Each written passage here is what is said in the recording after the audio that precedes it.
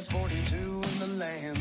All ages from kids up to grown men. Walk through the gates of the coal miner's daughter to make a point clearer than the creek water. Now who's the best, who's it gonna be? In Hurricane Mills, Tennessee. Can you feel the adrenaline? Dirt flies hypnotized by the wheel spin. Hear the crowd, everybody's whistling. Line on the fence. If you can put it all together 3 times, this 1 week of racing could change your life. Everybody knows this is where it all begins. Do what you gotta do for 20 plus 2 out at the ranch.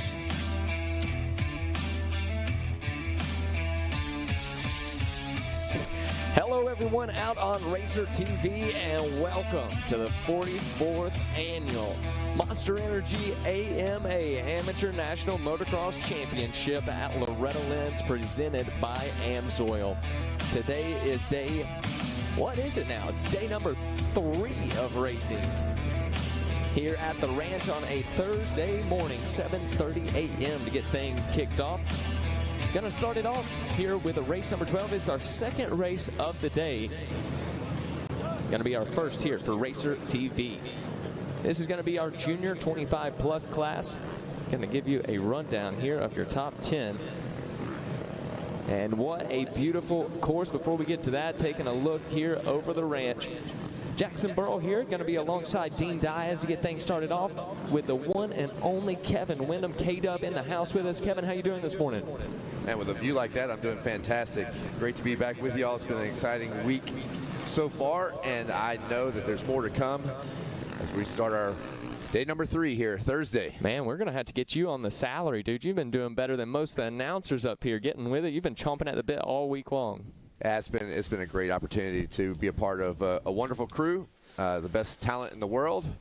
So thank you all for having me be a part of it. And man, the talent on the track, equally as impressive, actually way more impressive than us. We try to bring it to you best we can, but the riders have been doing their part amazingly. Yeah, that's what makes it easy for us. Taking a look here at our top 10 here in this junior 25 plus from Moto number 1, it was Joe Perrin. That was your 10th place.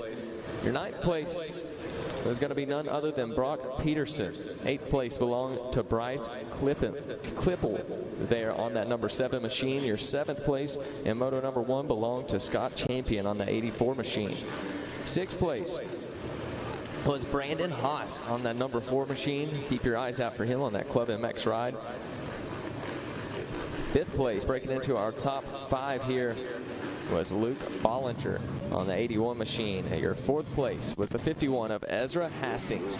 Your 3rd place was Jacob Weimer, Jake Weimer on the number 19. Your 2nd place was the 42 machine out of Alabama, the Alabama Slamma, as we've been calling him, Heath Harrison. And then taking the big win there in Moto number 1 was Jacob Baumert there on the 57. Yeah, here we go. 2-lap board, or two card is up. It flips to the 1. It'll go sideways, and here in a little bit, these junior 25 plus riders, they'll be going at it on a tremendous racetrack this morning. And I'll tell you, Kevin, these guys are on 450s. They could be turning some lap times out here that might take over Enzo Timmerman's position. Yeah, we were actually surprised early this morning how well the mini senior ones did. So I'm expecting some huge things in the junior 25 plus in relation to lap time. Speaking of huge things, whoa, I thought it was Jake Weimer. Yes, it looked like that's what. Originally, it looked like Jake Weimer had it, and I was going to mention, I spoke to him yesterday, and he was fairly confident. Like, I don't want to say overconfident, but he was the perfect amount of confidence where he said, hey, I got some things figured out in that race. Hey, I didn't really know that I was ready. Today I'm ready, so I can't wait to see what Jake Weimer can do on the number 19 Honda, as I thought he had the whole shot. Are we giving it to Brandon Haas now? Yeah, Brandon Haas going to have it, and it looks like the 57 machine, your first moto winner of Bombert, going to be leading the way here this morning. So Bombert, the Texas native, on the Crossley Radio, Rider Assurance Mom and Dad, and Nitty MX Schools Back to Ride, showing what he is capable of as he rockets back up to the top. We do have Brandon Haas right there in the mix as well, but we were talking about Weimer there. It looks like he's going to shuffle back just a ways. We'll see what he's going to be in when he checks in. Looks like he's actually making some moves now. Yeah, looks like he is making some moves. Jackson, thank you for that. We do appreciate it. We're watching now around the outside. That's the number 19 machine, that 19 Honda doing a good job, taking a long way around the race course, but carrying the momentum as he launches that jump into this little switchback right here and into the center of the racetrack. Here we go, a drive down Main Street for our Junior 25 Plus. They're going to check in with 1 lap complete. Pass for the lead, I believe, right? That's second place, second and third place there. Yep. Up in Bomber's actually in the lead, though. I'm not sure how far Haas. Let him check in here. There goes Jake Bomber. Haas back to second now. And then it's Ezra Hastings that's going to hold on to the third place. Tyler McSwain, he's your fourth place. And John Moeller, he is your fifth place here in this. Jake Weimer, who we've been talking about, he is going to check in that sixth place position. Hayden Hefner in seventh. Cody Williams in eighth. Mitchell France in ninth. And Bryce Klippel going to round out your top 10 here with 1 lap complete. Thank you for that top 10 rundown. Jackson, we got him on Racer TV right now, going through that Monster Energy hospitality section there. And before you know it, they're going to be making their way in the 10 commandments. They're side by side now on the straightaway for the commandments. What's going to happen as they make their way through these commandments? 3 ways now as they jump through there. That was a pretty trusting move there by Jake Weimer as he took kind of the middle of the road there. And it pays off for him. K-Dub going to be able to pick up that spot there from Moeller. How about that? A 2-for-1 special for Weimer here this morning.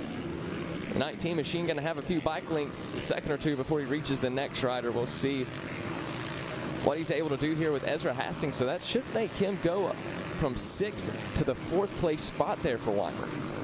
I got to lay out talking about Weimer a little bit. I'm going to leave him to you two guys. Great friend of mine, was a teammate for quite some time. So relationship with Jake Weimer goes back many years. As we're on the professional scene for a while together. Yeah, now I believe first time making his return back here to Loretta Lynn's, at least that I'm aware of. So glad to have him out here with us. Here we go.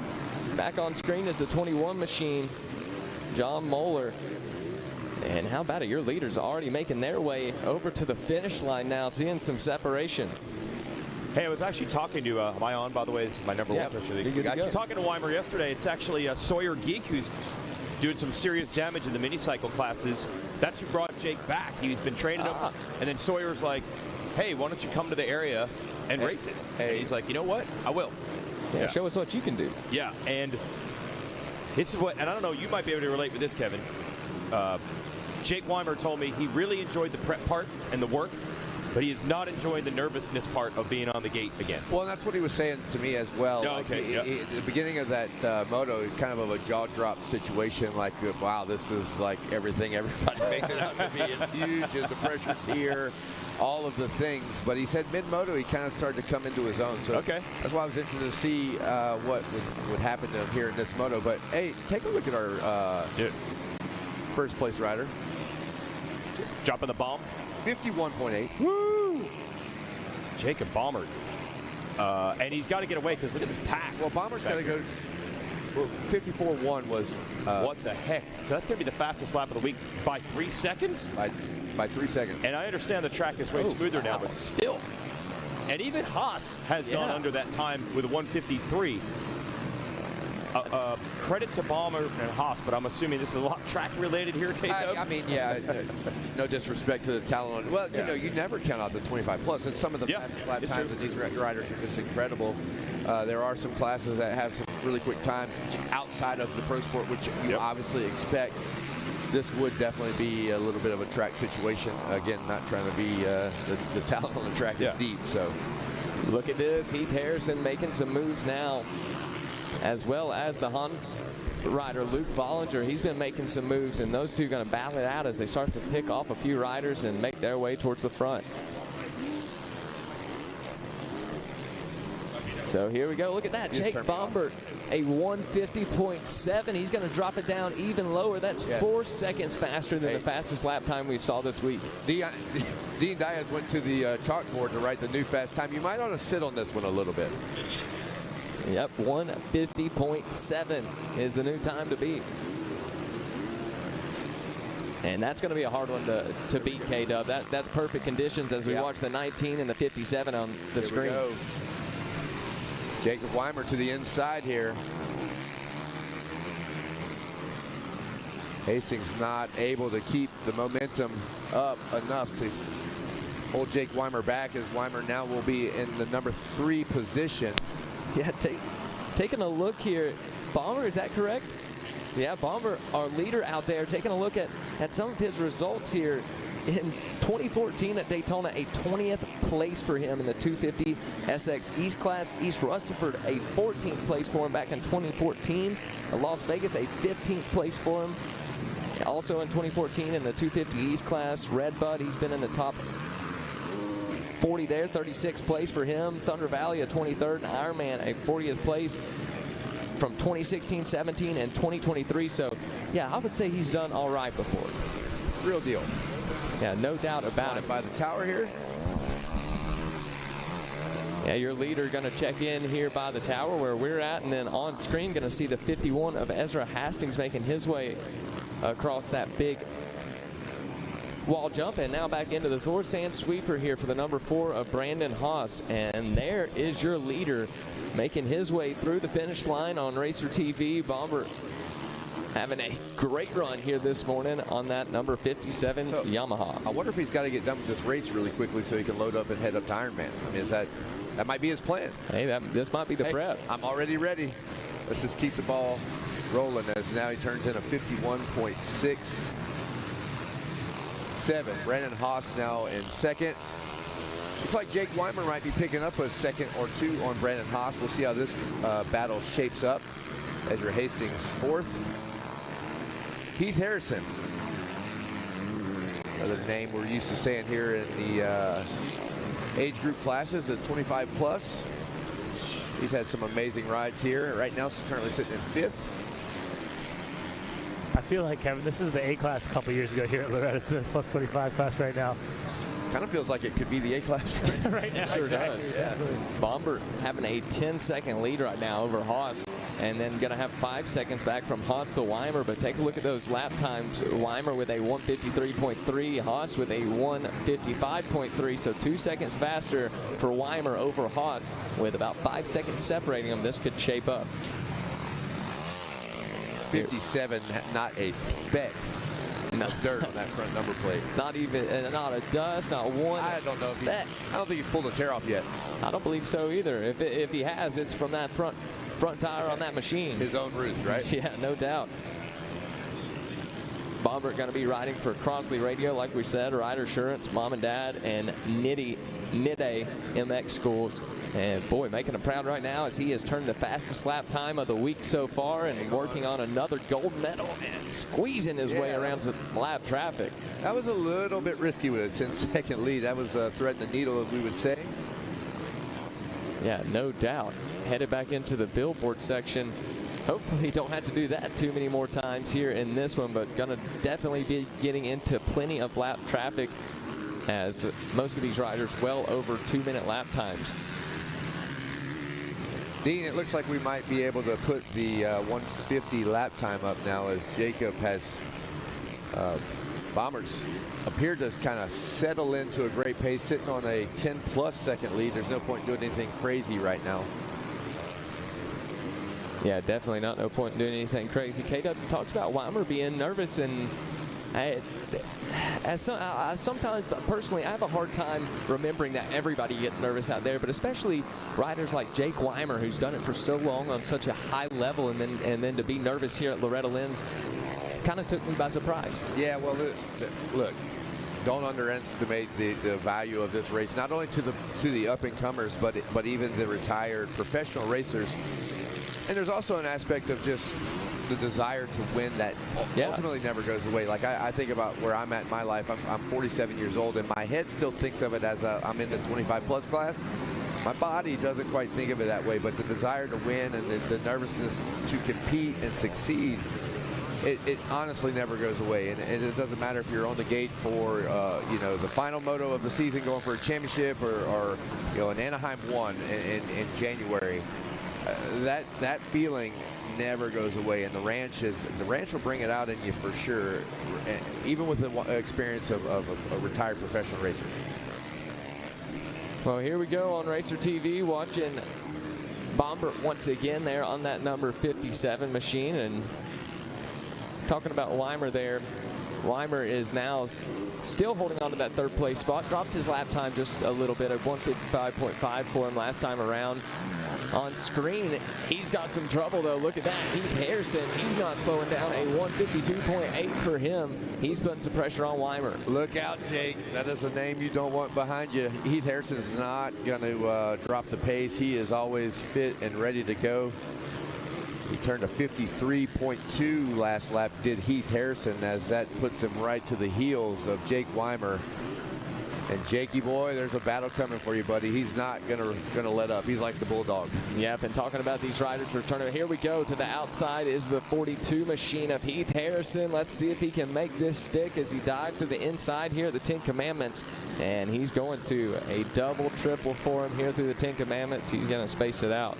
But going back to these riders returning here to the ranch, Jacob Weimer, this is his first time that I'm aware of returning back here to the ranch. However, Heath Harrison, he is a veteran as far as Loretta Lynn's goes. He has been here several times, and he knows exactly what is in store for him. So taking a look at it, I believe we just had some trouble out of Weimer as he headed back off into Storyland. We did just now picking him back up here, and he's going to have some more pressure from behind. Let's see, that's going to be, yeah, Bollinger going to be right there with him. Turning our camera back here to the number 4 of Brandon Haas on his Club MX ride as he makes his way up and over the wall, and now back over to the Camel's back. He's going to buzz the tower here as he makes a stroll down Main Street. Going to have some time between him and the next rider, which is going to be Heath Harrison, but Harrison on the move. Yeah, that's going to tighten up a little bit here. I can't wait to see their lap times as they come by the finish line here. Visually looking out the glass as they flew by the tower, looks like Harrison's on kind of a heater late in the moto. So Haas just checked in 56.7. Harrison 53.8. So what, 3 seconds? Yeah, 3 seconds faster that time around for Harrison. What is the gap there, Jack Legs?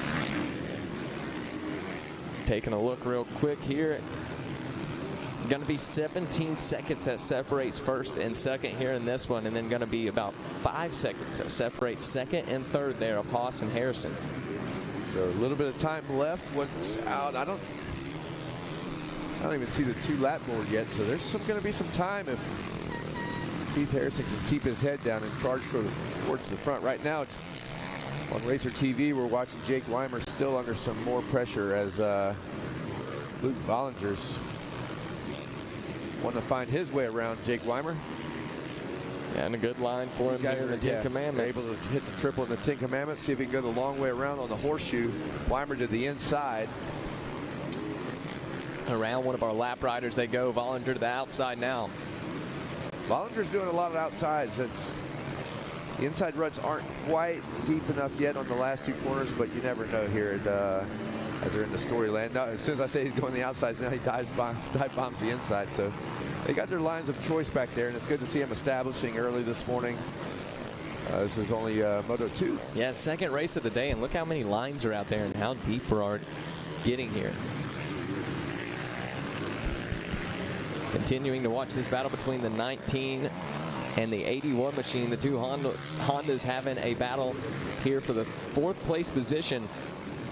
Last lap, Jake ran a 2:04. That's a good bit slower than what he's used to. So that might be an opportunity for him to answer the call and step up to the challenge that Bollinger's trying to place on him right now. I'm not sure what happened to Weimer on that last lap, but I would imagine this is going to be a better lap than the previous one for Jake Weimer, as our leaders have now put 8 into the books.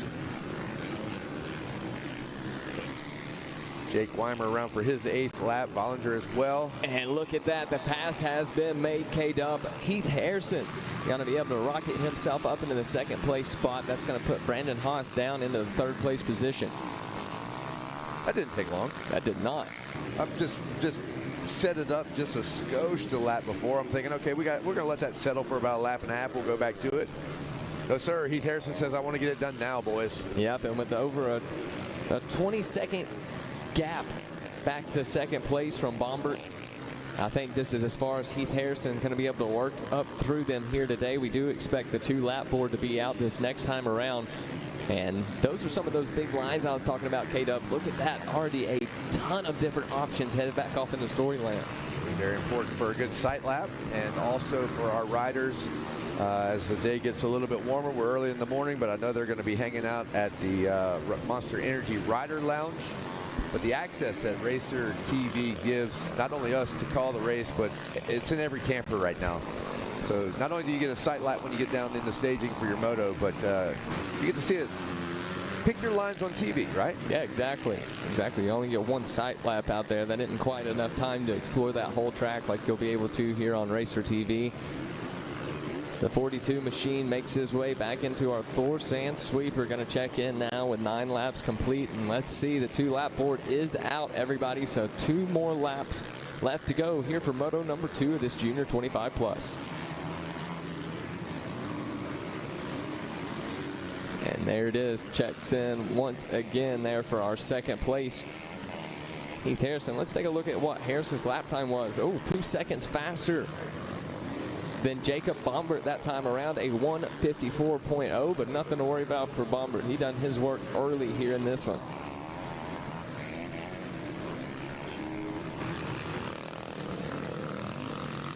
So continuing to follow along here with Heath Harrison there on that 42 machine. Harrison going to be making his way out of Alabama on that South Mississippi Power Sports FXR 6D and FMF backed Husqvarna machine. Yeah, he didn't get the greatest of starts, did Heath Harrison, so he's having a good ride, and seconds, seconds enough. I don't know what he did in Moto 1. You read him out, Jackie, Jackie Legs, but I just, that was 20 minutes ago.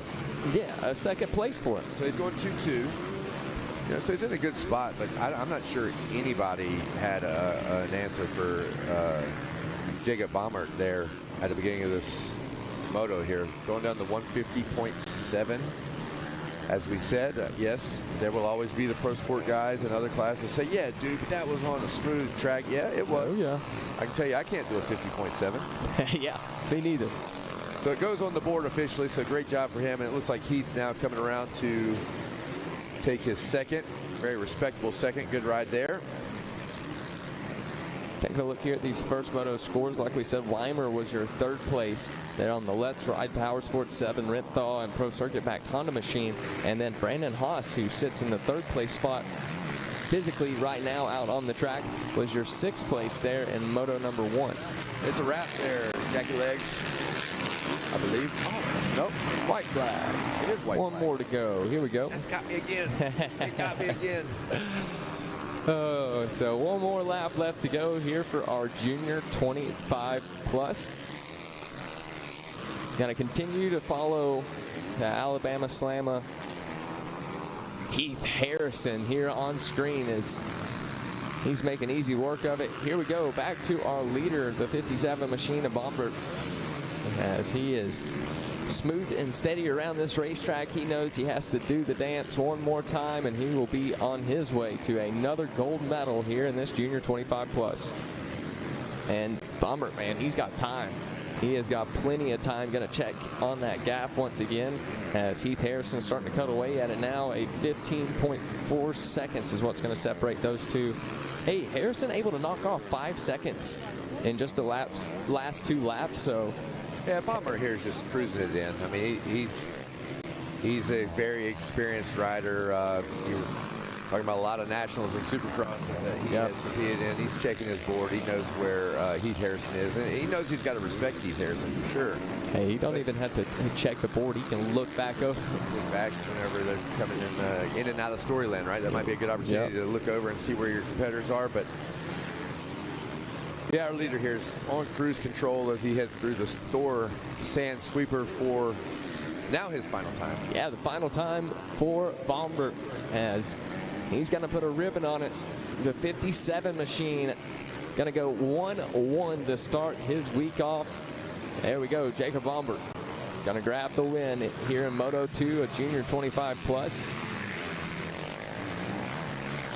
And Watching for Heath Harrison. There he is on the 42 Husqvarna. He checks in now with a second place finish, a silver medal for that man. And now we see, can Brandon Haas bring this one home? And I believe that is going to be Haas now on that number 4 machine. Takes a look over his shoulder, makes sure that nobody is right there. And there it is, Brandon Haas, going to be your third place. The battle between the Hondas going to come to a close here. And let's see, Luke Vollinger had it last time around, but Jake Weimer going to get it this time around. Jake Weimer going to be your 4th place, going 3-4 on the day. Vollinger checks in that 5th place spot, but K-Dub. That's a prime example. So when you're listening at home, you say we're waiting on timing and scoring. We're not waiting on timing and scoring. There's so many last lap passes that we just say we're waiting on timing and scoring to update because, again, Jacob Weimer just made a last lap pass. And we love to give credit where credit's due. Doesn't always happen. We sometimes mess up, but you want to show some love to you boys here in the top 5, as well as 6, Ezra Hastings. Scott Champion in 7th. Brock Peterson's in 8th. And we will wait for our 9th. There we go. Brandon Ream across in 9th. And Mitchell France rounds out our top 10.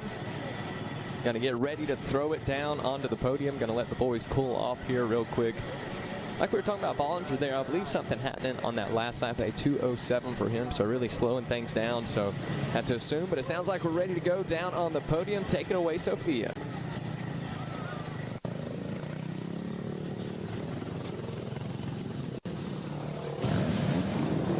I'm taking over this podium here. Thanks, Jackie Legs and everybody else up in the tower. Some of my old buddies here in 25 plus, and it makes me feel young to talk to 25-year-old riders. Well, this guy's rolling so far this week. You remember the distinctive look back at his Supercross days. It's still there. The 57 with the fastest lap of the week, Jacob Baumert. I'll give you some credit on the fast time, but I'm going to also assume good conditions on the track right now. That definitely helps. Yeah, 150, which is about as fast as we've ever seen. You're riding well this week, man. What do you contribute that to?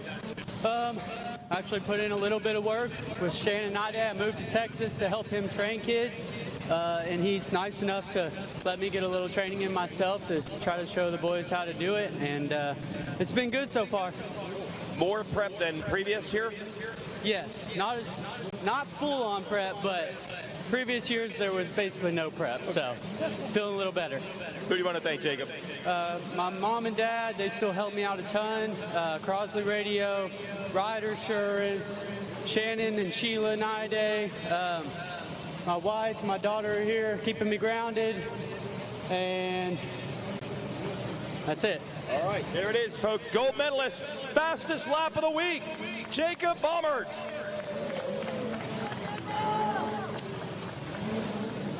Good guys in this class, and familiar faces, even Jacob from his Supercross days. We'll bring up the 2nd place finisher.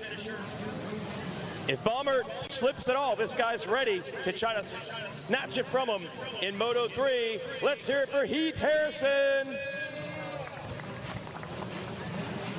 I got to ask you, man, for a while you were a team manager of a team. We've seen you as a mechanic, and I feel like Loretta's was just like, I might as well just do it. Now it's just becoming more of like, I'm just going to never stop coming to Loretta's? No, it's honestly still the same mindset. I just got to do it, you know what I mean? So it's kind of, I did it for the past 3 or 4 or 5 years, whatever it was, and why stop now? So it's fun. My family and I come on vacation, me, my wife, my dad. My mom usually comes, but she couldn't make it. So, yeah, it's just a family vacation at this point. I was going to say, bikes go by. Yeah, so for you, you're not putting a ton of pressure on yourself. What you get is what you get? No, you always want to win. Okay. Yeah, racers race to win. So, what can you do if you get up front early? You think you can do it? Yeah, I think I can do it.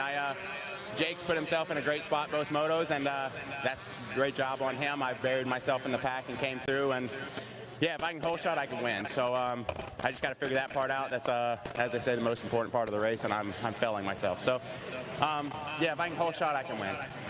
if I remember right, for a couple of years you were like the best starter here. So can you just talk to your old self? Yeah, and I think Mike Burkeen and those guys caught on. I used to just count the gate and guess. You're admitting this? Yeah, I'm admitting it. They've all caught on. I admitted it on a couple podcasts. So, yeah, for all you kids, just go to math class and you can nail some starts. Gosh, that's unbelievable. Who do you want to thank, Keith? Yeah, South Mississippi Power Sports, FXR, Dunlop, FMF, 100%, 6D. My whole family, my wife, my little daughter, we're expecting another, we don't know what it's going to be, but in September we're expecting another child. So that's exciting, and yeah, let's finish off strong this third moto. Awesome. One of the great guys out here. Let's hear it for Heath Harrison. Second in 25 plus will take the bronze medalist, and this guy is crushing the 30 plus, but he said the focus is really 25, see what he can do. Ran second for a while, ends up third in title contention. Let's hear it for Brandon Haas. This is the focus, you told me, even when you're winning 30 plus. So with third, does that make you happy or no? Yeah, I'm pumped. This is the class I want to do better in.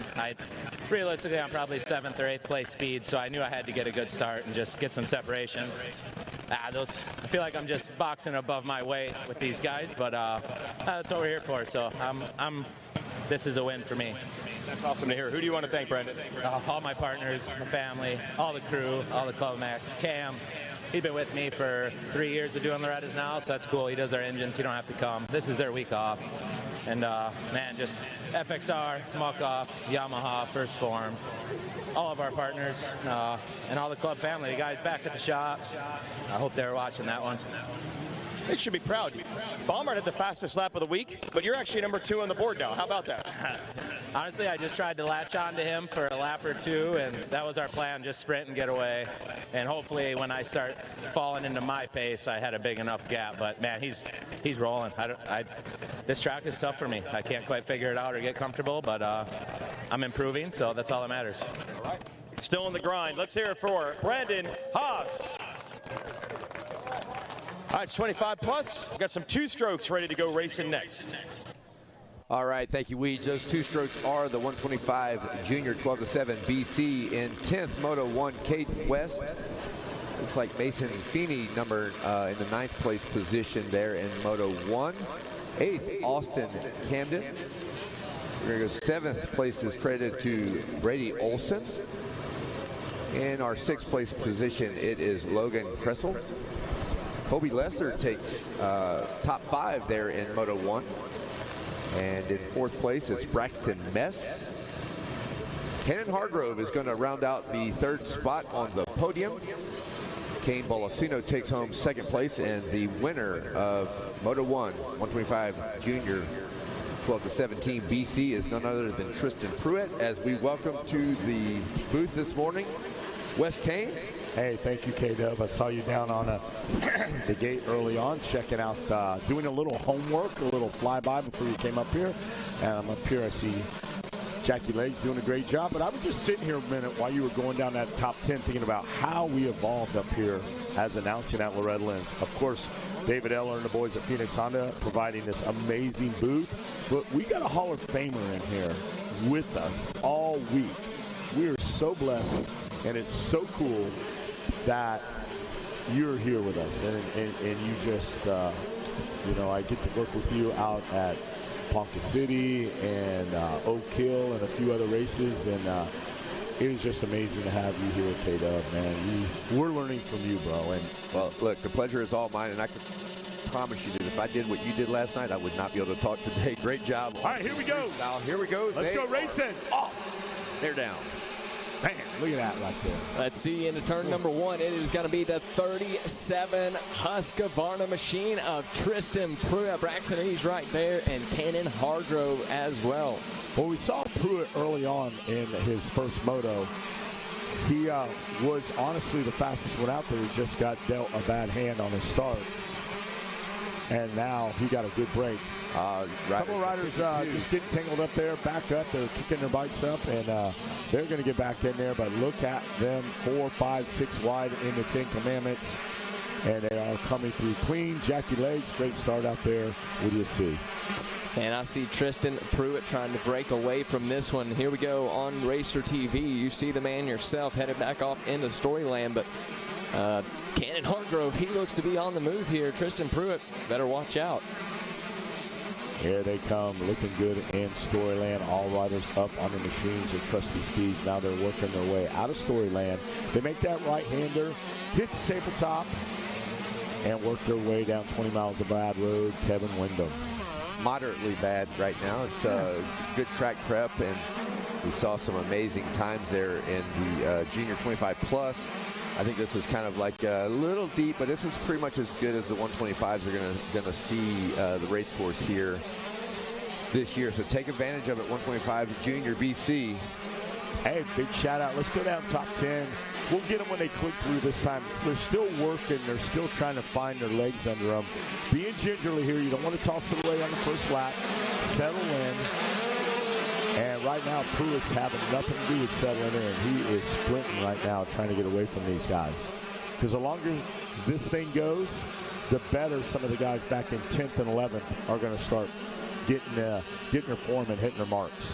Yeah, Tristan Pruitt leading the way right now, hitting all of his marks, but the battle is going to be for that second place between Cannon Hargrove, actually for third place between Carminati and Balacina. Carminati, he has that number 3 machine. That means he was third here last year, but having a rough go at it to start it off with a 18th. Not a great first moto for Carminati, and as you can tell by his number plate and his position right here, something major had happened there for that young man to get an 18th. But he wants to rebound right now, and he's doing a great job at it early in this moto. Take a look at this, guys, on Racer TV. Slicing and dicing is the 14 machine of Kane Balacina, and he is now up into the third place spot.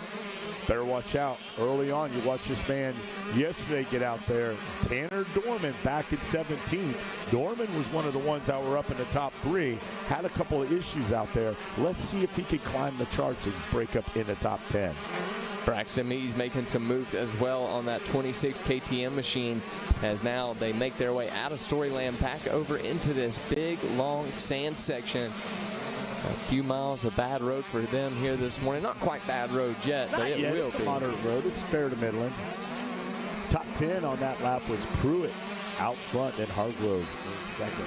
Carminati in third. Marcelina fourth. Braxton Mays fifth. Chase Monahan sixth. Colby Lesher seventh. Chase Anderson ninth, eighth, and ninth is Jace Corey. Congratulations. Good start out there. Work your way to the front. Justin Schuff in the top 10. And they're going to change out as they come through one more time. Big time, Wes Kane. A lot of changing going on here in this one. Let's take a look at what it's going to look like now as that 14 machine of Kane Balacina continues to make passes. Balacina now up into that second place spot. Cannon Hargrove in the third place position. Braxton Mees in fourth, and Chase Moynihan will now be holding on to the fifth place spot. Carminati in sixth. Lazar in the seventh place position. Anderson in eighth. Coy in ninth, and Schuff will round out that top 10. If I'm racing against Kane Balacina right now, I'm nervous. I mean, this is a guy that's in the top 5, and he passes, 3 or 4 guys that lap. While doing it, puts down a 54.5, some 2 seconds faster than everyone else. He's on my radar, and I'm nervous for that right now. He's definitely found a line out there that's working. I mean, to be actually Tristan Pruitt as fast as he's going and to drop that Moto 1 winner. Moto 1 winner there. You're all about the lap times. You know what's happening out there. I'm watching a couple guys down there. There's Parker Harrington, Mauer, Modica, Feeney, a couple of guys just out of the top 20 trying to work their way in there. Jackie Legs, what do you see over there with our leader? Just continuing to watch this 37 machine of Tristan Pruitt, and so far so good, Wes Kane. He's able to maintain that gap between himself and the 14 of Kane Balacina. Balacina turning a blazing fast lap time there on lap number 2 with a 1:54.5. But right now, it doesn't look like he's going to be able to turn a 1:54 once again. Everybody else turning around that 1:56 mark. I expect the 14 machine to be right along there as well as he continues to follow Tristan Pruitt. There is a chance Pruitt dropping it down to the inside.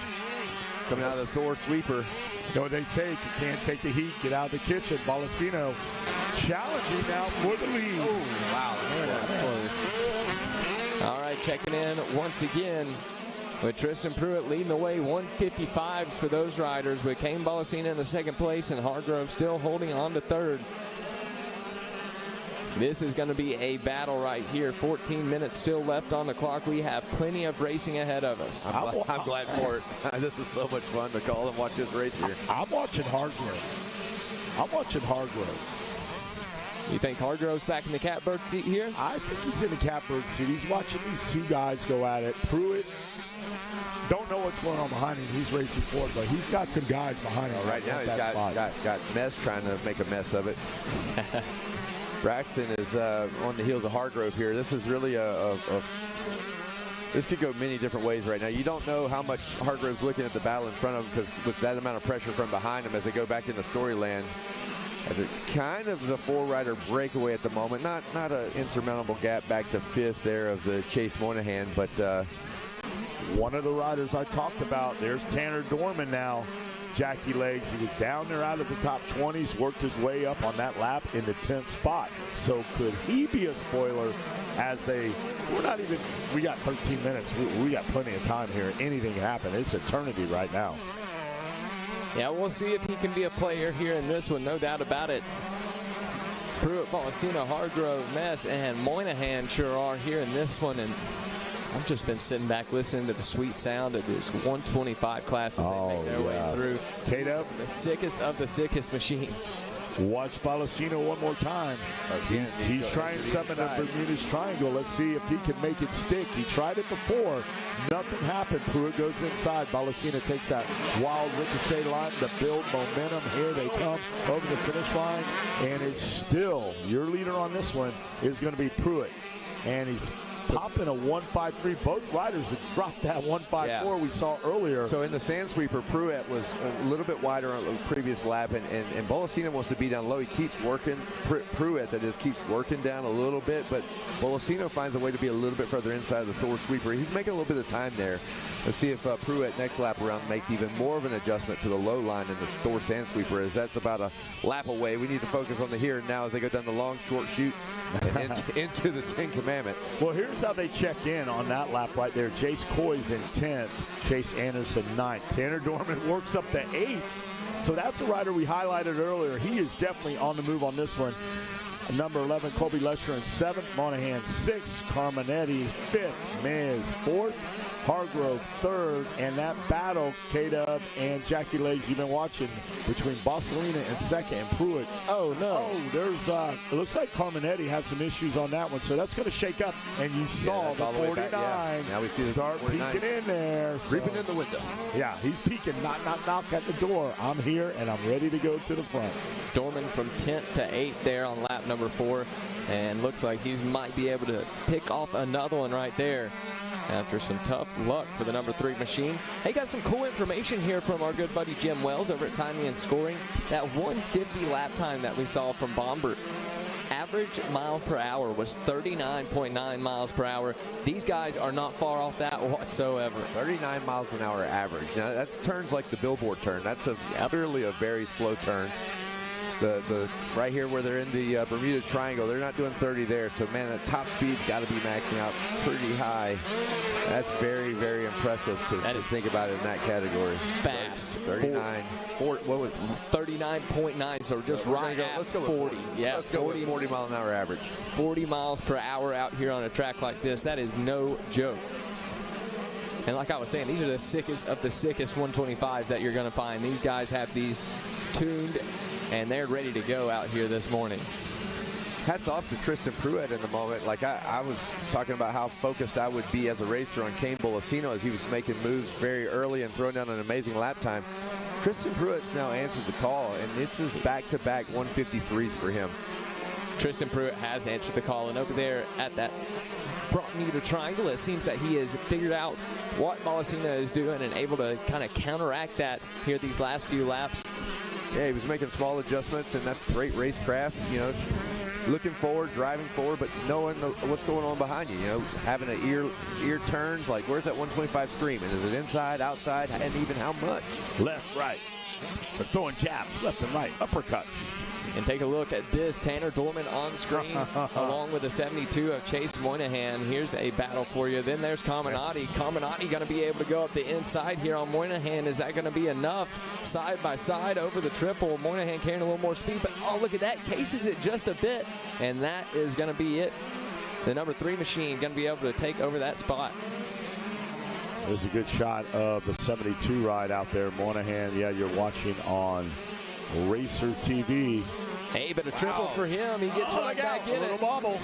That's an impressive triple on the 125 coming out of Storyland there for, what is that, Moynihan that made the triple, right? Yeah. Yes. Yeah. Yep. So I do believe Dorman now going to be at least up into that 5th place spot. Moynihan going to move somewhere around to the 7th place position, I do believe.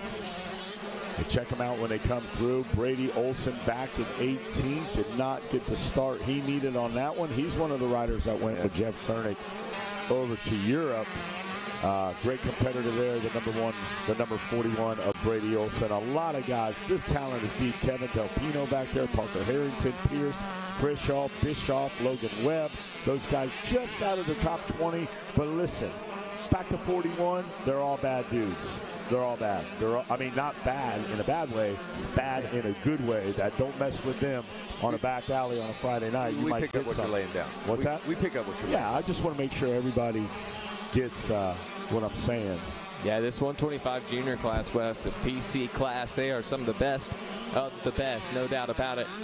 Everybody here at Loretta. They're here. This is the gathering spot. It's like the gathering with the juggalos. They're all here, man. Everybody's here. It sure is. Watching Lesnar here on screen on that number 11, trying to chase after Moynihan. Wow. Incredible. There's a great shot of Moynihan into those 10 Commandments. He's just rifling through there. Let's see what Lesnar can do here. Looks like going to lose a little bit of that momentum he had. Speaking of which, on these 125s, it is very, very crucial for them to keep that momentum up. Not going to be able to throttle out of things quite the way those big four-strokes will, like those 250 and 450 cc machines. What you see, K-Dub? Nah, I just was watching Moynihan triple into the Storyland. He actually came up a little short, and he's the rider we saw last lap. Look, yep, sending it out of Storyland as well. So triple in, triple out. He's one of the few 125s to do it. It's probably a little bit slick out there right now, but he's doing the big jumps, trying to get it done, and stay there now in that 7th place. So 2:04 the last lap for Moynihan. That's not a good lap for him where he's been earlier in this moto. So he's got to get some things figured out. Yeah, he's been right the ship. Sub 2 minutes, just a little over it. But taking a look at Pruitt and Balacina's lap time, dropping it, or speeding up a little bit this time, 154.1, 155.9 for Pruitt and Balacina. But however, they turned at 153 here in this moto. That would have been faster than our fastest lap time so far. If it wasn't for Baumert coming in here this morning and just absolutely throwing a wrench in all of that. But continuing to follow along here on Racer TV with the 72 of Chase Moynihan, as he is still under fire here from Lesnar. Lester did a good job cutting out of that rut right there around the billboard corner. Steady as she goes now. A couple of guys back here, 29th, 30th. There's Pearson, 29th. Moyer in 30th. Kirby, 31st. McNeil, 32nd. Modica in there as well. I say there's Telpino. Don't know what happened to Kevin. Normally a front runner up here. And hope everything's good with him. There's Sawyer, Caudell, Goff, Williams, Davila. Those are the guys out down there. And they are doing their best out here to compete here and doing a great job, fantastic job out here making things happen. I got a little watching Pruitt, Bosselina Hargrove still going at it. And Pruitt still on lap 7. Got that 1:54, 5 minutes to go. Kevin, what do you see over there? Yeah, I was watching how he was going to navigate around that down rider. The flagger is doing a great job protecting the down rider and leader by with no trouble, as it might be 2 lap. No, not the 2 lap board. We got about 450 left to go in the race. So should have one more, then we'll get the 2 lap board. Yeah, he's going to reach down for it here in a minute. So great job out here, Pruitt, Bosselina, Hargrove, man. Dorman works up to 5th. That's pretty good, K-Dub. Buried back there in about 20th. Put your head down. and roll up on there with them lap times of Carminetti, Moynihan, Lesser, Anderson, Daniels, Hawkyard, Caden, West, Coy, Reed, Humphrey. Amazing job out here by these. And it's also a lot in any class, but a lot in this class because 125 is kind of a game changer, right? Lower horsepower, like you watch the shaft drive, you know, going all the way down to the 50s. They're just matted the whole time. They're massive. You know, look at the parity and the depth and the times. Like, you know, you got Caden West just jumping into ninth place. He's also running a 158. So to make moves, you know, on a lower horsepower like 125cc bike is actually a little bit more impressive because the power gives you advantages in certain ways. Here, the parity is deep in this class. It's deep in every class, but I find it in the 125s to be a little bit more difficult. Well, they're making it happen. We call it making hay while the sun shines. That's what Tristan Pruitt's doing on that Motorsport Hillsboro. Monster Army 110 Racing and Alpine Stars backed ride, able to drop second place of the number 14 at Kane Ballasina with a 5-second gap. Last time they came around there for 8 laps complete. Ballasina able to put about 7 seconds between himself and Hargrove, our third place, and then seeing 5 seconds back from Hargrove to Mess, with 15 seconds back from Mess to Tanner Dorman, our 5th place. Jackie Legs up here, not only with the board watching a monitor, he has got it right there on his phone at his fingertips. He's double checking everything. He's comparing the board to his phone, making sure everything is right. And that's what I can see. And bringing average speeds of lap time as well. Absolutely. All possible thanks to the good friends of ours over at Timing and Scoring. Shout out to Jim Wells and the boys getting it done for us here all week long. Continuing to watch here as Cannon Hargrove checks in. Once again, those lap times starting to get larger and larger with each lap. A 157 for Pruitt and Ballasina, a 159 for Hargrove and Mess, along with Dorman as they check in. Dorman still rolling up there in the top 5. Carminetti, Moynihan, they'll be checking in just a moment. There's a good shot of your leader, the 37 ride of Tristan Pruitt. Feet up on the pegs, diving in there. And look at that, Tanner Dorman able to work his way through this pack up into the 5th place spot there on that number 49 machine. As on screen, we follow along with the 37 machine of Pruitt, your leader. The 2-lap board is out. 2 more laps left to go in this one. When they come back around, going to be getting the white flag. But hey, Wes, you talked about me being on my phone. That brings up a good point. We have the Loretta Lynn app. Yeah, let's talk. That's why now we're that's why I volleyed that thing to you, because I'm looking over your shoulder. You're looking at that. You're looking at the board. You're making sure. And explain to everybody how easy it is to even do this at home. Oh yeah, you can go right onto your app store. No matter if you have an Android, if you have an iPhone, wherever you get your apps from, go to the app store, find that Loretta Lynn MX Sports app, and you'll be able to find everything you need, from qualifiers, regionals, to right here at the ranch, directions to the ranch, directions for the ranch itself, live timing. Everything you need to know, Wes Kane's going to be right there on that app. But for all the people at home, they can get it as well. They'll be able to see what races are going to be here today right there from that app. I like that. It's just like I have the SMX app. Yes. And I am on that thing, fired up. First thing Saturday morning, even when Supercross is, I'm on that thing all day going, who got this, who got that, who qualified in, how many guys were signed up, who's the entry list, what's the LCQ, and go right to the main. I'm announcing races and watching that. No doubt. You know, we have the same thing at GNCC as well. It is a very, very useful tool. Once again, make sure you go and download that Loretta Lynn's MX Sports app, wherever you get your app from. So back to the racing, continuing to watch this 37 machine, as he has now put himself out in no man's land. He's all the way down to Dixon, down there by the Cracker Barrel. He sure is on fire. Hey, you think he spent some time in that cool zone? I guarantee it. Before he went out there? I guarantee it. And that's welcome for everybody. Find the starting gate. They got a big monitor down there. You can see what's happening. Dad's out there, mechanic, with your bike in line. You can go to that cool zone, get that core body temperature down.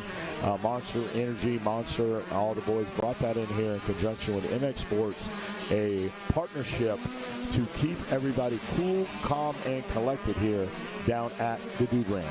Now we're watching Ballasina work his way out of Storyland. Now we're back to the leader, but great job for Kane Ballasina. He had a lot of passes to make to get to this second place position. I'm sure in his mind he's going to think about the win and the possibility of overtaking Tristan Pruitt. But in the grand scheme of things, great ride as he navigated through a lot of riders to get that second place position. Yep, this is it right here. Your first, second, and third from Moto 1. Looking to be your first, second, and third here in Moto 2 as well. They got to make it through the Bermuda Triangle first. And this man is going to be able to do just that. Tristan Pruitt aboard the number 37 Husqvarna. Going to go 1-1 here in this 125 junior class. He has one more moto left to go. Kane Balacina across in second. Going to be able to get it done there for Balacina as well as Hargrove. So Kane Balacina going to be your silver medalist with Hargrove your bronze medalist here for this one. Once again, your first, second, and third. Going to be able to secure that first, second, and third in Moto 2 as well as Braxton Ness checks in the fourth place spot aboard the number 26 KTM. We wait for Tanner Dorman here. And that's what should have been saying, is waiting for these riders, not waiting for timing and scoring. And we are no longer waiting on Tanner Dorman. That man going to check in the fifth place spot. And there it is. Carminati makes his way across the line as well for a sixth place finish. Colby Lesser on the number 11, your seventh. Chase Moynihan on the number 72, going to be your eighth. With the number 20 of Caden West, your ninth place. Let's see who it'll be rounding out the top 10. And Austin Camden going to get it done on the last lap there on the number 19 Yamaha machine. Camden will be your 10th place finisher. Cash Helkyard, CJ Jace Coy, your 12th place. Christian Humphrey, your 13th. Brady Olson, your 14th. And Davis Daniels will round out our 15th place as we get ready to go down on the podium with this time Sophia Phelps.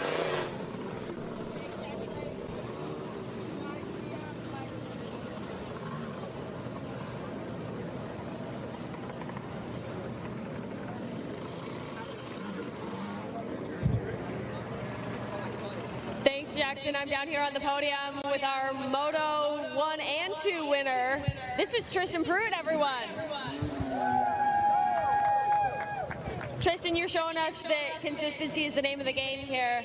Will you tell us how you got that done? I've just been training really hard so I can push hard at the end of the motos. How did that moto go for you? Went good. I was first gate pick from yesterday. Picked a nice gate. Balacino was to the next to me. He got second in the first moto. I probably knew he was going to go inside of me. Braxton Mez was on the outside. He won the other class first moto. But if I can just trust myself, trust my bike, get a good start, hit all my shifts good, and then I made it happen. Well, you certainly did. Who would you like to thank? I thank God for keeping me safe.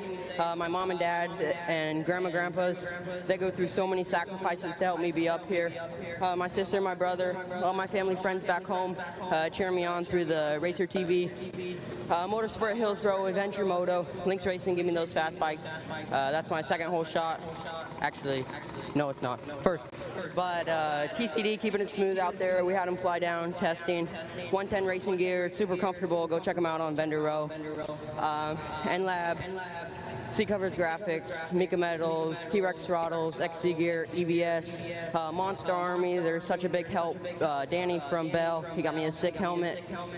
Just Dunlop, everyone that helps me get up here, thank you so much. Tristan Pruitt, everyone. Moto 2 winner, now sitting on a 1-1 going into the third moto. That's got to feel good. Now we need our second place finisher, Kane Balacina.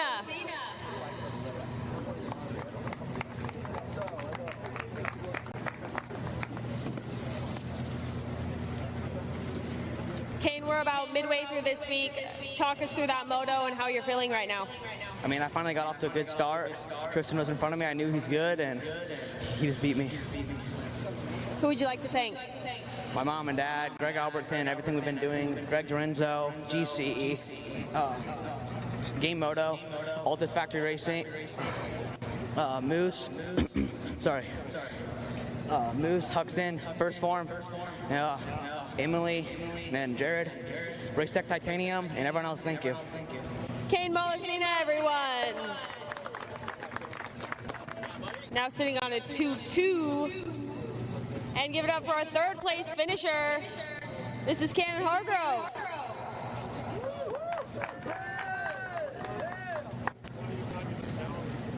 Cannon, will you walk us through this early morning moto?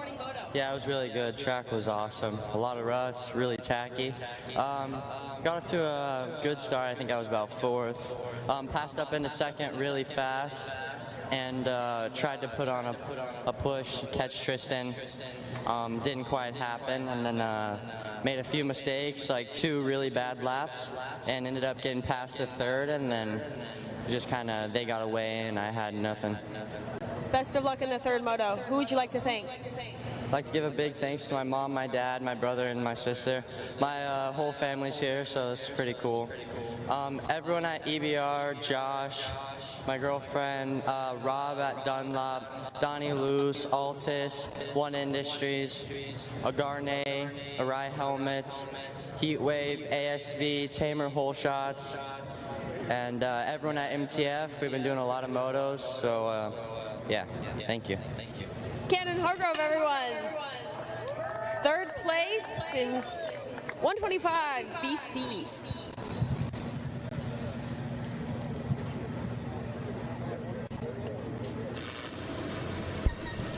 All right, there we go, everybody. Thank you for that, Sophia Phelps. And it is now time for what is race number 14 of our second motos. This is going to be, what is it, Kate? Race number 3 for the day now? Race number 2 for Racer TV. Actually, no, take that back. This is race number 4 of the day, race number 3 here on Racer TV. So Masters 50 Plus, going to take a look here at our top 10 as the boys get ready to go. Your 10th place was Gabriel Guardado making his way from Mexico, and then in the 9th place position, let's take a look here. It was Michael Keaton making his way from Texas.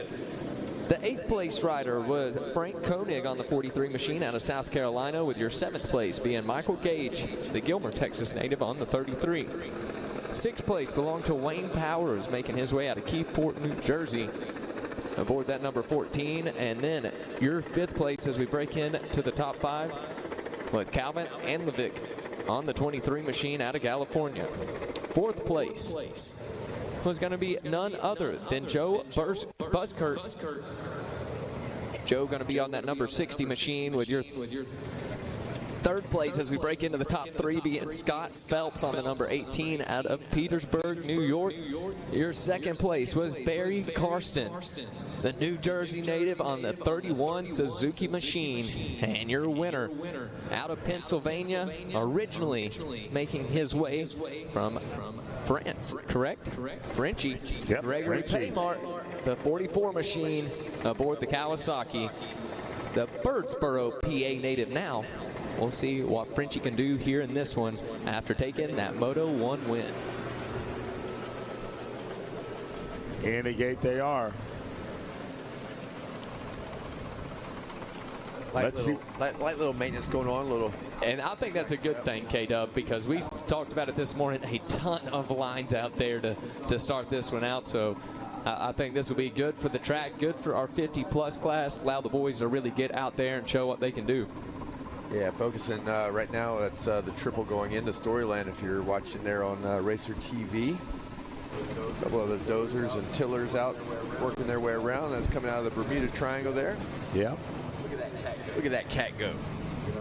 You know, the boys, Jeff Russell and all the boys over there, always touching this thing, fine-tuning it, a little dab here, a little dab there, always making sure that these racers have the best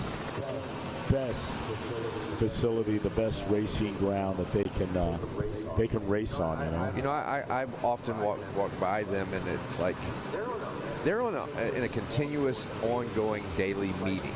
Like every race, as you know, people say the track's living and it's moving and it's just being chewed up. by the Dunlop tires and all of that good stuff. They're constantly monitoring what needs to be done. When can we fit this little brake in here? When can we tweak this or tweak that? You know, it's pretty early in the morning, and they see some things that they need to do adjust, and here we go. And you know, you never know how the stuff's going to chew up, or where a hole's going to come, or a rock's going to fall out of a face, or any of those things. But they are constantly monitoring the situation. I mean, you came here for years as a racer, but also there was a time you were pulling duty down there in the dozer. Yeah, I ran the dozer for a little bit.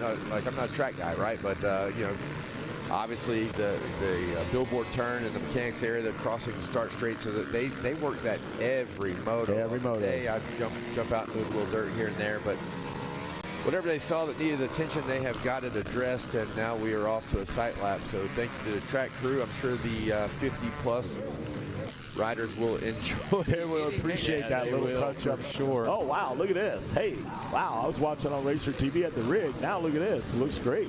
Yeah, making our way through for our sight lap. They'll give Jess Ruffalo a little nod as they roll by. Tip of the hat. Yeah, hey, but not only are those Caterpillar machines out there, well-oiled machine, Jeff Russell and his crew are as well. They know exactly how much time shout out to the entire crew that's making this happen. Shout out to all of our flaggers out there. I know you guys, some of you can hear us at least. A big shout out to you. They've been doing a great job here all week. I've saw multiple different times that they have been waving the flag before we even get a bike actually on the ground. So they are doing a great job. Nice shot right there. The entrance to Storyland. You can see the Monster Energy viewing deck behind there. It's just a picture perfect Chamber of Commerce day here down at Hurricane Mills, Tennessee. And we're not even the championship Fridays and Saturdays yet. No, it's you know, and I'm not jinxing nothing, but the weather report said one thing and we're getting this, and I'm pretty happy with it right now. Yeah, I'm assuming that I'm not going to say what, you know, the percentages were. This, but we're getting that. Yeah, I like this. I'll take the heat and the sun over the other extreme form that could roll through here. So. Yeah, I'll take the heat as well, as we are in our own private monster What do we got? pool zone. What do we have? What do we got? I mean, we got the AC blowing over there. I got fans. Yeah, you'll have dogs on pretty soon. We got dogs to put on. Oh. I have to have somebody bring us up some dogs. Probably could stand to lay off the dogs. You think? Too many consecutive days in a row. I hear that there's a camera account of hot dogs that have been consumed by me. So I can't wait to see that footage. I mean, the dogs wouldn't even take a dog. No, none of the athletes, none of the real quote-unquote athletes have. They've looked at me and just had this look of disgust. What are you doing? I'm not putting that in my. They don't want to touch it. I'm like, so what are they snacking on? What do you think they're snacking on, K-Dub? What's a Ryan Dungey have for a go-to snack? Or a Chase Sexton? Who knows? What kind of grass? I don't know, wheat grass, or I don't know. Bird seed, yeah. Just look around. So they don't have a little bag of M&Ms twisted up in their pocket somewhere? No, I don't think they have. Unless they change some things about their lives, they're not going to be able to be an announcer. I mean, we got fruit snacks. When I say fruit snacks, got biscuit gravy on the way. We got cookies that say real fruit in it. We have a good time, man. Line back up here. Another thing I love about Loretta Lynn's is I was saying it that this is a weld-oil machine. Shout out to Jared Bolton and his crew as well. They're the ones that are telling these boys to get out here on the dozers. They're taking a look at this track. They're saying, hey, we got time. We know exactly what time the next race will start. It'll be at 9 o'clock, and we've got time to let the boys get out there, fix it up. We'll turn this one loose here in just a minute or two, and we should be right on the money here this morning.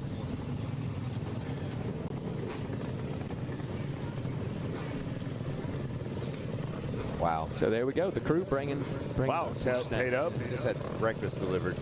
Biscuits and gravy and eggs and bacon and pancakes and all the good stuff. You call this one, Wes. I'm going to eat. Hey, as long as I get some, I'm going to be fine. Good crew all the way around here at the 44th Annual Monster Energy AMA Amateur National Motocross Championship here at Loretta Lynn's, brought to you by AMSOIL. About to kick it back off with our Masters 50 Plus as we get about halfway through our second motos. Going to be second motos all day long. And then to start tomorrow morning off, we will finish off our second moto, and we will be officially into moto number 3 come race 2 of tomorrow. It will be Championship Friday. That's right. Rolling a Saturday. 7:30 moto. Good call there, Jackie Legs. Bet 30 be the first one to have a champion. They sure will. The first moto we'll see on Racer TV tomorrow will be our first moto of our 3rd set. So going to be a good one. But for now, the AMA steps out into turn number 1. They're going to raise that cart up into the air. And that will mean we are just about ready to go with some Masters 50 Plus racing. The 2 card goes into the air. We're going to swap that out here in just a second for the number 1. There it is. It's going to go sideways, and we are going to drop the gate here for moto number 2 of the Masters 50 Plus. Can Frenchie get it done once again? The gate's down. And into turn number 1, it looks like a Kawasaki machine. Frenchie, you can see by the body language. Oui, yeah. Take a look at that. Barry Karsten going to be right there as well on that 31 machine. Parlez-vous français. Lyson and Dyson into that inside, and Karsten going to have a good run at it. But take a look at that. A Yamaha going to be getting up into the mix as well. That is the 18 machine. You better watch out for Phelps. Better watch out for the 60 of Joe Buzzkirk rolling that up in there. There's Phelps, Silvers, Powers, Wayne Powers. Hey, look at this. Kmart made a mistake there in the horseshoe. A new leader. Phelps going to be able to overtake it on that 18 machine. Scott Phelps going from 9th off the line to 1st out on the racetrack. Woo. The shuffling of the deck has occurred here in the 50-plus Masters. Kmart tripled past. Who took the lead there? Phelps. And look at this. It's but Frenchie's firing back at him. A little head bob, a little handlebar weave there. But Frenchie now coming back on the counter attack. Kevin Windham to the inside. Look at this, Windham. The most exciting racing now coming from the 50-plus. How about that? I mean, you just get a lawn chair and sit on a fence. You are going to see exciting races all day on Racer TV or on the fence here. Here we go. Frenchie back out front. Is doubling out of the wall jump now. Wow. Look who's out front, the 44. Hey, here in about 10, 20 years, we might get you out there, K-Dub. Man, my wrist would break in half. That is a launch. Walking the track, I mean, that is a launch for these guys. And these guys do it out of the inside turn. Look at this. Barry Karsten now going to pick up a spot. Barry. The RM Army leader. He is the lieutenant, the colonel down there. He's got more. The general.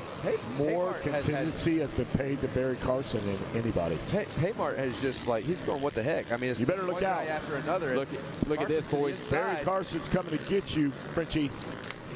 Carson comes out, emerges like a Pop-Tart out of the toaster. He emerged out from the back of the billboard. Almost took it out, West King.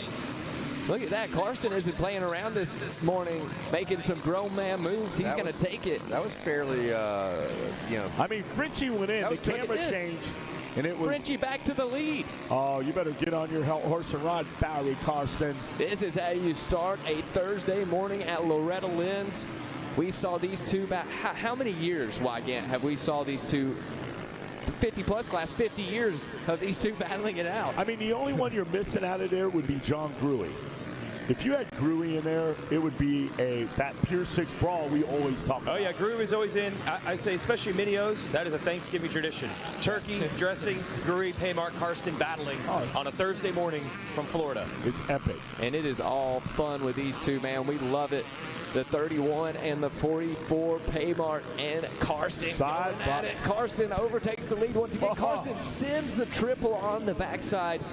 Gonna head back into the sand. Let's see. This is the most lead changes we have saw, I believe, all week.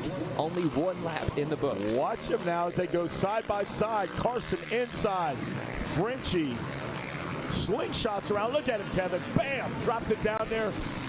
Goes to the outside. Frenchie works the elbow. Here they're going to buzz the tower. It's Palmer, Karsten, Phelps.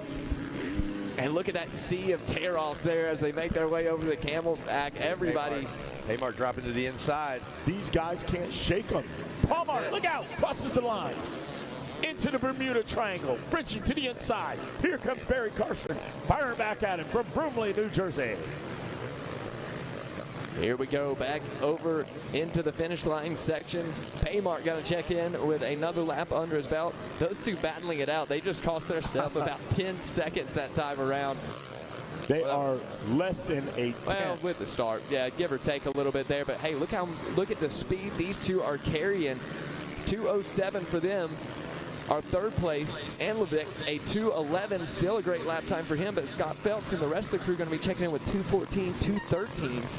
So let me ask you something, K-Dub. You think either one of these two guys really knew they had to roll their sleeves up and get after it this hard when they come in, or did Palmart think, hey, I'm going to get the lead and check out? But there you have it.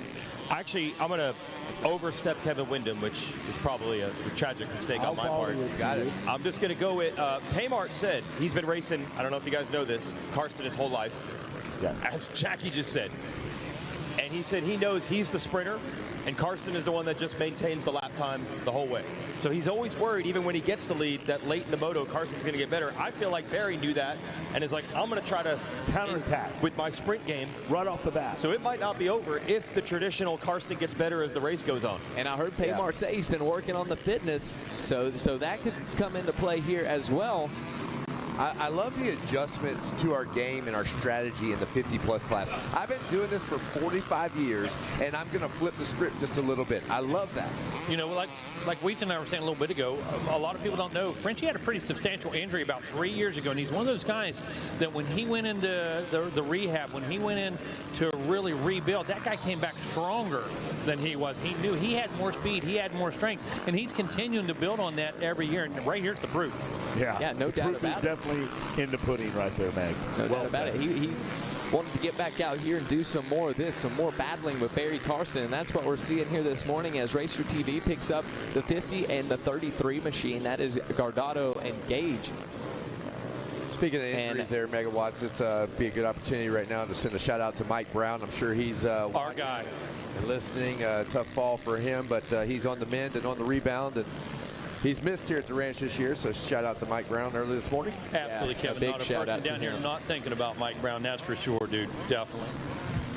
Hey, I do have a quick announcement real quick, everybody. Riker Hopkins, we need you in the MX Sports office. Once again, Riker Hopkins, we need you in the MX Sports office. All right, back to the battle here, boys. The 33 machine back on screen as he tries to pick up a position or two. All right, well, top 10 looks like that when they come through. It's Palmart out front, Carson second, Enelbeck in third, Phelps fourth, Busker fifth, Sabah sixth, Dorado seventh, Michael Gage eighth, Koenig ninth, Powers 10th. A couple notables down there. I'm watching Reverend Kevin Kozak back in 12th, trying to make something. Earl the Pearl May back here with Mike Hodges, 18th and 19th. Tommy Jinks, 23rd. James Jetmar, 26th. There's Teresa Raw out there, the 73 ride. Scotty Guthrie, Rod Marshall, Silvers, and the rest of the crew look good. K-Dub, what do you see?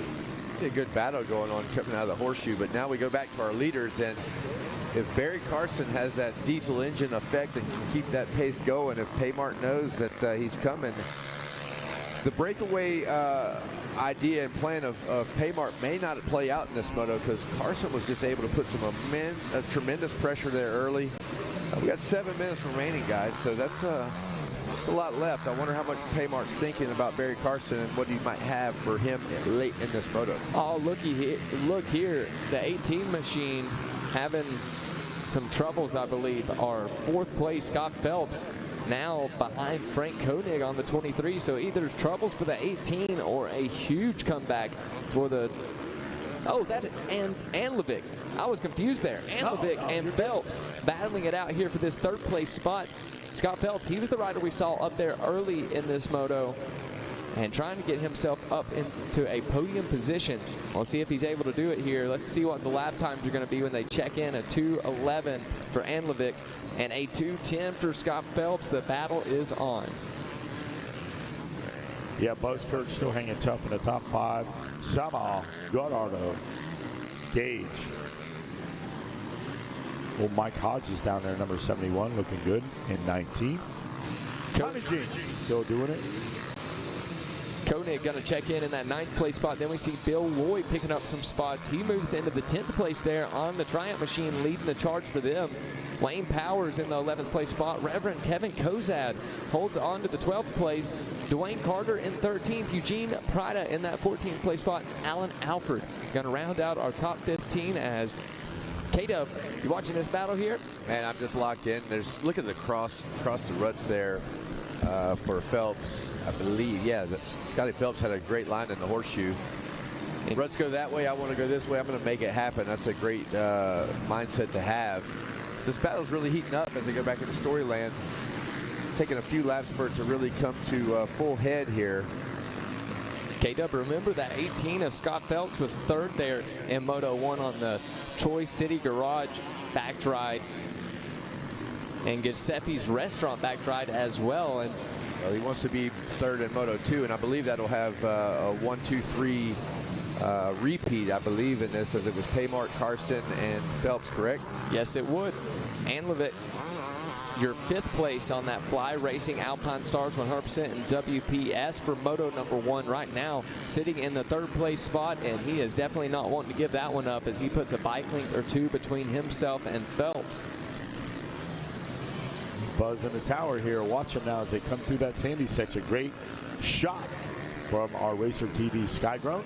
Those two guys just picked up 2 lap cards, so if Carson's going to go, it's got to be now. He's right there. This thing is far from over, but 2 lap board is out. Barry Carson's got to be thinking, hey, this is my time. Well, they're the crafty. They're the vets. They're the crafty vets. They've got their toolboxes of tools there, and they're going to, right now, Carson's scrapping through the tools, seeing which one he's going to pull out and put on Frenchie. Let's see what he's able to do here as we continue to follow our leaders on Racer TV. Hey, quick announcement once again for everybody on property. We still need Gage Dunham over at the MX Sports office, so second call here for Dunham. And also Riker Hopkins, if you have not made your way to the MX Sports office, they need you. So once again, Riker Hopkins and Gage Dunham, if you have not been to the MX Sports office this morning, you need to be headed that way. All right, they're still going back in Storyland. There's your leader. I don't know if Barry Carson's going to be able to pull the trigger. Yeah, Barry had a little closer, Kevin. Barry had a little bit of a hold up with 2 lappers there after the 10 Commandments. Not that bad, but he needs everything to go his way as he's kind of running out of time. Paymart is answering the call, and he's got to get closer. He definitely. You got a lap and a half to go. But he's trying everything. Oh, no. I mean, tripling in and out of Storyland, which I mean everybody does on the way in. But Barry Carson sending it on the way out. That's send it. Full send Carson. Full send Carson. He might be able to roll him up. White flag will come out on this one. We still got it. I think we still got time here in this one for Carson. We'll see. He may need a little help. He may need Frenchie to get caught up with a back marker or something, because they're burning. Carson is a little faster, almost a full second. So here they are, threading the needle. All right, Barry. Carson. Barry can't get held up here in the Bermuda Triangle. Here, don't watch the lapper. Get out of the line and let's get in and get out. I heard Paymart say he's been working on some things, and it looks like he's paying off here in this one as he checks in with another 2:06. He needed to clear that. Yep. It was wise of him to shut out of it because you didn't know what was going to happen there, but that was very costly there for Barry Carson with only the final lap left. And Paymart doing his job, man. I love hearing him get up on the podium. No, it's great. Paymart. Frenchie. And this is going to put him in a great spot going into Moto3. Did you hear Frenchie's line about Brown not racing this year? So we have a saying in French, when the cat's away, the mice will play. So this is the year for the mice to play, is what he said.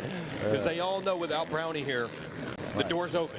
Yes, that is. They've got a chance. That's what I'm saying. That's what I love about him. Weege, I mean, he's just, that is a great mentality, and just has so much fun with it. It's fun to watch and fun to listen at that point. Frenchie is choosing his lines wisely. You can see him now head into Storyland. So who's gonna interview Paymart? We got two podium folks up here in the tower right now. We're gonna get Weege down there to talk to his buddy Paymart, Carson, and Phelps. You gotta get Get another one-liner for us, Weech. When you go down there, interview him. Get another nugget for us. Making his way through some lap traffic is the number 44 machine as he tries to bring home another gold medal in this Masters 50+ class. Still got half a lap or so to go. Got to be very methodical. Got to choose your lines wisely. That is so impressive with me. You see him triple from the inside, or I'm sorry, double from the inside. Those guys are bulldogs. That's why they are this surly veterans. Hope Mike Brown is watching at home. Once again, missing you, Mike, if you are. But hey, like we said, the Mike's going to get to play here today. Greg Paymart, Frenchie, on his way to another gold medal. How about it? Two hands in the air for Frenchie here this morning. 1-1 moto scores for Gregory Paymart as he gets it done on the 44 Kawasaki machine. Barry Karsten going to come through in the second place spot as he leads the charge for the RM Army. Now waiting on our third place to check in. Let's see, can Scott Phelps pull it off? And you were right, K-Dub. 1, 2, 3. Trying to go 1, 2, 3 here in moto number 2. Still waiting on Phelps, and there he is. He checks in. And Scott Phelps will be your third place, so it's Paymart, Carson, and Phelps. Your Moto 1 top 3 going to be Moto 2 top 3 as well. Let's see, can Buskirk get it done? He does. Buskirk, your fourth place. Calvin and Anlevic going to be your fifth place. Michael Gage, your sixth. Brian Sabah is going to be your seventh place. Dwayne Carter, your eighth. Wayne Powers, your ninth. And Frank Koenig will round out our top 10 here in this Masters 50+ Moto 2. Jason Wygant going to get set up on the podium to talk to the man himself, Gregory Paymart.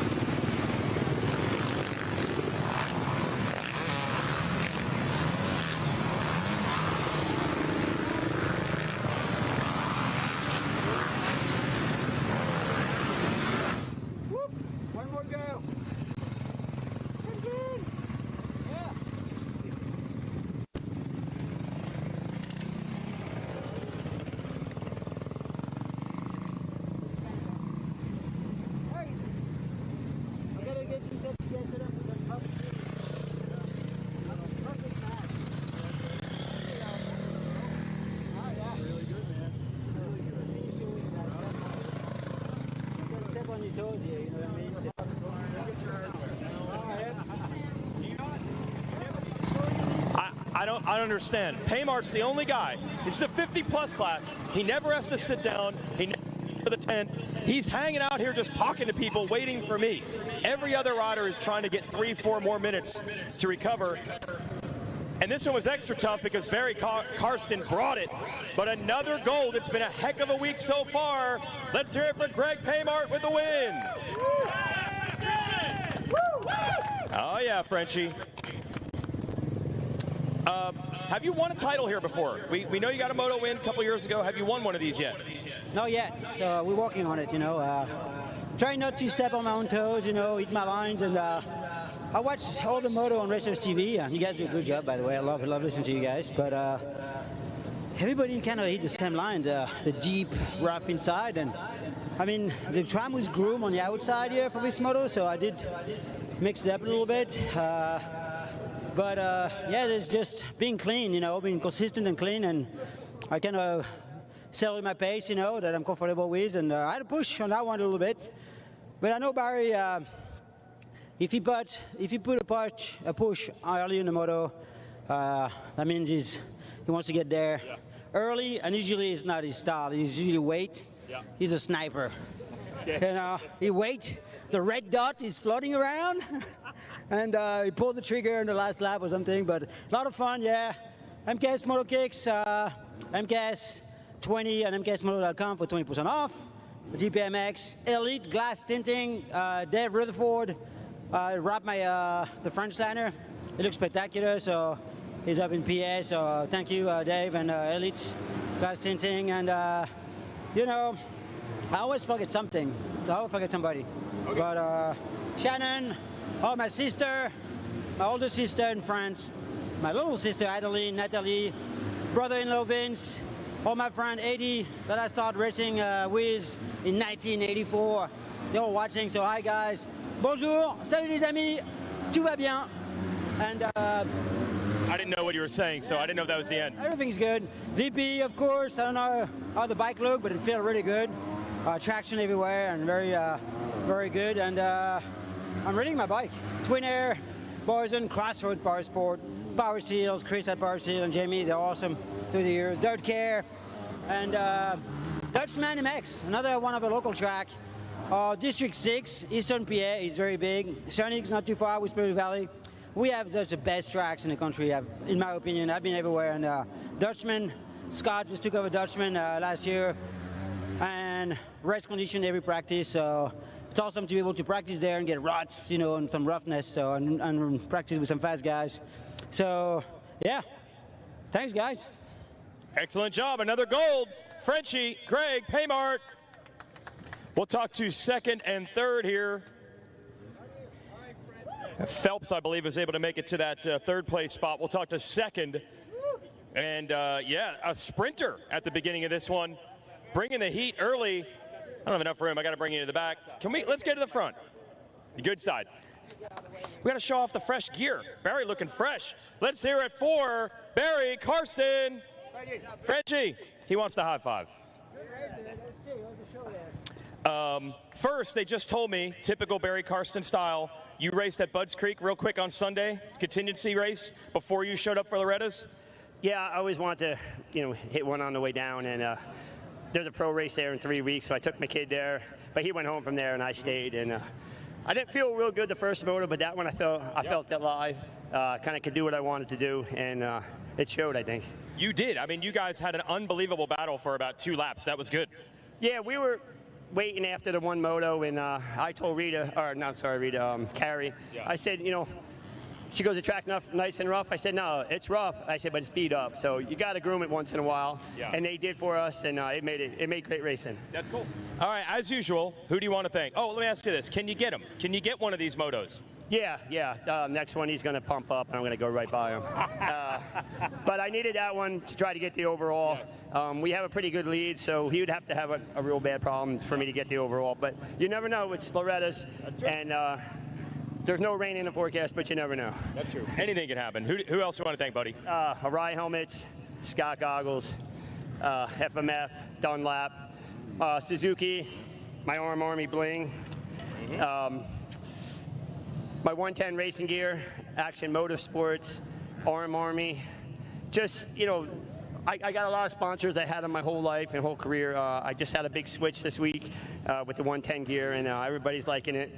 And I'm having fun, and Decal works, Kessler suspension. Thank everybody for coming out. Thank you for being my biggest cheerleader. And, just my family home watching. The phone's going to go off today. Yeah. Oh, you were bringing it the first couple laps. Let's hear it for the Jersey boy, Barry Karsten. I'm from New Jersey. That's why I'm the cheerleader. Great job, Barry. Scott Phelps, I believe, was third. Let's talk to the bronze medalist in this one. Digging for it. I always miss the white flag lap because I'm down here getting ready. Let's hear it for Scott Phelps taking third. Great job. How were you able to make that happen? You were in a big battle. I just kept pushing. I don't get tired. I was just rolling at the end. So the longer, the better. Why do you not get tired? That's pretty impressive, Scott. From the woods racing I've been doing. An hour straight, and we do Southwick and Winchester, so it's an hour beating straight on the track. So it whoops you. Yeah, you'll do a 45 out here. Who do you want to thank real quick? My friends and family at FMF. Timmy Coombs at home for rooting me on. He called me before the race, told me I better get up here. So that's about it. Okay. I'm still solo. Hey, making it happen. Let's hear it for Scott Phelps, third place. Yeah, shout out, Timmy Coombs. Send it back up.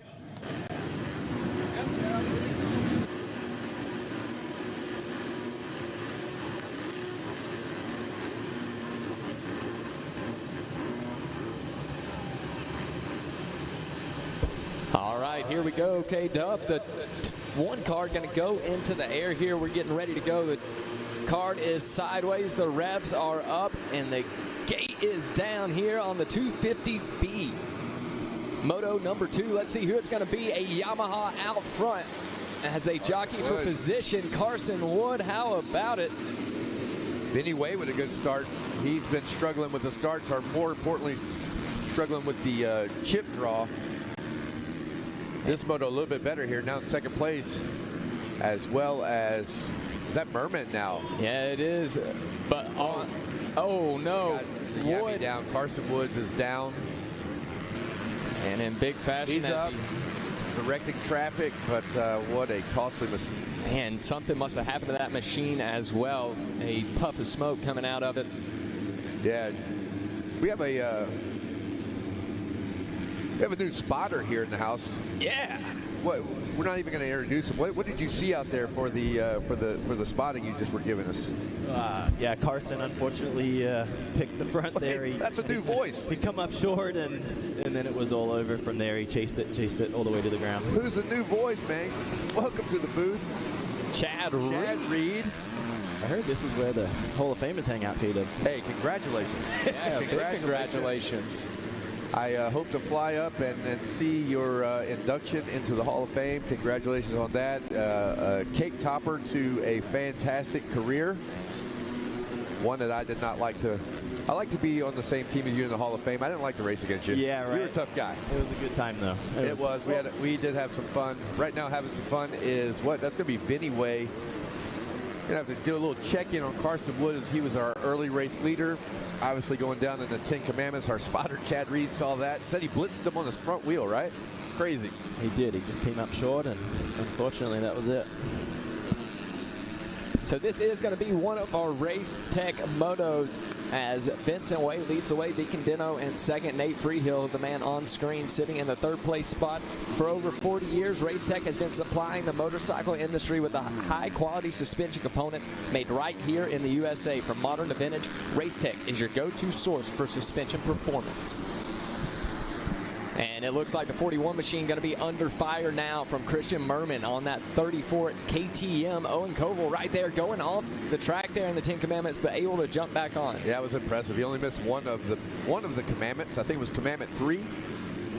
It's good to see that they jump back on track. Normally these days you see him get on the side there and accelerate. So yeah, it's a good point. I think he needs a medal just for getting back on the track the correct way. Then they have to go visit Mike Burkeen, break out the AMA rule book.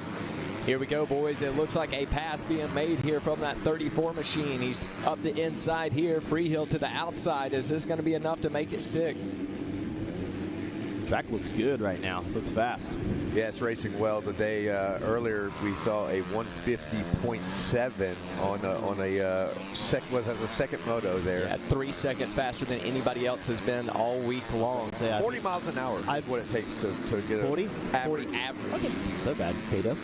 Man, it does for me in this environment. Unless I'm driving a rental car around it. I've been at home all week with FOMO watching you guys listening to the call. So what was it, 40? Was it 54.1, I believe, up until today? Yeah, the track was primo, and we had a great fast class there with the 25 plus. So they were throwing down, but right now throwing down is whoa. That was close. How about that? Nate Freehill going to take back over the spot.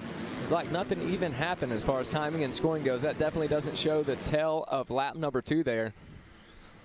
We got a lot going on here for Vinny Way and Deacon Dino. Dino had just a dominating performance in yesterday's moto. Vincent was obviously working from behind with the poor start. I think that in that moto he had 42nd gate pick. So this is a big one right here because Dino just kind of put on a clinic yesterday. So let's see what the Kawasaki rider Vincent Way can do as Deacon Dino trying to come into his own right now. Look at this, a good drive for the 41 machine as he goes double, triple, triple, double, and able to maintain that spot, that third place position, working towards a medal here in this one. Taking a look for Nate Freehill, he was 4th there in Moto 1 on that 7 Pro Circuit Guts and Nateco back ride. And now seeing Merman under some fire from Owen Koval. Koval, he has been on fire. He was your Moto 1 winner. He's had some great success here this week and going to grab a spot here as he moves up into 4th.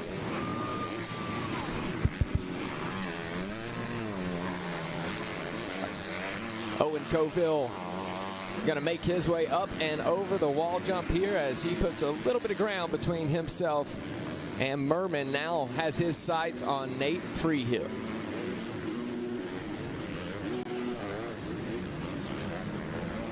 And here we go back into this Thor Sand Sweeper. Koval now right there, wheel to wheel. Koval going to dive to the inside, Freehill to the outside. Koval going to get it done. Slamming the door. For all the riders there in the Monster Energy Riders Lounge right now, that Thor Sand Sweeper is starting. The inside's working. It's starting to get rough, but it's still working right now. And we've seen a lot of passes start getting set up. They don't get made until the Bermuda Triangle, but a lot of that setup's actually coming from the Thor Sweeper there. Sand, shortest way is always the inside, and you know, you use a lot of energy, but you know, every once in a while, if you want to tap into it, it's always the shortest way around the racetrack. Boy, yesterday in the later motos, Chad, that section was just absolutely brutal. I mean, really rough. It was so deep late in the day. But right now, that section's actually working really well on that inside. Here we go, guys. Freehill under some fire from Merman. Merman to the outside, Freehill to the inside. This looks like it might work for Merman. It's going to set him up as we head back off into Storyland. And it does. It works out. Merman going to take over that 4th place position from Nate Freehill. Taking a look just outside of that top 5, we got Grayson Townsend in the 6th place spot, William Kanigher in 7th, Chase Lawton in 8th, Will Campbell in the 9th place spot, and Trinity Batchelor going to be rounding out our top 10 here in this Race Tech Moto number 2 of the 250B class. So, Chad, we know the latest inductee into the Hall of Fame, so that's incredible. Congratulations for that. But also, I was expecting to maybe see you here. How about some updates on the family and what's going on with you and outside of the Hall of Fame? Congratulations on that. Tell me about the riding part. The riding part, we've been grinding. The kids have all been, you know, it's been a tough year. We've had, you know, a few things where the kids have, you know, had their bumps and bruises along the way of the learning process of moto. You can teach them everything, tell them everything, but at some point you got to live it. Unfortunately, as a dad, you want to, you know, pull that part out of it. But, you know, I think that it's been fun. We've made the move over the Club MX. And, yeah, just wish we were here racing. I was qualified for, I think, what, 40 plus and 25 plus. So I got to see my moto this morning. So that's a thing this week. We've been talking to Bill Lapoto a little bit. Kids don't listen. We've been talking to Andrew Short. Kids don't listen.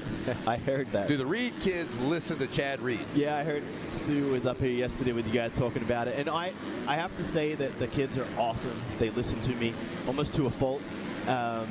So I thankfully I don't have that problem.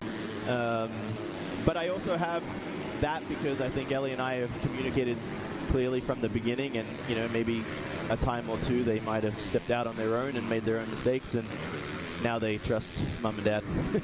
There you go. Well, that's hey, first. I've got a question for you, Chad. We know you qualified this year. You going to do it again in the future? Is this going to be something we can look forward to? Yeah, I mean, it's always hard to say. I mean, this year it was all adding up, and it was, you know, it was fun to get back on the grind. Honestly, 5 years retired from pro racing. It was really fun to get out there and, you know, get back into some riding shape. Not pro riding shape, but just, you know, where I could hold my own with, you know, the 40-plus guys and try to hang with the young kids in 25-plus. Well, we look forward to seeing it. No, not working. We shut you off. Why is Kevin Wyndham ceding a headset to me? That's ridiculous. Is this heartbreaking? Is this the class Tate your son would have been in? Yeah, and I pay attention, obviously, because, you know, I participate as a coach with the, you know, the, what do we call it these days? It's Combine. Oh, Combine. SMX Next. SMX yes, that's Next. right. That's right. So you've worked with some of these kids. Yeah, actually, Deacon Deno, I got to, first time I really got to meet him and be a part of his, you know, group was at Redbud. I was his coach. He had a really good first moto, and yeah, it's good to see him, you know, succeeding this week and riding really well.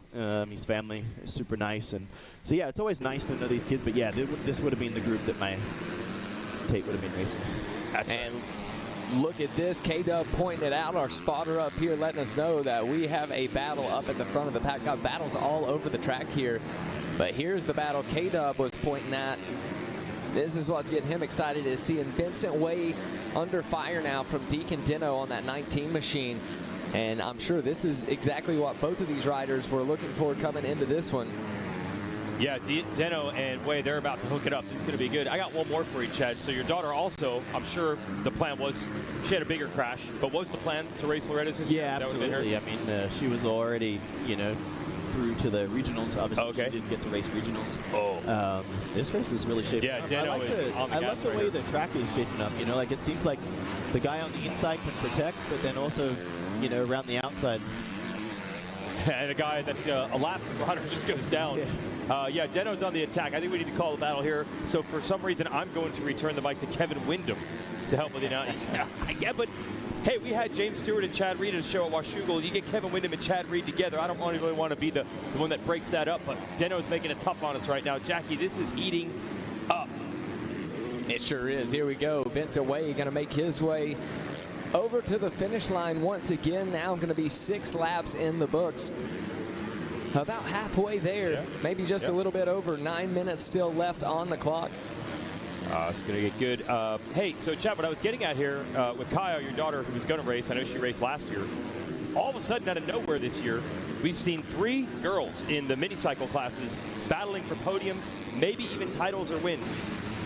And that's like, in a 1-year span, everyone's improved massively. Do you have any idea why all of a sudden 2025 is the year for this?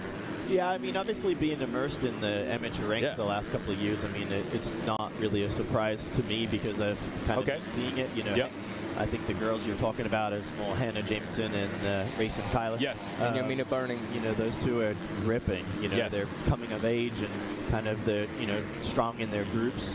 And 2 fun girls to watch ride, and they have a bright future if they, you know, dig in. And it's funny to see their, you know, the maturity, right? Like, Hannah was kind of a smaller, you know, short. Now she's shot up. She's kind of gone through that growth spurt. You see her starting to look, you know, big on an 85. And so, you know, before we know it, she'll be riding 125 and racing the girls class. So I think it's going to be exciting. And it's for us as a family, it's always cool because, you know, we get this good competition and girls are ripping, and, you know, Kaya really wants to be a part of it. Yeah, and it's probably opening some doors here. Kind of the same thing, this battle up front. Dano's back for another charge here, Jackie.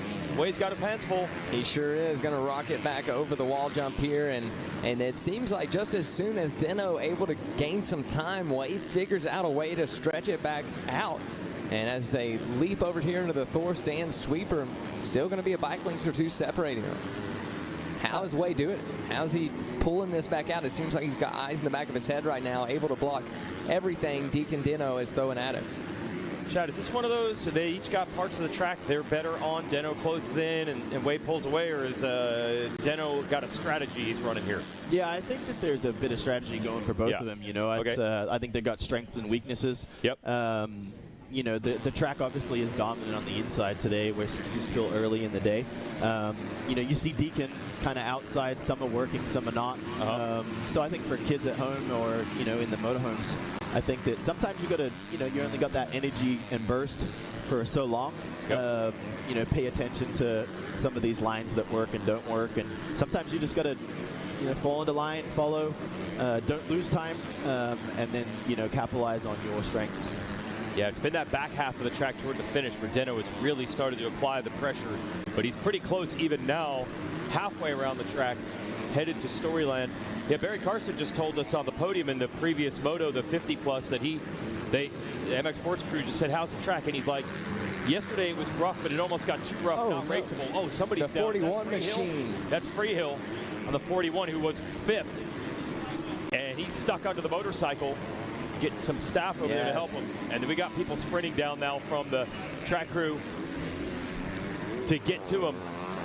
That's in the entrance of the 10 Commandments. Hope he's okay. Meanwhile, Deno, just like he's been the last 3 laps, trying to work the outside line in the sand on Way.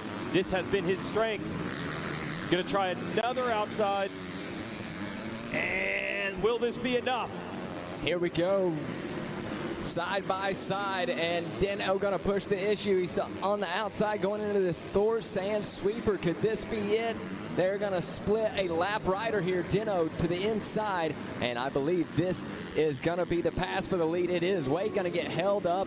Deacon Deno securely going to be leading the way here in this 250B class. 5 minutes still left on the charts, so next time they come around, they should be getting a 2-lap board. But hey, do want to give a shout out to Nate Freehill there, who just got caught under the bike.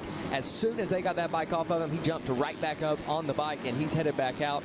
Owen Koval checking in right now at the finish line. He's moved up to the 3rd place spot, and Chase Lawton has been on fire here in this one. He's moved up to 4th. Yeah, a couple things to update here. Carson Wood out. So he had a bike problem. He pulled the mechanics area about 1 lap into the moto. It looked like the suspension was collapsed. That was expected to be one of the fast runners, so he's not a contender any longer. Owen Koval has been great this week, but only up to 3rd right now. And Deno, he's powering down now. The 153. Did he wait a little bit, Chad, or what do you think? Because Deno's obviously on pace now. I'm sure that at some point he was waiting, but I think, at the end of the day, they're 16-year-old kids. I don't know that there's a lot of waiting. Okay. Right now he's flexing and he's got free track and he's not taking on Reese outside of some lappers, but he's got a good rhythm right now. You can see he's stretched his lead over Vincent a little bit. He's rolling everything really good.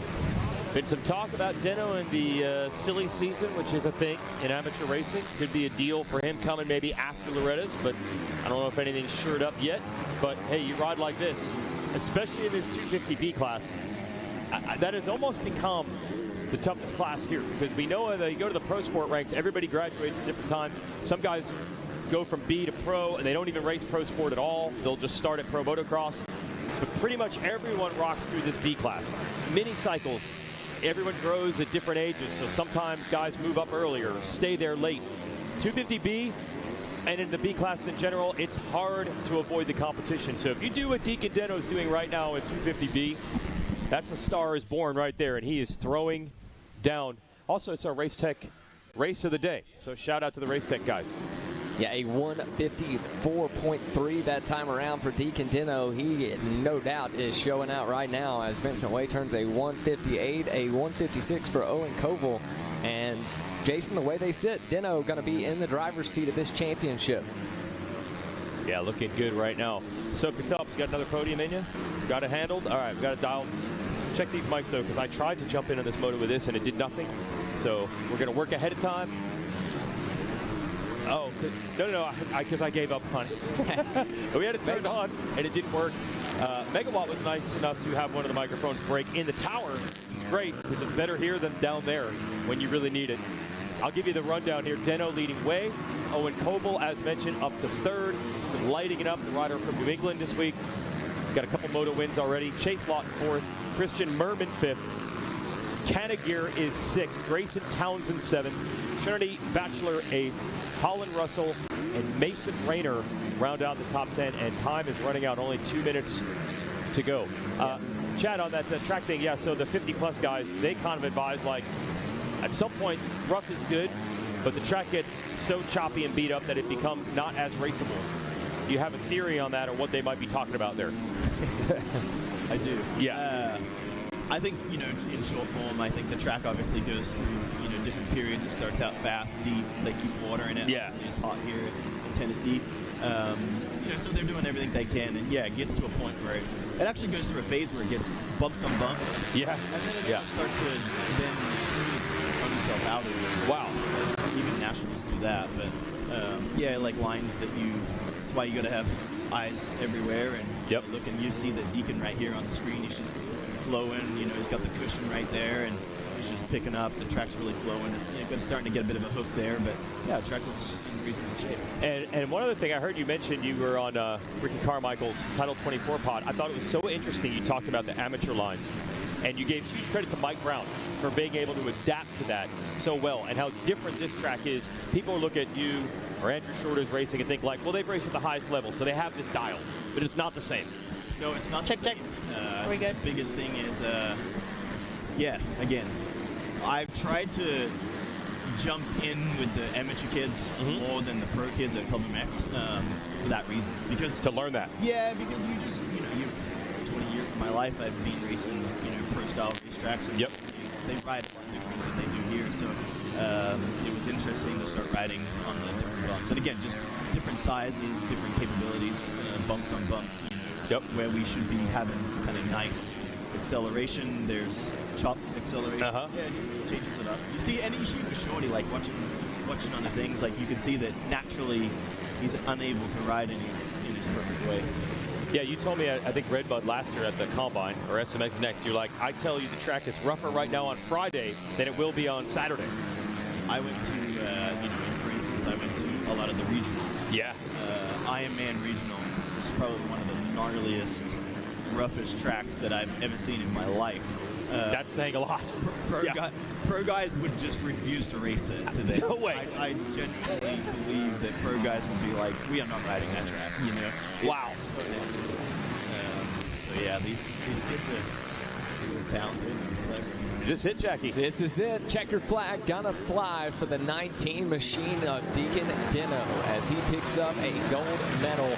A moto win here in moto number 2 of the 250B, our Race Tech moto of the day. Wade just came across in second. Good run, led about half of that one, maybe even 3/4, but Dino was able to get him. See if Koval can hold on for third. And that, again, 250B, man, it's been a pretty long tradition here where stars are made in this B class. I go all the way back to Trey Kennard, who is now long since retired even on the pro side. He had a breakthrough year in 250B, and that really changed the trajectory of his career. We've seen so many other riders do that. Aaron Plessinger, Levi Kitchen, Chance Hymas, the list goes on. And I think all 4 of those names, for example, it's worked out pretty well for them as professionals. And that's what Deacon Dino would like to be. He's on his way. Yep. Chase Lawton comes through in the 4th place spot. William Kanigher going to be your 5th. Christian Merman, your 6th place. Trinity Batchelor, your 7th. Grayson Townsend, 8th. Holland Russell, 9th. And to round out our top 10, it'll be Mason Rayner. Not too bad weather conditions out there right now, by the way. So, hey, is Tate, is a collarbone injury? That's what got him? Yeah, unfortunately, had to tuck the front. Did a collarbone. Yeah. So he's going to be probably not out too long. No, back on the bike soon. We'll start riding. Like kind of take a little bit of time off and regroup. We're kind of selling our place in Florida and relocating in South Carolina, and just immersing ourselves even deeper into the into the industry. Oh my gosh. Hey, so yeah, you working at Club. I was talking to Ben Graves and obviously Brandon Haas was just in the moto. You had a relationship with those guys at this point now too, the Club guys? Yeah, I help and consult with those guys on numerous things wherever time allows. Yep. And that has been really fun. Just with both Ben and Hayden, the trainers there, the whole group in general, from the pro side of it as well, helping a little bit on testing. So that was fun, get to use some skills that are kind of still in there, and the vibes of getting out there and communicating with race teams is something that I miss. But that wasn't even why you did it, right? You just fell into that. Correct. Yeah. Just kind of like one thing led to another, and again, that's where my true passion is. Obviously, I just love dirt biking and being around it, and like I said, we've been in Florida for a week, and my kids are already asking when we go back to Club, and they're all bored and had enough of the pool and ready to go back to the track. That's pretty cool. All right, we'll wait on Sophie Phelps down there on the podium, talk to Deacon Dino, Vincent Way, Owen Koval, and more. That's a wrap on 250B. Thanks for stopping by, Chad. Yeah, cheers. Thanks, guys. I'm down here at the podium. Give it up for 3rd place. This is Owen Koval.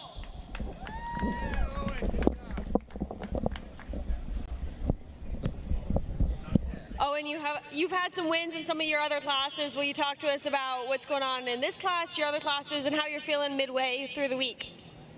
Yeah, it was honestly just truly embarrassing. I don't know what I was doing. It just took me way too long to get through and couldn't find a flow, and then just started to pump up because I wasn't going how I should. Who would you like to thank? My mom, my dad, my brother, my sister, Monster Army, everyone over there, the whole Altus Yamaha team, Donnie, Ed. Just can't thank them enough. My mechanic, Jaden. 100%, Moose Elite, Alpine Star, Bell, FMF, and every stuff I forgot. Thanks so much. Owen Koval, everyone. 3rd place. Moto 2 of 250B. Now our second place finisher, we're looking for Vincent Way.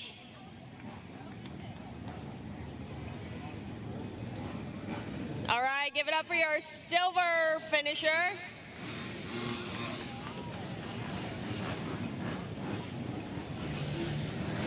Vincent, I'm sure that was a long moto. You worked hard. Will you walk us through it? Yeah, I got a great start. Made a few passes on the first lap and then got to the lead. Was leading until halfway and got extremely bad arm pump again, so need to figure that out, but salvage a P2. Who would you like to thank? My mom, my dad, Monster Energy, Team Green Kawasaki, Motorsport, Answer, my friends and family, Bell, Alpine Star Boots, Scott Goggles, and everybody else. Thank you so much. Vincent Way, everyone! Silver medal in Moto 2 of 250B.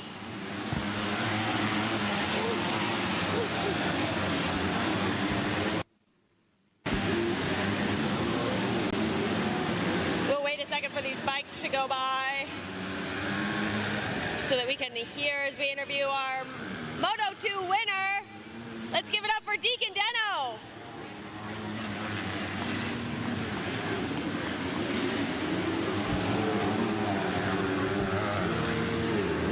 Deacon, congratulations. You had to work for that one. I'm sure it did not come easy to you. Will you explain to us what you had to do to get there?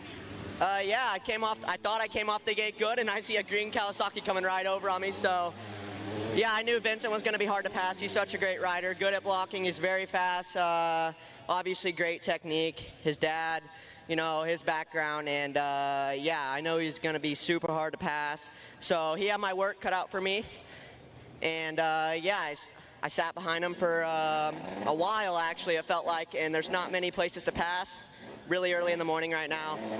And I found a good line in the sand. I set it up a couple laps, and finally I got close enough that lap and made it work. And yeah, it was a great ride after that. I just rode my race and brought it home. It was a great ride. Who would you like to thank?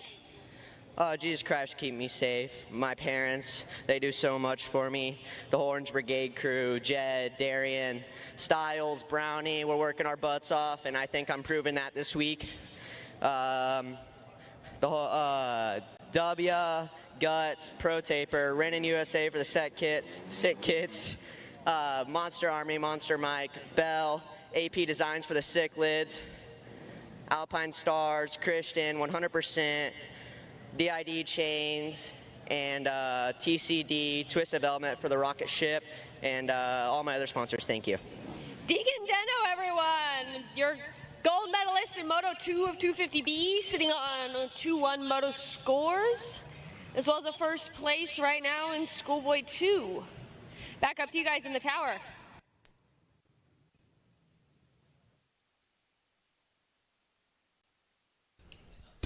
All right, thank you, Sophie, as we now turn our attention. Actually going to take a look at that RacerTV.com race replay for 250B. Zach Herron, Dean Diaz here. Dean, we were kind of watching on the sidelines here, peeking out the windows.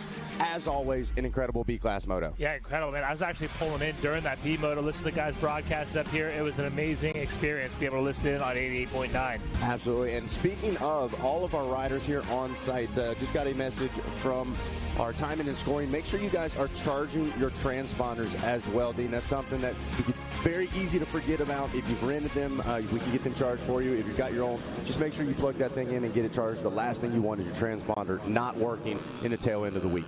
You are correct on that one, Zach. But I'll give you a rundown of what we got on the track right now. 250C finished up in 10th place out of Cross Junction, Virginia. The number 44 machine, Landon Janke. In 9th place in moto number 1, it's Preston Miranda on the number 65 out of Coatesville, Pennsylvania. Your 8th place competitor, he hails out of Alva, Florida, the number 17 of Blake Mara. Finish up in 7th, moto number 1, Jace Lyles out of Portsmouth, Ohio. 6th place, Noah Kovarik. Kovarik out of Grants Pass, Oregon on the number 32.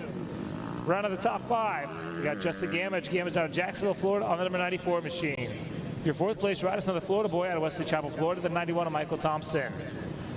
Finishing up on the podium, rounding out your top 3 in that 3rd place position, we're looking at Mason Zakanikas, I think it is. He's out of Points Rock, Maryland. And your 2nd place position runner-up out of Rock Springs, Wyoming, That's Alessio Chavez. And your first moto winner. He's definitely got a little bit of weight on his shoulders right now, but it's going to be the K-Dub rider out of Centerville, Mississippi, William Vanderford on number 25. So some heavy hitters in this one. Dean Vanderford, Chavez, Sakanikas, just to name a few, the podium contenders from Moto 1. And we often talk about the consistency or lack thereof that we see in some of these C classes. But sometimes these are one of the only classes that we see 1-1 sweeps all the way across the board. But I don't think that's going to be the case here in 2025. We've got a lot of very heavy hitters that kind of came into the week with that burden of expectation, believing that they were going to be walking away with a number 1 plate. So it's going to be very exciting to see here in this second moto, really going to set the tone.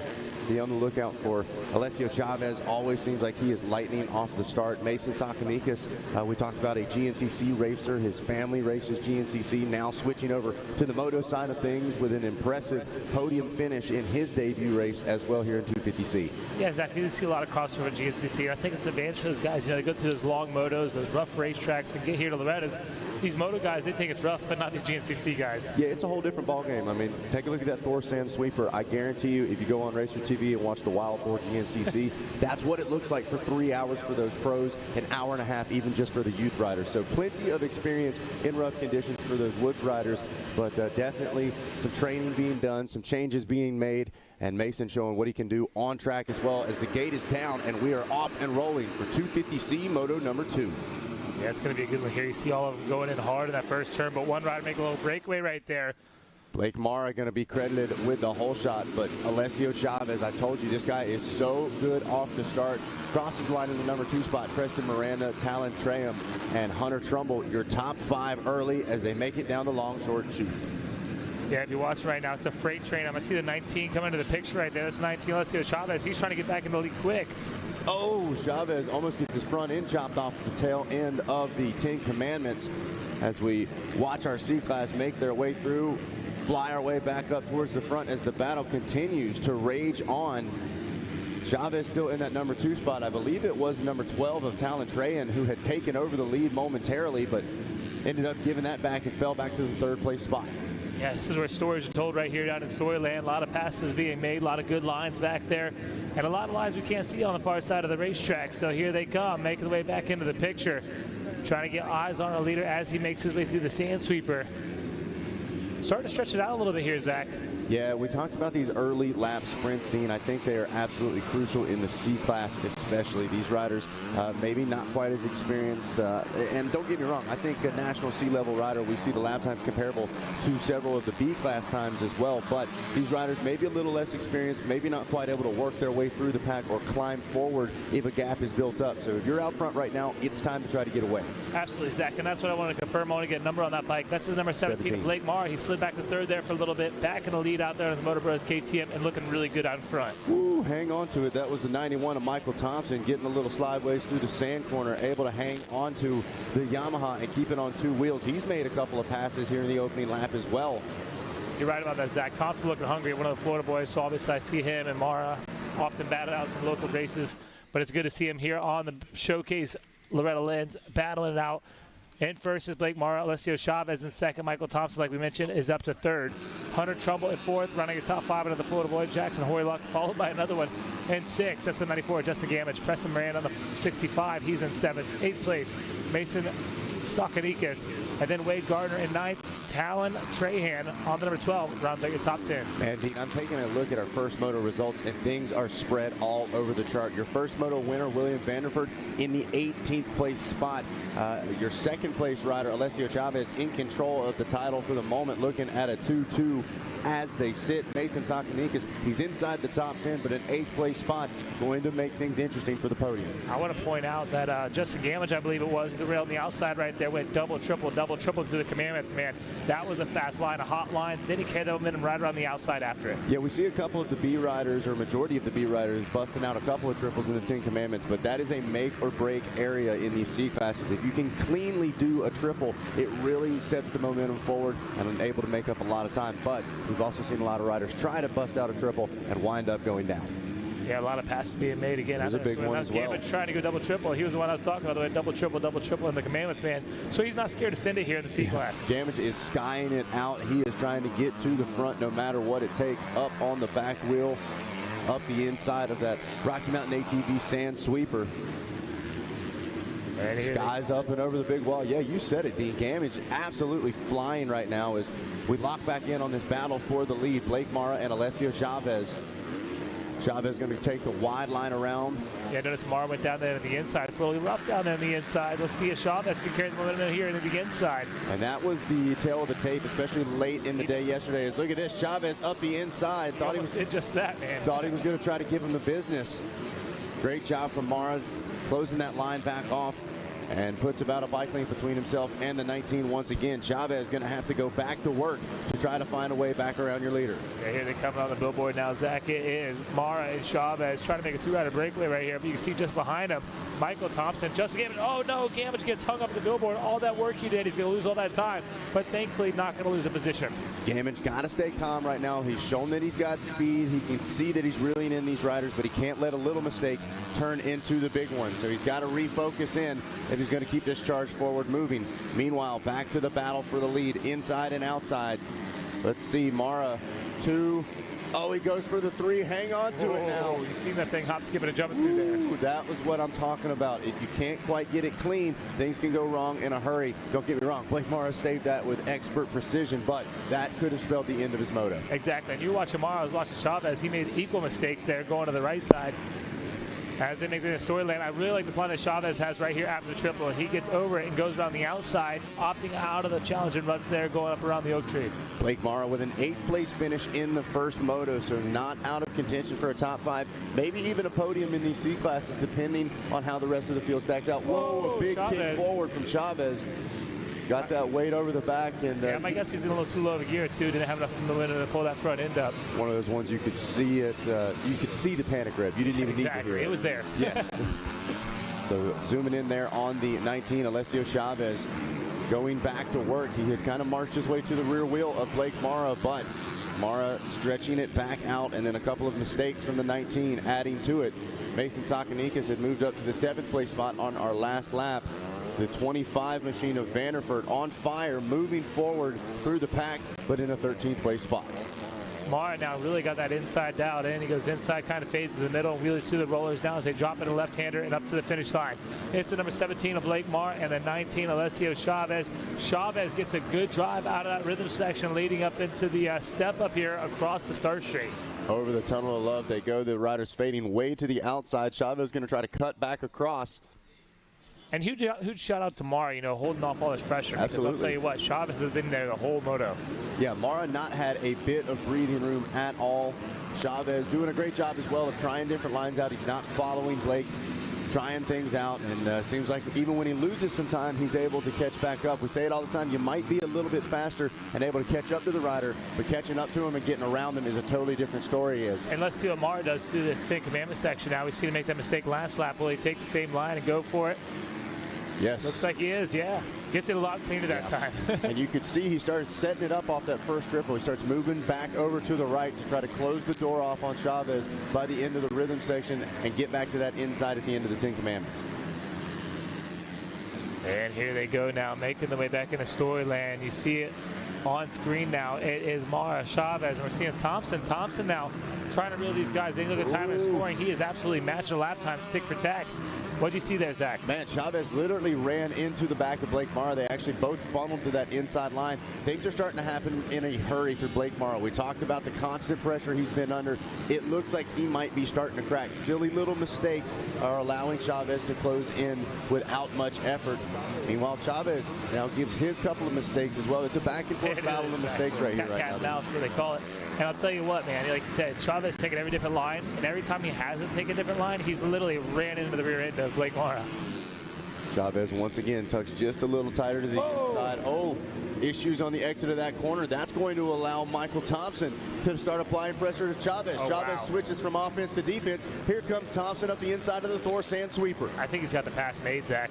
Let's see if he can get that corner closed back off. I don't know. Chavez not scared of a little bumping and grinding. And Chavez likes the way inside here before the finish line. Makes a little mistake there. But he actually comes out of it. But there he goes. Thompson around the outside. Yep, Chavez just got a little off balance on the exit of that corner, and that gave the position to Michael Thompson. Now Blake Mara, he's under that same pressure, but it's going to be a different color front fender in the Yamaha of Michael Thompson. Thompson's hungry right now. He's tired of sitting in that third place position. He is already starting to put pressure on your leader, but that outside line right there, it cost him a lot of ground, and he's got to make it right back up. And look, Chavez. Wait a second. Chavez got something to say about it. At 19 says, hey, dude, I was going for that #1 spot. I'm not giving it to you. Meanwhile, Blake Mara says, you guys fight all you want over second place. I'm trying to run away with it. Wide line for the Yamaha. Look at this drag race through the long short shoot. Thompson moves over. Mara, a different line now. Let's see what the 17 does. He's going to try to safe route, double his way through it. Wow. Did you see how clean Thompson hit that section? Makes the pass to the lead. What a drive from the Yamaha of Michael Thompson. Hits those triples perfectly through the 10 Commandments and slams the door for the #1 spot. Can he hang on to it? I can hear Matt Michele now. I was going to tell Mara there, changing his line. And unfortunately, not a good change, as he is now trying to make his. Oh, no, what happened? Chavez now makes the pass for the second place spot. He's trying to get a BOGO and see if he can grab the lead while he's at it. Inside to inside for the 19. Not quite close enough. So what was the battle for second now turns to the battle for the lead between Michael Thompson and Alessio Chavez. And I'm really curious to see, Mara's been leading this whole moto, the pressure's been on. Now he gets a chance to reset, right? Take a deep breath, regroup, and come back at your race leaders. Michael Thompson getting a little loose there, coming out of the sweeper. And that was a great save from the 91 ride. He just got a taste of this lead, doesn't want to give it up now, as Chavez really has been pretty much the pressure applier for this entire moto, Dean, but now having to do it with multiple different riders. Yeah, I'm impressed right now with the way Thompson's been riding. He wasn't there early in this one. He snuck up, and he made his passes quick, and that's what I always tell people. You see him, you catch him, you pass him, you got to pass him quick, because if you get held up, you get caught in pace. And I'll tell you what, Thompson is not caught in pace right now at all. Thompson put in another lap in the books. Got to give a shout out, William Vanderford, now working his way up to the 7th place spot, actually getting around Mason Sakanikas, both podium riders from Moto 1, sitting 7th and 8th on that last lap. Meanwhile, look at the lap time from Michael Thompson, Dean, a 2:04.9 for really the 91. Stepping it up. And I want to let you know, 2 laps left. K-Dub, our spotter over there, got us 2 laps left to go in this one. So that's kind of a sigh of relief there for your leader, Michael Thompson. Like, hey, Kay, I can do this. I've been behind the whole moto. I'm in front now. Only 2 more to go. Let's see what Michael Thompson can do to hold off Chavez.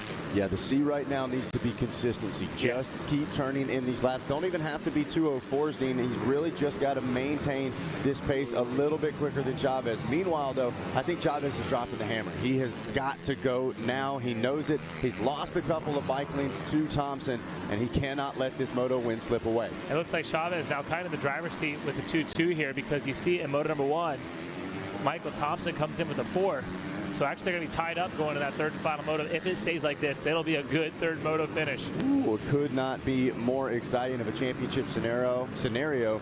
Chavez not giving up. He wants that cushion, though. You know what I'm saying? Not. Going to 3rd moto, you have a little more comfort with the 0.2 lead. Well, and look, he's closed in maybe 2 bike lengths within these last few straightaways as they get ready to head back into that Rocky Mountain ATV sand sweeper. Both Chavez going a little wide there.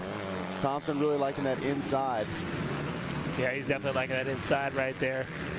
And Chavez, I've seen him, he's taking insides in a majority of the corners, and sometimes it costs him, makes a little mistake, it's a little bit of a dab, as you see Michael Thompson opting for those outside middle lines, able to carry a little more momentum as they make their way around here. Not sure if something happened to Chavez on the exit of that corner or what, but they just buzzed by us in the tower, and Thompson has really opened it up, it seems like, within the last straightaway or two, Dean. He's going to be making this corner and looking for a white flag. Got to think maybe Chavez being told, hey, you are in the driver's seat for this championship. Yeah, relax, stay cool, calm, just don't throw this thing away. Let's take it to the 3rd moto. Yeah, it doesn't matter whether he won it or didn't win it. It's really all going to come down to that 3rd moto and who can get the start and the race win in the 3rd moto. Thompson bumping and skipping around on the Blue Crew ride. You see the mechanics area going wild. Absolutely. Pit boards flying over there, hands waving. I see hats off the head over the mechanics area. They are cheering their riders on with everything they got. And these riders now giving everything they got as Michael Thompson has really opened up the lead and established a little bit of comfort now on Chavez. Yeah, you said it, Dean. I think Thompson has made his point, and I think Chavez probably starting to feel the effects of battling for this entire moto. Think about it. He's been trying to set up a pass either on Michael Thompson or Blake Mara since the green flag started. So Chavez got to be a little exhausted, not only physically, but mentally as well, trying to slice and dice his way through. Well, you know, Chavez has a pretty good gap now over Mara. Mara's fallen off a little bit, 209 last time through 212 that time. And Justin Gambage to the 209, he's not going to be too far behind Mara. Vanderford now clocking in a top 5 run as well. So your first moto winner, not totally out of this picture. He was dead last off the start, our spotter tells us so. An impressive comeback for the number 25. Wow, where did that come from? Keeping at least some podium hopes alive. And in this C-Class, title certainly not out of the question. Yeah, this third moto, I mean, these two are going to be tied, but I'll tell you what.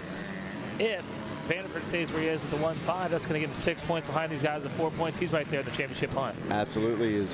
One more time through the Rocky Mountain ATV MC Sand Sweeper for the 91 of Michael Thompson. Got just a little bit of lap traffic in front of him. Should be able to make his way around that. Yeah, definitely going to have some heads up ride right here.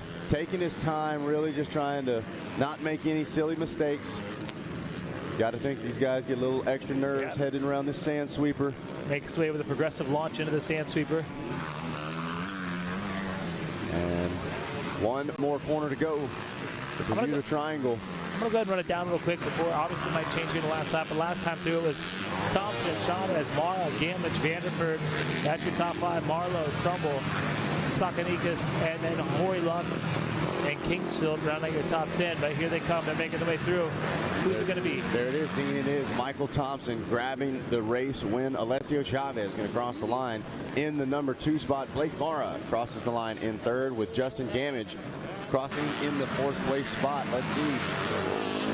I believe that was Vanderford we just saw roll through, and he is. He grabs a top 5 from a dead last start, keeping those title hopes alive. Brownie Marlowe going to cross the line in the 6th place spot. There is Mason Sakanikas jumping up to the 7th place spot. Yeah, good last lap pass for him. Jackson Horyluck in the 8th ride. Hunter Trumbull drops back to 9th, and Noah Kavering going to round out your top 10. And just outside that top 10, Zach look at the number 15 of Jacobs Kingsfield. In 12th place, going to be the 40 of Wade Gardner. The 72 is going to finish up in 13th. That's Brock Worcester. Colton Moe on number 21 and 14. 15th, we're going to see number 62, Dirk Foster. And 16th, that's going to be Cannon Kaufman. 17th, Wyatt Gordon. 18th, Ryder Stackhouse, number 22. And 19th, Landon Janke on the number 44, the 42 machine of Travis Head. He's going to round out your top 20 here in the 250C class. Great ride, great run, great moto for, of course, Michael Thompson, Alessio Chavez, and Blake Mara. We're going to see them down here on the podium in just a little bit. Yeah, you said it, Dean. That's going to be a fun one to talk to. These riders, I'm sure, getting a breakdown from mom, dad, and the mechanics saying, hey, you know, you're still in the fight. We got 4 or 5 riders that I really think are going into that final moto with title hopes still alive. Let me get on my trusty app right here, and I can tell you guys, give you a little hint on what's going on. I had to take their time to get down there on the podium. This is a really cool feature they've added to this app, being able to see the overall position after 2 motos.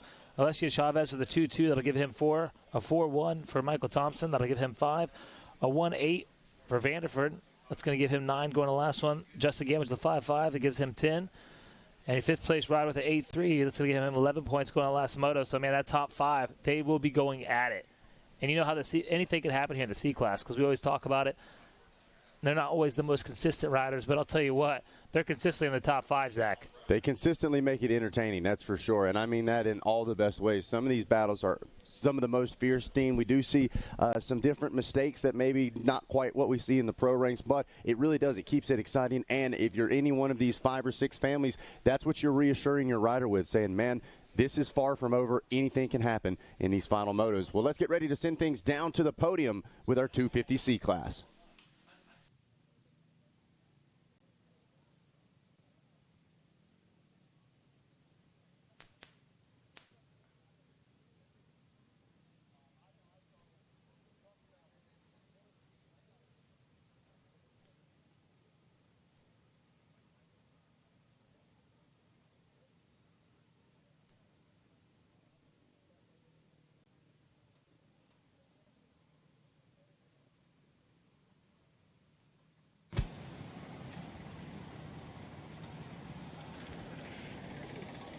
come up here in front of the bike. Hey guys, I'm down here on the podium. Let's welcome up our bronze medalist. This is Blake Mara.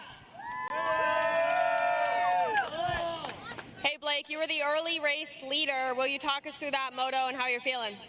Yeah, I mean, I got a great start. I ended up getting past, I think, first and second corner, but I was able to get back in the front through the 10 Commandments and kind of was just trying to, you know, run my own race and stay smooth, but I ended up having a couple mistakes, getting tired. Arms got really pumped up and then got past, but those last couple laps, I just try to keep my mind in the right spot and stay up and finish for a podium. Who would you like to thank? First, I'd like to thank the Lord Jesus Christ for keeping me safe, Mom and Dad, Moto Bros, Moto Muck, Dirt Lab, Power Band, TLR, Matt Bishelia, my mechanic Eli, and everybody else that helps me. Thank you. Blake Mara, everyone. Third place, Moto 2 of 250C. If we could get our second place finisher up here. We're looking for Alessio Chavez.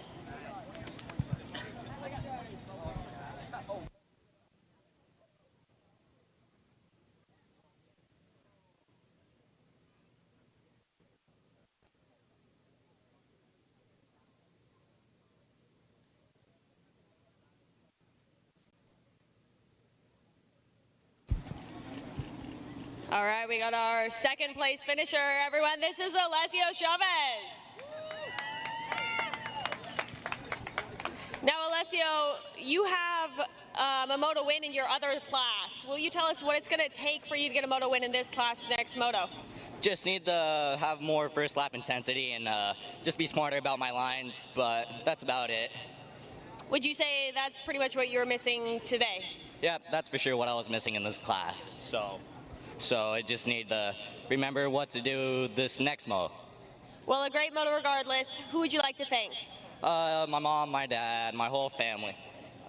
Greg Duranzo, Game Moto, Let's Ride, GBR4, and everyone else. Thank you. Alessio Chavez, everyone, your silver medalist in 250C Moto 2. We're now ready for our moto winner. Can we get Michael Thompson up to the podium? Yeah!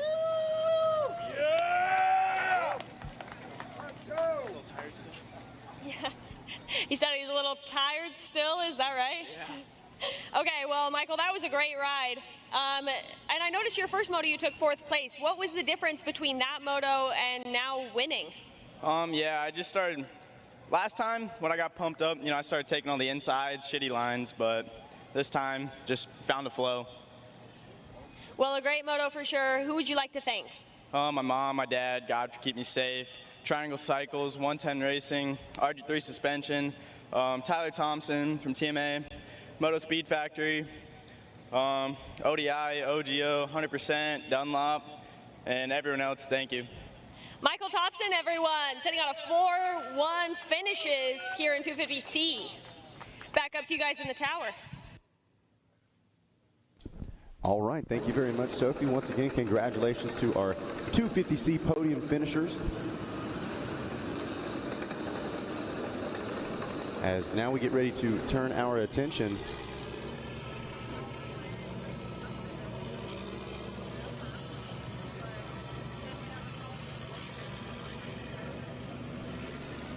All right, so touching up a couple of spots on the track actually for right now, and once again, a great time to remind all of our riders and families here on site, make sure you guys are charging your transponders at some point throughout the week. If you go ahead and fully recharge them, it should be good through the rest of the week, but that's the last thing you want to sneak up on you, cause you some panic. We are hand scoring just in case, but make it easy on yourself. Be able to watch on live time and scoring on the app makes it easier for us as well, Dean. So please charge those transponders up. Something easy that you can do that's going to help everybody a lot. Yeah, we do obviously, like I said, have those hand scores, a little bit of insurance for the live time and scoring. Speaking of insurance, it's only 3 minutes it's going to take. You go on in the program, they have a QR code right there. You take your phone, you hit that button, it's going to bring you right up to the thing where you get your quote, lock it in. 3 minutes, all it's going to take, and you can get dialed in with Progressive, and you can bundle that Progressive insurance. Well, and that's a great point that you bring up there, Dean. Progressive obviously coming on board in huge fashion here in the moto and off-road world. They're sponsors of HRC Honda, they're sponsors of the GNCC series, and they're huge proponents of us here at Loretta Lynn's Ranch. And like you said, these people, usually when you're here, you got a couple of bikes, you maybe got an RV, you got a camper, you probably got a pretty nice ride, you got a house back at home, you got a pet. All of things that can be insured by Progressive, and they can help you save a few bucks as well, Dean. Why not support a company that's giving so much back to the sport that you know and love? Yeah, absolutely. You said yourself. You see it on everybody's jerseys now in the pro ranks. Progressive really stepping it up, and you do your diligence, man. Check out Progressive. I did find out that Flo actually owns a 125, so she's a two-stroke rider. We're going to try to get her to qualify next year. See if we can get Flo out racing here. That's awesome. That'd be super cool, man. At least get her out to the ranch. She's saving deals and stealing medals. That's what it's all about. Absolutely. And stealing medals in the girls class here in that first moto. Give us a rundown. Yeah, let's take a look. Our top 10 here in girls 11 to 16. Moto number 1 in position number 10 is the number 10 of Kylie Hayes. In the 9th place spot, that is going to be the 50 of Kinsley Jackman. Finishing 8th in Moto 1, Piper Bell on the 76. Finishing 7th, that is going to be Adrienne Spiker on the 39. In the 6th place spot, it's the 63 of Zoe Moore. In the 5th place spot, that's going to be the number 4 of Tinley McCoy. Finishing in 4th, Madison Casimir on the number 11. And as we move into the podium, it was the 52 of Callie Sutton in the 3rd place spot. 2nd place, going to go to Mayla Herrick on the number 67, and your first moto winner going to be the 57 of Hannah Jameson.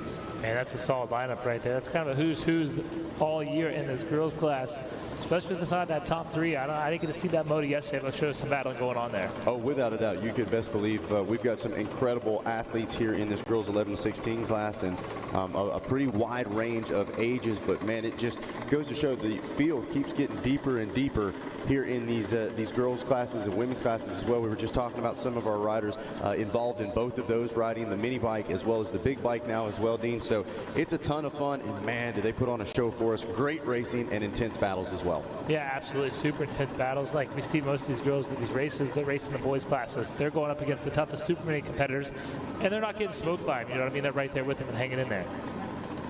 Going to be fun to watch. Touching up just a couple of spots here on the track, like we said, never fully smoothing this thing back out, but just touching up a couple of the high spots. Saw a few sections in those last couple of motos that the track crew decided need a little bit of work, so making sure everything's staying safe and staying raceable as well, Dean. We talked about that, all of the small little track maintenances that we have, little touch-ups here and there. That's to keep this track flowing, to keep it alive, because track can almost break down too much at some point with this intensive racing. Yeah, Zach, you're right, man. I'll tell you, I've been to tracks all across the country, even across the world, but as far as passing goes, there's no other track like Loretta Lynn's. And not just in one spot either. How many different sections of the track have we seen passes on back and forth from the inside, from the outside? Yeah. So we talked about the small changes being made to this Loretta's track here in 2025, a couple of angle changes, some elevation changes. I really love what the track crew has done. I think it has improved the racing, improved the opportunity for lines to make passes on, and really made things fun for us to watch here on Racer TV. Absolutely. It's definitely made it great for racing. And another thing I want to talk about is those ruts. You know, you get this line, it's perfect, it's really good, then you come around one time, there might be a lap there, you might be battling, you got to change your line. That makes it really difficult when you got to change your line. Yeah, it is. It's interesting when we watch some of these motos after they touch up spots, because you still have some lines develop where the line was naturally going, but then the spots have been touched up, and so things start to change a little bit. So this site lab going to be very important for this girls 11 to 16 class. Really figure out, hey, this is where they worked on, this is where they didn't. Kind of make a game plan as well, so that you're not caught off guard in that opening lap. Yeah, talk about that site lap, man. That site lap is a huge opportunity for everybody to get out there and see the lines. And what I would do, you know, of course there'd be the main line, there'd be the best line, and I'd pick 2 to 3 lines. That way, if you did get in that situation where you did come up on a lap rider, you need to make a quick pass, you could do so just by on that site lab checking out those lines. Well, Dean, and we welcome Sophie Phelps in the booth here as well. Both of you athletes that have raced out here multiple times. Is site lab something that you can prepare for, something that you can train for? Dean, I know you train a lot of riders as well. Is that something that you try to familiarize your riders with and say, hey, here's a process that you probably don't do anywhere else around the country, but you need to know how to take in a ton of information in one slow lap? Yeah, for me, like you said, it's a lot of information, a lot of corners out there, and I kind of just not necessarily make a song about it, but make kind of a rhythm like inside, inside, outside, outside, inside. And then you kind of go off that when you go on that opening lap and then eventually establish your lines. Sophie, what's your goal on that side lap? What are you doing? My strategies, yeah. So I do practice them outside of being here at Loretta's. I think that's really important because it kind of, I think the benefit of practicing it is that when you get here, you have that mentality so that you're doing a sight lap and your body and your brain knows I'm going to do a moto after this. So I think that's a beautiful thing to practice. When I'm out there doing the sight lap, honestly, I'm probably not looking, and it depends on the time of the day. Like 10 a.m., we're mostly going to have good lines out there. But my biggest thing, no matter what time of day is, I'm looking for the bad lines. Because generally, I'd say you can probably run most lines across the track pretty well. Unless the track is just, really, really beat up. But with how well prepped our track is here and how the track crew keeps all of the dangerous spots out of there, mostly I'm just looking for any few lines that are going to be an absolute no. So ruts that are way too deep, massive hooks, or if there's a hole coming out of, things like that. Yeah. And then if I know where the bad things are, I kind of just try to avoid those. And other people have different strategies. But. Well, and that's an interesting point that you bring up because we hear riders say all the time, yeah, I went out on my sight lap and I told myself I was going to do this, and then the chaos of the race started, right? I'm caught in the mix. I didn't get the start I needed. That line wasn't open. All of a sudden, my game plan goes, disintegrates in front of me. But you make an interesting point. Rather than trying to figure out where you do need to go, just try to make those big caution areas. Say, hey, avoid this, avoid that. There's probably less of them, and ultimately you're making split-second line decisions anyway during the race. So that's it. That's two very unique approaches to that sight lap. It just goes to show there's multiple ways to go about it, multiple ways to feel as prepared as possible sitting on the line. Yeah, I know another way too, and I've done this before. Go out there and kind of just have some fun, throw some whips, and kind of race through the sight lap also is another strategy that people use. Yeah, and we do. We see some of those riders really, even if it's just for a section at a time, maybe they blitz the King Commandments. Maybe they do sky out the big jumps next to us here at the tower. Kind of some riders really like feeling that flow, getting themselves pumped up as well, getting the adrenaline dumping a little bit, and getting that energy up before the gate drops. Yeah, so get that heart rate going, man. I'll tell you, like the micro classes, a lot of these guys haven't hit these jumps yet. So going on the sight lap, you don't want to jump on the sight lap, but it's better to do it on the sight lap than in the race, you know what I'm saying? Oh, absolutely. You want to be as prepared as possible as our girls 11-16 second moto make their way around. Going to be re-entering the launch pad. Yeah, I think the great thing about Dean's suggestion there is that you kind of get your nerves out of the way because you're just reminding yourself, hey, I'm just out here to ride my dirt bike. Exactly. I do this pretty much every other day. So this is nothing different, and I mean, of course it is different, but you don't want your brain to be thinking, this is different, this is scary. So as we can see these girls cruising up to the starting line and getting prepared, I'm sure their parents or mechanics are getting them all riled up and ready to go. Another thing that my dad was really big on the sight laps, because he knows I tend to take a very long time, he would tell me, get out first and take your time, but don't sit and just stare at every line, because, they say you can't stop rolling, and I don't stop rolling, but I go darn near stopped. So yeah, my dad never liked when I was the last one back because we had less time to set the whole shot device, maybe switch goggles, whatever you need. That's another thing too, man. I got to tell you, something about taking my goggles and putting new goggles on, I didn't really care for it too much. So sometimes I try to keep that same set of goggles on. Me too, yeah. And honestly, if you're doing one lap and it's a sight lap, so you're not racing, you can pretty much avoid a lot of roofs. So I kind of agree with you there on that, Dean. And everyone else has, everyone has different methods of doing it. I think a lot of it depends on how hot it is, too. Yeah. If you're dumping sweat already, I think it's smart to start over with a fresh set. And I know some riders will go to their sight lap maybe with a clear lens or a tinted lens, and I need the clear lens, I need the tinted lens, and they make that change there on the fly, which is pretty cool. That one definitely happens. And then in races where you think it might be muddy, deciding if you want to tear off the roll-offs, things like that. Yep. Exactly, so I that's a have good been little. there. We all have, I think. Yes. Well, here we go. Especially here at Loretta Lynn's. Absolutely. Well, nothing to worry about, at least for right now. No mud in sight. They toss down a little bit of water. The goggles are on. Whatever lens they chose, they got it now. Yep. As two-car getting ready to flip around. And girls 11-16 moto number 2 going to be coming at you here on RacerTV.com. I'm excited for this one as the gate drops. We're off and rolling. Let's see. Great drive from up the inside, but actually a little bit from the wide line. two riders in a drag race into that number 1 spot. Hannah Jamison and Mayla Herrick, 1 and 2. 1 and 2 from moto number 1. Tinley McCoy with a great start on the number 4 as well. Callie Sutton and Skylar Draycott, your top 5. Those are our top riders that are right up there at the top for the most part. So the cool thing about this is that we will likely see some good battles. And they're already ensuing as Hannah Jamison and Mayla Herrick are going through those 10 commandments and into the corners following. Man, look at that side by side almost. One on the inside, one on the far outside. They're going to crisscross back across one another. Looks like Jameson still has the lead as of right now, almost coming together as they launch back into Storyland. Jameson and Herrick going at it. Yeah, I've been watching these girls race quite a bit lately, and I'll tell you what, neither one of them wants to lose, and every one of them wants to win.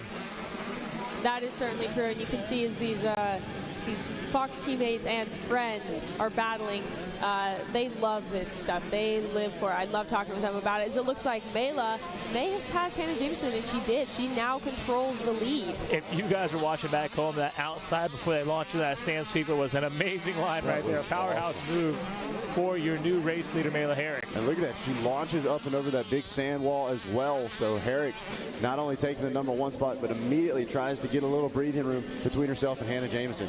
Launches the progressive launch as well. Wow. Wow, yeah, for those not watching, that was Mayla Herrick over, we call it sometimes the sand quad, big sand double, whatever we call it, into the beach area on her Supermini, and that was a big jump. Definitely impressive riding there by our new race leader, Mayla Herrick. As she checks in across the line, Hannah Jamison going to move back into that second place position, but Jamison is pushing hard. And we got another battle here. One of our riders crossing some ruts right there. Looks like the number 11 possibly. Yep. Yes, yeah, and that is Maddie Casimir, who is now jumped up into the 3rd position. Or, man, a crash. Hard to be 5th. Right there behind Casimir. Who was that she was battling with? That might have been Skylar Draycott. Oh, actually getting a little off balance and going off the track there by that tunnel. And that is a tough spot to be caught at as well up against that annual, but we move our way back to the front. Tinley McCoy still does check into the number 3 spot. Callie Sutton in 4th.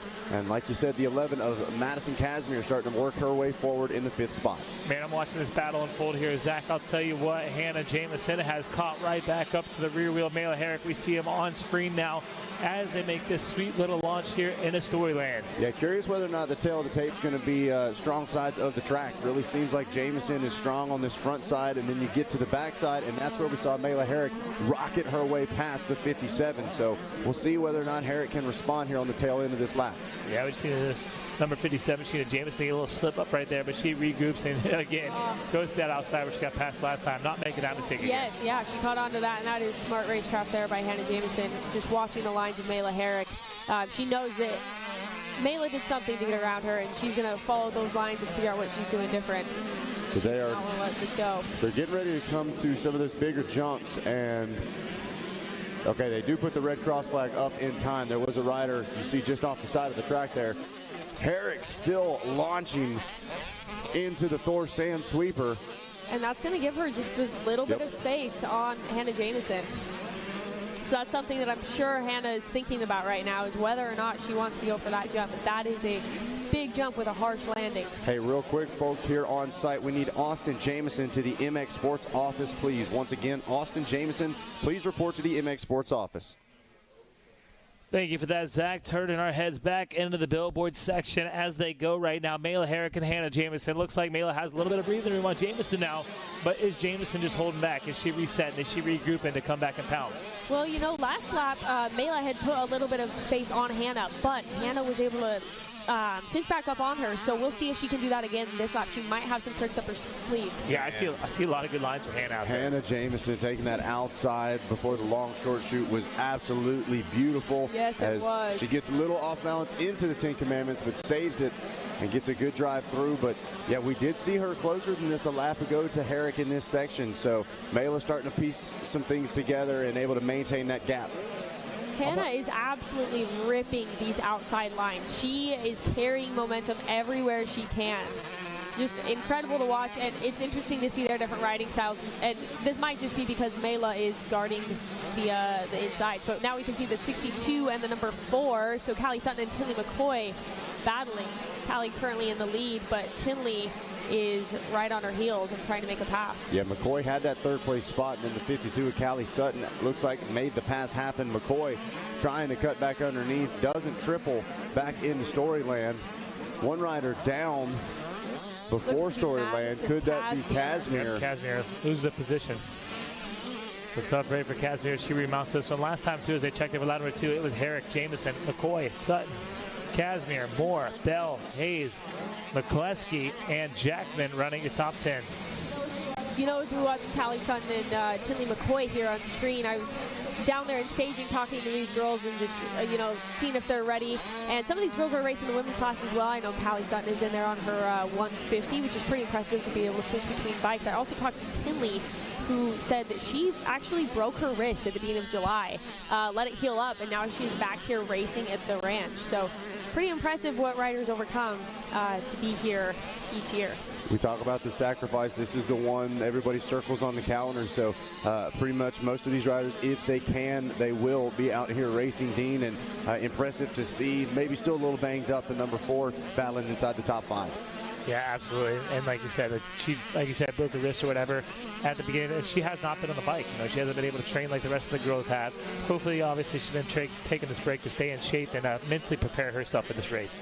Agreed, yeah. Now we see, as these girls come around the finish line, the leaders, we see that Mela Herrick put down a 1:59 lap time. That's the first one underneath 2 minutes here in the girls' class. So these girls are absolutely moving, but she put a little bit of time on Hannah Jamison, who just did a 2:02 lap time. Yeah, Herrick is riding this race track like she's mad at it. She's so aggressive through some of these sections. It's so impressive to watch.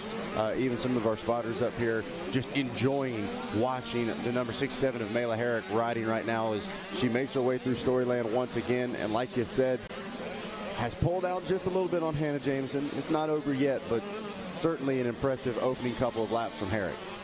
Impressive is the right word to use. These girls are absolutely incredible, and their form is near immaculate. I mean, watching them is awesome.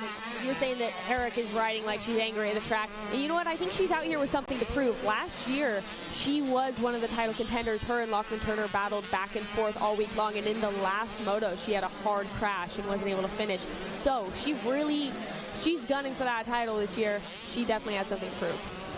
Herrick does decide to scrub off the big launch into the Thor Sand Sweeper, so maybe getting told on the pit board, hey, want to make sure we don't fold a wheel up as well. She had some really hard landings there, but definitely did help her open that gap up just a little bit as well.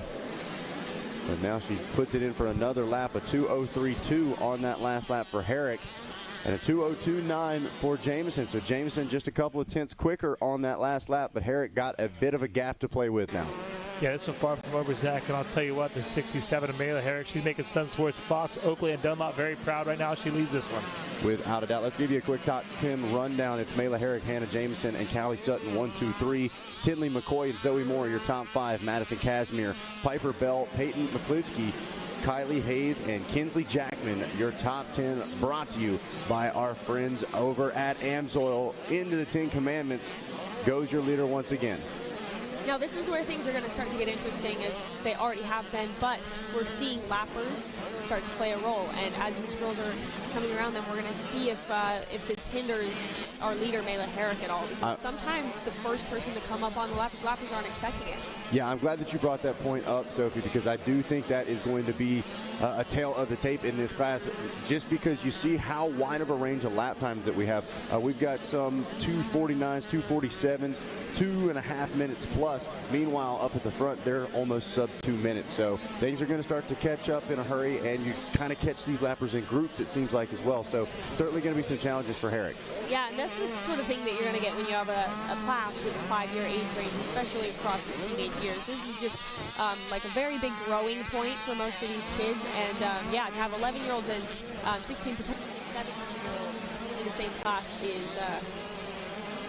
there's definitely going to be a speed gap. So luckily these girls are smart riders, as we see our leader Mela Herrick try and go for that massive sand jump again. A little bit of a, well, maybe more than a little bit of a case there for Mela. Yeah, I was watching the wall jump out of that. She came out of that sand sweep, went to the inside, and still able to launch that thing out of the inside. So very impressive, aggressive riding for our leader, number 67, Mela Herrick. But I'll tell you what, Hannah Jamison, she has a point to prove right now. What kind of lap time is she going to do as she comes in and checks in the time and scoring line behind Mela Herrick? She's like almost, I'd say, a half second faster that time around. But the clock is really starting to expire here. Yeah, once again, a few tenths faster, but the 2-lap card is out now, Dean. So into the closing stages of this girls 11 to 16 moto as Herrick trying to bring it home. And she's got more than a couple of tenths on Hannah Jamison right now, so she can kind of just maintain. She doesn't need to override. Meanwhile, Hannah Jamison, you can tell, is wide open. Got that gas absolutely pinned. All right, I'll let you guys cover this. I'm going to head out to the podium.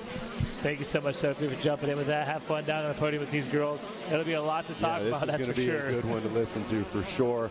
As there you see your leader slicing her way through lap traffic. Got to be so careful to pick those lines. So difficult trying to predict what other riders are going to do. You see those blue flags waving. Oh, Jamison still launches the triple. Yeah, you can't let up. That's awesome. With Hannah Jamison following, you can't let up. Mela Herrick, she's got to push it all the way down to the end. Like you had said, she has some comfort, but she definitely can't slow down. Well, and they're still in the same camera shot. This is far from over. I think Jamison is starting to reel her in. The question is it going to be too little too late? They make their way into that Rocky Mountain ATV and Sand Sweeper. There are some heavy lap riders in front of them. This could tighten things up, Dean. Yeah. We may have a last lap battle on our hands once again. I just seen Herrick. She had no choice. She had to dive in right behind those lap riders, so I'm not sure if it cost her any time or not, but I'm sure we'll see it here as they get ready to make their way up over the progressive launch. Well, we've talked about this before as well. This could force a mistake from your leader. She's taking different lines, still launching into the sweeper. She's keeping that line for sure. And something about that line that I want to tell you, I'll talk to you about, like, it's huge. You might gain a little time. You might not even gain time, but the amount of time you're able to breathe when you're up there in the air really pays dividends for this long moto. Yeah, I definitely think it's something that she's clearly committed to doing lap after lap, and she's only going to have to do it one more time as the white flag is waving. Dean, Mela Herrick, 1 lap to go. She dropped it down to a 2:03.3. How about Hannah Jamison, a 2:02.7? I told you, man, she's coming for it. She knows this is it. This is not give up. We aren't throwing that white flag up to give up. We're throwing that white flag to push, press hard right now because you have one more opportunity to make it happen, and here she goes. Hannah Jamison is on the prowl. Here we go. Mela Herrick making her way towards that long short shoot. She's got a couple of lap riders in front of her as they head towards the 10 Commandments. Jamison stalking behind her, but just not quite close enough to show her a wheel. And here goes to the outside. It is Jamison going outside. Maybe she's going to try a little different rhythm. No, she doesn't. She's got to double through there as Herrick gets the triple out. She went to the inside where you got a single and then triple out to make it a perfect 10 rhythm. Oh, Jamison maybe going to be hung up just a little bit on that outside after the 10 Commandments. Herrick really nailed that section. Yeah, that makes it tough. When the rider in front of you really hammers the section good, makes it good. It almost puts the pressure on you as you enter the section. Like, oh, man, she hit it so good. Well, just like Sophie was talking about, Jamison absolutely railing these outsides, but she's taking a significantly longer distance around the track. Herrick, maybe a little hang up here and there in these insides, but she's chopping off so much time on the track by shortening it up. Really seems like that's played into her advantage as we get towards the last half of the lap. Yeah, it looks like Mela's actually stretched out a little bit, like you said. Maybe Hannah got caught up behind some of those lap riders. But here they come one more time through the middle of the racetrack here. They'll be making their way by the tower. They'll be buzzing the tower on the progressive launch. Yeah, we'll see. Herrick's got a couple of riders in front of her. May scrub this thing off this time around. Let's see. And she does. Plays it safe. Wants to bring this thing home. Jamison still giving it everything she's got as they make their way through the Thor Sand Sweeper for the final time into the Bermuda Triangle. And this sets up an awesome third moto as 1 and 2 going to trade positions. Mela Herrick grabs the second moto win here in girls 11 and 16. A fantastic ride from Hannah Jamison as well, crossing the line in the number 2 spot. Looks like Callie Sutton going to keep it consistent as well, finishing in that third place position. Yeah, I'll tell you what, Zach, this was a statement mode for Mela Herrick. Absolutely. You know, going to this, we didn't really know who's who, who's going to do what, but Mela Herrick is showing you she is going to be a tough competitor going into that third and final moto. Yeah, it all comes down to that third moto now. This is going to be fun to watch. The consistency is there. Clearly, both of those girls in great shape and more than capable of taking it all the way down through the line. All right, your top 10 rundown here as they're making their way across the line. These girls able to separate themselves from the rest of the pack, that's for sure. So we're looking at Mayla Herrick with the win on the number 67. Number 57, Hannah Jameson's got to finish up in the number 2 position. And third, we got the 52 of Callie Sutton. And fourth, the number 4 of Timna McCoy. Fifth is the 63 of Zoe Moore. Seventh, we got Madison Casimir. Eighth place, Kinsley Jackman. Ninth place, making some moves there at the end of that one. It's going to be Mary Denny. And rounding out your top 10, it's going to be Kylie Hayes. Taking a look at the backside of the top 20, Peyton McCluskey in the number 11 spot, Leighton Dalebout in 12.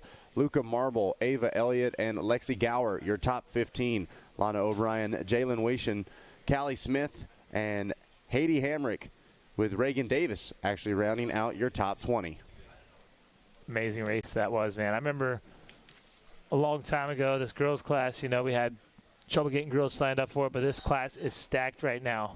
Well, and it's not just participation. It is incredible athleticism. Racing, I mean, that racing I would put up against any of the 85 mini-senior super mini classes any day of the week. And Herrick, I think one of the only mini bike riders that we saw consistently launching that progressive launch into the Thor Sand Sweeper. I can't wait to hear about it. And let's get ready to do just that as we're going to send things down to Sophie Phelps standing by at the podium.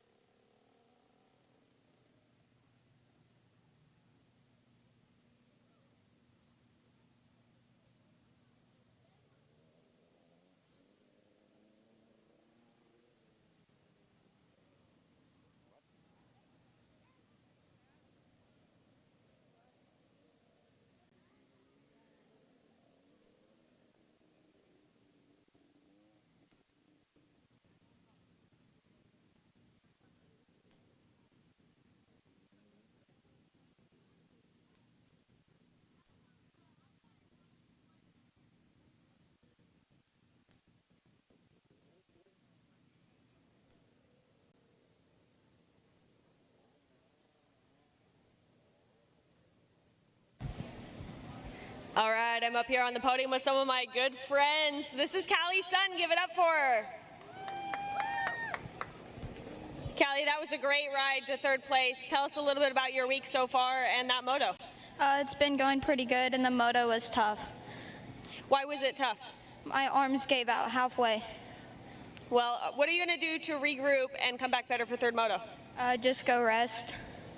That's a good plan. Who would you like to thank? My mom, my dad, Watts Perfection, Moto Speed Factory, Worshner, Moto C, Scholes, Pirelli, Dirt Lab, and everyone else. Callie Sutton, everyone. Third place in Moto 2 of girls 11 to 16.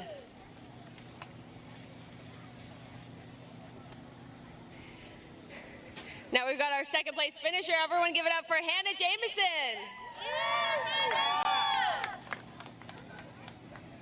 Hannah, that was a very exciting moto to watch, as was the first one. Talk us through that moto and what you're going to do to come back swinging for the third moto. I got a really good start. I made a mistake in the back. Oh, the echo's messing with me. And she got around me, and then she was hucking the quad. I hate the echo. Yeah, I did not want to do that. And yeah, it was a good ride. Dude, I do not. Just focus on what you're saying. And who would you like to thank? My mom, my dad, Fox, Matt Moore,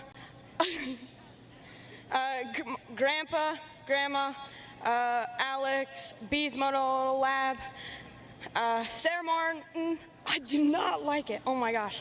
Bees Moto Lab, FMF Joel, Guts, Tamer, T-Rex, my brother, and everyone else. Thank you. Hannah Jamieson, everyone.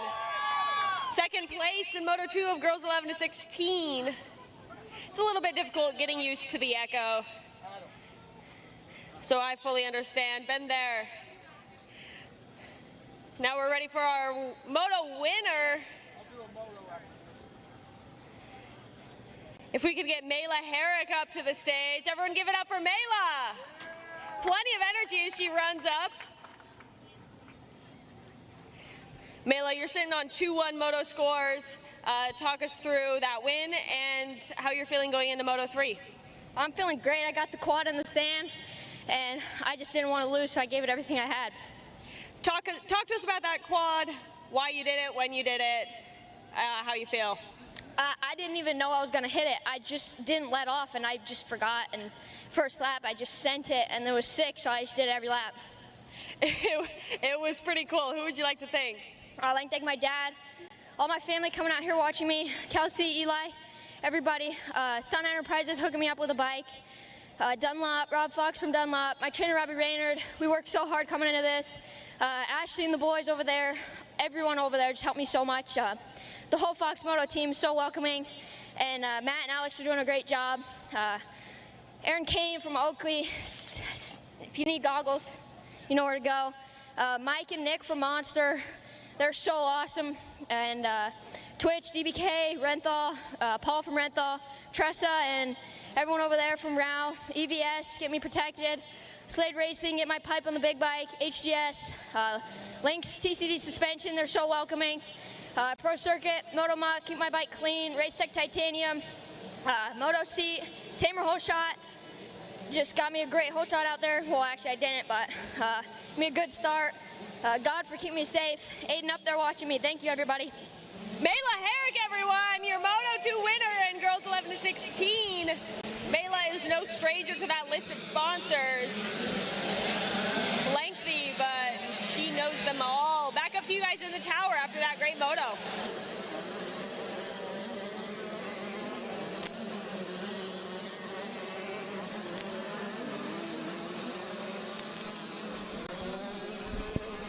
All right, thank you so much, Sophie, down there on the podium. Now we're going to bring you the top 10 here in this one.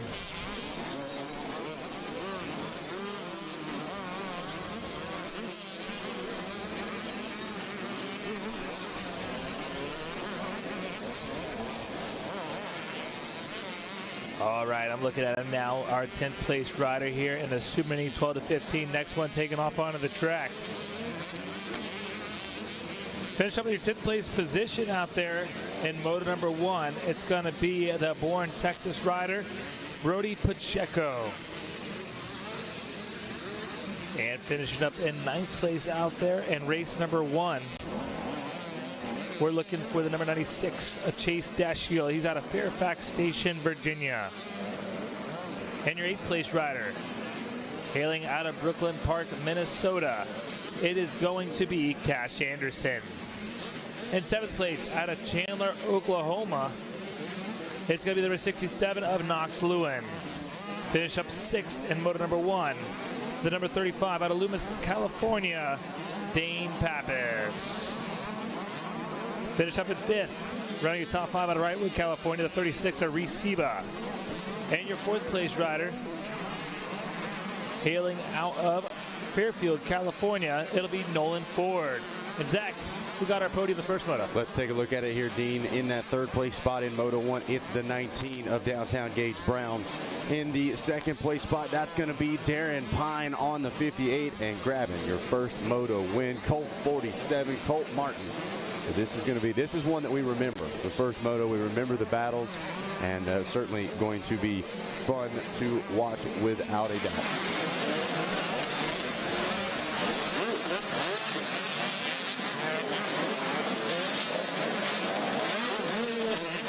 All right, we got them racked up and stacked up. And you know what? This girls 11 to 16. These girls are on Super Minis. I thought it was a good moto, but now we're going to get the legitimate Super Mini class. We've seen a great moto number 1. I can't wait to see moto number 2 here. Colt Martin, obviously, a force to be reckoned with on his Roostem X FXR Oakley Alpine Star ride. Your 2nd place competitor, also a solid ride for him, Darren Pine. We know him as Pine Time on his Gas JM Racing Mended MX 100% ride. And your 3rd place rider, that's going to be Downtown Gage Brown. He's out of Cypress, Texas on his 7 JM Racing Pro Taper Trick Motorsports ride. So those top 3 are the ones to watch here in the moto number 2. Or so we think, Dean. That's the beauty of it. In these second motos, we could have somebody else flash up. I mean, we talk about your entire top 5. Reese Seba, a name we're certainly familiar with, as is Nolan Ford. And so these guys off the box in Moto 1, we know that's not where they want to be. But if they want a chance at an overall podium, potentially an overall title, they have to perform here in these second motos. We talk a lot about the pressure. Oh, the pressure of the first motos, the pressure of the final moto. But I think these second motos kind of have a hidden pressure all their own, where this is sort of the make or break. If you want to keep those title hopes alive, or you want to make your statement and kind of start to really secure that title, it comes down to performance in these second motos. Yeah, I know these guys, they train a lot. They know how to withstand the pressure, but you got to have a little bit of pressure going in with the first, second, or third place finish in Moto number 1. Can you back it up here in Moto number 2? And that's what we're about to see on the racetrack, Zach. So watching right now our final few riders getting put back into the gate, going to get those whole shot devices set and going to get ready for 20+2. A beautiful day here today in Hurricane Mills, Dean. A little lighter conditions as far as the brutal heat. Got a bit of a breeze rolling our way through here as well, but the action on track is still absolutely red hot. Oh, tough break for one rider, looking like having some issues on that sighting lap and pushing the machine back towards the exit of the track. That is a heartbreak for that rider, as now we get ready to put our 2-minute card up in the air. One of our on-track apprentices helping us out with that. You know, I've done that before, doing that 2 card. It's not as easy as it looks, I'll tell you. Were you get a little hip into it? What were you? I did. You got to sway the hips, yeah. Yep. I mean, if you're going up to the 2 card, you got to sway the hips. It's part of the game. Did Monster ask for the outfit back, or I couldn't give it back. Saving it for Halloween? Yeah, I get it. I get it. You got to try it on once a year. That's my full time. Hey, you got to try it on once a year just to make sure it still fits. I get it. Here we go now, pointing down the lineup. And like you said, I think that rider already had exited the gate, exited the track, so I don't think we'll have a 2-minute hold. I think we'll be ready to go here. And the Super Mini 1, 12-15. A lot of heavy hitters in this one, Zach. We talked about it. We'll talk about it again over and over. This Super Mini class is highly contested. We see lap times yesterday almost the same as the 450 rider, so I can't wait to see what we got here in this one. Yeah, like you said, there are names I think we're just as familiar with as we are in some of our B-class rides. We did look like had a brief hold, so possibly still the 2-minute hold up in the air. I know they're pushing a rider back towards the line. Can't imagine that's what they're waiting on, so maybe. Oh, there it is. Getting pulled off the track right now. Yep. We had that one rider have some issues on the sight lap. I believe that might have been Tiago Gross on the 74. Oh, man. If you're Gross's family at home, we'll wait to confirm that, but believe that was the number plate that I saw pass by, and it's tough luck right there. Unfortunately, sometimes we talk about the luck aspect of Loretta's as well. Sometimes things just don't go your way. Maybe it's something simple. We got a 2-minute hold. They might be able to switch the parts down there on the starting line and get it going here. Oh, we've seen that too, Dean. You talk about starting line chaos. We've had people helping other people, multiple dads and mechanics opening up the tool chests, everybody trying to help get these riders out to do what they can here at Loretta's. Let's see that rider. It does look like he's making his way back to the line. Yep, hit him in his gate. He had a decent gate pick, obviously, where he's at, about 4 or 5 outside the box right there. And we've seen that was right around where I believe Herrick was at in that last moto when she got the whole shot. So this is going to be interesting. And we've seen riders with issues on the sight lap turn that into a whole shot as well, Dean. It does kind of give you that adrenaline dump already. Yeah. Your heart rate's up. Your heart rate, yeah, that's where it's at. You're just locked in basically at that point. So let's see. As we turn the 2 to a 1 and get ready to turn it sideways, we're going to go rocking and racing with Super Mini 1, 12-15, Moto number 2. And they're off in this one, Zach. Looks like a good start for a good jump for one of the riders way to the inside, but quickly to be closed off as the momentum from that middle outside goes through that first turn. And it sets them up to the inside here. They launched a single into it. Looks like Dane Pappas, Drew Marson, Timothy Scott early in this one. Man, got to give a shout out to Drew Marson battling for the lead right now from that far inside gate. We saw a great launch off of the start, but Dane Pappas credited with the early race lead as they make their way into the 10 Commandments here on lap number 1. Yeah, great start for all these guys going through the commandments. I've seen. I'll thank the 55 of Cash Anderson up in the mix as well. Here they go, making the way. They're going to go to the right. They're going to go to the left and jump this triple into the storyland. All right, let's find out if it's a fairy tale or a scary story to tell in the dark as Pappas launches his way back towards the inside. Marson, Scott, and McAllister getting into the mix as well. I tell you who we haven't seen yet, Dean, is our early racer, our first moto podium riders, Colt Martin. Do not even see him in the top 10 off of that start. That's who we got right there. He's on the 47. Looks like he's in about that 4th or 5th place position right now, so make some quick moves. Battling out with the number 67 right there. We see Knox Lewin. Yeah, you can tell Colt Martin knows he needs to get towards the front right now. Already made a handful of passes as he's got a good group of riders just in front of him. Try to make as many passes as you can here with the group still bunched up. I wonder what kind of pressure these boys get put on them when they know that Mela Herrick hit this progressive launch every single lap. With whether or not we would start to see any of our Super Mini riders skying out the progressive launch. Because like we said, it is a hard hit, but I do think it helped Herrick a little bit. She carried a bit more speed through there. So yeah, let's see as now Dane Pappas and Drew Marson continue as the 67 of Knox Lewin now getting into the fight. He's actually bringing the fight for the lead of Dane Pappas. And he's carrying number 47 of Colt Martin with him. He's right there on his back right now as they make their way out of the mechanics area. Sweeping around, we're watching number 35 of Dane Pappas, your leader, getting all kinds of pressure behind him. They're all over him right now. How are they going to do this? Man, Pappas riding like a man possessed right now. Swings that outside, going to go two.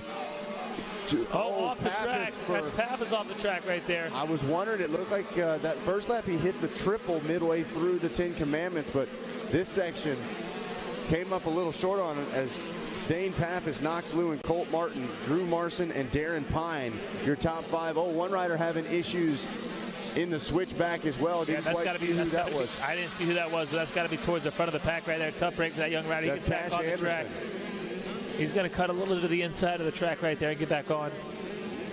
So Cash Anderson going down, getting back off and rolling. Now we flash back to the front where I believe it is still Dane Pappas out front leading the way. Knox Lewin bringing the fight to him. And problems for the 30 of Drew Marson. Man, mistakes happen early in this one, I'll tell you that. And that is so deflating as well. He was in such a good spot in this moto as our leaders get ready to buzz by us here at the tower.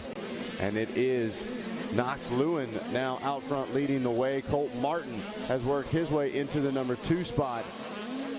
And I'll tell you, that's who I do not want right behind me. I don't want Colt Martin breathing down my neck. Tough break, what looks like the number 74 pushing here to the side of the track. I believe that was a rider who had some issues on the starting line getting his bike running. That would be TT Tiago Gross. I think you're right on that one all along. Man, that is a tough break for Gross. Did what he could to try to line up, but unfortunately going to have to call it a day here in this moto. Man, huge shout out for your leader, the number 67 machine, doing an amazing job. That's Knox Lewin. Martin has got there, but since he's got there, he hasn't really been able to close the gap on our leader right now, and he's actually feeling pressure by our 3rd place rider, Darren Pine, and that's another rider you don't want behind you. You don't want Darren Pine behind you. I was about to say, Martin is ping-ponging back and forth between offense and defense. Lewin, Martin, Pine, 1, 2, and 3. Whoa, using every inch of the track was Lewin right there. I thought he was going to catch an edge on the side of the track. Let's see Pine doubling his way all the way through as well. Thought he was going to try to seat mount one of those triples.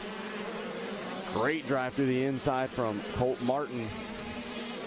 Lewin, though, doing what he can to stay out in front of Martin. Oh, Martin makes a little mistake right there. Yeah, that inside's getting a hook in it, Dean. Yeah, absolutely. It's still not enough of a mistake, though, for our 3rd place rider, Darren Pine, to capitalize. And I'll tell you what, this is a good moto because Wes Kane, he's right there. He's watching. He's checking it out. He wants to see what's going on. He is locked into that window, and I don't blame him a bit. Through story time they go. And look at this, almost side by side. Colt Martin trying to pull up along Knox Lewin as they make their way to the Rocky Mountain sand section once again. Oh, it's looking like Rocky Mountains right now as you see him carrying the front wheel through there. Martin got this inside line. Can he thread the needle? No, he cannot. But almost putting the wheel in there on the number 67 machine of Knox Lewin. Lewin psyched him out, flashed the inside line to him, and then slammed the door in his face as now he glances over. Colt Martin trying to slingshot around the outside. They're almost side by side into the Thor Sand sweeper. What can Martin do now through this sweeper? Can he get this outside and dive into the inside on Lewin? Lewin taking that right side. He's got some momentum going on to the inside here. From right to left goes the 67. through the finish line section to go. I can't wait to see what the lap times are as they make their way through. What do you see, Zach? Taking a look, waiting for time and scoring a 158.8 on that last lap, a 158.1 for Colt Martin. So Martin, the man on the charge right now. Lewin just hanging on for dear life. You can see how hard he was pushing into that corner around the billboards. Look at the line selection from these guys. All three of those riders taking different lines, swapping back and forth, as Lewin has responded, at least for the moment, to the pressure of Colt Martin. And Darren Pine trying to re-enter this jet and get in the mix. Look at how close they are through the 10 Commandments. Zach, sorry to interrupt, but the way that Colt Martin just jumped into that inside behind your race leader was super impressive. Oh no, he goes to the outside. Pine follows your leader to the inside. Darren Pine, it might be Pine time. Wow, what a move from Darren Pine. Actually launched off one of the braking bumps into the inside of that corner. Thought he had the pass made, but not quite able to do it. Man, Colt Martin slams the door on Darren Pine through the backside of Storyland.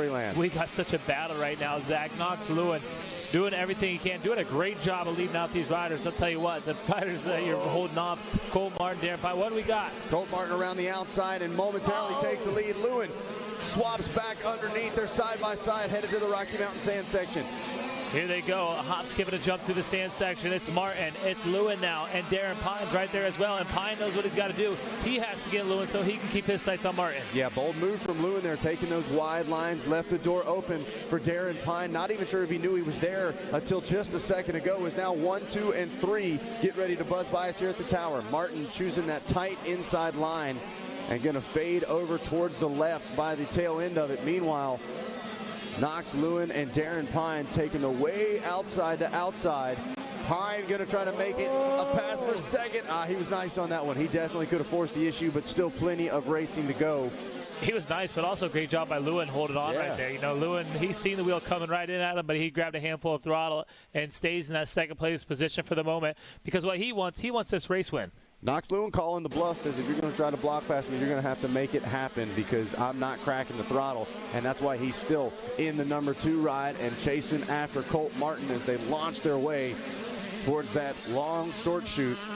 Pine slices back underneath. You can tell how hard he is trying to not follow. And Darren Pine, I thought he was going to go get the inside right there, get a drive, get a power move, but watch right here. He's going to go to the outside. He's going to go double triple. He does go double triple, so he's going to reel right back up on Lewin. He's got this outside line dialed in out here. Watch him try to launch towards this inside. Pulls up right next to Knox Lewin. Good job. He followed him right there. He's been losing a lot of time going to the middle outside. He's going to follow him that time and stay right on the rear wheel of Knox Lewin. Here they go up around that right-hander into the backside of Storyland, the farthest point of the racetrack for us up here in the tower. Man, and the battle for the number 2 ride is still right at the rear wheel of your leader. Darren Pine's made the move as we've seen Lewin slip out a little bit coming out of that corner. Pine makes it happen. And look at this, Lewin once again cuts back towards the inside right there. As Colt Martin and now Darren Pine, 1 and 2, Knox Lewin still right there. Knox trying these outsides after the sand section. Yeah, he's definitely putting them together right now. Getting ready to buzz us here in the tower.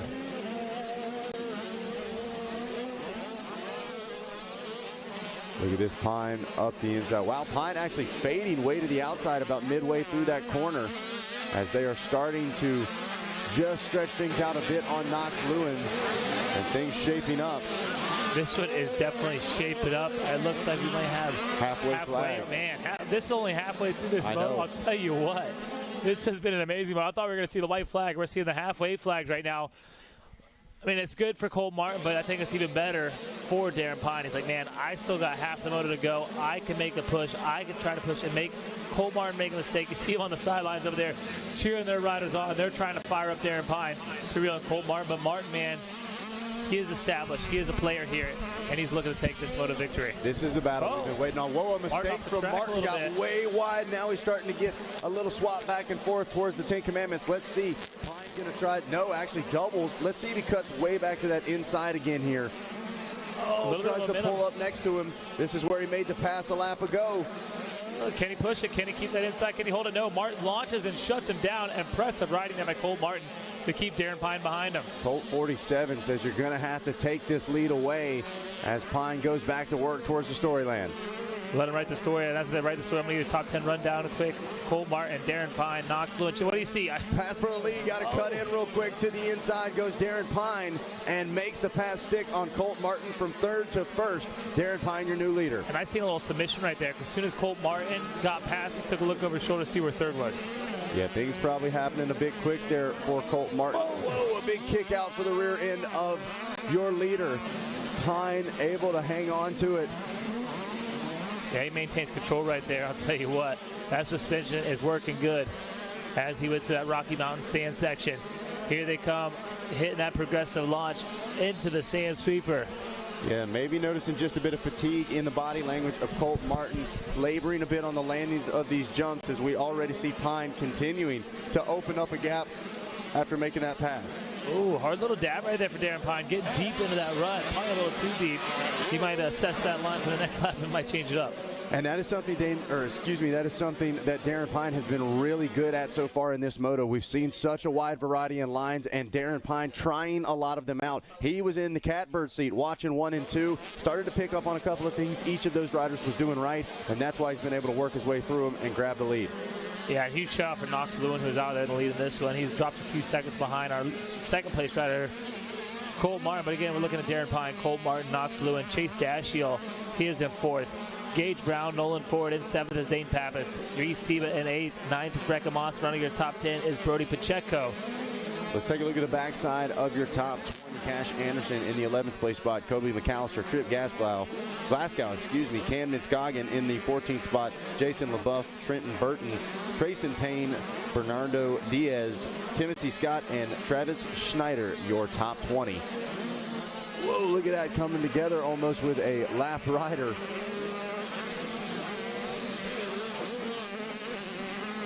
As we can officially call off the search party, Kevin Kelly is okay. Mega, take a breath wherever you are. Never mind, he threw away the pancakes.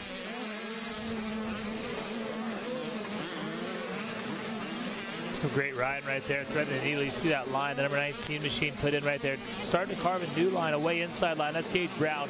And Brown, I'll tell you what, just like Darren Pine, they know how to find the lines out there. Well, that's one of the things that I love about these super mini classes is these guys are in shape and have the race ability to start moving forward midway through the moto. Like we said, we felt like we were ready for a white flag. For a couple of these riders, they're waiting to see the other competition wave a white flag as they start to pick their way through the pack. So they're wanting them to give up. Exactly. You're trying to break them, and you can tell. We even talked about that with Colt Martin. It seemed like when that pass was made, the wind was taken out of his sails, and seems like he is not given up by any means, but just doesn't quite have that same level of fight as your leader out front continues to try to pull away. Yeah, and he's doing just that. He is pulling away right now for the rest of the competition. We're looking at it now on timing and scoring at 1:58 for Darren Pine. Got about a 4-second lead over Colt Martin. Martin at a 2 flat. Knox Lewin 8 seconds back. He is running to 2:04 to 1:58 for Nolan Ford. So that's the one to watch, Zach. Can Nolan Ford get around Knox Lewin and put himself on the podium before it's over? Yeah, that is definitely the one on our radar for the moment is the 44 as Ford continues to turn sub 2-minute lap times late into this race. And we'll try to pick up with the number 44 machine of Nolan Ford. There is Gage Brown and Dashiell we were just watching. I see it right here through the commandments. I believe that's who we're watching right there. Think so. Yep, great job from our Racer TV crew picking up this battle as the 67 and the 44, they're going at it. They're wheel to wheel now. Exactly. I think he woke up the number 67 and Knox Lewin. Lewin was out there in the lead. You know, I don't know if he got a little tired or not. We don't know. But he is reset. He is going to push hard and stay in front of the number 44, Nolan Ford. But Ford, he is pressing the needle right now and trying to thread it right there to the inside. Can he do it? No, just a little bit short. But I'll tell you what, Lewin knows he's there. Look at this. It's not over yet as they make their way out of Storyland. What's Ford going to do? Will he cut back underneath? Outside's been good. We've seen it. Chad Reed is up there. He's like, well, that's a good line. I think he just upshifted going into that corner. Absolutely railed it and made the pass while he was at it. So now Nolan Ford picks up another spot. And I believe he's going to put himself on the podium with that one. Yeah, absolutely. That'll put him in third right there and put Lewin back into that 4th place position. So back to your battle for that third spot as they get ready to buzz by Cindy Tower. Look at that, Nolan Ford. He's doing the progressive launch, taking a note out of Mela Herrick's book. Says, man, she was doing that lap after lap. I think I can sky it a few times if I need to.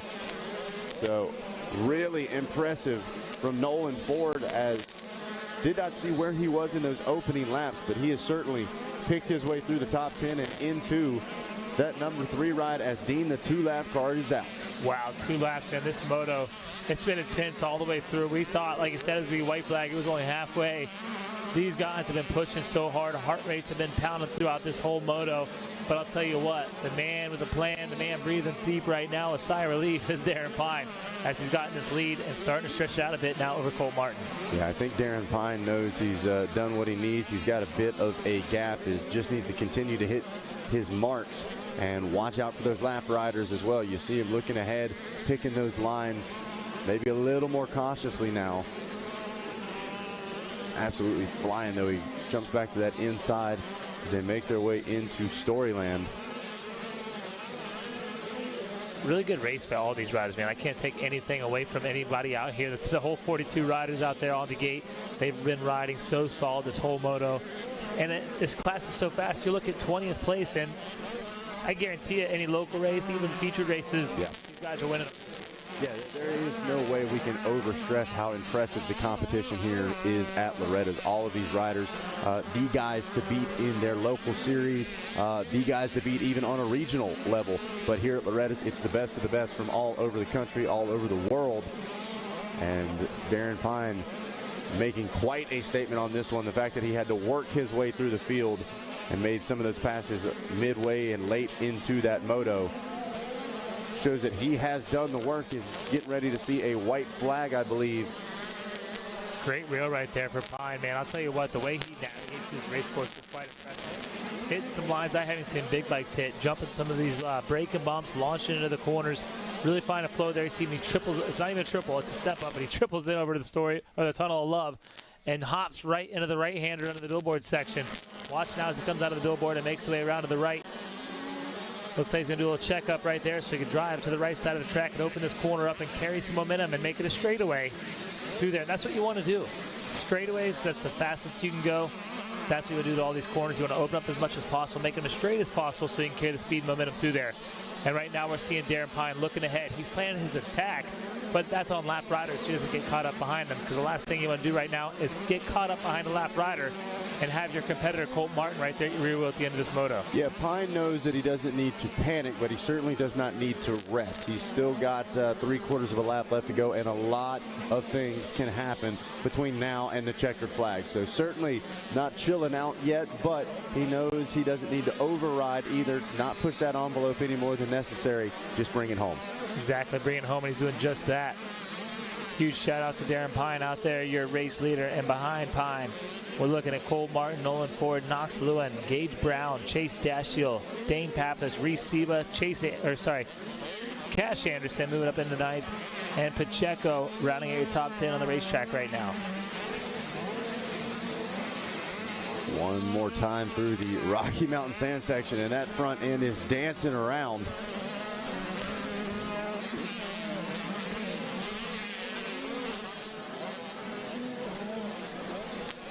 One more time by us here in the tower. Gonna scrub this thing off. Just try to bring it home. And here he comes one last time to that Thor Parks Unlimited Sand Sweeper. The 50. Hey, you know what time it is, Zach? What time is it? It's Pine time. Pine time, baby. One more time through the Bermuda Triangle. And Darren Pine works his way to that #1 ride. What a solid finish.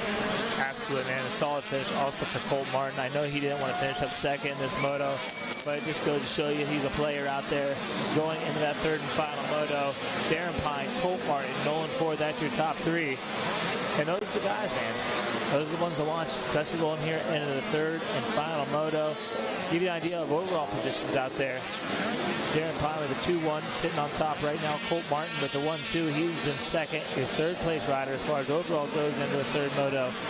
is Nolan Ford with the 4-3. 3-5 for Gage Brown, so just a point off for him. Knox Lewin's going to go 7-4. Going to be sitting in 5th right now, but what's important right now is on the racetrack, what they're doing this moto, the current position. Darren Pine, Colt Martin, Nolan Ford, that's your top 3. The 67 Knox Lewin in 4th. And 5th, the number 19 of Gage Brown, Chase Dashiell 6th. 7th, Dane Pappas. And 8th, it is the number 36 of Reese Seba. And it looks like coming in 9th after a little mistake out there on the racetrack is going to be the number 55 of Cash Anderson. And running your top 10, the number 85 of Pacheco. All right, well, we are going to give our riders just a moment to cool off, grab a drink of water, and then they are going to get ready to chat it up on the podium. Tell us about that incredible Super Mini 1 second moto.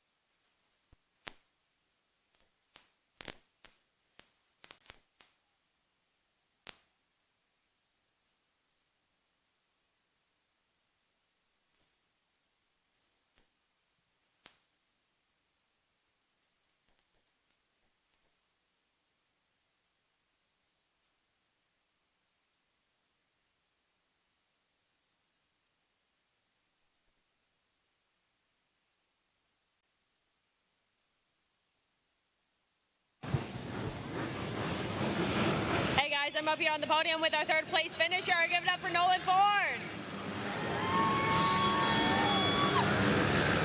Nolan, it looks like you had to work through the pack to get up to this 3rd place position. Will you tell us about that in your moto? Yeah, I was like back of the pack start. My worst start all week. I crossed the finish line in 14th, and I wanted it. I pushed my way up to 3rd and just rode smooth from there. You did an awesome job. Who would you like to thank?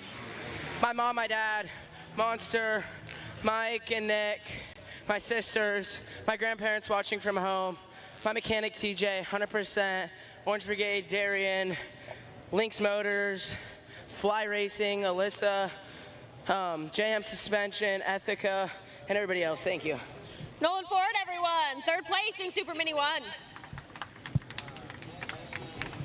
Now if we could get our silver medalist up here. Everyone give it up for Colt Martin.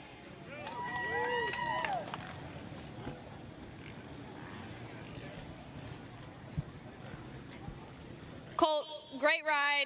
We see you're sitting on 1-2 moto finishes. What are you going to do different in preparation for this 3rd moto so you can end up on the top step of the podium? Well, get a better start. Starts suck right now. The first moto I did was really good, but just wasn't that great, that one. Gotta be a little bit better. I was out front past Knox, and then Darren, I knew I could feel him behind me, and when he got by, I knew he was a little bit quicker, so I just kind of settled a little bit, tried to follow his lines, and he was just ripping, so I just kind of settled to get 2nd because, you know, just didn't want to crash and ruin my championship, so yeah. Who would you like to thank? I'll thank my mom, my dad, my brother, Chris and Weston for coming to help and watch. My pawpaw, my TT, my little cousin Rowan.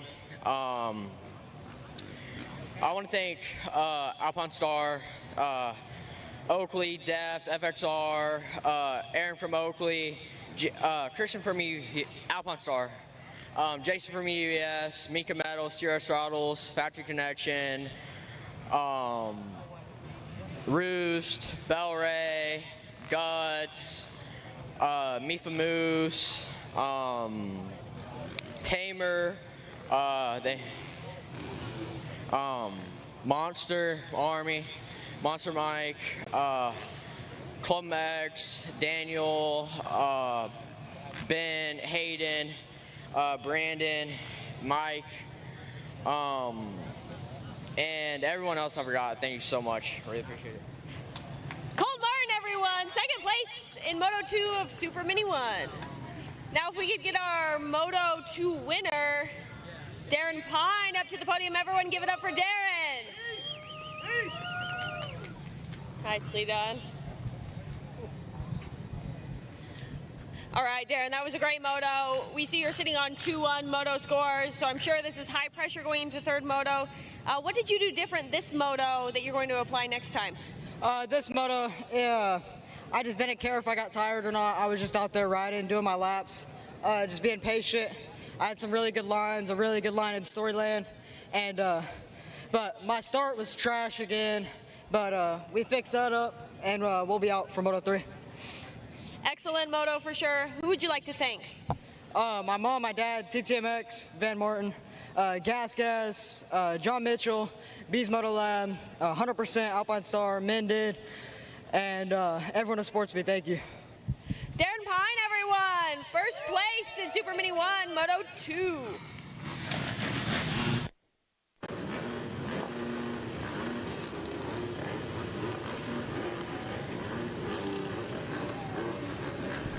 All right, looks like we're done down there on the podium. I'll give you a rundown here in the college 18 to 24 class. Finish up the first moto in 10th place out of Aurora. It's going to be Caden Meyer. In 9th place in race number 1, Ronald Johnson. Johnson out of White Oak, Pennsylvania. Your 8th place rider, the 39, Dane Rouse. He's out of Canyon Lake, California. And 7th Moto 1 going to be Trevor Maley out of North Canton, Ohio. Your 6th place rider, Blake Thomas. He's an Australian rider on the number 83 machine. Finishing up 5th in Moto number 1, it's going to be Brett Hydorn out of Cincinnati, Ohio. What do you see out there? Looks like the gate is down and we're off and rolling in 18 to 24. Our 4th place, Cole Coker, Josh Bowman 3rd, Cade Bradley 2nd in that first moto, and your first moto winner, Jeffrey Wrinkle. So let's see who is going to be. Ronald Johnson, number 3 machine with a whole shot there out of White Oak, Pennsylvania, coming with a 9th. So let's see what he can do with this whole shot out here, Zach. Yeah, it looks like the number 7, Brett Hydorn, up there towards the front as well, inside the top 5. Oh, a couple of riders coming together at the tail end of that long short shoot, and some chaos in the 10 Commandments as well, it sounds like, as maybe the 71 of Trevor Maley, who is 7th in Moto 1, goes down. So some of our top 10 riders from Moto 1 find themselves on the ground early in Moto 2. Yeah, and speaking of Moto 1, see Jeffrey Wrinkle out there. He was your first Moto winner. He was in that 2nd place position on those opening lap. And your 3rd place rider is at 88 of Cade Bradley, who was 2nd place in your first Moto. So we'll see some battle early in this one. There's the 42 off the side of the racetrack. Who's that, Zach? That's going to be Hayden Bone, a 28th in Moto 1, was wanting to turn things around here in Moto 2. There they go to the Rocky Mountain Sand Sweeper. That's a good view right there because you see the ruts coming back into play here. Raw dogging it. Why get eating a pancake up here? Just anything for free, man. Been sitting in the wind, in the sunshine here. No syrup, anything. Oh, yeah, get in there. We'll share the mic. All right, we are trying to get this college boy class underway here. One lap just about officially in the books. Right into the Thor sweeper, heading towards that finish line, Zach. Man, Cole Coker launched that progressive launch into the Thor Sand Sweeper. The only rider I really saw doing it inside the top 10, but I think he made about a pass and a half or so doing it. Yeah, you'll see that thing develop. They'll go for it about pretty much half of the day, and then towards the end of the day, they're kind of scrubbing. They're like, nah, risk reward here. Not really sure it's there. Heading over to the billboards in the mechanics area, and we are trying to figure out who is who here. There's the number 3, the big number 3, finished 3rd in this class last year, and he has got some work to do here. All right, so looking like it's Cade Bradley leading the way on the number 88, Jeffrey Wrinkle in the number 2 spot. Brett Hydorn, Cole Coker, and Josh Bowman, your top 5, with Ronald Johnson, Blake Thomas, Caden Meyer, Dane Morales, and A.J. Greenwald, your top 10 on lap 1. There they go, making their way through the Commandments. Your race leader trying to stretch it out in this one, but he has a lot of people behind him, a lot of competition behind him, and that being Wrinkle and Hydorn there at the 2nd, 3rd place position. There goes the number 7 as well. That's Hydorn. Oh no, a rider that was, I believe, the rider just behind Hydorn, so that was either Coker or Bowman having some issues there, and the left-hander going into Storyland. Got eyes in the sky right now on our race leader and our second place rider trying to reel him in. That is the 32 of Wrinkle. So Wrinkle now on the 32. Yeah, how did he finish? He was pretty solid, right? Yeah, Jeffrey Wrinkle was your first moto winner. Okay, so he's got a 1-2 cooking right now, right where he needs to be. Some of the other players had some problems. There's the 55. He's down on the ground. He is back up and okay, underway. Trevor Bernard having some issues out there. They're back off and rolling once again as we check back in with the front of the pack. The 88 now gets the memo. He's launching there you go. Into that Thor Sand sweeper. Yeah, it was cool having Chase Sexton up here. He's just a fan of the sport yesterday. He's watching Enzo Timmerman. He's videoing him. He liked the way he was jumping through. Made a rhythm section out of that big sandy sweeper there. Yeah, it was impressive there. And good camera work by Chase Sexton out there. I'm sure he's going to pass that information along with some amateur riders that he trains with. So Bradley checks in with another lap in the books. Wrinkle 1.2 seconds back. With Heidorn, Coker, and Bowman, your top 5. Back by the mechanics area they go.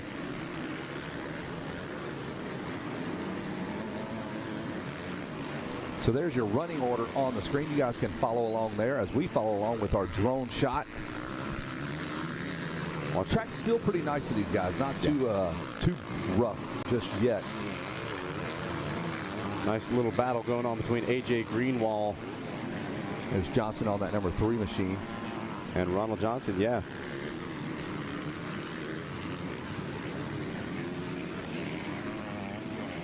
Check out that battle right there. We got Josh Bowman.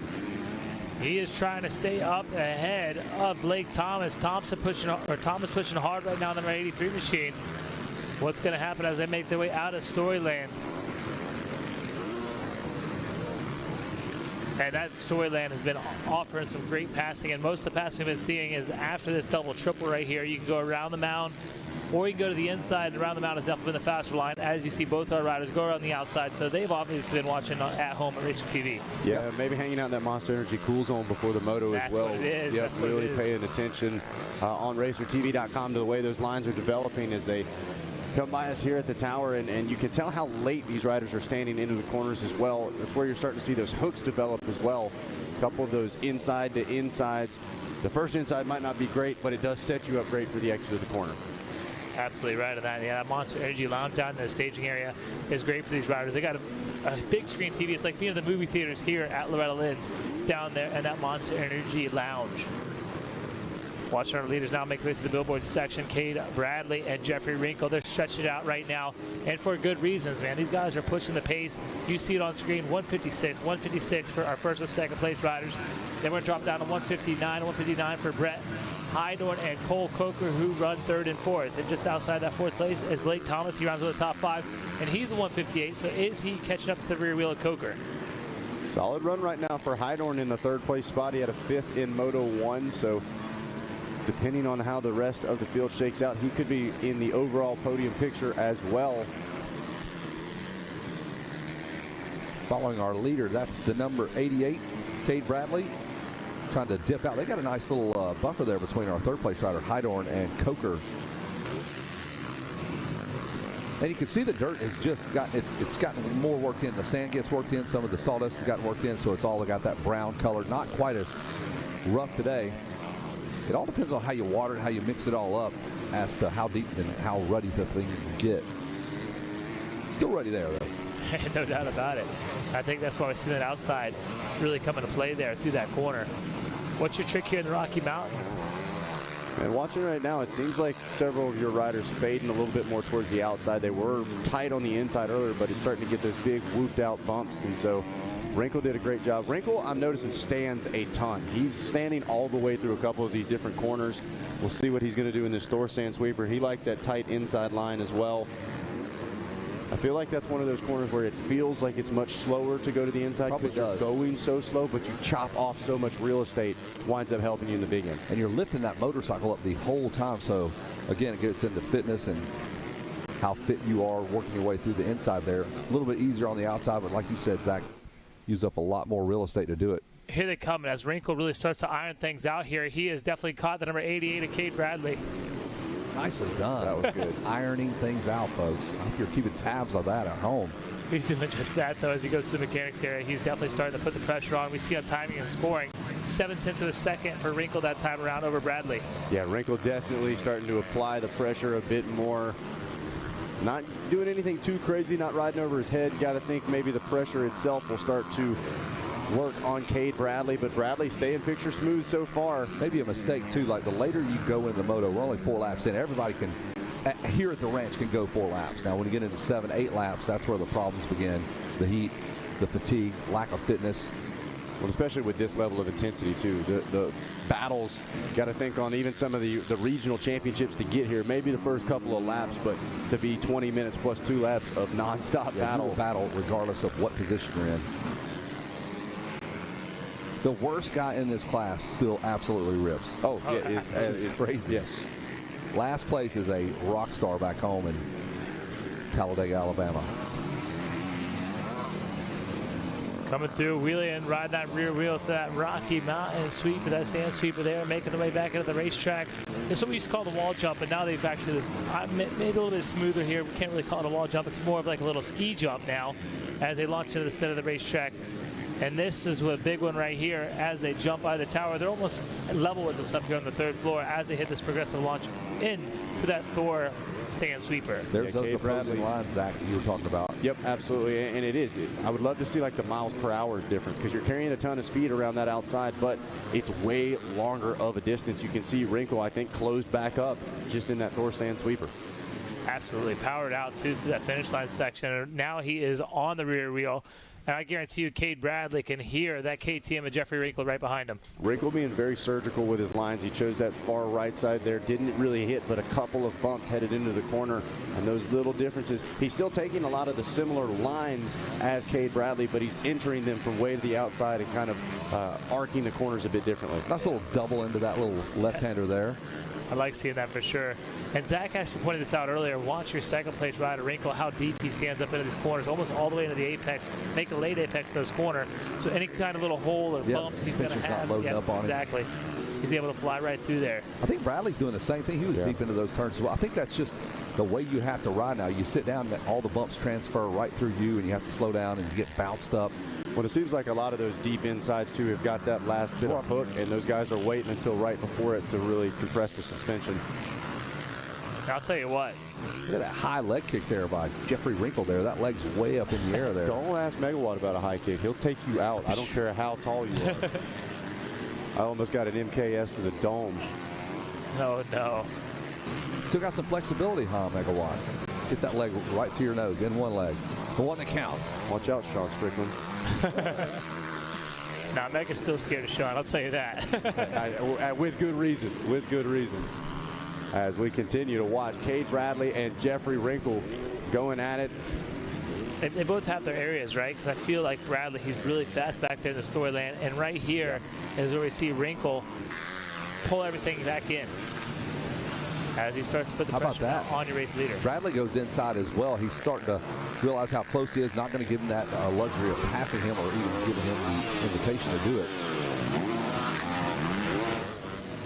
Past the finish line. These guys know about how many laps they're going to go. They probably had that conversation with Dad, mechanic, whoever. We've seen this. It's been identical. They have been this close the entire race. It really seems like some of these riders have strong halves of the track. Sure. We saw it in one of our earlier, I believe it was the girls' race earlier as well, where one would be so fast the first half of the lap, open up the gap, and then it would get closed up by the tail end of the lap every single time. So, wow, this guy's using every bit of the racetrack. Just will not be denied. Yep, that's number 11, A.J. Greenwell, and the number 94 of Cade Meyer battling out as they check in right now across the finish line. Did you see how much lower he stayed on the far right-hand side? If I'm watching that on Razor TV and got a moto coming up, I might entertain that right-hand side of that jump. It is going to be the number 94 out there, like you said, taking the rest of that jump, staying low. He's going to make that pass happen. So now we see the 94 Cade Meyer in 7th and 8th. It's A.J. Greenwell on the number 11. Yeah, Meyer really putting some solid laps in here late in this one. The number 11, A.J. Greenwell, we've seen him in a couple different battles as well in this moto, and then just behind them, things are heating up as well. How about those lap times for your leader? Still in the 156 range, both of them, 156 1:15.3. Everybody else 2 minutes and beyond. Yeah, good eye on that, Kevin. I didn't even realize how much faster they're going through the rest of the pack. That's 4 seconds. Wow. Times 4, it's like 30, 40 seconds over the rest of the pack at the end of the moto. And while battling and starting to amp up the energy now, they are side by side. They're coming right down Broadway, and the number 12 says it is go time. Bradley wakes up, though. Here we go, inside, outside. Here we go, Wrinkle far on the inside, less real estate. Look at the drive that he gets. He puts a wheel in front of the Yamaha and is able to get to the next inside before. He almost hit the rear end of that KTM. So Wrinkle now just says hits the turbo button. And it happened so fast, right? So fast. He'd been there the whole time. Yeah, he'd been there the whole time, but he struck. He must know this moto's starting to come down on wires. They check in for 7. Hey, you heard, and this I know I go back to that Chase Sexton chat we had yesterday, but Chase was talking about that race at what was the last outdoor national at Washougal. The 4 laps with he and Jet were absolutely incredible. And Whitegate asked him, where were you at in terms of 100%, 90%? He goes, when I'm trying to pass him, he goes, that is max effort. Everything else is like 90%. So he goes, I could have done that all day. I'm like, really? You can ride that crazy hard? That's awesome. Get into that red zone. How in shape those guys are on that pro level. So that's kind of what I think. Wrinkle just went into that max effort, all into the red zone, 8,000 RPMs to blast past Cade Bradley. Yeah, and I feel like Cade Bradley, he wants to win this thing, but let's be smart here. Settle in the second place position for moto number 2 and really have a good overall score going to moto number 3. Backside of the track once again into Storyland. Watching the 88 of Cade Bradley try to retake that lead. Still got good form, still on the attack. We've seen it, I mean, countless times how you stay close to your opponent. He's right there and force a mistake out of him. Wrinkle's really kind of hit the afterburners, though. It was like he took a breath after he made that pass and has dropped the hammer. Yeah, this lap time will say that. The 156 by Wrinkle, Bradley with that 158. He's probably sitting on a 2-minute lap time now as Wrinkle starts to slip away. He ironed things out, Kevin. There it is. Dad joke central. Jeffrey Wrinkle, your leader, the number 32 machine, coming out to check in for lap number 8. What do you think? Think he hold that 156 or he's going to tone it down a notch? Who, Wrinkle? Yeah. It's probably another in that range for him to blast off from Cade Bradley here. We'll see in just a moment as he hits the stripe here as we follow along with the 88 of Cade Bradley. On lap number 8, a 157, he was right there in that range. It's more of Bradley falling off the pace with that 2-minute lap time. Absolutely right, Kevin. And then we should see Hydorn check in the number 3 position on the number 7 Honda. Yeah, these guys have checked out from Hydorn and Coker, Bowman, and Ronald Johnson. Hydorn, though, a quietly solid ride. He's been in 3rd almost this entire moto, so not sure how much pressure he's been under from Coker or Bowman, but been able to maintain that final podium spot. Watch our race leaders now as they've made their way through the commandments. They're going to swamp it back to the right and to the left and make their way into the Storyland. I'll tell you what, right in the story right now is Jeffrey Wrinkle. He was been there in that 2nd place position. We thought it was over at one point. We thought Wrinkle was going to settle in, but he did not settle in. He went back under fire and reeled back in. Cade Bradley made the move and has not looked back. Cade Bradley still holding a solid 2nd. Brett Hydorn in 3rd, rounding out your top 3.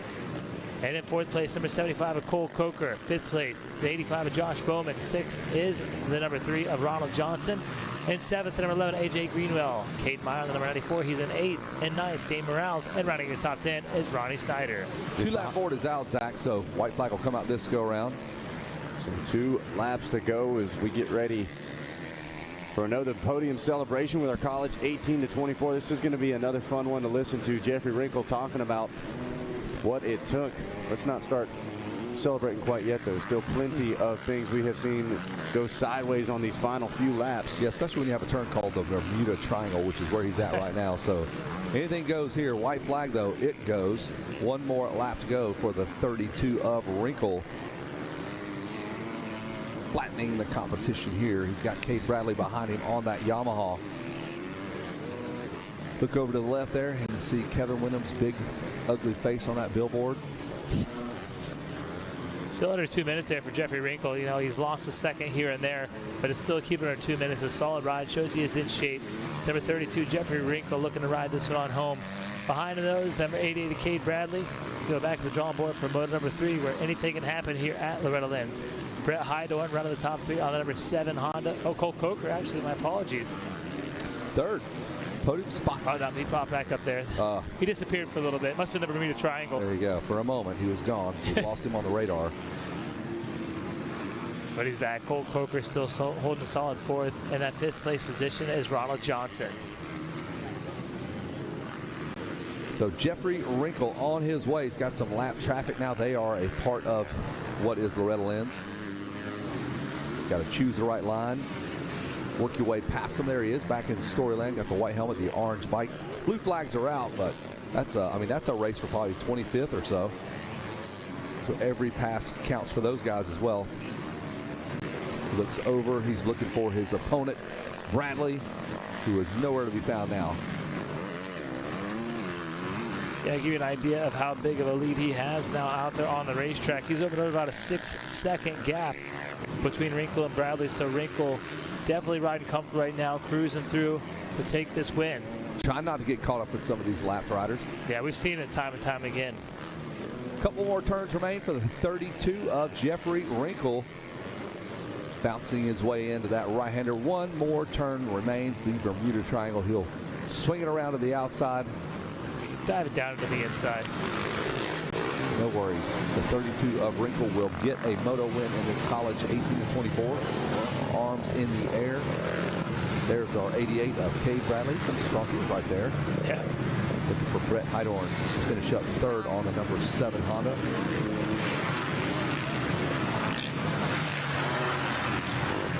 Shout out to our hard-working flaggers. They are out there from sun up to sundown.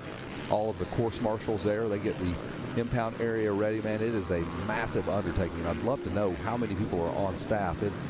You look around, there's a couple hundred, I'd have to imagine, between security and trash detail and all of our flaggers. Heck, we got 9 announcers, so we got 10% of that. So get down under that tent, get that core body temperature cooled off as the guys come out of that Monster Energy Lounge, and they get ready to hop on the gate. They're already out there, but got a nice place for you to cool down. Pour a couple of cans of ice cold water on you.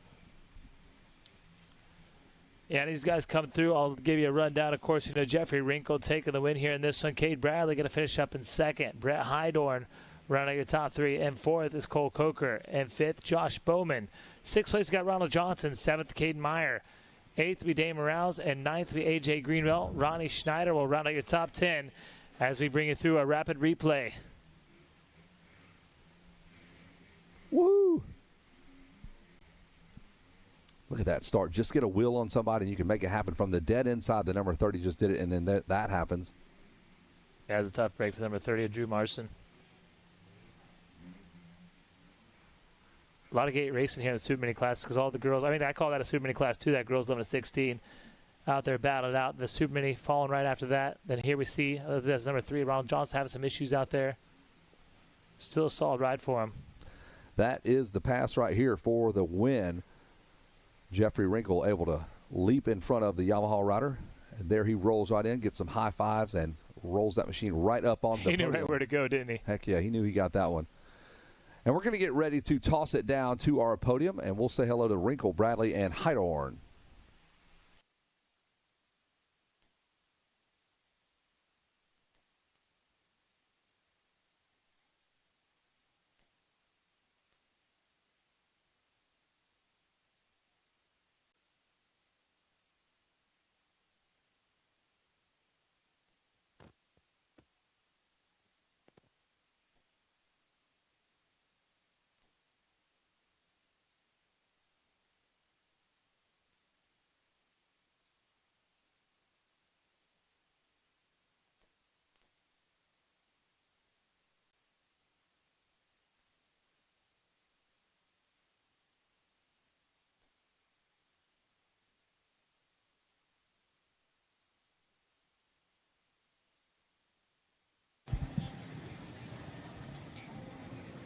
All right, guys, let's get this podium underway. We're here with our 3rd place finisher. This is Brett Heidorn.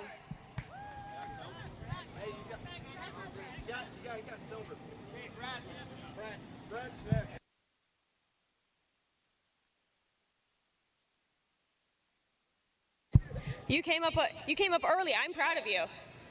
Sorry. Okay, now we have Brett Heidorn. Woo! We're cheering for the right one this time. Okay, come up here in front of the bike. All right, tell me about your first moto and second moto. I can see you did much better the second moto. Walk us through that. Yeah, I just got off to a terrible start in the first moto. Just had to fight my way through the pack.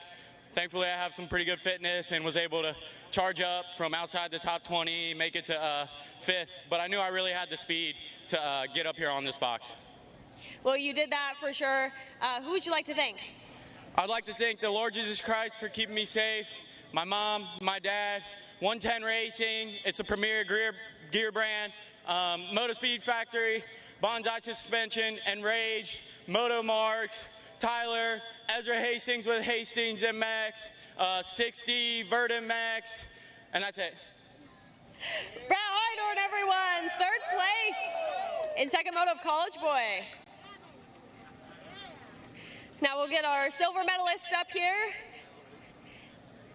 This is Cade Bradley, everyone. Cade, I'll take the fall for messing up the medals. That was my bad. I know you just finished a moto. So tell us about your moto and, yeah, tell us how that went.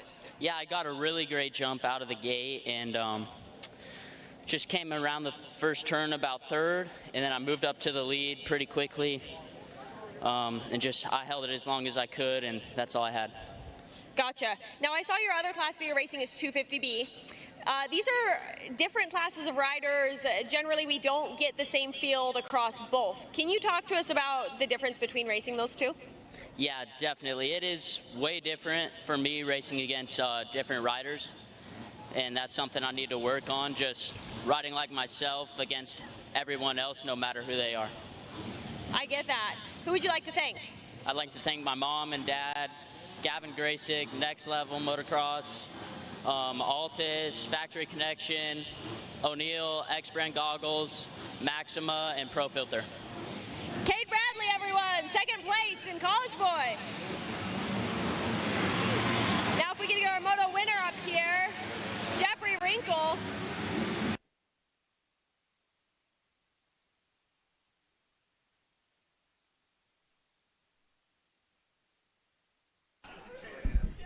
Here we go, Dean Dias. We have the 250C Junior 12 to 17. This is everyone give it up for first place, Jeffrey Wrinkle. Jeffrey, that was a great moto. You're sitting on 1-1 moto scores, but I do have to ask, what was your best finish prior to this year at the ranch? Man, I think it was 21st. I've never been under the 10th before. Man, it feels good.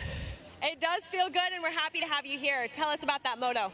Man, I got off to a good start. I haven't had good starts all week.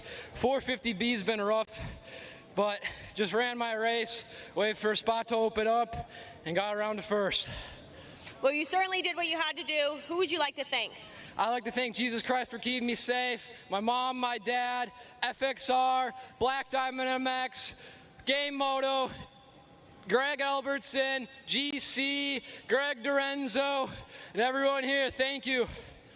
Jeffrey Wrinkle, everyone, 1st place in College Boy Moto 2.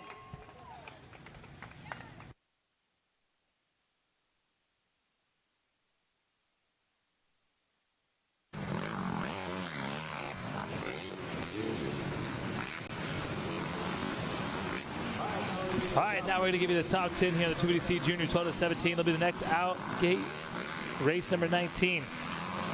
At 10th place, Owen Thiel out of Fort Wayne, Indiana. Finishing up in your 9th place position. It's going to be the 26th machine of Cade Butler out of Encinitas, California. 8th place, it's going to be Colt Street out of Benjamin, Utah. Your 7th place rider for moto number 1, Chase Landis out of Lilith, Pennsylvania. And finishing up in 6th place, number 15. Finishing up with 16, Raleigh Owens out of Felicity, Ohio. Number 17, that's Jackson Flynn out of Hampstead, North Carolina. And 4th place, Talon McCare out of Rosenberg, Texas. And finishing up on the podium, Cooper Bergeron. He's going to be out of number 57 machine out of Great Court, South Carolina. And Brady Collins. Brady Collins going to be the 96 out of El Dorado, Kansas. And taking the win in moto number 1, Francisco Rodarte out of Browns Valley, California. That's how they finish in that 250 class. What do you got, Kev? Yeah, I was going to say thank you to Dean Diaz as he takes his mandatory lunch break. I had an opportunity to go back to the motorhome and listen to the coverage. Great job to the team as he steps out for a moment. So now it is Kevin, and... That's all you need. That's it. For the moment, anyway. Yeah, we'll jump in by all means. Did I turn you off? No, that's good. Let's leave that off. That was vacant. Oh, that was off. I thought I was turning it off myself. All right, we got them through their parade lap.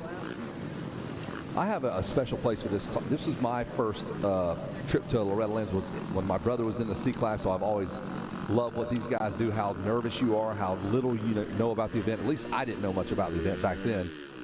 You didn't have the privilege of riding the C class ever in your entire life, right, Kevin? I did not, no. But first time for these young riders here in the 250C Junior, 12 to 17. But as we've heard, it's okay. It's okay. You're nervous. It's okay because it happens to everyone. We've heard everybody talk about the nerves, get them. We had actually talked about Jake Weimer earlier, like a retired professional dropping back down to the amateurs. Do you expect him to not be nervous? No, I expect him to be nervous. There's so much on the line, and you put a bunch of racers together. It doesn't matter if you're going to check the mail. You want to be first. And to put a little more pressure on these riders, we will march out the same. Wow, I'm going to get my minerals in today. I mean, I'm going to be right there. No, hold off on this, Wes Kane, because we're going to video all this for Instagram, okay? We got a coffee maker up here for the first time so far this week. This morning, we don't have coffee cups. We're taking cans of Monster and Wes Kane's knife, and we're cutting the lids off them to create coffee mugs. They are not insulated. We do not have sleeves. You can only hold it at the very top. Very hot. And very jagged aluminum, so we're a little scared. Oh, there's the knife. Now, to put more, go back to what I was saying, to put more pressure on these C riders, what is the stat? The C-Class champion, we throw this one out every year, Kevin. What is it? Jeremy McGrath. Jeremy McGrath. He's the one guy that's went through and the all-time great in Supercross. Yes. And well, maybe there's a Jeremy McGrath. We're going to say it every year. We just did it. Maybe he's taking off right now. Here we go. Thank you. Clark Stiles came through the C-Class, won a couple of titles. Brady Collins right now with the whole shot. But immediate tough break down there. Rider there. That was our 21. Francisco Rodarte, first moto winner. Holy cow. And started second, and now it's going to be last. Unbelievable. That is, I mean, that's the 3-moto format. This ranch will push you to those limits, Kevin Windham. What you got, Meg? Well, 100%. I was going to agree with you. I was going to say that's why we have a 3-moto format right there. That is the perfect scenario. And Rodarte, like you said, won the first moto, come out in sitting in that second position and lost traction, and all of a sudden finds himself battling from the back of the pack. He's making passes already, though. Oh, yeah, you bet. Look at these moves. No, I believe that's Rodarte here on the 21. He's just now coming through the 10 Commandments. So he has a lot of work to do here. The 21, our first moto winner, as we check in with the rest of the field here. It is a furious opening couple of laps here, especially in the C-Class. I have a few riders here in the C-Class. You're going to see those inconsistencies, so keep your head down, keep chugging towards the front. Oh, there's 27 on the ground. Just when you think that you're out of it, a mistake by one of your fellow competitors can be made. Hunter Brennan, Chase Brennan's brother, he's had a rough go here in that first moto and now this second moto. So Brennan falls his way off to the side of the racetrack. Kevin Kelly, you brought up an interesting point a little bit ago. Start seeing a more consistent color now. The sand's dragging from the beach into the corners, and from the entrance of Storyland dragging up the face a little bit. So everything really getting churned up right now. Everything really starting to get mixed in and got a different consistency than we've really seen the last couple days. Another rider down the Thor sweeper is actually pinned underneath the bike just a little bit. We'll keep an eye on him as Racer TV rolls around. They jump right out there. Yeah, they're out there to help him. He is back up, just got pinned under the bike for a bit. I mean, one lap in, you came from wherever, whatever your home is, and bam, you find yourself on the ground. It happens so fast out here. That was the number 77. Who's that? Number 77? Owen Thiele. Owen Thiele out of Fort Wayne, Indiana. He finished 10th. So several of our front runners have hit the deck here early in this moto, and that kind of opens the floodgates for everybody else to to the top finish. That's absolutely nature of the beast down here for that to happen, Kevin. We talk about the consistency. We talk about have to survive all the time. We use that word a lot, and this is a perfect example of it early in this 250C junior moto. Wes Kane pointed out Cooper Bergeron. He actually got third on the podium there in Moto 1. Terrible start, already up to 18th. That's another guy we're going to have to watch here. So look, 40th, 41st, and in our 13th position here now. I mean, it is 18th position, excuse me. There's stuff happening all over this track. Mass unit of guys kind of going down and collecting their thoughts. Or losing their mind, one or the other. I mean, no question. I remember some of the crashes I've had, and I had to lay there and just survey the damage here. I'm like, okay, what? Everything work here? Move my fingers, my legs, and it. That's no joke, Kevin. That's true. Look at the battle here for the lead as they work through the. No, I'm sorry, that's not the lead. That's second and third and fourth there. But they are right there, the leader. Quite a battle. Out of camera shot. That's Jackson Flynn, Stoney Hudman, and Hunter Morse on the number 12 getting in the game there. Holy cow. The number 70, where did he finish in the first moto? He finished 5th, so not bad. He's kind of avoided. I think the front of this pack is the Bermuda Triangle, because anybody that finished well in that first moto has had an issue in this second moto, but the number 70, not so much. Yes, Stoney Hudman, a name I'm familiar with. He actually had a poor first moto here. He checked in 22nd Moto 1, so the math is going to be tough to figure here. Not for Brady Collins, though. Brady finished second in the first moto. Easier math. We're going to go with that equals 3. That's more on our level right there, no question. We're familiar with those kind of numbers. Up and over the Tunnel of Love, heading towards the billboards. We follow along with the number 70 of Jackson Flynn. He slips back to 3rd. And again, Flynn was in the first moto a 5th. So a 3.5. He's in the hunt there. Cooper Bergeron just checked in 8th. So that's from about 35th to 18th, now to 8th. So he's clearly one of the ones on the move as things are happening quickly here. 206. That's the fastest lap of anybody in the top 10, and that's coming from Cooper Bergeron in 8th. Yeah, 206.7 right ahead of him. 207, 207, 209, 210. So he's on pace right now, as Kevin Kelly said, on that number 57 Yamaha, working his way. He knows the task at hand, Kevin. Knows the assignment he's been given. Here's the clipboard. Here's what you got to do. I think you just go. You just go, go, go, go. You don't know what's going to happen. You may tip over, and if you have a 10-second lead versus a 1-second lead, that may help you out if you do tip over. So just charge. There's no managing of a race. There's no chill out. Little correction there. I said 250C. I don't want to leave the junior out. That's it. 250C junior had some 250C guys out there going, oh, limited. Wait, what do you mean? My motor's out there. No, everyone knows where we're at in race day. But 250C junior, Moto 17 limited. So several good races and some good stories here. Check in with the 21. Where did he come through? He was dead last. So Darty, your first moto winner, he is in 39th place. So, I mean, he has got a Herculean task. And look at that battle behind these guys. That's 8 guys. So you can either be in 2nd or 10th. Literally. Here they come. Your leader down, right down Broadway, right there at you. Kevin Windham. That's Collins. And then here comes this crazy battle. And they might be catching up with our leader as we work our way there. That's the 96 of Collins. The lap, no, that's not a lap ride. That's Stoney Hudman. Holy cow. That sweeper's getting rough, boys. I think Bergeron is making moves. Bergeron is close enough to win this moto. He is in that pack of riders right there on that number 57 Yamaha. He's made more passes. All kinds of time left, Kevin. We got 8+ minutes left in this one. Like you said, Bergeron was definitely carrying the pace. As we see, working their way through the finish line right now, Bergeron's still in that number 8 position. Another still running the 206. Exactly. So it's Collins, Hudman, Kelly, Morse, Wiegand, Street, Flynn, Bergeron. There he is.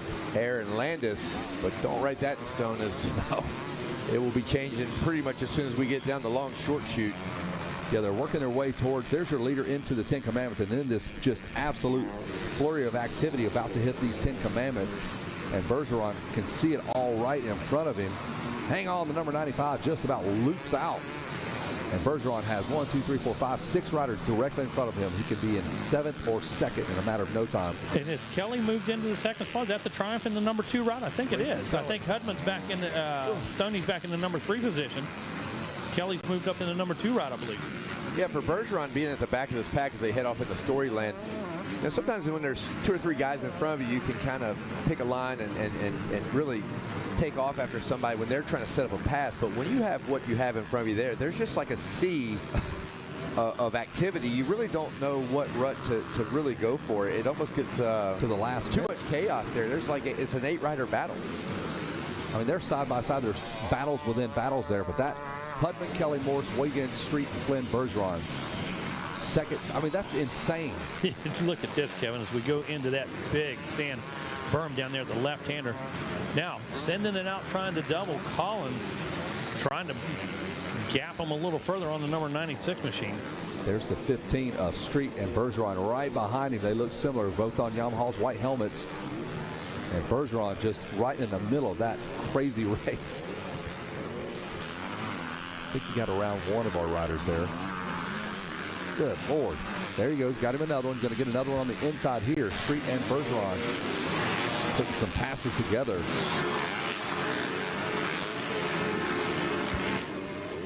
So Bergeron with that third place first moto. So he is right back in the title hunt now on the outside of that. KTM goes on the inside. And he is zapping guys at an alarming rate here. Woo.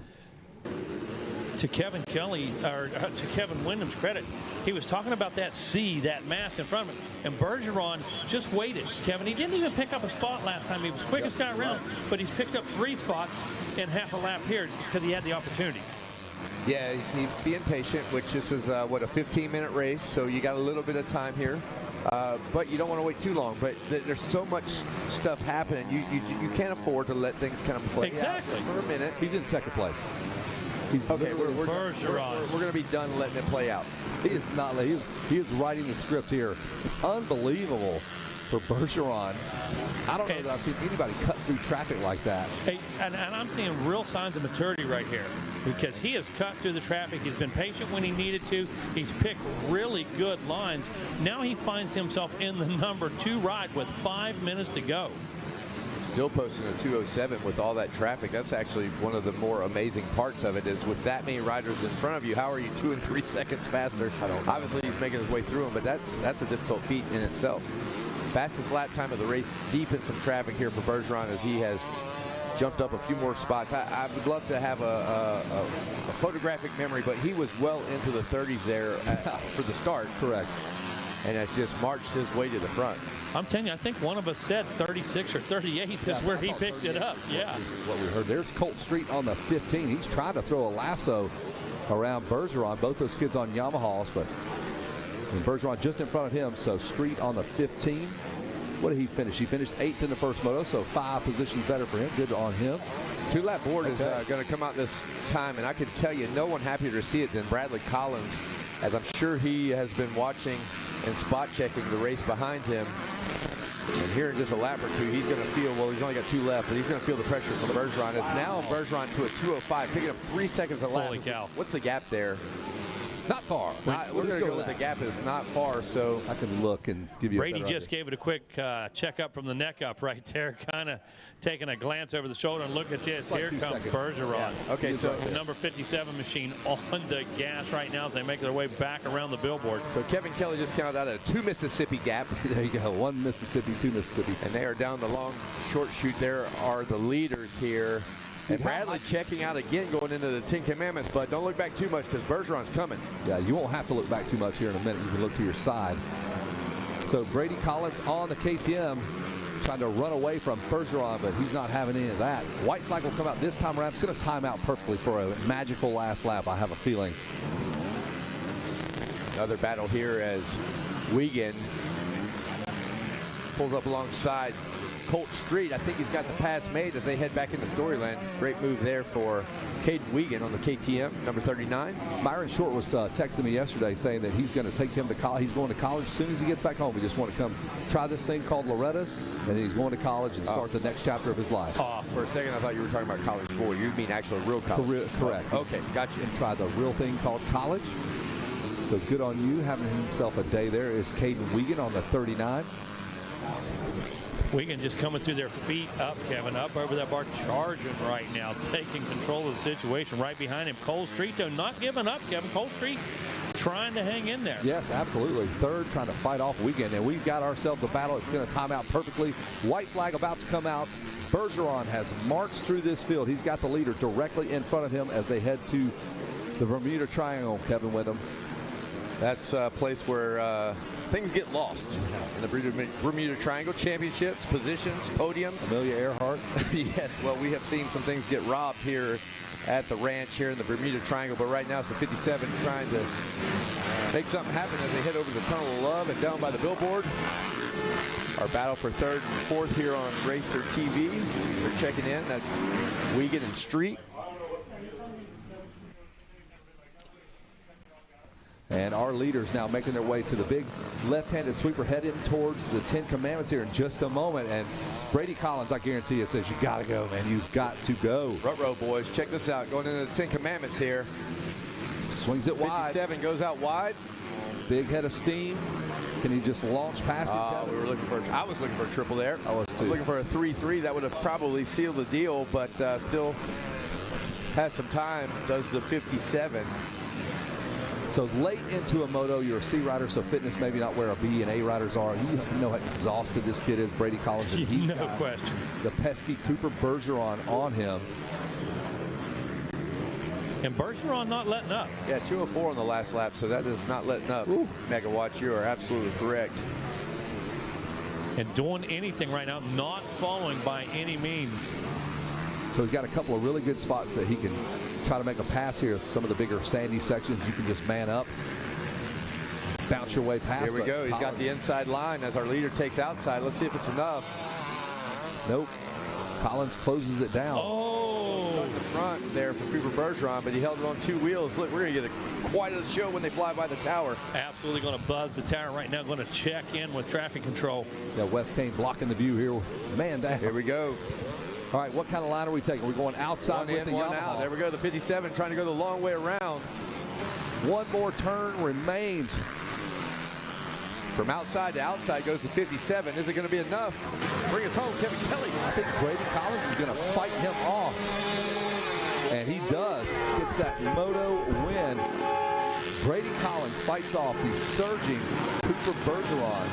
What a fun race to watch there. Congratulations to Collins and Bergeron putting on a show there, Megawatt. Absolutely, all the way to the end. And I got to tell you, hats off to Collins. Great ride up front. Bergeron making his way through the pack. That's what we came to Loretta's to see right there. That's the exact moto that we expect out of every race. And I got to tell you, been very similar with all our classes.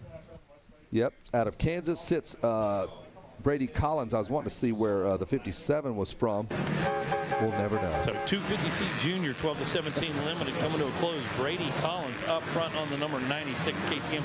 Cooper Bergeron in that number 2 ride on the 57 Yamaha. Caden Wiegand able to take that last step on the podium. The number 39 KTM checking in. A little further back, going to see Cole Street in the number 4 spot. Grayson Kelly comes home in 5th. Hunter Morris, he's going to arrive in that number 6 position. 7. Well, that's Chase Landis. Jackson Flynn, a great ride for him, working his way up through the pack just a bit on the number 70 ride. Oh, you good. Porter Hare in 9th, rounding out our top 10. That's going to be Kylan Bells. Probably right here. Sorry about that. I was getting out of the way with my cord tipped it over. I want everybody to have a view of that. Jackson's done it like 12 times. So. Here, this is one. He did it first thing this morning. This is 2. Yeah, I was one.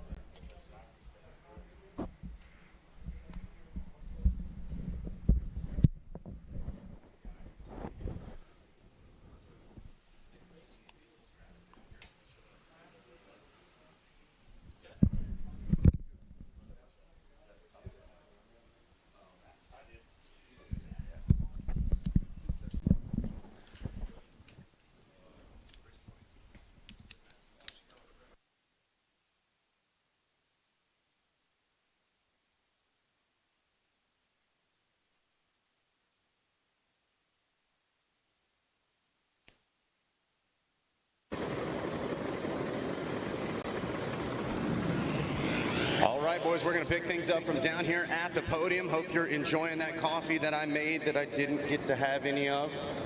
Hope the coffee cups are working well for you. We're going to do some celebrating here for this 250C junior class. What a battle we had coming all the way down to the line.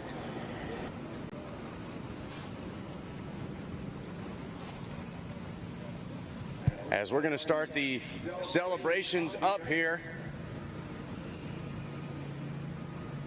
All right, our winner's like, dude, I got to go first. I am worn out. I had to work for it. Let's hear it for Brady Collins, your gold medal winner here in Moto number 2.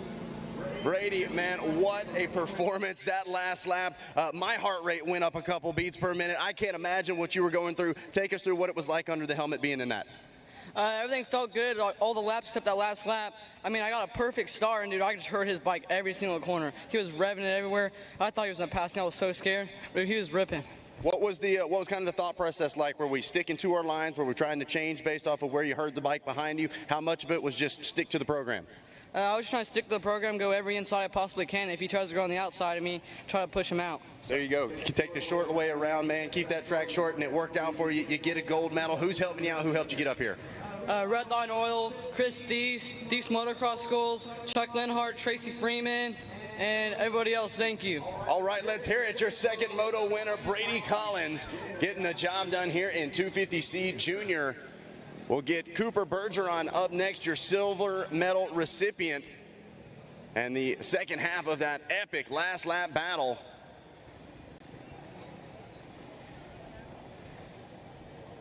So we'll try to get Cooper Bergeron up here next. We've got a speaker in the impound section so our riders can hear us now. And man, he worked hard for this one. Coming up with a silver medal in hand. Let's hear it. Cooper Bergeron. A great ride, man. Let's talk about it. Obviously, you were going for the win, came up just short of the gold, but an incredible performance. Clearly had the fitness late in the race. Take us through how you feel about it. Considering I was 30th coming around the first corner, I'm pretty good with it. I mean, I pushed as hard as I could. Finally rode pretty good, but I'm all right. Yeah, it's tough when you're outside the top 20 off the start. Talk about how difficult it was making those passes. Plenty of opportunities out here, but when riders are going every which way, how difficult was it working your way up into at least the top 10? It was very difficult. Everybody is pretty crisscrossy, and it's very hard to change your lines once you're in them, especially with all the braking bumps. The track's pretty chewed out, but it's actually the best it's been, I think. Hey, well, it was impressive to watch you do what you do out there, still keeping those title hopes alive on the podium. Who do you want to thank? My mom, my dad, Jesus Christ for keeping me safe, the phonies, thank you for all coming out here and lending us your golf cart. Everybody at Next Level for helping me out, FMF, Fly Racing, Scott, Phoenix Suspension, Chris Blows, and everybody back home watching me, and anybody I forgot, thank you so much. There it is. That is second place. Cooper Bergeron here in 250C Junior. A fantastic ride, and that's going to be fun to watch in that third and final moto. And speaking of third, let's bring him up. Caden Wigan, third place on the moto. And he's got a bronze medal waiting on him. Let's talk about it here. Caden, kind of just run us through that moto. You were in a solid position. Seemed like you were really kind of hitting your marks. We just heard from Cooper, track is super chewed out. What did you think about that moto? Yeah, it was good. I got off to a pretty terrible start. Mid-pack, just made my way up to a spot and tried to work from there, just late in the moto. Now, as far as your riding goes, any big changes from first to second moto? Really seems like you kind of had things working well here in Moto 2. A lot of things changed. I got a pretty bad start in first moto, and then second moto I got an all right start and just was patient, waited the race out. Hey, yeah, you waited it out, you did what you needed to, and struck when you needed to. Turn it into a podium finish. Who do you want to thank? I'd like to thank my Lord and Savior, Jesus Christ, Aiden Zing, the Racer's Edge, Jason Eck, Seven, Adam and Dennis, Jen, my brother Talon, Luke Zig, Decal Work, Scott, and everybody else who I forgot, and Leighton Rice. Thank you. All right, let's hear it for third place, Caden Wygant, rounding out your 250C Junior podium here for Moto 2. Boys, back up to you. Thank you, Zach. Man, that was some performances there that were not of a 12 to 17-year-old, and also some podium interviews that were done very well also. Yeah. So good job to all the boys there, and Zach, let these guys thank their sponsors. We'll welcome back Jackie Legs as he'll give us a rundown of our next moto here. Yeah, taking a look at our top 10 here for our 65cc 7 to 9-year-olds. Your 10th place, was Cruz Peterson there on the number 30 machine. The 9th place belonged to Dakota Lee on the 52, having a great showing. 8th place, taking a look here for our 8th place. It was Boone Lloyd on the number 12 machine. 7th place was Cameron Buckman on the 75. 6th place belonged to Enzo Pasca. With our 5th place breaking into the top 5 was Riker Fitch. 4th place went to Yumina Burning, a young lady that we have our eyes on the number 14 machine. The 3rd place rider in Moto number 1 was Jet Rao on the 72. 2nd place belonged to Shannon Tarnow, the Texas native, on the 51 machine. And then getting the big win there in Moto number 1 from Atwood, Tennessee, aboard the number 5 Yamaha machine was Tate Brush. Felt like that's a Supercross main event lineup you just named the names of. It will be one day. I mean, I'm so familiar with every one of their names. They're always involved in some great performances and battles, and I'm not surprised by the top 10 you just called out. Yeah, we're missing a couple bad, mishaps there in Moto 1 for a few, but man, that was a who's who. Well, that's what happens at Loretta's. They scour the world and through areas and regionals of talent, sorted out, like Tim said in opening ceremonies, the thousands of miles, the fuel and so forth, and it's just here they are. I mean, there's no hiding here. It's here. So you got the best of the business, Yeah, that's you've had some battles in your days here. That's the unique part of a gate drop and working in this environment, right? If you're at your job at home and you don't do the best, who's there to see, right? Where was the competition? They may be miles and miles away. Right now, your competition's about 3 inches away. You're handlebar to handlebar, and if you don't show up, they're going to make you look bad. Well, there's nowhere to hide. That's what we're saying. You're here. You can skip Loretta's, go over here and brag about all you did over there, but listen, it's all right here. There's nowhere to go. There's nowhere to hide. And it's like my cousin Willie Manning says for outdoors or so forth. Once you get through all this and you get to Supercross and you're 10, you only got 9 more spots to go, and there's nowhere to go after that. So that window, that triangle just keeps getting smaller at that point. So this is the proving ground right here to the steps to get to there. Absolutely, and we talked about the qualifiers. We talked about the whole process. Yeah. These guys, we've got a whole bunch of amateur major events, that type of thing. Now you see sight lap underway right now, so just moments away from getting the next motor rolling. But it's the whole process that you're talking about, Wes, for sure.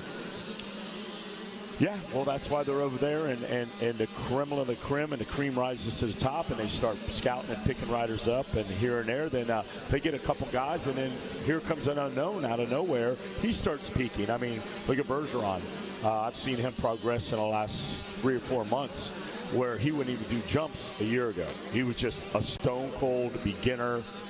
Patterson took him under her wing, and she'll even say this guy was horrible. He couldn't even get around a flat track, and now through the training, and it's her, but you can see the look on his face. This kid wants it, and he puts the effort in.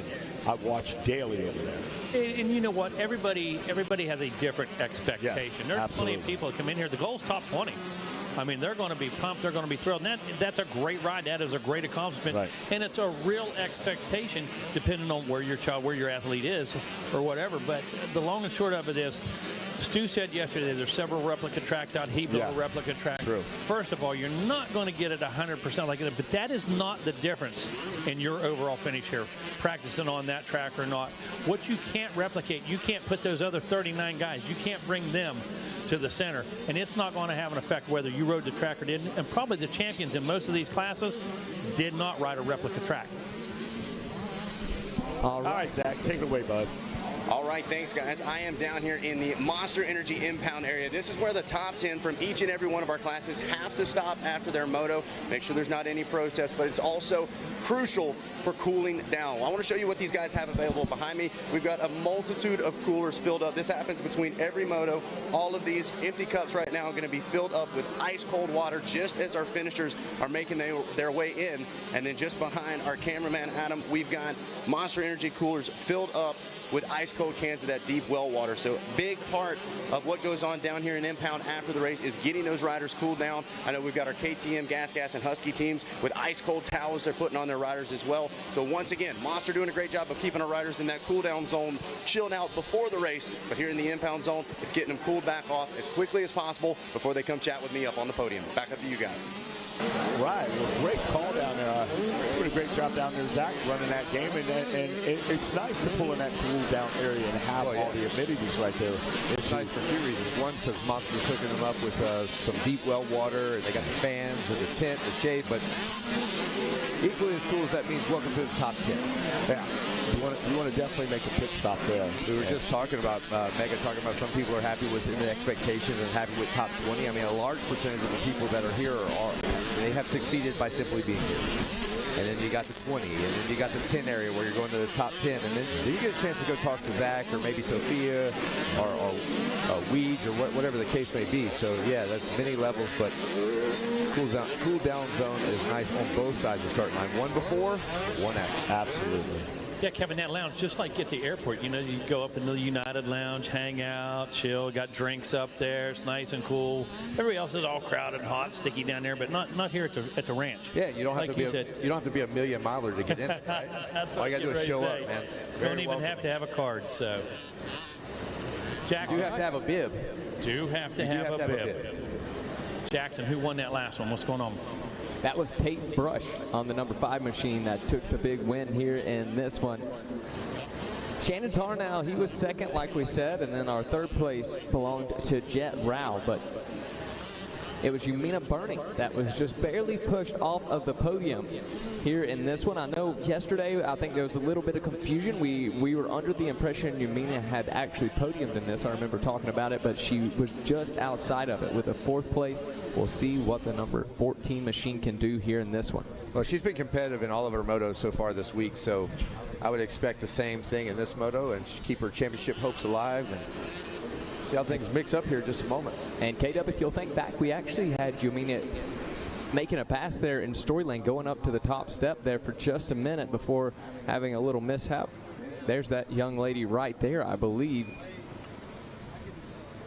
No, that's another one of our riders. That's Brody right there. Brody looking good as he gets things ready. Yeah. That's what I'm talking about, Brody. Let's go. It's go time. It's race time here at the ranch. They got the dap going on. Dang, that was nice. Yeah, that was rhythm. They've done that a few times before. That was race face right there. When he stretched out across them handlebars, it was in the eyes. When Dad said this is our DAP, you're on your way, that's a lock and load mode. Right I love the fact that the DAP got broadcasted out to the masses here on Racer TV. That's going to be a cool memory for both of those two. Yeah. Dad and rider. I got to work on one of those. Little DAP? Yeah. They rehearsed that. I don't know where did they drive from. I don't know where he's from, but they probably drove 1,000 miles here and just worked on the DAP while they drove. Let's see if we can find him here. Well, they're working on DAP. I try to talk to riders when I mentor them. Work on your sponsors. Work on your podium speeches. Work on what you're going to deliver up there. That's your time to shine. We tell you the podium is when you talk about your brand, you talk about your sponsors, because you yourself, when you get up on the box, whether it's here, whether it's anywhere else at some of these major events, talk about who you are, deliver the product, and like Travis Pastrana, they're going to come to you, and then you're going to end up with products and things that you never could imagine. So work on that stuff. Yeah, and like you say, you need to give it a little practice, because when you're talking to a sponsor, when you're talking to somebody that supports you, they're not bro. No, and they're not sup. And I'm going to say, when somebody asks you how you doing, you don't say sup. No. Okay, I don't care how you do it at the practice track on Wednesday. Yeah. That's not how it happens on the podium at Loretta. No, you got to polish your skill. When you get up to that certain level, you're your own brand marketing machine, and you're marketing yourself. You're marketing your product, your brand, no matter who you are. So you bring that to the forefront. You learn some politeness and business talk, and you end up like Ryan Dungey. Take it away. A little run down through the gate there, watching our officials. A cool sight there. First time we saw that. And that's a little behind the scenes of what's happening. He points down. He says, 2 card, put it in the air. It is time to roll here with this 65cc 7 to 9-year-old class. All right, here we go. There's our man right there on the end, and the gate is down. Into turn number 1, it looks like a good drive from the inside, and it is the 75 machine with a big hole shot. Oh, Cameron Buckman looking good out there. Levi Meyer, number 2. Riker Fitch, Tarnow, Boonloy, Brush, Burning, Witt, and Hawk. You better look out, boys. This one here is shaping up to be a dandy. It sure is. Hey, that was Brody Jones there with that handshake. Just wanted to give him a shout out as we get into this one. A hungry pack of 65 cc's all jockeying for position. But right now it looks like we've the 29 machine going to be leading the way. That is Levi Meyer. That's one of those riders that we didn't see there in Moto 1, at least not at the top of the pack there at the finish line. Levi Meyer with a 15th place. Yeah, he won one yesterday. Had a little bad luck early on, but once you start clicking those, getting those gold medals and getting those wins, it becomes second nature. As we know, K-Dub just rolled through those moto wins over here. Yeah, it's very difficult to have 3 motos flawless. Something obviously happened to Levi. He had a great day yesterday. I don't know. I can't recall the 15th finish, but one that he was definitely frustrated with, he and his family. But hey, put that behind you. Yeah. That was yesterday. That's old news. You know what? That was conversation to us. We talked about guys. There were several that we're used to seeing up front. But again, here we are, the 40 best. You're going to have those days. And look at this. You come back. This is what you do. You answer. The number 29 finds himself in the number 2 ride right now. And you better watch Jet Wild. Yeah. Number 72. He finished 3rd up there. And he is on a mission right there. 12th off the gate and now up into one of the top spots in a podium position right now. I see the Tate Brush. Easy to pick him out. One of the few blue bikes out on the track, but it's always going to be up near the front when Tate Brush is on it. Yeah, the Blue Crew, I believe we got dinner over there tonight, 7:30, correct, if I'm not mistaken. We'll hold that. But this is the Ed Torrance, Donnie Luce project. They're inserting, they're rebranding the Blue Crew. They've went and got some very talented riders. They're going to show you how good their 85s are. They're going to show you how good and competitive their 65s are. Their 125 is great. The Blue Crew is kicking it. They're going through there. They're picking some really great riders to represent. And I see them there. And especially with Tate Brush, you got a good one right there. Well, speaking of good ones, you talk about Torrance and Donnie Lutz. I mean, as long as those guys are driving the ship over, those guys are pilots. The bottom line is the Blue Crew's got a bright future. Those guys are headed in front. You can see it in the bigger classes too. They're got Case Morgan. They're acquired Cooper Johnson over just after Daytona. So they're stacking. They're building their house of cards right now.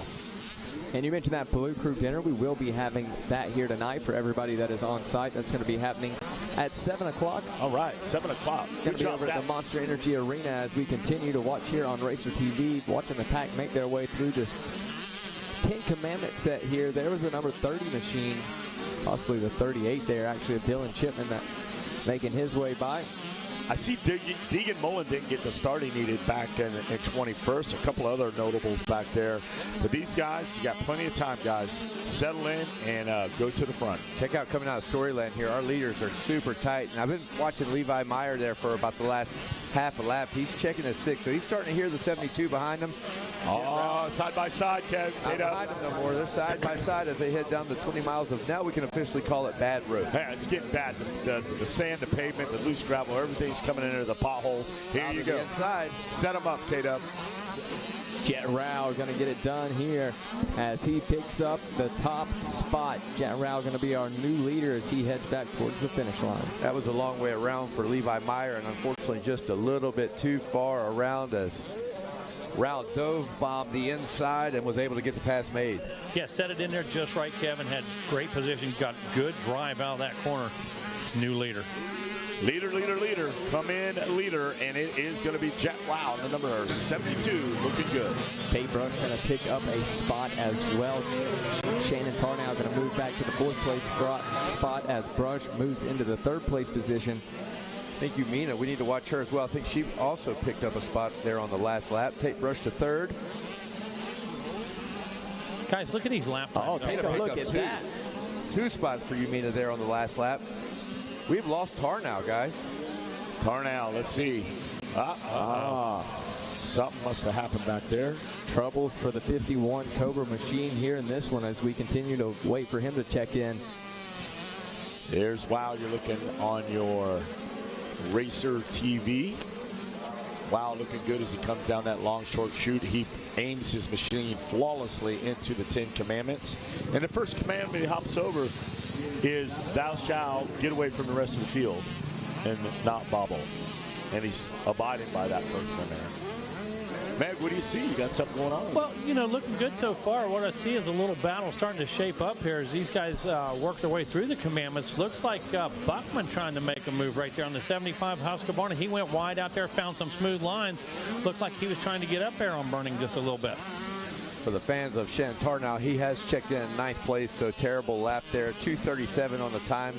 So probably 15 seconds off of his one before, so he had to tip over somewhere. Yeah, a little something minor, just a little tip over and back up on it, but you can't say enough about our leaders right there. A couple of notables down there. We're looking at Dominic Steele in 21st, Hayden Ash 27th, Caden Mueller 33rd. Those guys doing great out there. Top good competitors out there. They just got to find their way to get in that top 10. You know, absolutely incredible. We take a look at these lap times. 2:15. Just a moment ago, we saw some of our B classes running, you know, 2:05. Yeah. You know, inside the top 10. They're not far off the pace. These are the guys, the stars of tomorrow, right here. And once you cut your teeth there at Loretta's, you get 2, 3, 5 years a row here.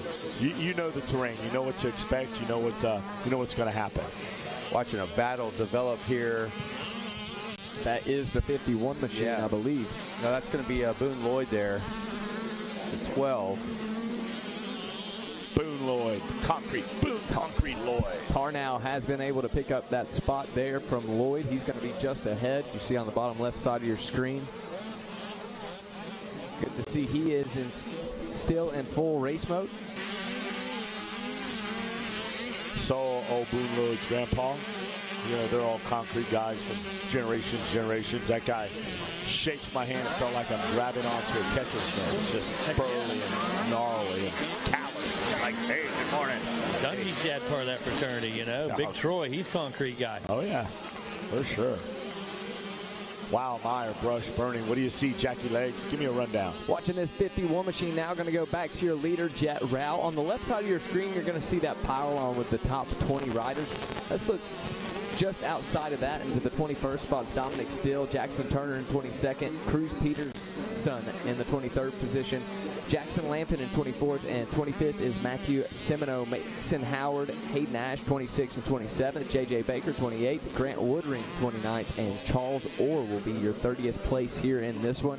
We'll go ahead and round it out. Bradley Gardner in the 31st, Mikhail Garcia 32nd. Going to be Caden Miller 33rd, Tucker McCure in the 34th spot. Lewis Houck rides 35th, while the 36th position is occupied by Grayson Henich. 37th, that's going to be Brody Jones. Luke Witt rides in the 38th spot. Flynn Johnson circulating in 39th, and Logan Borhauer going to round out the field. Hey, shout out to Bradley Gardner there. Just as you were saying at Megawatt, he picked up like 5 spots, moved up into the 27th place position. Awesome, charging. Every spot counts. You're a winner no matter what, guys. You are all winners. And we're watching these guys do some work here. Meyer's still hanging on. Drops off that a little bit off of Jet Rao's pace, but still running second. What do you see, Meg? Yeah, pushing somebody off the course. They're not exactly sure who that is. Hopefully get that bike started again, but giving up a lot of time just before we get back into the storyland. Well, there's Levi Meyer. Cool, calm, and collected, elbows up. Are the bars wide on that bike, J-Dog? You think they're a little wide? They're a little wide. Got that stance. Hey, whatever. That's right. Yeah, it's working, yeah. He seems to go fast with it. Oh! That was a little bit better lap for Levi Meyer now at the 2:16. Rao's been 2:14 about the last 2 or 3 laps. Falling back up to a 2:15 there on the last one, but Rao's stretched it out pretty quickly here. Tate Brush trying to make a run there in the 3rd position. You mean a Burning still in 4th, and Cameron Buckman. They've all checked in. That is your top 5 there across the finish line to complete 4 laps. Rao already threw the long, short shoot and into the Ten Commandments. So he's ripping right now. Start to see the difference here behind Burning. Burning in fourth, run that 218.7. Brush 217.7. Levi Meyer 216. Jet Rao 215. Now we get behind Burning. Start dropping back into the 220s, Kevin. 221 for Buckman. 222 for Fitch. Shipman 225. 223 for Tarnow. So that's pretty simple math right there. 215, 216, 217, 218. 1, 2, 3, and 4. Makes sense, doesn't it? It does. That's new math as well. Hey, Meg should have been a math teacher. You've been great at it. I might have learned something, because I sure didn't. That might be pushing it. But hey, pushing it right now is Jet Rao. I'm just kidding. Love you, Wes Kane. 72 machine looking good right now. No doubt about it. He's not needing any help in math class. He is adding it all up right now. 2:15 for that young man when he made his way through, clicking off one fast lap after another. Going to make his way up and over the wall now, over to the Camel's back. Going to follow him here on Racer TV. Hope all the Jet Rao fans are watching out there, as this young man is on fire. Jackie Legs, as we watch Rao work through the Thor Sand Sweeper, why don't you pull up the handy-dandy app and see how things are looking for the overall championship, as Rao is now into the Bermuda Triangle. No lost coordinates for him on that turn. He's still in control past the finish line to check in for lap number 5. And as he checks in, he is in control of this championship right here, K-Dub, going 3-1 if they finish the way they are now. Brush going 1-3, but here in motocross, that last moto is going to be the tiebreaker if we have a tie like that. So right now, Rao sitting in the driver's seat. Jackson bummed out right now, towing the number 58 of Caden Mueller off of the track. So youngster having a good charge there, had a good run going on, but unfortunately something giving up on the machine right there, the number 58. Good catch, Megawatt. Taking a look here at those championship points. Still Burning will be sitting in the 3rd place spot as far as the championship goes. If everybody finished the way they are right now with 4-4 finishes. All right, there's a good shot on Racer TV of Levi Meyer as he drops that machine down into the 10 Commandments, making it look easy. Double, rhythm, he tried to tripled in the middle. That was on a sick. 65. Yep, good seat balance, good form over there. So Levi Meyer stepping it up, putting himself in great position here. Dakota Lee back in 20th, Dominic Steele 21st, Pavlovic 22nd, 23rd Lapan, 24th Stewart, 25th Rodriguez, 26th Hayden Ash. Those guys are slugging it out back there. Taking a look at our gaps here, seeing some big ones. Rao going to have a 6-second lead over Meyer. Meyer going to have an 8-second lead over Brush. Brush 8 seconds ahead of Burning. Also 8 seconds ahead is Burning of Buckman. 7 seconds back from Buckman is Fitch. K-Dub. And then we might start seeing something there, because Shannon Tarnow just ran a 221. Rager Fitch in front of a 224. Now Tarnow had a little bit of a mishap earlier. Lap or two. Fell just to the back of the top 10, but this will be big for him to pick up another spot or two. So the surge is on from Tarnow. It needs to be. Yeah. Yeah, it looks like it. He turned a really good lap time. That last lap did Shannon Tarnow, as we watched Kate Brush here fly by the tower yet again. Leaders coming around to complete lap number 6. Oh, this one's going to be a one to watch in moto number 3, Jackie Legs. It sure is going to be a good one. Watching the number 5 machine right now here on Racer TV, as he's going to check in for another lap complete. Take a look at that Jet Rao as these lap times continue to extend out just a bit. Rao able to keep it about 2 seconds faster than anybody else out on the track, as he checks in with a 2:17, Levi Meyer a 2:19, and then Brush a 2:21. But take a look at that. Yamina Burning able to stay about a second faster there with a 2:20. All right, great job out there. Your leader, Jet Rao, the number 72. In control. He got a quick snap out of the gate, Jackie Legs, and put himself in a podium number 1 spot position. He sure did. In control of it now. Take a look how big those ruts are compared to these 65cc machines, making it look easy. Full commitment there from Jet Rao. I mean, he just full committed to the throttle. And man, put me out there on a 450. I do not want to have to race against any of these guys. I want to see you on a 450. Jackie Legs. Can we see that? Jackie Legs on a 450. I got a 450, Wes. Look, I don't need it, but I got it. Yeah, I would see you on a 250F or a 125. Jackie Legs is 85 maybe. Maybe a KX100. Yeah, there we go. That's probably more my stature. I'm assuming here, but I'm assuming you're not a monster athlete. You are in the monster apparel. Yeah. It would be nice to see Jackie Legs maybe do like a sight lap on practice day. Yes. Like lead them around. Well, I want to see somebody get a hold of I want to see you do that too. Be cool. He could jump out there with. Well, we had Keith Sayers. We had Axel Hodges. Axel. Taka. Filipoto. Yeah. List is long. We could add Jackie Legs to the mix. Put me in the game, Coach. Put me in the game. I would vote for that. Put me in the game. I know Jackie Legs could do it. Taking a look here at this 72 machine, the young man with the plan right now, Jet Rao. Rao going to be making his way. MT, what is MT here, guys? 2 lap board out, guys. 2 more to go. K-Dub doing a spotting over there. Yeah, two to go for sure. And I got to tell you, we had some familiar and I would say friendly faces, but they got the upper hand on us yesterday. On track's back in the booth here now. And they say that the questions are going to continue to get tougher. What do you think about that, Meg? I didn't know the answer to my own question yesterday. That's I'm glad we got a shift change coming up. That's how I feel about it. You're feeling like you got your B team in here. A-team announced a B team on. Listen, we're 1-1 right now, though. Announcers versus I think we can win today. Yeah, we're 1-1 right now. But I got a feeling there was a covert meeting back there at the on-track pits, and they set up a special strategy for today, I'm sure. So. Continuing to watch this 72 machine, making his way from Montana on that Cobra Elite, Alpine Stars, Money Inc., and Rao Designs. Every jump that he made through those 10 Commandments, he was kind of checking lapping. There was a lot of action there and there. Just keep an eye. He knows that at this point is maybe one of the few things that could take this win away from him. Last time around, Rao was still turned to 217. So as he checks up through traffic, Kevin, that's a 219 now.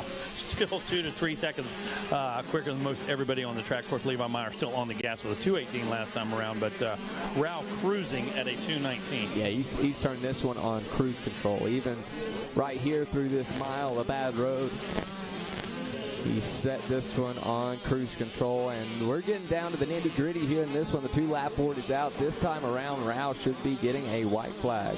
Hey, Nash having a little trouble right there in the sand turn. The number 39 machine getting it back rolling again. The number 72, Jackson, did you notice how he forced that bike?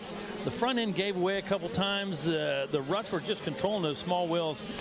Rao not having anything to do with it. Just gave it more gas, straightened that bike right out, and plowed through. Absolutely not. He knows exactly what he's doing on one of these machines. It's amazing at how far they came and how these little guys continue just to evolve and do what they can do out here on these 65cc machines. Watch him. He'll throw this thing sideways. That is so hard to do on these little wheelbases, Megawatt. They do not come back. When you hit the gas, it does not come back around. That is pure talent. Absolutely pure talent. But what I like was Kevin Kelly was demonstrating what Rao has done to the rest of the he laid the Cobra clutch on Wes Kane up here. Absolutely, the Cobra clutch is what's been applied by Jet Rao here on the number 72. Yeah, got him in a chokehold now. Is continuing to be the fastest person on the track, even while he's in what we would call cruise control, just bringing this one in at 219. Levi Meyer, 222 that time around, having a little bit of trouble, and continuing to have some good lap times. Tate Brush, a 220, Yamina Burning, a 222. So,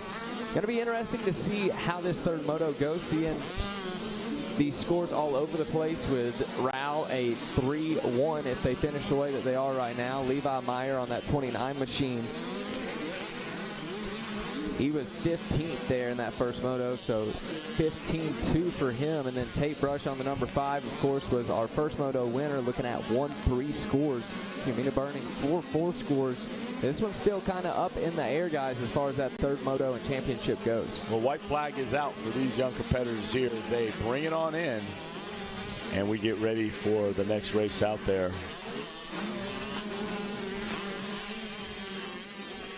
So final time around here for Jet Rao on that 72 Cobra machine. The Cobra Elite Rider, making Cobra proud right now, going to add another gold medal to their extensive list of them. To the inside, up and over the camel. Back we go. Give us a shout out there. Give us a wave. No way. He didn't look at you. Yeah, I'm waiting for that. Just so everybody knows, we're waiting. Every rider that passes by, we're waiting. I mean, they buzzed the window. I mean, they're almost like right there. Absolutely. A point over, make our day. Here we go, guys. The 72 machine makes his way to the finish one final time here in Moto number 2. Let that young man hear it down there, everybody. Jet Rao gonna pick up a gold medal here in this one. Waiting for our second place to make his way through.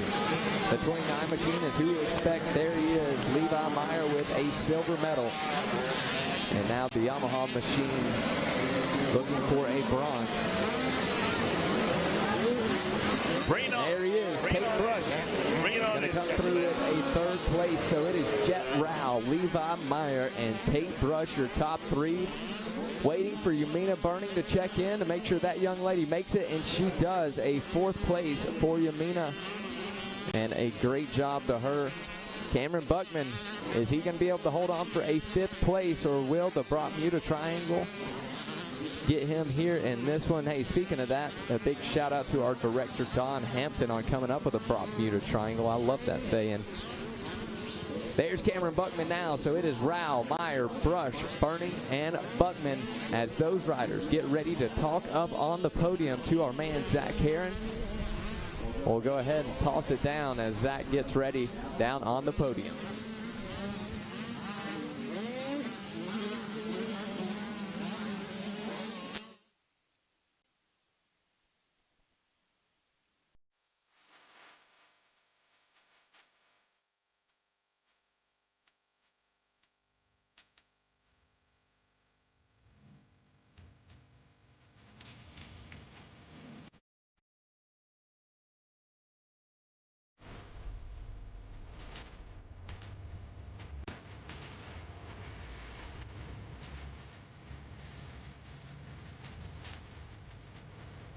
All right, thanks, boys. Taking a look at that Racer TV rapid replay as we get ready to do some celebrating down here on the podium.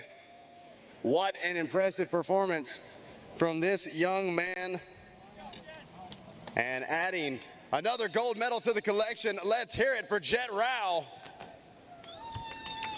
Jet, the crowd goes wild, and as they should, man. You got bling for days, and you got another moto win. Take us through the race, buddy. It was good. I got up to a good start and then made the pass on Levi, and then I just rode from there. Yeah, it really seemed like you were hitting your marks. What do you think about the track at this point? It's brutal out there. We saw you changing some lines around. What do you think about the track today? Really fun, a lot of bumps, a lot of ruts, and I thought it was fun.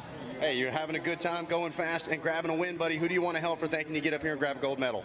Cobra, Rao Designs, Alpine Stars, Money Inc., Bees Moto Lab, Game Moto, TCR Wheels, T-Rex, Roost, ASV, VP, and Dunlop. Let's hear it for your second moto winner, Jet Rao, on the number 72. A solid midpoint through the week there for Rao, as we're going to turn our attention to our silver medalist, Levi Meyer, going to be coming up next. Levi's got the shades on, and he's got the silver medal. Let's hear it for Levi Meyer. Levi, a great race, dude. You've already got the boots off, man. Was it hot out there? Oh yeah, it was hot. It was brutal, I bet. Take us through how that race was. You were in a battle for these podium spots. How hard were you fighting out there? I was fighting pretty hard. The track's pretty good. And the 10 Commandments, I tripled out one lap. So it was pretty fun out there, and good job to Jet. That triple out of the 10 Commandments, was that something you've been planning, you've been waiting for, or did it just feel right in the moment? No, but it got a little peakier, so I sent it. Hey, you sent it, you went for it. It's Loretta's, you got to do it, man. You grab a silver medal. Who do you want to thank for helping you get up here? My mom, dad, Cobra, 110, Dunlop, Oakley, ASV, Nahilo, 113 Angus, Swanee, MX Tire, Alpine Star, T-Rex, Ruse, B99, B3, Terry Formula, Next Level, HGS, VP, Coker Pumps, and Tamer, and everybody else. Thank you. All right, high five. Let's hear it. Second place, Levi Meyer. And last but certainly not least, here to the podium, the Blue Crew member got a bronze medal waiting on him. Let's hear it for Tate Brush. Tate, man, I saw you in that Monster Energy cool down zone. You were absolutely spent. You left it all on the track. How are you feeling right now? Kind of good. Kind of good. Well, you should, man. A podium finish is a fantastic result, but I know you were grinding hard. You wanted that second and first place. Take us through what that moto was like and what went your way out there. The moto was good. I got a good start, and I was just in third. Levi and Jet were gapping me, but hopefully I can win this third moto so I can get the championship. Yeah, you played it smart, didn't cause any mistakes, turn in another podium finish, title hopes totally still alive. Who do you want to thank for helping you get up here once again? My mom, dad, the whole Altus Yamaha pre-crew team, Bell, 100%, KYB, ODI, Fastway, Metro East, Asterisk, Moose, and everybody else that helps me. Thank you so much. That's your bronze medalist, Tate Brush. Guys, we're going to send it back up to you.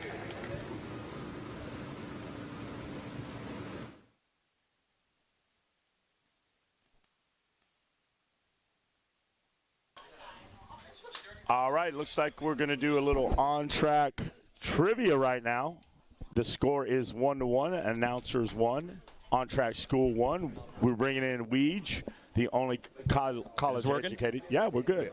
We have Kevin Kelly as well. Mega can jump in on this, and Sophia, you guys. Everybody in. I need smart people. Eric Sorby. Oh, you're on the opposing team. You stay back. Yep, you stay back. Okay, I think we're ready. So let's go. So it's 1-1. Let's just jump right into it. We've got Savannah, who is the Announcers Tower apprentice. Thank you. We've got Aiden, an on-track school student, and Rayson, another on-track school student. So we're just going to go ahead and get right in. Let's do it. We can't wait. It's going to be amazing. Okay. Listen up, Mega. Ready? Yes, we are. We can get Okay. Mega. Shh, silence. Last year, we asked you to finish the lyrics to Coal Miner's Daughter, and Zach Heron stepped in to save the day. So now, let's see if you know this one. In what year was Coal Miner's Daughter released? They basically swerved us by doing non-motocross trivia. Right. I mean, this is tough. Yeah. They had a meeting last night. They huddled. Yeah, they had a plan. They were huddling in the corner over here. We got to pick a number quickly. What do you guys want to do? I'm going to go 70s. I was going to say 72. I'm going to I don't know say that for a fact. I like it. 69. I think it's 70s. Oh, yeah? I think it's old, too, yeah. Are we higher or low? You're going to go 60s? I say 1974. Let's go I with like that. it. 74. What do you got? 1970. Oh, man. Hey, we were close. You should give us a decade on that one. Which Come on, decade? Loretta. Was it? All right, good question. We did not know that one. All right. We all know it as Loretta Lynn's, but what was the popular nickname given to this event? Nickname to this event. Is it to the race, not Loretta herself? No, to the event. the To the funnest event. motocross vacation in the world? Well, if Yeah. a good one. That's our answer. I think that's our answer. Go ahead, greatest Jensen. Yes. Dirt bike motocross. The world's greatest motocross vacation. Yeah, we win. We were Jackson tied. Burrell. Did we get it or not? All right. All right, great. Did we get that one? Is this the tiebreaker? Good. Is Way this to the go. tiebreaker? Here we Okay, go. Racine. In what year did Jake Weimer win his regional Supercross championship? Okay, I should know Regional this one. Supercross championship for I should Weimer. know this one. Yeah, I K-Dub, got we it. need I you. got it. We need I you, got it. K-Dub. It's 2010. 2010. Hey, we win! We did Yes. it. Woo! Yes. Pressure was on. Wow. Thank y'all again for having us. Thank you. We'll be back tomorrow. Come back tomorrow with We're some scared. tough ones. Hey, Thanks, can guys. we ask a question? All right, great questions, but I got to say, winner, chicken Chicken dinner on the dinner. announcers team today. Let's go, boys. Woo! Bring it in, bring it in. Great questions on track, and thank you all for coming back up, visiting. All right, so that'll do it with On Track. If you've not checked out On Track, make sure to check out the On Track school system. It is an accredited K through 12 school, and it's not just for motocross riders. It is for anybody, whether they've got NASCAR's racers doing it. They've got a little bit of everything, so make sure to check out On Track schools and check out the apprentice program if you're interested in getting into the business here of motocross racing. So that'll do it for us. We're going to throw it to a commercial break. We'll be right back here in a minute.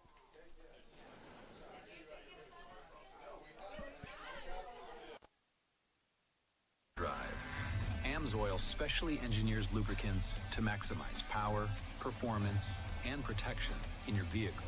Our Shop by Vehicle tool takes the guesswork out of picking the right oil and filter for your vehicle.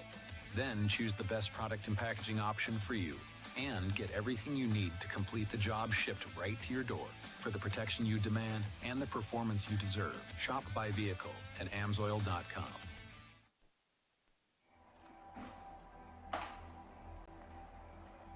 Every generation believes they've invented the best way. With age comes wisdom. We've come to realize that every piece of knowledge is learned, passed down from those generous and patient enough to teach.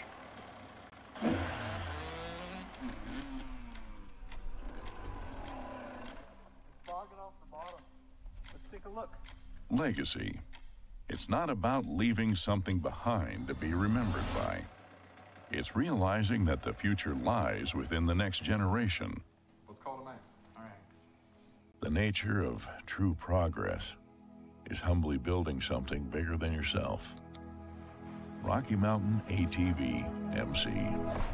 This is our legacy.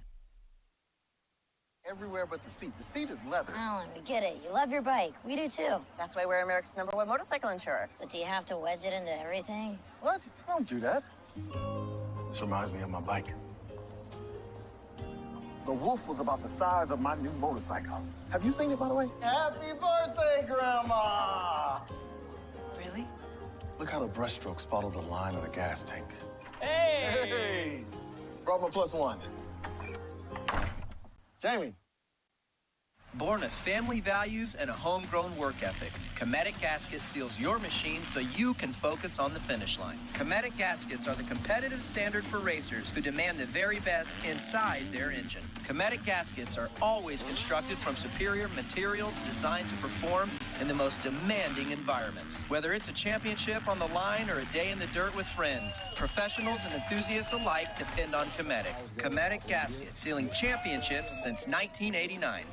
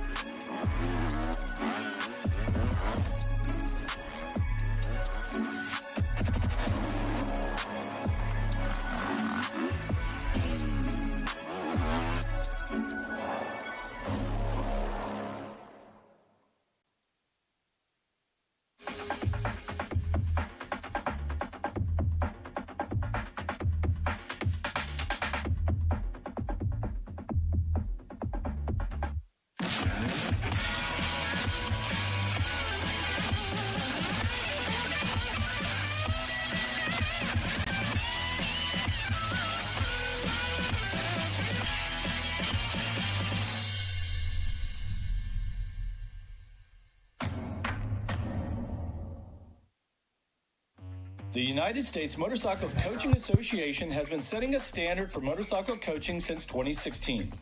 Coaching is important for all riders, no matter the age or skill level. The USMCA connects riders with coaches, whether the rider is just starting out on their motorcycling journey, to a competitive amateur racer looking to reach their next milestone, or the professional athlete trying to clinch a title. Download the Motorcycle Coaching app and get connected to a USMCA certified coach today.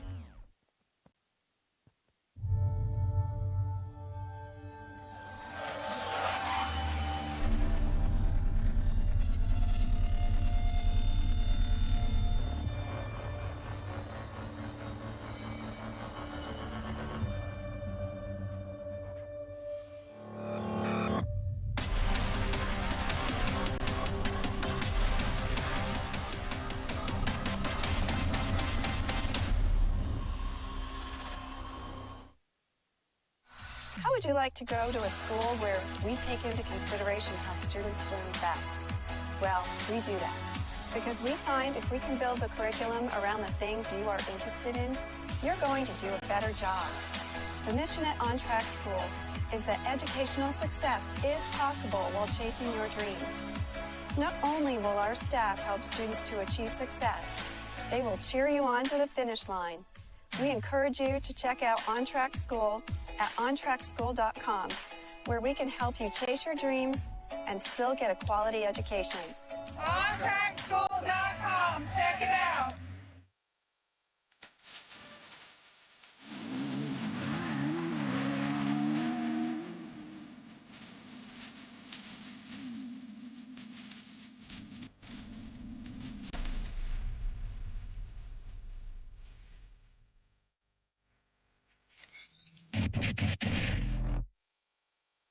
I've tested everything.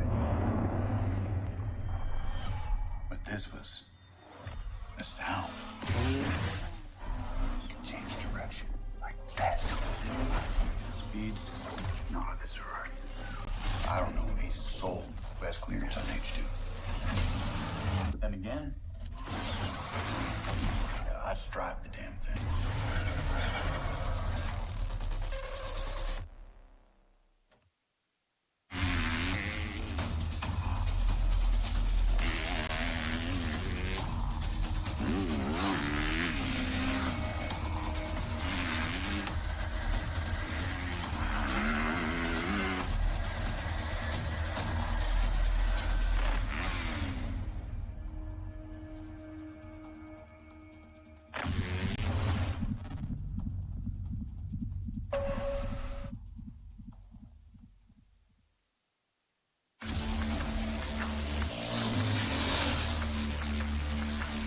You ready?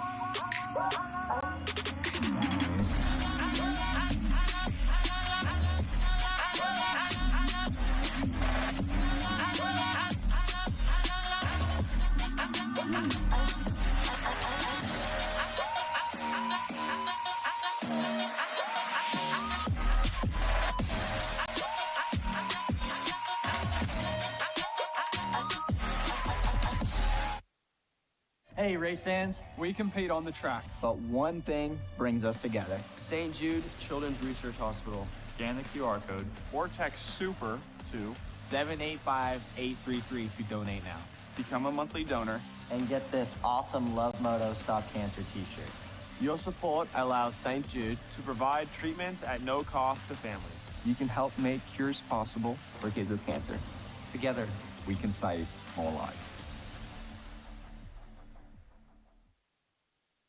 Coverage on Racer TV of the Monster Energy Amateur National Motocross Championship at Loretta Lynn's is brought to you by Monster Energy. Unleash the Beast. AMSOIL, the first in synthetics. Rocky Mountain ATV-MC. Get ready.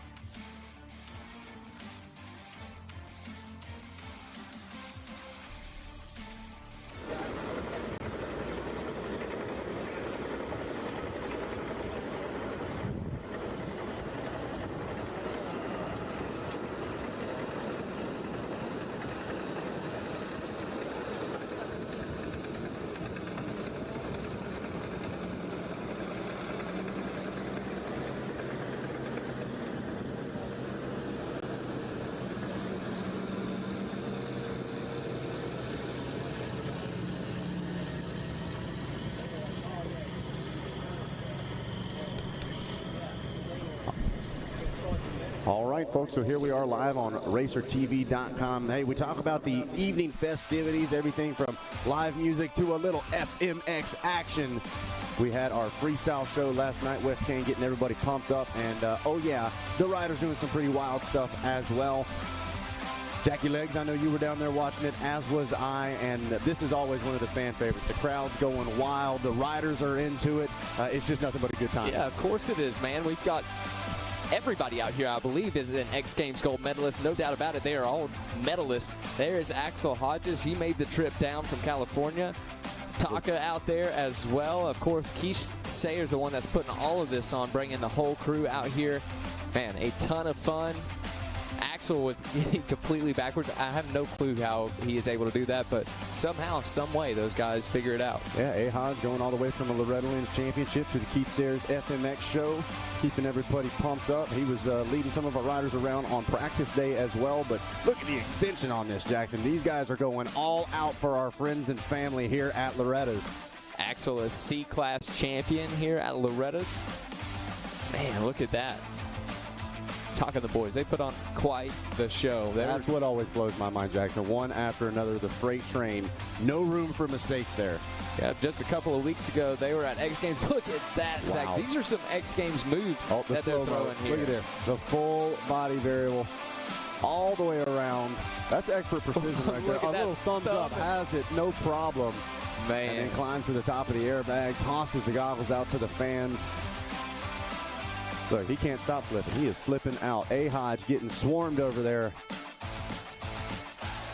And that's what it's all about right there. The kids, the personal interaction, the Keith Sayers FMX show, a success once again here in 2025. Of course, a big thank you to Monster Energy along with Keith Sayers, like you said, for bringing the boys out. Here we go. Chase Sexton was out here yesterday. And I just remember waiting for the pros to come and trying to get their autograph and seeing like James and Ricky ride the new bikes on the track. It was really special for me. So this is my first year being able to come back here and try and get back a little bit and see a lot of the kids running around. It's really cool, and it's special, and honestly it just motivates me more to go out there and do my job better and to work harder. So it's special. I love being here. I haven't been here since 2016, so it's a lot of good memories. Fresh off a win. Chase going to come straight down here to Loretta's after that and come hang out with the crew. Got him up in the booth a little bit yesterday. Great to have Chase Sexton out here with us this weekend. Or this week, I should say. Back here at the ranch again. And we had a few more people out here, including Levi Kitchen and Cameron McAdoo. Let's hear what they had to say. It's also good to see some friends and just hang out. I'm around dirt bikes, it's in my blood, and I'm here at the ranch just hanging out, meeting some cool kids, and man, I did a little fishing too, so it's good. What's it feel like being back here? It's honestly really special. This is such a special place for dirt bike racers in general. We've kind of all come through here at some point, whether we had success here or not. This is right when you roll through the gates, everyone kind of says you feel the same thing. When I came here to the ranch, racing pro was beyond my wildest dream. It wasn't even really something I dreamed of because it didn't seem like it was possible. I'm living more than my dreams at the moment. I get to be fortunate enough to come back here with Monster Energy and get to kind of enjoy it. Back in the day I was racing and it was kind of a stressful week, so it's nice to come back here every year, relax a little bit and do what I do, and do some freestyle shows for the fans, and it's just fun cruising around and seeing everyone. Yeah, shout out to Fox. Shout out to Kawasaki there for bringing out McAdoo and Kitchen. And that's not it. We also had Malcolm Stewart out here with us this week. Good to have Mookie in the house, and I believe we even got to catch up with him. We are at the first ever Loretta Lynn's Malcolm Stewart fishing tournament. It's awesome to do this as our first annual doing this. This is something that we want to continue to keep doing.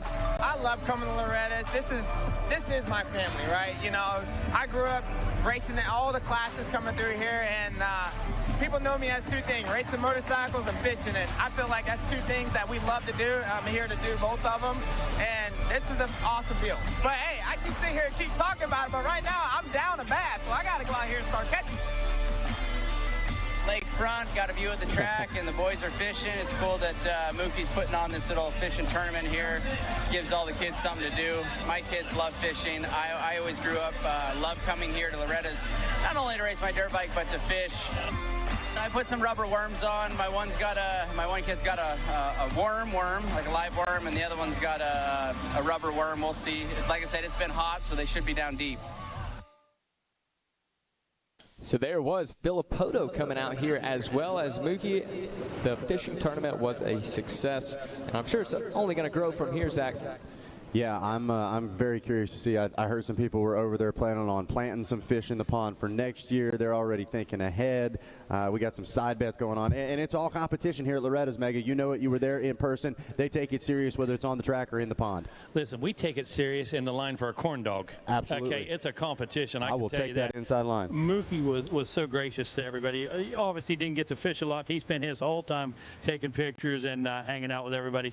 Did get to cast a few times. As you see, we were catching fish right away, though, and had a blast. We are looking forward to the second annual Loretta Lynn's Bassmaster Classic. So that's going to be a good time. Right now, I want to take just a moment. Do we have another commercial going on here? Yes, we do. Here We have our Progressive Campground being shown here, and you'll see a ton of campers here at Loretta Lynn's. And hey, maybe you're looking to save a little bit of money. Our friends over at Progressive can help you do just that.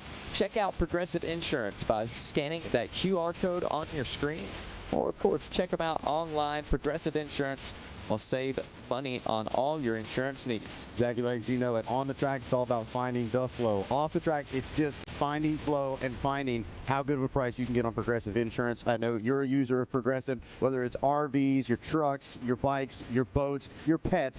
Progressive can not only get you covered, but can probably help you save a few bucks as well. Your business, you name it, Progressive can help you with just about any of your insurance needs. Once again, make sure to scan that QR code on that right side of your screen and check out Progressive Insurance. All right, gang. I'm going to talk right now just for a moment with Richard Todd from Dream Chasers. Richard, you've been a part of the program here for several years, and for those that don't know, Dream Chasers is a 12-step recovery meeting and a program, and you guys, once again, part of it here at Loretta Lynn's. Yes, we come down here every year, and we've been blessed with the opportunity to host a meeting at Loretta Lynn's ranch, every year in her museum, and that meeting will be tonight at 7 o'clock. So anybody who's involved in any type of a 12-step program, whether that be Alcoholics Anonymous or Narcotics Anonymous, and you want to, maybe you're having a bad day or something, you want to come on down there, but most importantly, maybe you're having a good day and you just want to show up and be down there and be ready for somebody else. And all these blessings and stuff that we get in our life, when you get into recovery and you change your life, and we get to do these things like come to Loretta Lynn's. And so we just want to invite everybody down to Loretta Lynn's Museum at 7 o'clock tonight. We'll be hosting a 12-step meeting down there. It'll be 1 hour. Come on down and see us. It'll be great. Last year we had a couple dozen people show up. We want to break that record. It's just a good fellowship where you get to go, friends of a feather. Anybody who's a friend of Bill W., come on down. We would love to have you. And, even if you've got questions about the process, you got questions about, am I a candidate for recovery? Do I need recovery? That kind of thing. You guys are there to help. Yeah, that's right. And you can, whether you got a family member or somebody who's been affected by addiction or alcoholism, and come on down and we can get you hooked up with somebody in your hometown. We know somebody in every state. We can get you lined up, but we would love to have you come on down and participate. And once again, that's tonight at 7 o'clock at Loretta Lynn's Museum. Come on down and see us. Richard Todd from Dream Chasers, thank you so much.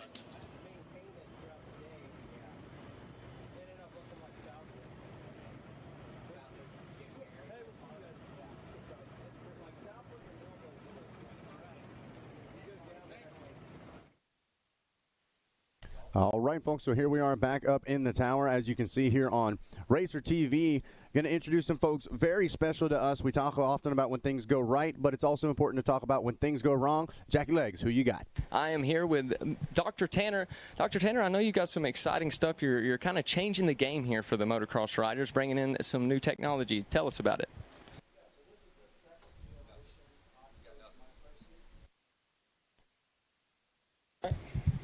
So this is the second generation Oxos Micro C. We've been using the first generation at GNCC for 2.5 years now. This is the state-of-the-art X-ray machine, portable now, no cords. We can triage things out on the track. We know exactly if they have fractures, if they can get back to riding, and we avoid many, many transports at the ranch. Yeah, it's something very, very valuable to have. That way you can do everything right here on site, and we're sure glad to have you here, Dr. Tanner, and your whole group. It's not just you. You got several others with you as well. So we started safety on site to make racing safer. We've got Dr. Brianna Millsaps with us. She's been here much longer than I have at the ranch. Got my wife, Shelly. She's our medical assistant. and many, many others. Dr. Nona's here, and McGee, he was here for the first 3 days. Well, it is sure an honor to have you here, and it's sure an honor to have all this equipment here as well. Dr. Tanner, what do y'all got going on here the rest of the week? Well, we'll be here all week, and, we're triaging everything from runny noses to ankle fractures to lacerations and taking care of all of it. All right. Well, it is sure glad to have you, and we sure appreciate you and everything SOS does. Thank you. All right. There we got it, guys. It's just about time to go back racing here, so get things tuned out of here in the tower and get ready to drop some more gates, Zach. Yeah, it's so impressive. Obviously, Dr. Tanner and his whole SOS crew, big proponents of the GNCC series as well, so we get to see them on a regular basis. But the technology that they're able to bring, Jackson, to the track, to the track side, not only just the knowledge of the doctor side of things, but understanding the sport as well. Understanding when you say, hey, I started swapping out and I endoed over a jump. These doctors, they're actually going to know what that lingo means. They understand what that could lead to, what kind of impact you took, and of course how to get you treated as appropriately as possible. So grateful for Doc Tanner and everybody over here at SOS. Yeah, it's a treat to have them. They do a ton. They do a ton with GNCC, and it is great to have them here at Loretta Lynn's as well. Looks like Mike got another special guest. Yeah, Mike. Hey, you're fresh off of the Junior World Championships, and I know you wanted to talk about that. You guys had a dinner last night celebrating those riders that went overseas on behalf of the AMA in America to represent our country. Tell me about it. Yeah, we had a great dinner last night. We had over 100 people at the dinner. We told all of our riders, invite all your sponsors. Awesome. Anyone that's ever helped you get to where you are today, invite them. Right, let's celebrate. And they all came. They all came, 100 awesome. people. Yeah, so how's your week going in terms of the AMA and your position as what? I always get your title wrong, the racing director. Yeah, Deputy Director of Racing. Okay, Deputy Director of Racing. So you're the guy we call on Monday morning after a regional and things go sideways and you want to get some clarification on a rule or whatever, and you've done such a good job in that role. Well, I appreciate that, and it's, I think part of it is that I've lived just about everyone that calls me. I'm like, yep, I remember being exactly in your spot in 2003 or whatever the case may be, so that's super helpful. I'll tell you that for me, this week's been very good. Again, I say this every time. We have great staff here, and that makes the week easy for me, but I'm looking at the results, and I see Yamina in fourth. It's impressive, man. She's like fighting for a championship. She's going to get one. She will. She looked fantastic. And racing yesterday got a second. Yeah, racing was up here. It's women's racing is on a big come up, and we had talked about it was hard for girls to even get in to qualify for Loretta's in a class with boys, and now they are challenging for a race win here, and that's going to be exciting when that finally does happen. Yeah, we had 2 girls win regionals, and unbelievable. We mistakenly refer to them as boys classes, but just classes with boys. Right. Racing against boys because they're all open classes. We don't have any boys classes, but yeah, 2 girls won regionals this year, both on 65s. I got to watch one of them. Matt was at the other one. He called me up right. He goes, "Dude, unbelievable! You got to see this girl." And her grandfather's an old friend of mine. We've been friends for 25 years, so. Outstanding. It's been very cool. Yeah, so back to the Junior World Championships as our sight laps roll out onto the racetrack here. We'll get back into racing, just finish up some track maintenance. How does that selection process work? Not everybody, you select a lot, and then some of the guys can go, some can't, some aren't allowed to go. We won't get into the specifics of it, but you pick the best team of people that will be available and make themselves available. Yeah, that's the key. What we do is we start looking now. Here in Mini-O's, we look and kind of see what we have. But then our interest really gets piqued come Daytona, Freestone, and Springeting. Right. And we really watch those 3 races. And we kind of got to pick the team right after that because we got to give these people a couple months to get everything ready. You can't wait till I'd love to wait till after regionals. And then I know exactly who's who. So, and then obviously we're picking kids that are going fast because we want to win. But it's tight quarters over there, and stuff goes wrong. Like every single trip, something goes wrong. And we need parents that are going to handle adversity well. Right. That are not going to be on Facebook saying, "Here we are in France, and it's Thursday, and our bikes aren't even here yet." We'll get it done. You always do. We always end up getting it done, and it's not perfect. it's never perfect. But so, you know, families, and I can tell you we have families, and I don't want to slight any of them, but I'm going to throw a couple of them out there. The Vicks and the Graves. This is their Jackson's second year, Easton's third year. Right. At the end of the day, as long as that kid is reasonably close, they're coming forever because their family's so supportive in every way. The sisters and, I mean, the whole 9 yards. They're just people I want to spend a week in Europe with. And, but at the end of the day, you can be the greatest family ever. We still need the kid to be able to perform. But if we have the greatest kid in the world and his family's struggle hard to deal with, probably not coming. Right. Yeah, all that factors in, I'm sure. And the logistical nightmare of getting all of those kids and all of their people over to Europe is a very large undertaking. That's why it all starts right now. And you kind of have to have that team locked in about May or something like that, I would imagine, because you guys go right after Mammoth, I think, in between Mammoth and here. It changes from year to year. Some years it's after Loretta's. So they're dependent on the FIM calendar and what's going on over there, because all the FIM guys have to be, you know, they're like us. We couldn't have another event this week because our people are here. But generally the first week in July, second week in July sometimes. They put it on top of Loretta's couple years ago, and we basically said, well, that's fine, but we're not coming, and they moved it to accommodate us. All right, Mike, hang around. Don't go anywhere. Jackson, let's roll out our top 10. We've got the sighting lap done, and we've got the 85 10-12 limited class, and we'll give you the top 10. This is how they finished in that first moto. 10th place was Keiki DePino on the 5th. How you say it? Kaiki.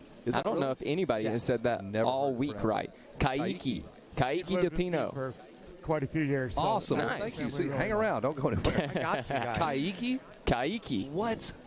Kaiki. Okay, Kaiki DePino, your 10th place there on that 52 machine. Your 9th place was Chance Olberg on the 11.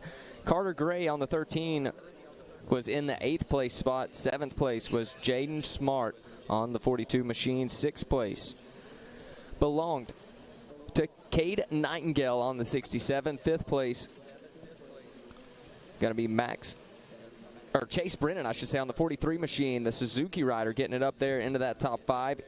Aiden, is that how you say that? Aiden Steinbreaker? Aiden Steinbreaker. All right, I got that one right. Good job, Aiden Steinbreaker on the number 24 machine was your 4th place. 3rd place went to Landon Lee, the Texas native, on the 68 machine. 2nd place was Waylon Ballinger out of Georgia on the 89.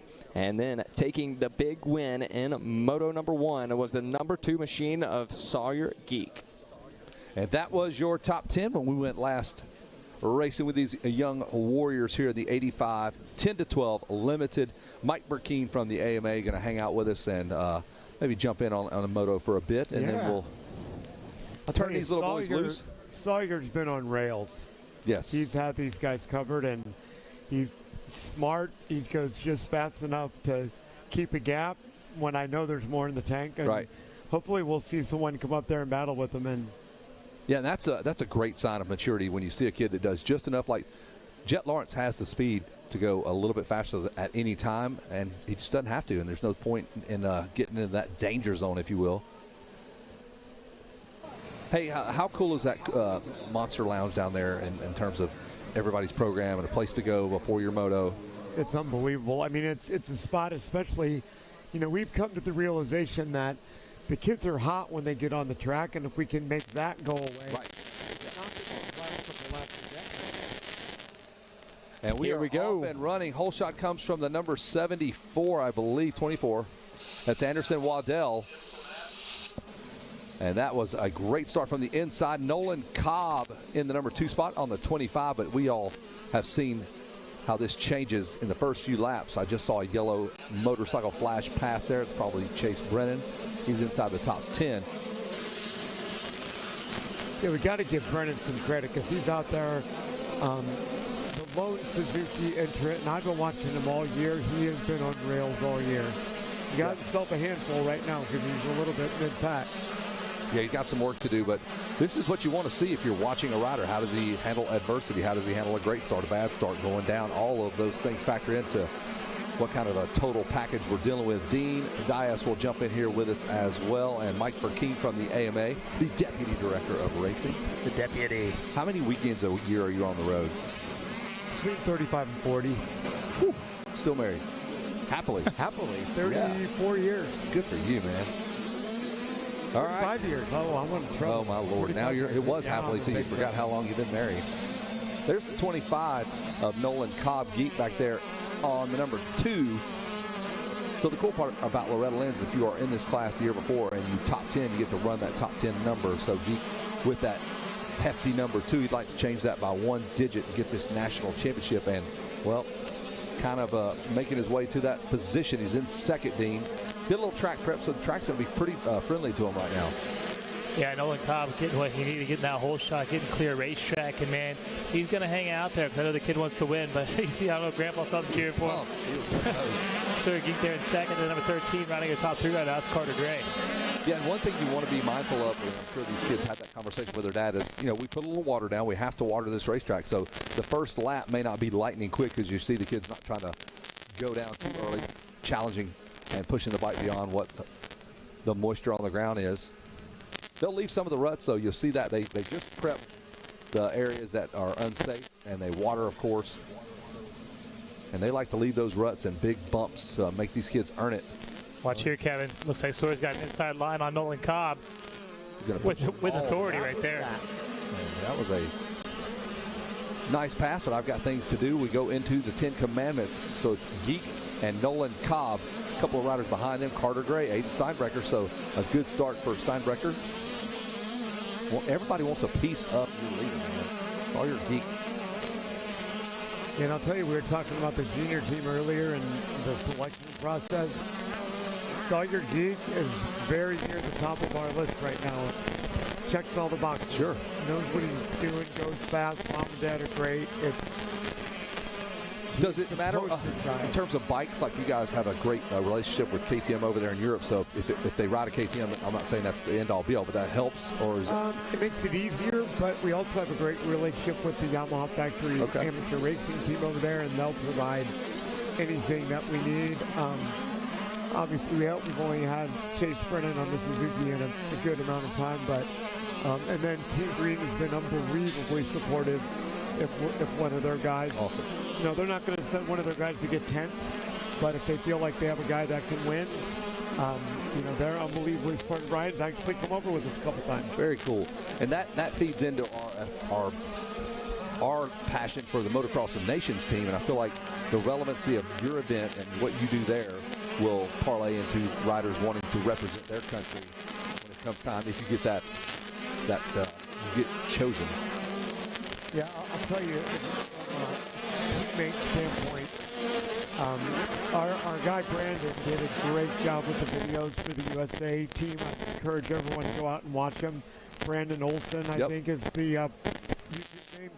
But Easton Graves was being interviewed, and he said, we all want to win, but what's really important is how does the team do? That's his third year on the team, and that's the mentality I absolutely love. Yes, yes. Now, he didn't have to do any team things because he's been out front. And, right. You know, he got second in his 65 years, so he knows how to do it out there. And if his age fit, he'd be there next year. But got to wait till he gets on to 125 now. So hopefully he gets that opportunity again as we continue to watch Sawyer Geek and everyone try to chase him around this racetrack. That's the 25 of Nolan Cobb. Keeping this thing interesting, Dean. Yeah, Cobb's actually slipped back to third now as Aiden Steinbrecher has moved up to the second place position. And I was watching our leader too, Sawyer Geek. He's got a lot of height on that bike, got a lot of body to be able to use those legs going through those rollers. I think that helps out a lot. What did you see there? One rider not able to do that triple, and I believe Steinbrecher might have gotten passed again by Cobb. They are absolutely throttling each other. That's the number 13, Carter Gray, that was able to get it. I think Cobb's the one that had to roll it, so Cobb's going to lose another position out there on the racetrack, but trying to bounce back on the number 13 of Carter Gray. So Gray on the move, on the gas there with the bright yellow helmet. And look out, it's not going to get any easier. Waylon Ballinger right behind Carter Gray as well, and he is charging out of Cairo, Georgia. We know where that is. That's the Olympic training facility of motocross, if you will. Also found out that GPF is changing hands. They've got new owners, and Josh Woods will stay on and help out there, but they have sold the property now, so new owners of GPF as of June 1. Oh, Brake no. goes down. That was great. Yep. Tuck the front, coming out of the Thor sweeper there, going around the beach, having a problem. Might want to soak up a little bit of sun right there in that corner. Yeah, he likes the beach, man. So he's got to fix that visor there, pull a tear off, and get right back into it, the number 13. So Cobb slips back a spot. Steinbrecher will get him. There is the number 13 now. Wow, look at that 205 by Jaden Smart. Smart now on a move to the front of this pack, Kelly. 203. Unbelievable for Aiden Steinbrecher on that number 24 machine. There is the number 2, last year's number 2 man. Looking to change that number to a number 1. That's the goal, right? That's the ultimate goal. Absolutely. When I was down to look at the poster board this morning, there's probably a bit of riders that are going 1-1 on the day here. And we'll have to get a stat on that for tomorrow going in race number 3. Right. How many guys have done it? So Sawyer Geek won this moto yesterday. Jason Wygant knows there's free food in here. He sees the bags. It is lunchtime. There's some barbecue for you. Put some in your pocket. It'll heat up. Mike Burkeen jumping in, telling us about the Junior World Championships. Both he and Jeff Cernick, big parts, big players in that. And look out, the 68 of Landon Lee. Yeah, Landon's been another one that's been on fire this year. Yes. He's been up in the top 3 all week long. You are 100% right. There's Lee on the white Husqvarna there. And honestly, waiting for Jaden Smart to get a start and get up there with those guys. He has absolutely got the speed to run with that bunch. We just haven't seen it yet. Yeah, you're right. There's Jaden just out of camera view there on that Yamaha number 42. He's just a tick off of these guys right. He'll be in the screen right there on the far right. He should be. There he is. So he is jumping into the action now. But Landon Lee moving forward, going to leave all that behind him. He does not want to deal with Jaden Smart or Cade Nightingale. And here comes Jaden Smart. He's going to jump in now behind Nolan Cobb. Immediately going to be side by side. Three-way battle. Look at this. Again, still 3-way. We don't see that hold up very long. They are still going 3 wide here. Hang on. Whoa! Oh, tough break, man. He collides with the KTM rider, and Cobb back down to the beach. I believe got the bad end of that deal there. That was a racing incident. Obviously, just kind of the line took him out there, but there's no way you can sustain 3 riders on that racetrack for very long anyway. No, not at all when it comes down to that. Look, the entrance to that sweeper gets a little tight. Then it starts to open up. I think it just got a little close together right there. And like you said, racing incident. And Cobb finding himself back down to the beach. Yeah, he took a little hop sideways when he went through there. Right. And that was... Jake got lucky because that easily could have been... Could have been him for sure, yeah. Exactly. And if I had to fall down, it's going to be in that nice soft sand. That's where I want to do it. I don't want to, but if I have to, that's where it's going to be. Right up to the point where you got to pick the bike up. Over there, so much heavier. Not so good. Yeah. Now we're watching the 89 of Waylon Ballinger. And we'll jump into the 10 Commandments there. Oh, Smart getting that triple, going double, triple. Pretty clean right there, Kevin. That's pretty technical there for an 85 rider. Doubled in, carried a ton of speed, and he is going right after. Who's that? Our rider, Landon Lee goes down. Tough break for Lee, man, getting caught up in that corner right there. I'm not sure what happened to him exactly. It almost looked like he stole the bike out or something. Yeah, he was just down just for a moment. I just saw the yellow Suzuki Brennan come through there. And 8th. So a lot of movement in this one for sure as we watch moto number 2 of the 85 10-12. A couple of riders going down in that sand. Jaden Smart collides with another rider there. He was able to ride that out. Smart now all over the rear wheel of the 89 of Waylon Ballinger. Let's see what Smart can do. Can he get crafty, find a new line out here, or can he just run a power move around the outside of Ballinger? Well, he's going to get him in the 10 Commandments. I would be careful. Yeah, that line's good. Yeah, because Ballinger's got to do what he should, guard the inside. That's going to allow that outside to open up. He just made a pass here last lap, and he's going to go right into him again. Into this big sand sweeper. Look at the speed he brings around the outside. And Ballinger able to fight off Jaden Smart. In fact, now he comes back to the inside, though, and just hands him almost. I thought he was going to make that pass. Definitely drawing in closer right there. It's too far around the outside. The distance plays a big factor there, Mike. Yeah, especially after they cleaned up that inside a little bit. They were dragging it with the box scrape, so that made the inside a little bit quicker right now. And they'll do that from time to time once they see a part of the racetrack that's a little faster and nobody else is using it, and then they'll fix it. I got to talk lap times real quick, Kevin. Look at there. Sawyer Geek and Aiden Steinbrecher in second, runs a 2:01 lap time. Probably the fastest lap time in this whole race so far. 100%, yep.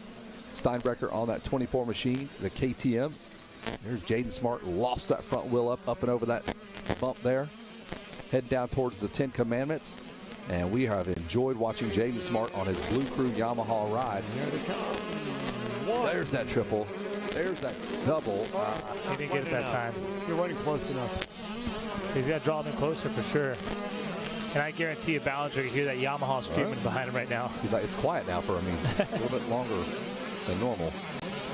Look at that KTM just pull away, though. He got some good grip there. And there goes Smart hucking that triple. Into Storyland we go.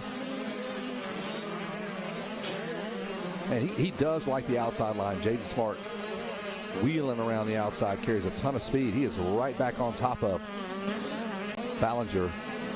And that was a nice line on that inside front. And this might be it right here. Yeah. You're trying to power move. Ooh, they touched. Yeah, I think Ballinger was trying to get back in front of him, and they were so close coming together. Man. That was 2 times. I mean, Jaden Smart has touched another rider. He literally was in the air. That normally never ends well for anybody. No, that was I'm glad both of them kept up with that. But I'll tell you, Jaden is on a mission. He is not waiting for anybody. No, he is moving and grooving. He's got 7.5 more minutes to go. We'll see now if he can run down Aiden Steinbrecher, who just set one of the fastest laps of the race. So that may be a tall order. Your leader's not even in the picture here. Jaden came over and rode the 3 years on October 65. Okay. He's a little rock star. Everybody over there knew it. Oh, right on. You have, sometimes we take our guys and nobody knows them, but I was Pull that able microphone to a go. little closer, if you don't mind. I was able to go over there with Ryder D. Now that, he was in his heyday. Now, Braswell actually won that year, but Ryder D had an autograph line longer than you'd see in the pros. All the way across the street and down really cool. Down the road. Yeah, I can see that. He's a mini sensation for sure. You know what else is really cool? Aiden Steinbrecher, he didn't quite go as fast this time, but a 10th of a second fastest Sawyer Geek, and Steinbrecher now has Geek in his sights. All right, let's go see a race out of those two guys. Love to see that. There's your running order on your screen, those of you watching at home on Racer TV. Yeah, we've got one cooking here. He is all business right now. There is the 24 of Aiden Steinbrecher.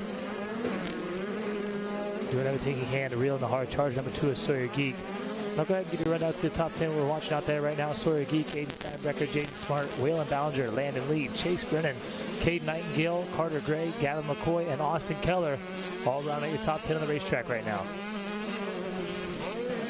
Yeah, there's a ton of talent in this class here. That top 5 is tough. When Chase Brennan is outside of the top 5, you've got Cade Nightingale behind him. Man, a lot of talent. Absolutely, Kevin. This whole field, I mean, it's a deep one for sure. We say that about every class that I feel like here at Loretta's. They are. They're all super deep. From all 4 corners of the globe, if you will, racing here. Sawyer Geek, a name we've said for a long time. And this is kind of where you start paying attention to these guys. Like 50s, they'll get a little accolades there. Then you get on 65, you got the clutch to deal with. Now we're talking real motorcycles. And then once you're in this class, some of the kids that were small maybe catch up and whatever. And then you see new names arise. This is where kids will make a name for themselves about midway through their 85 career. And when you're coming back with a number 2, hoping to be the champ, you've obviously had some success. Yeah, absolutely. It gives you a little bit of confidence. I mean, a little out of pressure, but also some confidence going here into the ranch. And I just saw Steinbrecher. He was off and on that clutch in that bumpy section. You could see him trying to, I'm really not sure what he was doing. Interesting. As we go through the 10 Commandments, lap riders now starting to play a role here. Steinbrecher has gotten to Geek, but unable to make the pass. So I wonder if Geek got the word that he's there, step up the lap times, and he did because he ran a 2:03.5 to Geek's 2:04, or excuse me, Steinbrecher's 2:04.1. It seems like every time someone catches Geek, he just takes it up a notch, and they don't ever get close enough to throw a wheel in there. So you're saying something of that Chet Lawrence lifestyle. Yep. Great management there for sure. Hey, Kevin, we were talking a little bit about the juniors, and one of the things I want to throw out there is we're going to be in fundraising mode for the next 9 months to get that stuff going. And want to just throw out there a few of the folks that helped us in the last year. Dunlop, KTM Group, Robert Pearson's been instrumental in getting things together for us. Just a bunch of Tamer. Gosh, I know I'm going to forget some people, but they're one of the graphics companies that Jeff has helping us out. The Renters. Right. Their graphics, they provided all our Team USA graphics. And Enjoy, right? Enjoy. Yep. And he doesn't want anybody to know it because he wants everyone to think that he's a grabby old guy. But Ryan Schaefer, for the last 4 or 5 years, his kid came and rode a couple times, and probably the most fun I ever had was watching him and Cernick bicker on the way back and forth to the track. Oh, that's world class. You know, because of Ryan Schaefer, those kids didn't have to pay to rent their motorcycles this year. So wow, a lot of people, I mean, just one right after the other stepping up to help these kids. You got to keep that going.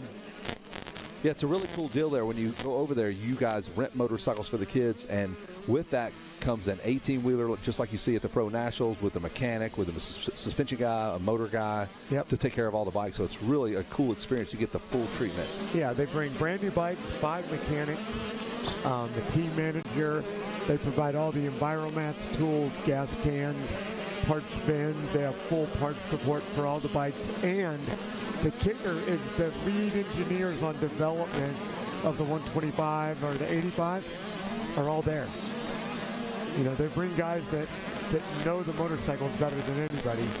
So it's what they did. That'd be the worst thing, to go way overseas and have a mechanical and have no means of getting things done. So, and then Cobra, same thing this year with Cobra. They sent their European distributor came, and Bud Racing. I don't know if you know the Bud Racing guys, but I've known them for the last 20 years probably, and they did a great job bringing a full-blown rig for the Cobra guys. That's outstanding. So, just giving you the intel on the Junior World Championships. Just took place about 3 weeks ago, just in time to get these boys back to Loretta Lynn's and rocking and rolling. We are watching the number 2, Dean. What are you seeing out there? Yeah, 2 to go for the 2 machine, but now it's going to be the white flag, so 1 more to go for Sawyer Geek. But I mean, I'll tell you what, Steinbrecher has rose to the occasion, man. 2 or 3, a full second fast that last lap, but the clock is starting to expire now as they go on the white flag. He might have enough left in the tank, but I'll tell you what, like Mike was saying, it seems like as soon as Aiden catches him, Sawyer turns it up just a little bit. Yeah, we got some lap riders coming up, so we'll see if he can manage to get through them. There he is on the number 2. Can't triple, and Steinbrecher could. So that is a best case scenario for Steinbrecher. So they both run 2:06s. Geek just in front of him by the billboard. 1 more lap to go by the mechanics area. It is go time. Yeah, I wonder what that board says there for Steinbrecher. Probably give it your all. Yes, he's right. I mean, he knows he is right there. He can see the number 2. Any little mistake there by Geek, and we will have a new leader, as Steinbrecher is right there. Yeah, and I mean, the number 2 is Sawyer Geek. Hasn't looked back yet, but I guarantee you he knows that Steinbrecher is right there behind him. For sure. They're both. Oh, did you see the bike kicking up there for Steinbrecher? Going to get past those lap riders here. And we are in go mode. If you are Steinbrecher, he is trying to run him down. It looks like number 4, Jaden Smart, having some issues there. Look at that, a 2-minute, 20-second lap time. So he obviously had a tip over in one of the corners. Back in 5th now. He was all the way up to 3rd. As we watch first moto and potentially second moto winner Sawyer Geek in this 85 10-12 limited class goes a little wide here, and Steinbrecher is dangerously close now. Geek could almost catch him in his peripheral coming out of Storyland. Steinbrecher throwing everything he has at Sawyer Geek here, and not a chink in the armor just yet, coming through the big sandy sweeper. Yeah, the good thing I'd say for Steinbrecher, though, he might not be able to get the pass here, but he knows he can keep pace with the number 2 of Sawyer Geek, who's been pretty much unstoppable as far as the 85 10-12 motos go. Yeah, very encouraging for sure. Here he comes right down Broadway. He's going to flash passes here in a moment. Your leader has just a couple more turns, some lap riders in front of him. Sawyer Geek trying to keep it on 2 wheels, grab another moto win to go 1-1.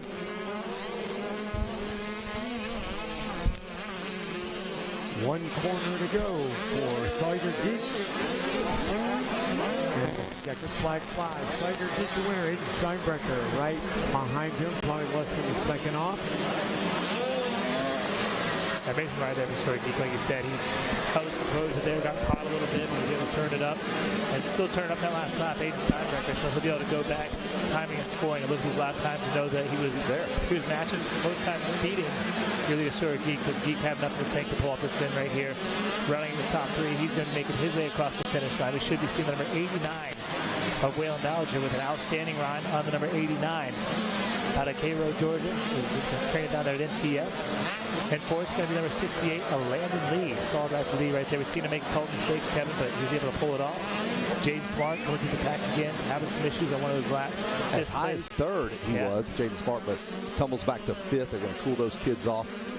Aaron West, we need your vehicle move, please. Aaron West, we need your vehicle move. Here comes the Monster guys. There's Monster Mike. There's Darian Sinai from KTM. You got Rob Fox in the background there. Darian's first time here, I think, in his job role, and he's had a bunch of winners, so it's been a good week for Darian. Yeah, it's making things easy when you inherit a championship caliber team. Look at that smile there by that young man. Good ride for Sawyer Geek. Steinbrecher solid in second, finish just a tick behind our winner Geek, and Ballinger benefits by the mistake by Jaden Smart. And you get some hugs and kisses by Rob Fox. Come here, little buddy. That was not Rob Fox. We know that. A lot of hair in his face. He's like, I want to cool off here. I'm good, Mom. I'm good. I'm good. I'm good. All right, we're going to get ready to toss it down to our podium. Geek, Steinbrecher, and Ballinger. 1, 2, 3. So the championship coming to focus now for Sawyer Geek with a pair of 1-1. So go out there and just back it up. Do what you do. Do Sawyer Geek things. I love hearing these little stories. When I was announcing, I was still announcing, but when I was doing podiums, I would go down there immediately after the motos and just hear what they have to say. Because that's when they're like, oh my God, you see that guy? I did this, I did that. And they'll give you great stuff to ask them about when they're on the podium. Hey, Darian's the right guy to advise them, because Darian, he knows his way around. One here, I believe, 2007, he won the 65 10-11. Perfect guy. Perfect guy. Only reason I remember is because he beat Matt. There it is. Way to make it all about you, Mike Burkeen. Yeah, you got it, brother. You got it. All right, we're going to shut it down up here and get ready to toss it down to the podium here and hear what these little boys have to say about their race. All right, thanks, guys. Yep, down here on the box, going to be chatting it up with third place first in this moto, Waylon Ballinger, taking it all the way down to the line, never giving up and grabbing that final podium spot. Let's make some noise for him. Waylon Ballinger getting third place in that moto, taking it all the way down to the line. We talk about never giving up here at Loretta's, and that is why you never know what can happen on that final lap, dude. You get back into that third place spot. Take us through it. How was it? It's pretty good. I didn't get the best start, but, those first 2 laps, I charged as hard as I could, but it was pretty slick out there, so a lot of kids were crashing, and it was pretty hectic, but, I just rode my race and did pretty good. Yeah, it seems like you really tried to charge early, and then, like you said, kind of have to watch out. Some guys were going all over the place late into the moto. Take us through that last lap and getting back into that third place spot. Dude, that last lap, I was tailing Jaden. He was riding really good. He passed me. He hit that outside, just washed out, and then I saw behind me Landon. He wasn't that close, so I kind of just, rode careful and, held it up there. Well, you played it smart and you brought it at home, man. Who do you want to thank for getting up here on the podium? My mom, my dad, MTF, Colleen, Brian, Jacob, Tony, Steezy, 110 Racing, Factory Connection, Lamston, 100%, 60, Jimbo, Too Fast MX, and everybody else. Thank you so much. All right, let's hear it. Taking it down to the wire. Third place in that moto, Waylon Ballinger getting the job done. As next we're going to invite Aiden Steinbrecher up, second place in that moto. He's throwing on the bling bling, putting on the shades, and now waiting on a silver medal. Let's hear it for Aiden Steinbrecher, taking it down to the finish. Aiden, man, what a fantastic race. Let's talk a little bit about that battle that you had going on, trying to take away the win. Came up just short of the goal, but man, impressive riding. How'd you feel about the race? Oh yeah, I got to like a 6-3 start. First straightaway went to 4th, and then just worked my way up and tried to stay with Sawyer. He's really fast here, but great ride by him. How did you feel about the way the track was developing? We just heard it was maybe a little slick out there. What did you think about the passing? Were you able to work your way up easier than you thought, or was it a little more challenging? Kind of both, making my way up. Track's fast and slick, so you can't be on the flat corners. You can't just go wide open routes, just slide out. But yeah. Hey man, you kept it technical and you bring it home for a second place, still in that title fight. Who do you want to thank for bringing you up here? The Lord just kind of keep me safe. My mom, my dad, my brother, my sister, Fox, Cent, Dunlop, Rob Fox, Factory Connection, Pro Circuit, Mitch Creighton, SLM Racing, Monster Mike, Monster Army, and everybody supports me. Thank you. That's Aiden Steinbrecher, your silver medalist here in Moto number 2. And last but certainly not least, grabbing that Moto win.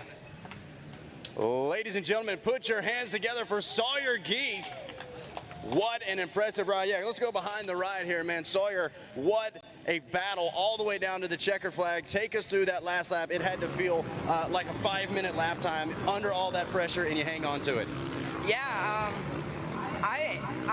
Aiden was really going fast out there. He really challenged me. So I'm happy that I have someone that is just absolutely shredding. So yeah, it was a great race. Yeah, competition is there, man. You got to be on your A game, and you were. Take us through the moto. What was the track like, and how did you feel like your riding was?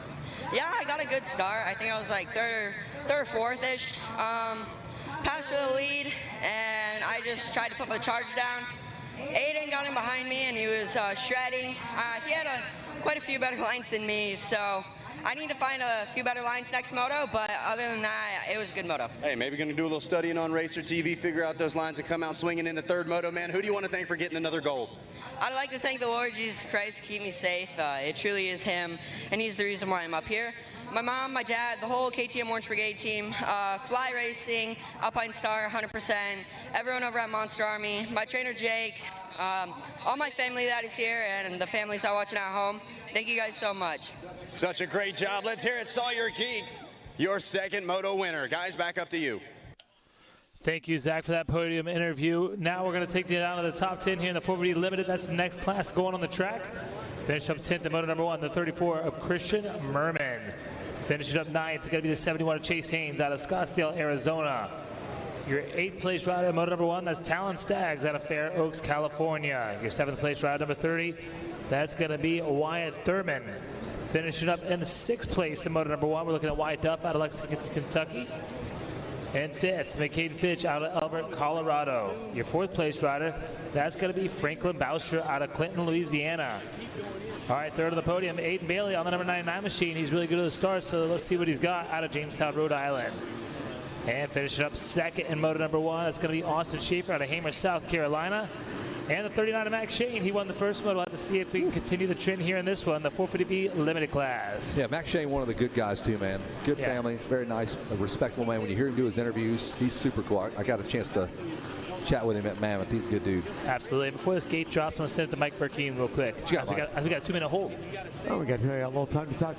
Yeah, you know, again, the junior team is my absolute passion. It's my most favorite part of my job is being able to do that. And I mentioned a couple families earlier that have been there multiple years, and you know, there's a reason for that, obviously. But looking back, I don't think there's a single family in the last 5 years that have gone with us that we wouldn't invite again. I mean, it's great to hear. We've been so lucky at, you know, between Jeff Cernick and I, getting the right people and the right chemistry.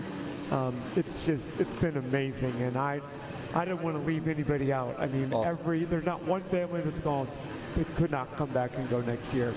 Great to hear as we roll the card up to the 2 now. Hey, Jeff, we had a red flag incident yesterday, and I would love to have had you to explain what happened. Did we have a gate malfunction?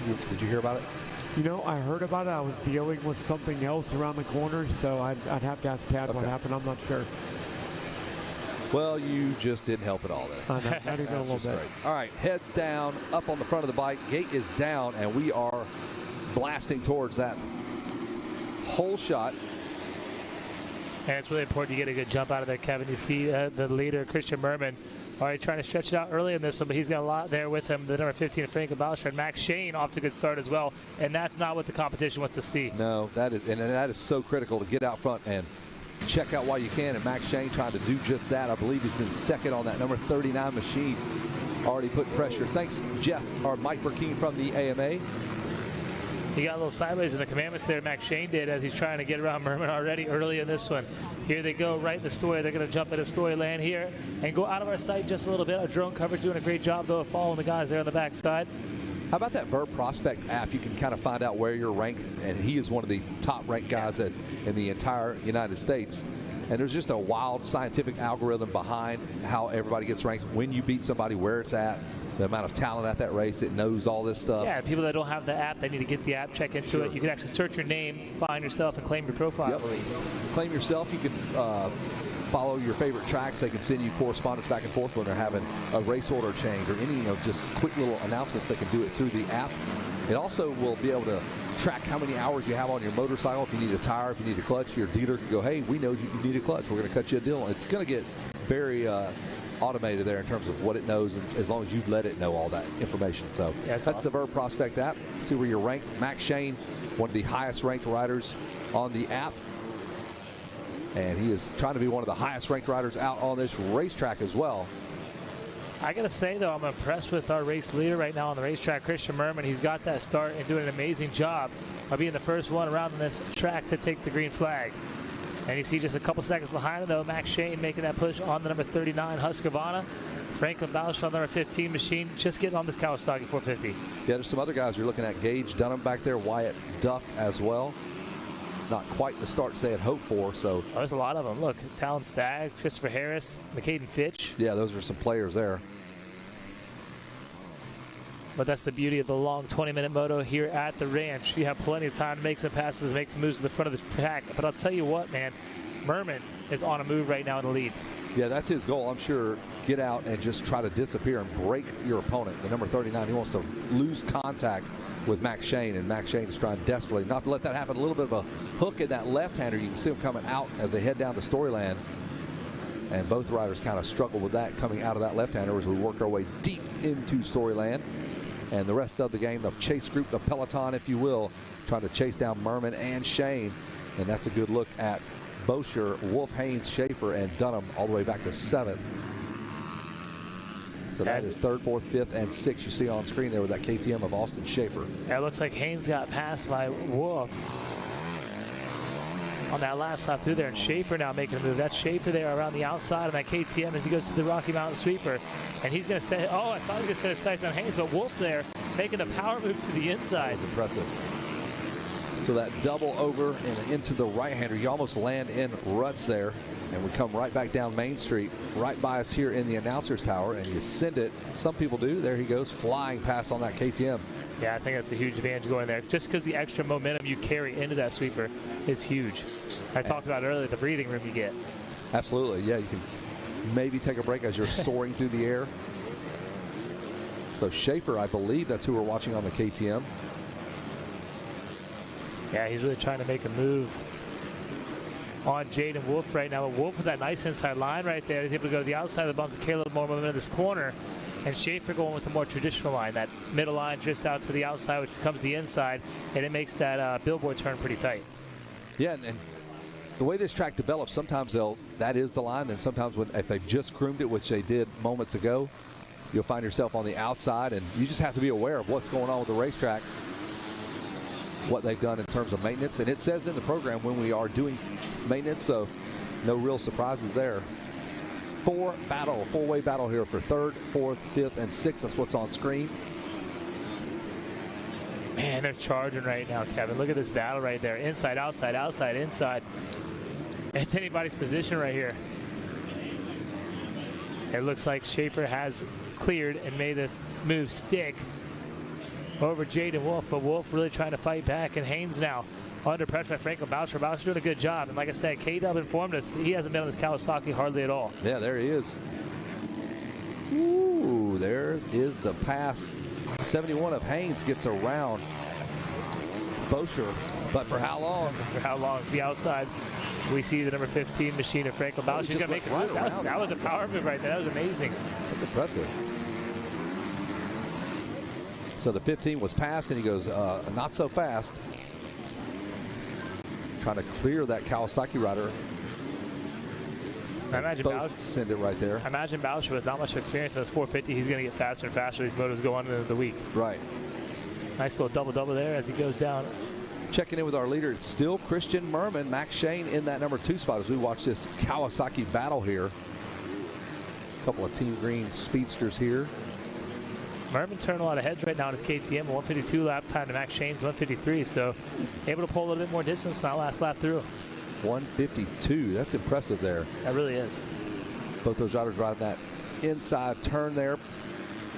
Big hook on the end of that left-hander. Sophie Phelps joins us on the mic. Sophie, you've been gracing us via the podium. Now you're up here. Hey guys, yes, it's good to be up here.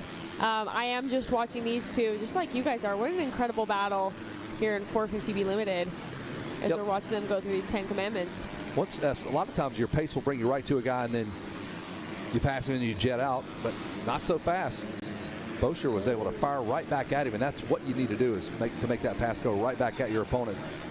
It is, yeah, and it makes for a great battle for us. That's a massive hook in that rut. Yeah, they did that. Both those guys hit it last lap. Yeah, I'm curious what they're seeing in the other ruts that makes them not want to, if the entryway is so good. You see Max Shane pass made right here around Christian Merman. He made the pass. So Max Shane followed him for a minute there, Dean, and here we go. Yeah, Merman I think made a little pass or a little mistake there in Storyland, and Max Shane pulling the trigger, getting in the lead right there. Solid ride for Max Shane, taking over this lead, putting the number 34 Christian Merman back in second. I would love to see Max's lap time when he comes around, because we remember earlier in the week he had set the fastest lap time, which has been beat, but man, he's still not far off of that pace. And that is just such a rough part of the racetrack. It is. They make it look so easy, though. Looking at it from out of the tower here, you can see no big deal. Just how deep those rollers are. 154 is a fast lap. Nothing to be ashamed of there. To Merman's 158, which explains the pass. Yeah, a little bobble, a miscue by Merman, and Max Shane was within less than 2 seconds the whole time, so he could capitalize. And look at him go. He is trying to absolutely now break his opponent. See if he can run and hide from Merman. He is, and I love watching all of these different line options around the track. You can see some of these guys go wide early and then cut down, or stay wide all the way around, or hanging tight. That's such a cool thing about this track, are all of these different line choices. Yeah, and especially after they prep the racetrack, now the whole choice of lines now changes in a bunch of places on the racetrack. You have to reestablish some of those lines. It does, yeah, and I'm sure Dean can speak too when he's working with students and himself riding, like knowing the different times of day on a track that you're familiar with, and sometimes you know based off of the track when it's good to stay tight, stay wide, go through the middle, cut down, all the different options. How about these two Kawasaki riders again, Dean? Jeez. It's amazing, man, watching the outside after that triple. I really like that line, able to stand up through there because it's not a very tight corner and carry that momentum. But I'll tell you what, the 15 of Franco Boucher's been doing an outstanding job of staying in front of Chase Haynes, but they better get going because not too far behind them. It looks like we got Austin Schaefer trying to join this party. Yep. See if we get him on screen there. Yeah, he's going to be just to the right here of these two Kawasaki riders. The 15 is Boucher, Haynes is 71, and here comes Schaefer. He is close. Last lap when they checked in, he was a second and a half behind, but it looks to be much closer than that now. Yeah. About the halfway point, 10 minutes, 50 seconds to go, so plenty of racing to go. Yeah, imagine halfway flags out in this lap right here. Good eye on that one, Kevin, as we watch them all now go into that Thor Parts Unlimited sweeper around the beach. The Kawasaki go through there. There goes Schaefer with a power move to the inside. Where did that come from? Yeah, I don't know if he just got some traction there. He was on the very edge of that sand, and he just was lightning fast right around the Kawasaki of Haynes. You know, this reminds me of many years ago when I was here at the track racing, and Mike Brown had a moto right before me, and my dad said, go up to Mike Brown and talk to him and ask him for some advice. So I was brave. I went up to him, not that he's rude, but, you know, I was scared because I was a little kid. So I walk up and I said, Mike Brown, what do I got to do to be faster? And he said, ride the edges of the track. When it gets rough like this, ride the edges. And that seems to be what Schaefer is doing right here as he comes up on the 15 of Boucher. Yeah, so I don't think Schaefer's done yet, man. He's been putting a lot of work. We talked about at SOB down in Hamer, South Carolina. He has his sights on the number 15 of Franklin Boucher. That's a battle for podium position right there. It is, yeah. And who's this fourth rider that we have in right behind them? Is that Jaden Wolf? Yeah, I think Jaden Wolf's starting to come back now. You've seen him. He had some issues out there, but he's really charging hard now, trying to make his way back in the front of this back. He is. So we have almost a four-way battle, but really it's a four-way pack of 4 riders coming through the track like a freight train. Now, as it appears that Schaefer has completed the pass on Bauscher. Bauscher trying to make a move in return. Yeah, he has the pass made, Sophie, and you're right. Bauscher is really trying hard to get back around number 36 of Austin Schaefer, but Schaefer, he's been behind him for a little bit, so he knows all the right lines to take to stay in front of number 15 of Franklin Bauscher. He does, yeah. He's been able to watch other people and where they're going, try his own lines, and when you're behind someone, it really forces you to try a lot of different options. So he has probably some tricks up his sleeve, like right here, what we were seeing in the sand. Let's watch this line again, all the way out there along the edge. So fast. It's slow about halfway through, but the last half of that turn and going into that straightaway, it's so smooth where he's at. So that's where that line worked for him. That's where he just looks like he hit turbo as he went past the Kawasaki of Bauscher. Yeah, a great line find there by Austin Schaefer. And if you're in that Monster Energy Cool Zone, I am taking notes of that. Oh, absolutely. Yeah, I so wish I had that when I was here racing, because you know you can go up to the sides of the track, but you can't wander far from the starting line. No. And you're getting so hot and it's maybe starting to overheat while you're out there. And look at Chase Haynes. He wants to take another stab at the 15 of Bauscher. He is right there behind him on the 71. They have been going at it. Even when he was in another fight, he was still trying to battle with Haynes, with Bauscher, excuse me. He is, yeah. Now we have 2 riders right behind. It appears to be Wolf and possibly Gage Dunham as well now caught up. That's 4 riders there, deep into a moto. The number 15's like, give me a break here. 4th through 8th, about 7.5 to go. Really fighting it out now for positions. Oh, a little mistake there for Wolf. Dunham. Another mistake for Dunham. Let's see what Dunham does right here. Nope, gonna shut the door right there so he can't get around the inside. But these guys making some battle. I think a couple of the guys behind him are starting to catch up. Wyatt Duffy, I think you can see Christopher Harris there on screen. Yeah, he's had to climb through the ranks to get to where he's at right there, and 9th, just inside the top 10. So, you know, he'd like to change that. Wyatt Duff on the move on the Yamaha. It's hard to even keep up. They're all coming so fast and changing positions. They're easy to keep up with this guy, the number 39 of Max Shane. Definitely an outstanding line for Max Shane and Christian Merman. Merman was leading this race for quite a while. Max Shane got the best of him. He made a mistake there in Stoyland or what. But now we see Merman in second, but still a solid position for Merman. Yeah, Max Shane turning another 1:55 lap time. Last lap around, he had a 4-second gap over Merman, but now it's up to 6. So Max is building a comfortable cushion for himself there, slowly but surely. Absolutely. That was outside, inside, like what you were saying, Sophia. That was such a cool line, especially because when he was outside and then he cut in. Oh, beautiful! I love what Max Shane is doing right now. This is poetry in motion. Yeah, he cut wide on the corner around the mechanics area, and then was able to move back to the right side on the very edge to bank off and cut across the track. These lines are way cool. Now, he would not be able to do this if he was in traffic. So the great thing about his position right now is he's not dealing. I mean, he's got some lappers here clearly, but for the most part, he's got a clear track, so he can work with that. Yeah, he gets to ride the preferred line. He's not trying to play defense. Totally, as we see him jump there over that corner roller, and that speed around that outside line is awesome. This is very fun to watch. Blue flags are out, letting you know the leader is coming through, stretching out that triple there, doubling out into the rut there. Oh, that was super quick. It was quick, yeah. And Max Shane is speed right now. This is pretty cool. So now we'll see if this 6-second gap on Merman opens up a little bit more. As we can see in 3rd place, Schaefer still hanging on to that. 4th place, we've got Bauscher. Haynes is still in 5th. Jaden Wolf in 6th. Wyatt Duff in 7th. Christopher Harris in 8th. 9th is Gage Dunham. And 10th is McCaden Fitch. And, man, I mean... Look at that line. He's on the far other side of the... All right, jump in right there. Yeah. Jump over those bumps, man. Yeah, double straight into that rut. No problem. That requires some confidence skill. And skill. Yes. Yeah, that's a cool line right there for him to go wide to the right and then all the way back to the left over those doubles. Now you'll see that line we were talking about moments ago past the mechanics area. Might not do it with the lapped rider here. Way wide there. We'll see. Way wide. Shoots right across here. Now he's going to jump that. Did not do that last lap. Still fast. Yes, still fast, but trying to not get too close to that lapped rider. There's our double into the rut. Man, he has mastered that technique nearly. I mean, yeah, that was a beautiful execution. And what people might not realize about those braking bumps and trying to jump them into corners is that they are not a uniform shape.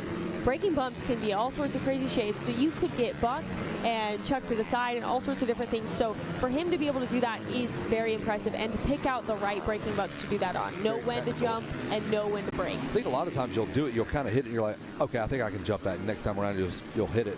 Yeah. It's not something you just try, I don't think.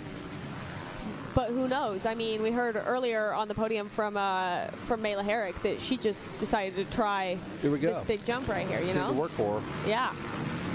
Look at this sea of humanity here. Quite the battle. That's the 2 Kawasaki. Oh, my Lord. That's 7. Oh. Whoa, I don't know about that. That was the number 50. Interesting line there.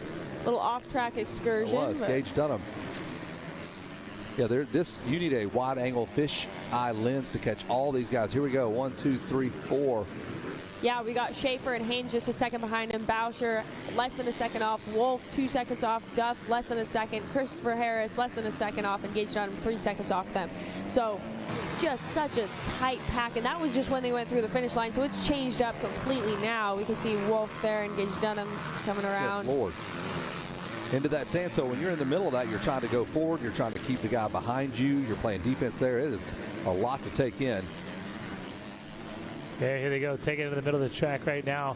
Max Shane going to check in over there through the finish line area. Looks like that 2-lap board is out, so 2 laps to go in this one. It is Shane and Merman on the number 34 in the second place position. Here comes the rest of our riders to check in. It is going to be the number 36 of Austin Schaefer, still holding on to that top 3, third place position. We got a good look at the Yamaha of Wyatt Duff as he's working on Jaden Wolf. There he goes, hopping off, step on, step off there. We were talking about Duff, or Team USA. Duff's been over there with Team USA before. Now you can see why Burkeen had him on the radar for sure as he's moving through the pack quickly in this one. He's going to move up to 6th place now behind Boucher. Christopher Harris up to 7th, but Jaden Wolf having some issues out there. He's going to slide back to that 8th place position. White flag going to come out this time around. Some of these guys are thankful for that. This guy's been in a battle the whole time. There's Wyatt Duff, just will not leave the 15 of Boucher alone. Ooh, lines collide almost going into the 10 Commandments. You're right. He is all over him, and he knows that each one of these points is going to matter when it comes down to the end of that third moto. So Wyatt Duff taking a lot of outside lines, going pretty wide to the outsides of the track, trying to just get anything that he can. Wow, they're still hitting that. They're all it looks like he wants to send you right off into the flagger over there. It appears. Maybe that's why we saw an off-track excursion earlier. Could be. Or maybe he's just trying to avoid it. Maybe. Hey, I'll just take the water truck. Why not? Totally cool.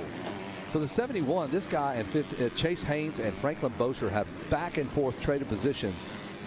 I bet 6 times, and they still find themselves right locked in together. There's the 71. There's the 15. Goodness gracious, he brings a ton of speed through that sand section, and he is going to make one more run here. The white flag comes out this time around. There he goes. He sends it over the double here. Is he going to make the pass again? Yeah. Nope, not quite. Switches the line. Oh, Haynes and Boucher going at it right now. Heads up. Lap rider going to get caught up in this crazy Kawasaki vortex. So interesting. They're cutting across the track and underneath each other, and one's completing big jumps, the other isn't. And they're switching. You never know which is which. All right, so Franklin Boucher making a run again on the 15 of Chase Haynes. That has been a brutal battle all moto long. Yeah, Boucher, he's on a move right now. You can see he's pushing and putting the pressure on Chase Haynes, your 4th place rider right now. Max Shane comfortably out front, still in the 150s, 157. Everybody else pretty much in the 2s. A couple of 159s in there. There's Wyatt Duff. He wants to get up there and play as well with Boucher and Haynes. There is our leader.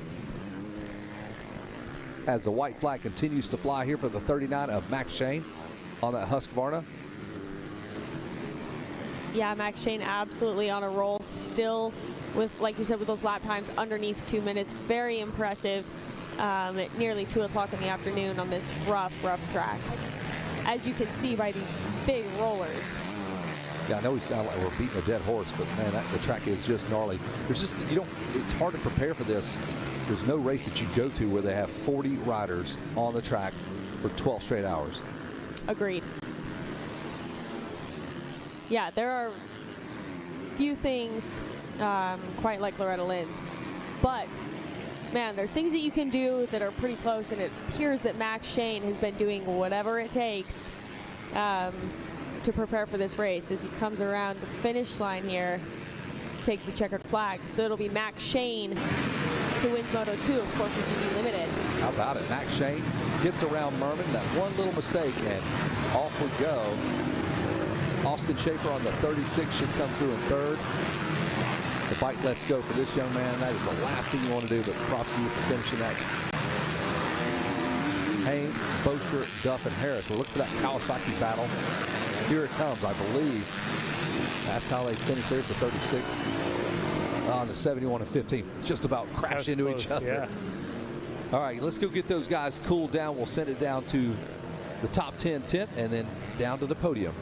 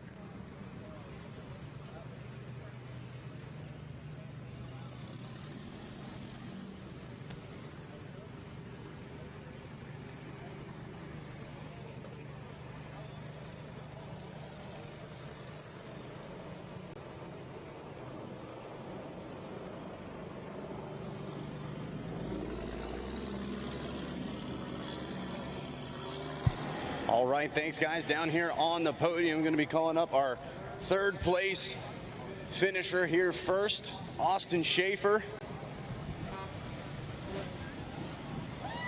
And here we go. Austin Schaefer waiting on a bronze medal after an impressive performance. We'll get you up front here, Austin, so everybody can see you at home on Racer TV. A hard-fought effort there for that third-place finish, man. A little bit of celebrating makes a noise for him. Now let's talk about the race. Take us through those track conditions and how you were fighting out there for that third. Yeah, me and my buddy went to go practice starts before that moto and paid off a little bit better. First lap, I didn't ride well at all, and then kind of flew about halfway, got my way up to third, and then just did something a little dumb and a little tired at the end. Hey, a little bit of tire, but you still salvage a podium finish, man. Definitely a good result. How do we feel going into that third moto? I feel pretty good. I'm still in contention with the 2-3, so should be a good moto. Yeah, it's going to be fun to watch for sure, man. Who's in your corner? Who do you want to thank? My dad, mom, south of the border, MX Tire, One Industries, Pat, Matt Toth, Maniac, Austin Kuhn, Todd from Altus, and Lil Anderson. Thank you. All right, that's Austin Schaefer, third place. As now we get ready to chat it up with your silver medalist, we'll call Christian Merman here to the podium. So we'll try to get Christian Merman up here next. We've got a speaker down in the impound area now, so the riders should be able to hear us. Here we go, getting the goggles put on. Nothing is more difficult than trying to put on a soaking wet jersey. But here we go. He's got the shades put on, and he's got a silver medal waiting on him, ladies and gentlemen. Let's hear it for Christian Merman. Christian, a great ride, man, a second place finish. Let's talk a little bit about the race. How do we feel about the track conditions and the ability to pick some different lines and move around out there? The track was all time. You know, a lot of options out there, and that can be scary, but, you know, we definitely put in the work in that area, so we were ready. Yeah, I was going to say, we saw you moving around a little bit, switching things up. On that sight lap, do you have plans for where you think you're going to go, where you're not trying to go? What's the thought process trying to set up those races? Yeah, absolutely. I was scouting the lines for sure, and you know, also just getting a feel for the bike. We also raced a 250, so made the adjustments in the sight lap and lined it up. Yeah, a lot of adjusting you got to do in a short amount of time. Clearly, you were able to get it done, though. You get up on the podium once again. Who do you want to thank? Oh, man, Hunter Racing, Chris and Steve have been awesome. Thor, man, Evan is my guy. I love him. 100%, FMF, MotorX, Tamer. My training partners, Tristan and Chase, man, they hold me accountable every single day, and I really wouldn't be up here if it weren't for them. Timmy Bador, you know, like him as well, holding me accountable every day, even if I didn't like it. So, yeah, got to give it up to them, the whole Baker Factory crew, Steve and Chris, Evan, my mom and dad, Jesus Christ, yeah. And Madison. Madison is amazing, my girlfriend. There we go. He got them all. Christian Merman, second place. He put in the work, and it pays off for him here in Moto 2. And last but certainly not least, let's hear it for your gold medalist, Max Shane, making his way up and adding a little bling to the collection. Max, let's talk about it, man. You were moving all over the place. Seemed like you had this Husky working for you just like you needed. How'd you feel out there during that moto? Yeah, I mean, I got off to an amazing start. I don't know if I pulled the whole shot if I was second. Tried launching the roller. It didn't work out for me. So I was in second for a while. Just kind of rode my race. I knew it was a long moto, so I couldn't thank Altus and the whole team over there from Husky. We got the bike dialed in. Suspension was working good. Was able to hop around and move around wherever I wanted to, put the bike where I want it. So big thanks to them. But yeah, it couldn't have been a better moto. Yeah, you stayed patient, did exactly what you needed to do, man. Let's hear who you need to thank. Once again, big thanks to Team Husqvarna, Darian, Jed, just really everybody over there from KTM and Husky. Like, I couldn't thank them enough. My mom, brother, sister, everybody watching, all my friends and family, 100%. Altus, Christian from Alpine Stars, Monster Army, Nick, Mike, Kyle, my mechanic, Greg Albertson, Game Moto, CP Racing. Really, I just couldn't thank everybody enough. The whole team, everybody that supports me, they're the ones making it happen. There you go. That second moto winner, Max Shane, with the gold medal. Guys, back up to you. All right. Thank you there, Zach. Jackson Burrow hopping back in here for this one. Hey, want to let everybody know this next one, we are under our heat advisory now, so we're going to be cutting these by one lap from here on out until you hear further notice. But from the looks of it, I do imagine this will probably go on for the rest of the day. I cannot confirm that. That is just me saying that, just for the record. But we, no doubt about it, we are under our heat advisory now, everybody. So keep that in mind. We will be cutting it by one lap. Here we go. Dean's Gate is down, and we are off and rolling here in this one. The Schoolboy won 12-17 BC, and a Yamaha rider with a big hole shot. That is the 14 of Kane Balacina. Actually, Kevin DePino going to be credited with it on that 94 KTM, and not only is he credited with it, he slices back up to the front of the field, headed into the 10 Commandments. He is going to go into the inside and lead the way. Watch here, though, around the outside. They're able to hit that double-double triple line, which has been a very fast launch to the 10 Commandments today. He's going to take the low road as your leader takes the high road. And there they go. It is Kevin DePino still in the lead, but Kane Bolosina give him all the pressure he can handle. Looks like the number 26 of Braxton Miss just behind him as they enter into Storyland. If you're watching on Racer TV, some amazing drone coverage drop into Storyland. Here they come now, making their way out of it. They're side by side on that backstretch. You can see it on the far back side of the screen. It's a Yamaha KTM battle as Kane Bolasina triples and tries to get to the inside of Kevin DePino. He does do just that. A great pass there by Kane Bolasina, number 14 Yamaha.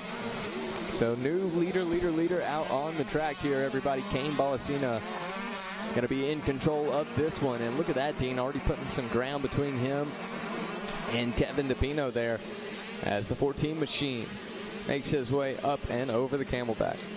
Kane Bolasina, our 4th place finisher from the first moto, and Kevin DePino was our 5th place finisher. So these are definitely top of the line riders. Braxton Mess, currently in 3rd place, was our winner. So we'll see if he is able to mix it up with those top 2. I'm sure he will if he's not far off. So yeah, let's check out their lap times and their gaps as they come around. Let's see what is going to be as Bolasina checks in. 1 lap's in the books. Can't really go off of the times quite yet. I have done that already several times this week, but it is a different lap time than what they're going to be turning as thanks to the start. So wait for him to come back around and we'll check those lap times. What you seeing, Dino? I'll give you a top 10 rundown real quick. What I'm seeing is Kane Bolasina riding a great race now in front of the number 94 of Kevin DePino. On number 26, that's Braxton Mess. On the KTM, Alessandro Caraminati on the number 5 and 4th. Your 5th place rider, that's going to be number 20 at Caden West. 6th place, Chase Moynihan. 7th is number 17 of Davis Daniels. And 8th, Christian Humphrey. 9th place, Brady Olson. And rounding out your top 10, that's number 181 of Cash Hawkyard. That is our top 10, certainly. Looks like Mess and DePino right now battling it out. It looks like DePino's actually lost that position. So Braxton now in the number 2 position, trying to hunt down our leader, number 14 of Kane Bolasina. You see them briefly there, thread to the inside. Here they come out of Storyland. It's a Yamaha and KTM running 1 and 2. Then we see a KTM and a Yamaha running 3 and 4. Making their way into the Rocky Mountain Sand Sweeper. It is number 14 of Kane Bolasina. Bolasina doing a great job out of St. Louis, Missouri on his game moto, Altus Motorsports Moose Elite Huxon brand ride. And Dean, take a look at this. If I am seeing correct, it looks like Carminati making some moves. I'm going to peek out the window. Not quite yet, but he has closed up the gap just a little bit there against Braxton Mess. But yeah, not quite what I thought I was seeing. We'll wait for them to clock back in here and see what these lap times going to be. Hey, a big shout out to our buddy Jim Well over at our live timing. He is got it to where now we'll be able to see how many positions was changed throughout. So that'll be some cool information we can give you throughout this photo. Yeah, absolutely. I was so excited when I seen that pop up on the screen. It's really a benefit for us and for you guys to hear out there in the pit area what's going on the racetrack. I'll tell you what's going on right now is this battle. Look at that, Jackson. Side by side right now as they approach the billboard section. Look at that, 3, 4, 5, all right in there in striking distance. As Kane Bolasina comes to the lead, a second behind him, Braxton S. Another second, we'll see Kevin DePino on the number 94. And 4th, number 5, Alessandro Caraminati. Then Chase Moynihan joining the party. He's your 5th place rider now that we're seeing on screen. And take a look at that sea of Yamaha riders. The Blue Crew having a great showing here in this Schoolboy 1 class as they head back off into the 10 Commandments.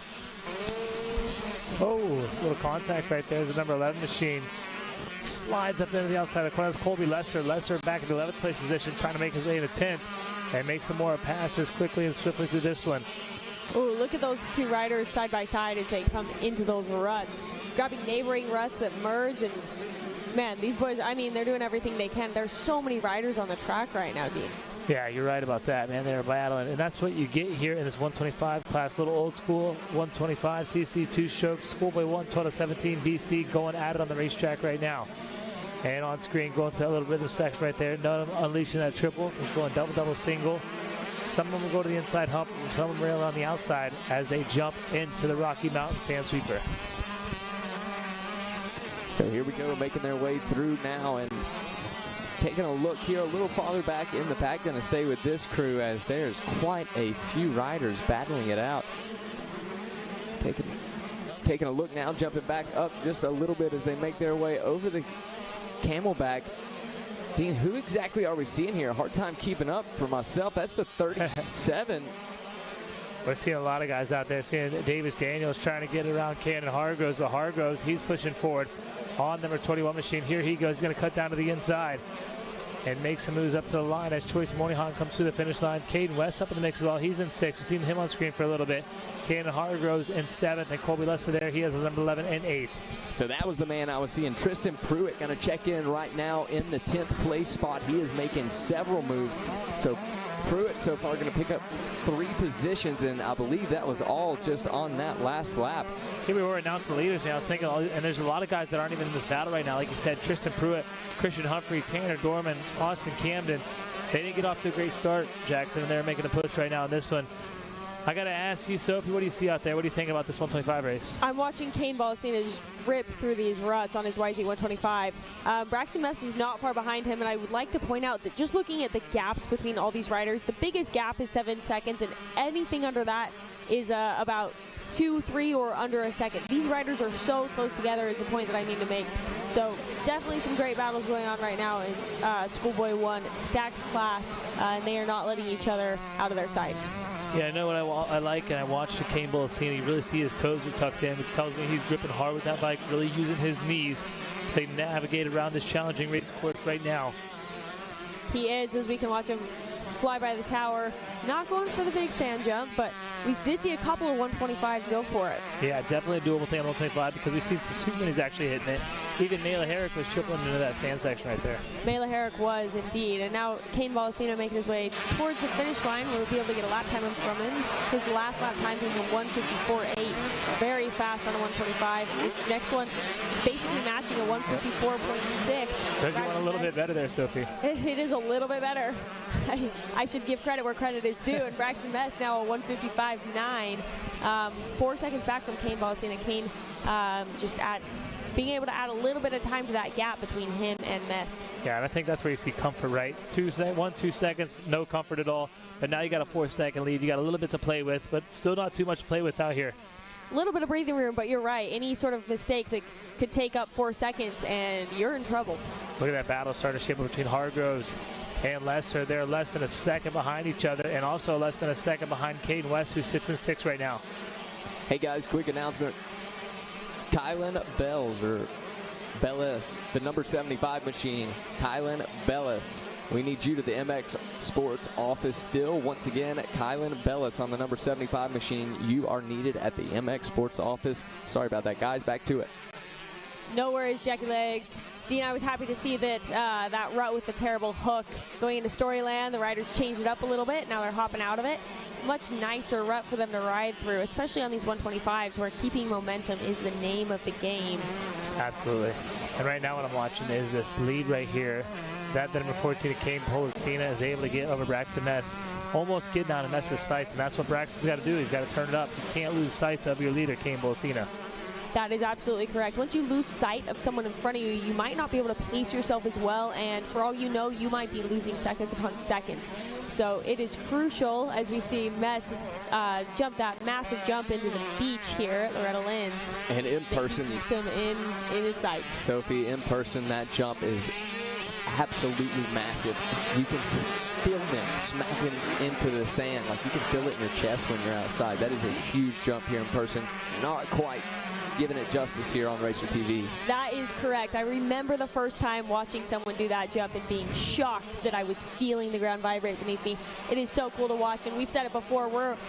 We would be the equivalent of about a 3-story building. We're probably on the 3rd story here, and yeah, the riders are right next to us in these windows when they're doing that jump. Yeah, making eye contact with us. That's why we always say buzz in the tower. They are eye level with us when they make their way through, and like you said, you truly feel it in the ground.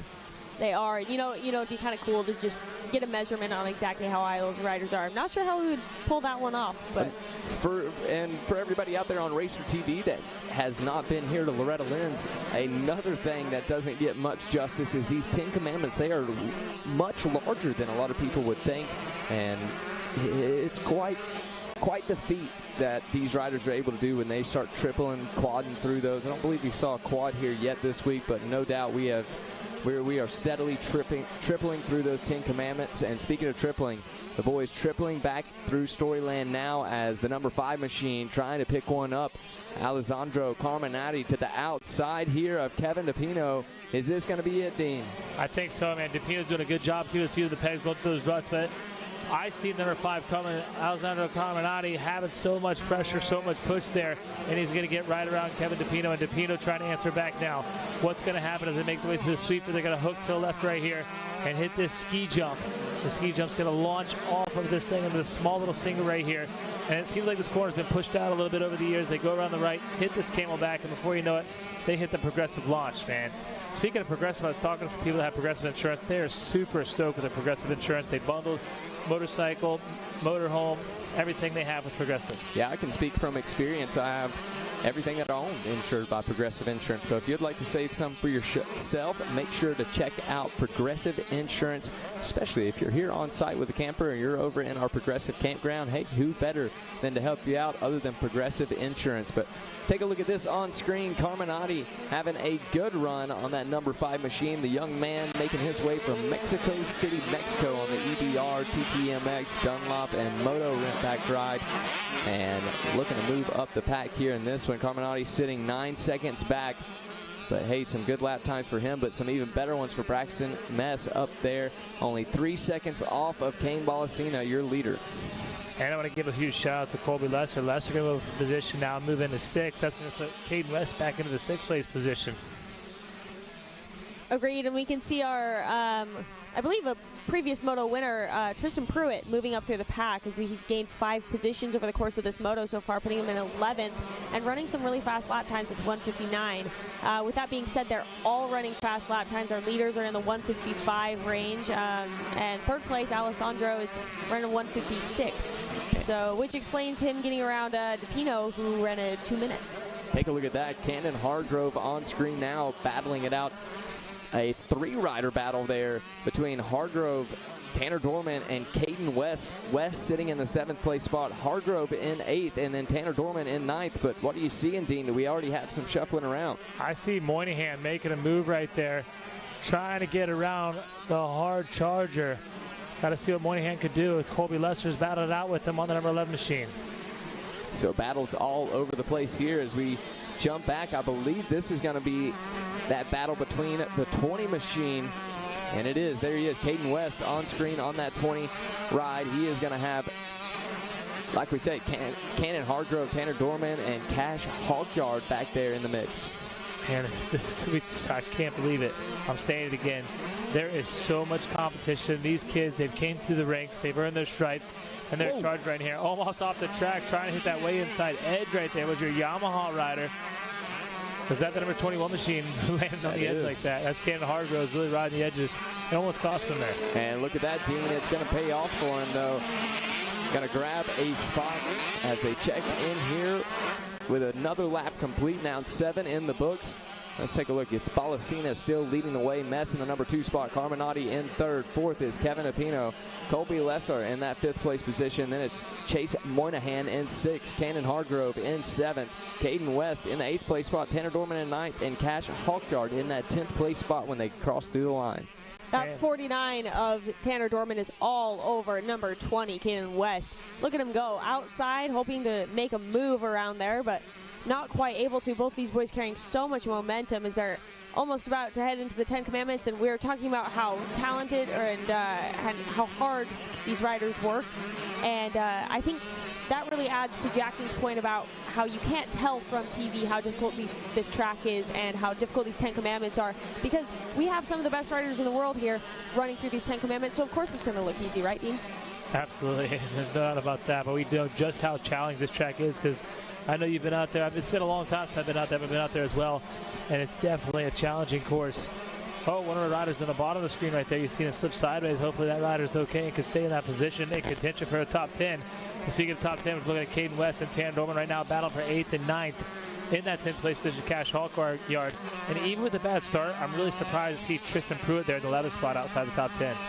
Yeah, me as well. And you can see he's a second off of Cash Hawkyard in 10th, but man, just all of these boys are riding so fast, so I completely understand why it's hard to work up through the pack. But Tristan Pruitt, a previous moto winner, and yeah, now struggling to work up into the top 10. We can see the number 5, Alessandro Carminati right now, working his way over the Tunnel of Love and down across the billboard section. Checking in with a 2-minute lap time. Kevin DePino in 4th place with a 2:01 lap time. Colby Lesser now coming in 5th place with 158. Oh, crashes in the 10 Commandments. Luckily, Ryder's able to get out of the way safely. Oh, tough break for them. On screen is the 14 machine, your leader, Kane Bolasina, so not sure who that was. 46. So a few of our lap riders, Luca Modica and Matthew Williams, having some trouble there in the 10 Commandments. Both those riders going to be all right. They were able to get out of the way safely, but not the way they wanted to run their last lap. The white flag is out now. There's one more to go for these Schoolboy 112-17 BC riders. Hey, you gotta keep the positives in mind. A little bit of Racer TV time for them there as we continue to watch Kane Bolasina, your leader, tearing it up on that 14 Yamaha machine. Bolasina, of course, going to be backed by Game Moto, Atlas Motorsports, Moose Elite, and Huxenbrand. And boy, oh boy, he has to be making them proud here in this one, trying to make 4-1 moto scores for himself. And here it is, back into this Thor Sand Sweeper for one final time. I'm sure he is making them proud, Jackie. I'm sure you saw that fist pump over this camelback jump here, and now he's headed into the Bermuda Triangle, but he's going to make it out safely, and that is Kane Bolasina to the win. There it is, a gold medal is going to be in store for that young man. Kane Bolasina going to grab the Moto 2 win here in this Schoolboy 112-17 BC. Now going to wait for the rest of the pack to check in. Yeah, 4-1 moto score there for Kane Bolasina. That'll give him a lot of confidence moving that third and final moto. And definitely in hunt here for a championship. Looks like it's going to be Kane Bolasina taking the win. Braxton Mess is going to move into that number 2 position and stay there. Alessandro Caraminati going to wrap up that top 3 on the podium. And just outside the top 3, we are looking for the number 94 machine. It is going to be the 94 on his KTM of Kevin DePino. Colby Lesser on number 11 going to finish up in 5th. 6th place, we're going to chase Moynihan.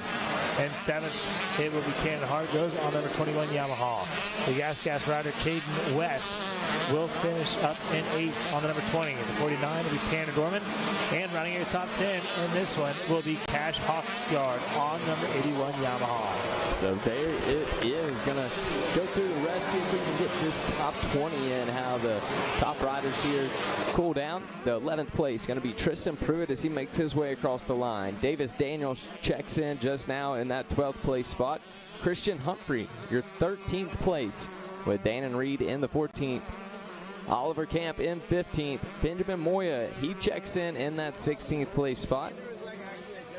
Now waiting for Austin Camden, who we expect to be next, and there he is. Austin going to check in with a 17th place.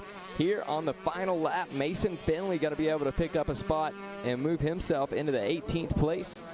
Chase Anderson, he checks in the 19th spot, and there it is to round out your top 20. CJ Coy going to be able to get it done.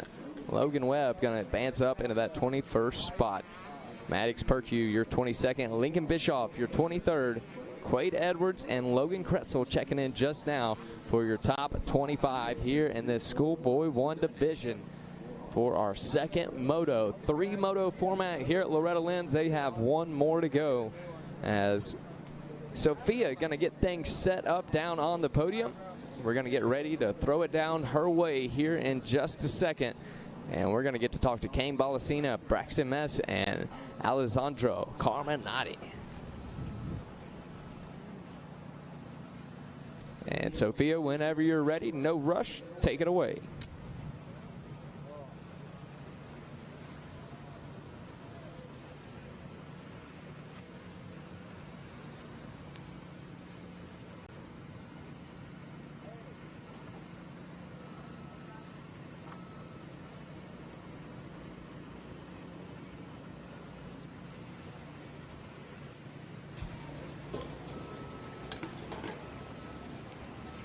All right, I'm on the podium here with our 3rd place finisher. Everyone, this is Alessandro Carminati. Alessandro, that was an awesome moto, and you certainly had to work for this podium. Tell us about it. Yeah, the first 2 motos was horrible, bad start, but now I feel the flow, and yeah, hope keep the rolling. I can tell you feel the flow. A podium is always a good sign. How are you feeling going into Moto 3? Oh, really excited. I'm gonna do all I have. Who would you like to thank? I want to thank God, my mom, my dad, my sister, my Mexican family and Italian family. I want to thank Van Martin for all the hard work, TTMX, my team, EBR Performance, RI, Heatwave, One Industry, Gaerne, ODI, Dunlop, Tamer, Motorrent, and all the Mexican fans. Thank you. Alessandro Carminati, everyone, your third place finisher in Moto 2 of Schoolboy 1. Now for our second place finisher, can we get Braxton Mess up on the podium?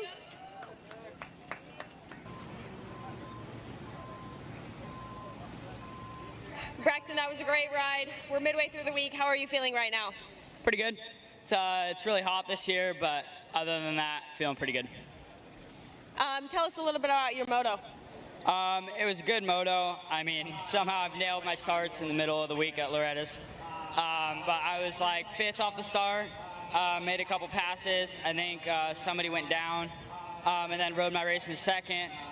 Kane's riding great. Kept on trying to stay with him, but he was ripping, and overall that was a good moto. Who would you like to thank?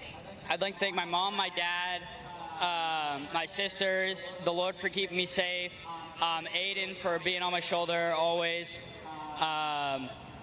Monster Energy, KTM Orange Brigade, Mike Shakoff, Nick, Canvas, Michael Lieb, KTM Orange Brigade, Darian, Jen, 100%, Nick, Dave,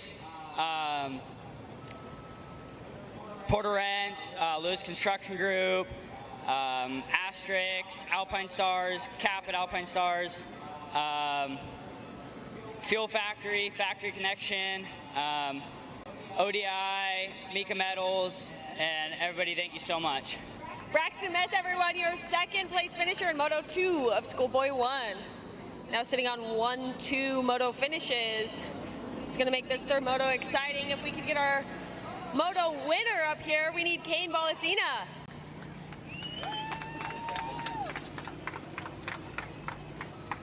Congratulations, Kane. You're now sitting on 4-1 moto finishes in this class. Tell us what you did differently in this moto to achieve this win. I mean, I had to get off to a good start. I knew all these guys are good and got the whole shot, and I just had fun out there riding my own race.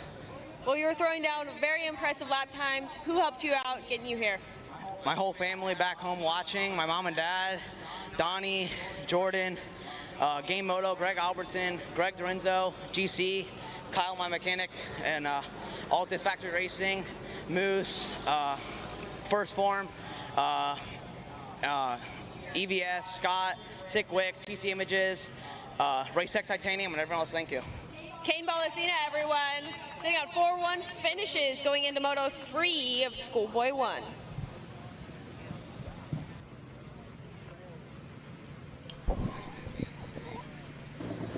All right, back to the action here. A little bit of water on the track, and it looks like senior plus 45, the crafty veterans with their toolbox of tricks and tools to go out there and do some handiwork on this track.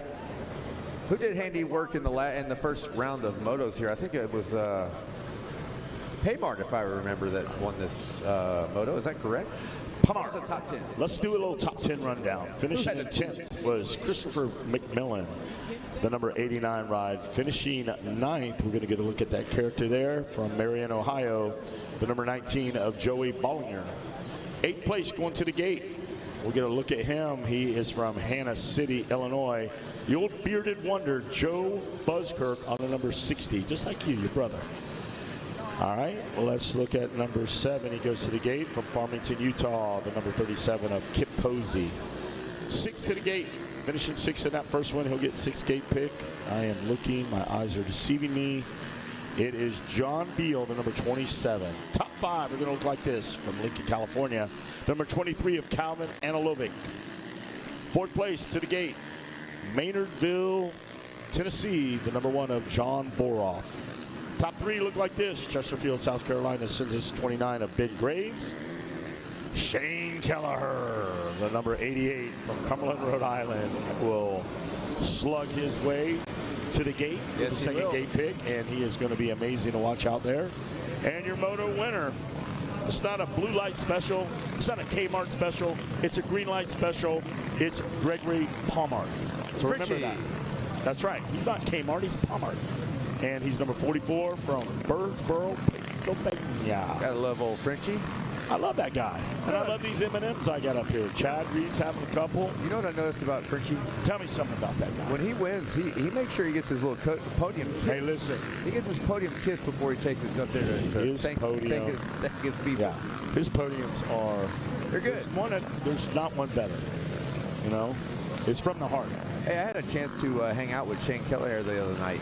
We were like breaking bread and peace. You have to. I'm going to tell you something about when you hang out Chad with that Reed, guy. you know Shane Kelleher. Here's the thing about Shane Kelleher. Like, you know, you got to keep one eye open. Like things are going good. We're having great communication. But like, is he about to try to DDT me? Like, what? You know, is he going to come across with a left or something? Oh, the backstory, Chad. He was out here battling with Fro. Like, bam, bam, bam. And we're like, not really knew who he was, his backstory. I mean, he was giving it to Fro, back and forth, like not lifting. Fell over there on the big table, kind of got roughed up, got right back in it, ended up doing a couple cartwheels over here in the sand section. So we were kind of just surprised and we were entertained, and he called us out on the podium that he gave us the business. He was going to come up here and handle some business. So we made friends with him. We were pumping him up. We really loved what we were seeing. We were excited about it, you know, and we're great. All of us are all great friends with him. It's actually developed into a really cool story. He's 45 years old, trying to qualify for Southwick. He ain't playing. Watch him ride out here. You'll be like, hey, he just, whatever body part he needs to get through a section, it's all there. What's that? He said he taps out of Southwick. Chad does. He's like, no need to go back to Southwick. Hey, Chad. Hey, so you give him a little credit, right? Oh, 100%. I didn't like going there when I was seasoned, like just into my prime. I'm like, yeah, hey, not for me. But you're going to watch Kelleher out here along with Palmart, and it's going to be a good one. And when K-Dub watched these 45 guys, he says, that's why I'm up here. I don't need to be out there. They throw down. There's no. How long has it been since you've taken a lap actually on this track? Well, I came back for a couple of years after for some Yamaha debuts. But you were still in your prime. And I got to ride a couple of laps on like new bikes a couple of years for Yamaha. But my last time to race here was '94, and then I went into a little bit of a dry spell of not coming to the ranch. Of course not. Realized how much I missed it, and been back for several years now. But yeah, only riding laps around the track one time after my departure in 1994. So would you think you want to, like, next year maybe lead some practice out there one lap, or you want to get out there and just do your own thing in your flip-flops and just, no? Well, I do have dreams of blitzing the Ten Commandments. I think they've been blitzed before, possibly. But I think that Reedy's given a nod. He thinks that we might could blitz the Ten Commandments. I would have to put on some boots, but I can tell you what, those riders. Chad said they're blitzable. I got an even better question here for you, K-Dub. When they were really gnarly, when that's the rumor, like Loretta Lynch, if you don't go through them at some kind of rhythm, you just got to roll through them. Now they've kind of, they look, yeah. But when we came here in 94, 95, they were just like, they were, and LaRocca was here, and he did a demonstration, and he actually went across them when they were gnarly. Hey, hats off to all the guys that do. Speaking of the sight laps, that do the sight laps all day. That's a long day to be in gear, escorting everybody around for a lap. Chad shaking his head. He knows what it's like to wear some wet boots and be hot down at the ranch. Chad's like, hey, that's why I'm up here. Hey, that's the toughest gig at the ranch, doing it one lap at a time all day long. But they got some great talent, and an honor to get led around by most of those monster athletes. So you taking Palmart, K-Dub? We making bets now? I'm not. You're not going to take Palmart on this Hey, K-Dub, here's the question I got before we get into making bets. Where's the transfer out here? Tucked. Oh, where would I transfer? That's what everybody wants to know. Pretty far spread out here. You don't think? And I've actually, my wife told me not ever again. Go YouTube the crash in Houston. She said never again. No more transfers. They're done. So no transfer. Here we go, boys. Looking to see if there's anything out there. I don't think there's anything out here. Here we go. Hey, there's about to be some 45-plus racers out here. Here we go into turn number one. Let's see who it's going to be. Where's Frenchie? That's Frenchie. And does he have Kelleher in tow? Let's take a peek. He does. Oh, there he is. Kelleher to the outside. Watch him now. There he is, the 88 of Kelleher, the 44, the green light special. It's Gregory Palmart. Frenchie down. Graves going to get cut off. Look at this, look at the pass. Parlez-vous français. Kelleher to the lead now as they go into the 10 Commandments. There he goes. Man, Kelleher making quick business of that.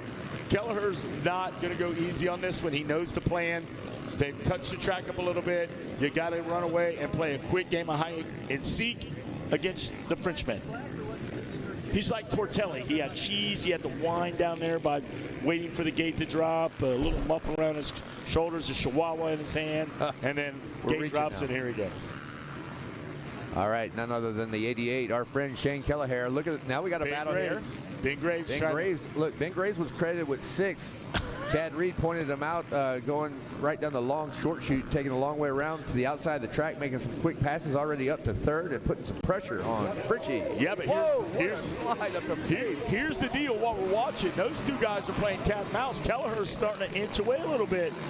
Jackie Legs. He is, but these guys get nasty over that triple back in the back, throwing it sideways. I don't know if it was purpose for either one of them. It started into a slight scrub that turned a little bit more than what he was expecting. But you know what's funny? Chad's looking out the window, and you can just see him shaking his head a little bit like, what am I watching here? A little aggressive there. I think he got a little push. No doubt. Hit a slick spot. They've thrown a little bit of water down that face with just a touch slick. Hey, you know what they say? They play that song, slip, slide, and away. I'm sure if you get the still shot, you own it. Just like, I had no that doubt. plan. It looks sick. No doubt. That would definitely. All right, here we go, boys. Shane Kelleher going to check in that number 1 spot, a 154. Going to be about 2 seconds faster that time around than Gregory Paymart on that 44 machine. Ben Graves checks in, also going to be about 2 seconds back from Paymart is Graves, and then Gabriel Gordado going to check in the 4th place spot. And our 5th place going to be Faselli. Wes, you picked Frenchie, right? I'm a Kelleher guy. Well, I was about to say, I know what's good for me. I'm taking Kelleher. Start some trash and tell him you had no confidence in him. That's what I was going to tell him. I'm going with Kelleher because you never know when he's in the shadows, when you need to borrow a hose down at Monster. Y'all are he buddies. Just tells you to take it. Hey, we're buddies too. Kelleher now through the 10 Commandments. Paymart tripling out, trying to make up some speed, and the Racer TV's focusing on the battle for what place is that? Jackie Legs. That is going to be the 60 machine we got our eyes on here. Yeah. Joe Buskirk for the 6th place spot. Got a little. And 7th is that Kip Posey. Oh, Bill Riders Lloyd. down on the horseshoe. No. Who is it? Did Frenchie get collected? No, Frenchie's gone. That's going to be the 60. The rider we were just watching, I do believe. Buskirk, those guys. Yeah, the riders, announcer's curse. Could that be Donald Letty out there, the 46? We'll watch him back in 15th. Let's see what happens. John Beal, Boroff, 11th and 12th.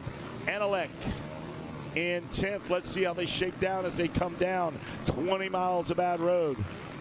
Watch them now. They're in the storyland. The story be told that Shane Kelleher, whoa, a little style, a little twisty over there. He looked like Rick Johnson over there with that kind of, I don't know what that was, but. Take a look at this, guys. John Burrough, our defending champion here in this one, going to be sitting back into that 12th place spot after a 4th in Moto number 1. He's going to have some ground to make up if he wants to keep those championship hopes alive. Shane Kelleher, he had a 2nd place there in Moto number 1, and he's trying to back it up here in Moto number 2 with a 1st. Yeah, he's going to solidify his spot for this championship right here. What's crazy is that lap time, man. 2 seconds faster than the rest of the field. It's an abbreviated lap. He did a 150. 208 now. It's going to change. Yeah, only because the start. Yeah. But he's still 2 seconds faster, which he was the lap prior as well. 2 seconds faster than Paymart. So sitting on about a 4-second gap now with 2 laps complete. Let's go Kelleher, looking great. If I'm Kelleher and I saw and I know how fit Palmart is, I would keep my head down and keep that thing moving as far as I could to get away from Palmart. Yeah, never trust the old eyes, but as we look at the leaderboard, we do see the 60 falling back, so that was, in fact, Buskirk. He was on the Racer TV in a battle for about that 5th place position, and the announcers got him. Let me ask you a question. Kelleher, business owner, ceilings, do you think there's something his bike needs that it doesn't get? Like the budget. What budget do you think? He's just like, I need everything on this. Yeah, we'll try to get some P&Ls from Shane Kelleher. See how we'll find out. Because right now he's doing it. He's looking good right now, no doubt. There he is in Storyland again back there. Now you can just see Frenchie starting to come into the picture. There's Kelleher, nice. No leg down, little body English, drops the shoulder, keeps the leg on the pegs, balls of his feet. Chad, is he on the balls of his feet? Yes, I saw that. Oh yeah, you can see the heels down, yeah. Here he comes powering through 20 miles of that road. He's trying to figure out why the whole track's not sand. Just cover the whole thing in sand, make it like Southwick. Doubling out. Yeah. You can see him just fire right out of it. Fire like a rocket. Shane Kelleher making his way from Cumberland, Rhode Island on that FXR Kelleher acoustical ceilings, as Wes was talking about. Hydro, Earth, and CSC services back. Honda, what you seeing? I saw Kelleher do a checkup from the neck up and kind of look over his shoulder for Palmer. No looking back right now. Shane Kelleher, you're sitting on a 4-second lead. Let's see what they can turn in for lap times, as 3 are now in the books. Hugging that inside what do you think line. About that? That was a little wild there, huh? Hey, then. Answering yet again with a 2:08. Very consistent. I think the rear shock's a little fast. It's a little fast. Why are you up at Wes Gain trying to get his bike dialed in up here for I'm watching the way it's kicking him and blowing through the stroke. It looks a little fast. It's got to settle down a little bit. Kelleher's just a surly soldier. It don't matter what that bike does. He will make it do what he needs to do. Beat it into submission. Make that Honda go where he wants to. He's probably got an Army truckload of them at home. He just goes through them. Him and his son ride. They rebuild cars over there. There's all kinds of stuff over there. But hey, he's got a straightaway out. That's a good gap. Take a look here. Shane Kelleher putting plenty of ground between himself and Gregory Paymark. Going to be about 5.5 seconds. Ben Graves sitting now 9 seconds back from Paymark. And then from Graves to Pazzi is going to be about 5 seconds. But then things going to tighten up from there. Only 2 seconds going to separate Pazzi and Burrup. And then and Lovick back in that, let's see, 6th place spot. He's only got 1.8 seconds between himself and your defending champion of Burrup. Gordado sitting about 1.5 seconds back from Ann Lovick. And then Pacelli, he's only going to be 2.9 seconds back from Gordado. And Mitchell Gage sitting in the 9th place spot with Frank Koenig in 10th. Those riders not going to have much time between them either, as now we've got our top 20 pile on. You can see it for yourself there on the left side of your Racer TV screen. Taking a look just outside of that top 20 as we take a look here at Shane Kelleher buzzing the tower. Your 21st place going to be Wayne Powers, Joey Bollinger in that 22nd place, David Nichols in that 23rd place, Toby Kimbrough in 24th, Alan Alfred in 25th, Steve Drulo in the 26th place spot, Alan White flag already. 27th, yep, getting close here. 28th is Mike Hodges, Ronnie Ford in the 29th spot. 30th will belong to Bill Lloyd with Joe Buskirk in that 31st spot, Mark Toned in the 32nd, Rod Marshall in 33rd, James Jetmar in 34th, Christopher Opplinger in the 35th place spot, Eugene Prida in 36. What you seeing, Wes? Oh, I just saw that was not Kelleher. That's a red bike, but that's not Kelleher. Yeah, I was like getting a little nervous. Right now, Kelleher's got that white flag. He's coming down that long short chute, Kevin Windham. Going to make his last round through the 10 Commandments. And the first commandment he comes to says, "Thou shalt get a good start, Shane Kelleher, and lead to the end." Let's not break no commandments out there now, because Paul Martin here in second. He sees you, and it will strike at any moment if you have a miscue. Hey, take a look at this. It looks like we have a battle brewing here for this 3rd place spot. Maybe we can get this on Racer TV here. 3rd, 4th place spot between the 29 and the 37 machine. So that is for 3rd there, guys. Ben Graves now moving up into that 3rd place spot. Yeah, just through the 10 Commandments now. They head through the horseshoe. Yep, 4 off.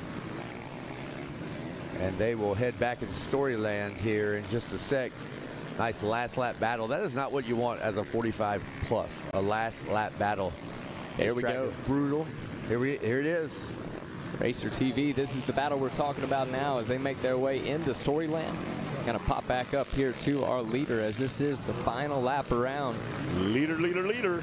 Hey, before we get there, I want to give a full rundown here. I left off there about 35th. 36th is Eugene Prida. Hey, things changing around already. Eugene going to move back down to 37th. That's going to allow Dwayne Carter into 36th. 38th is John Murray, Scotty Guthrie in that 39th place spot. Aaron Cookie going to be in 4th.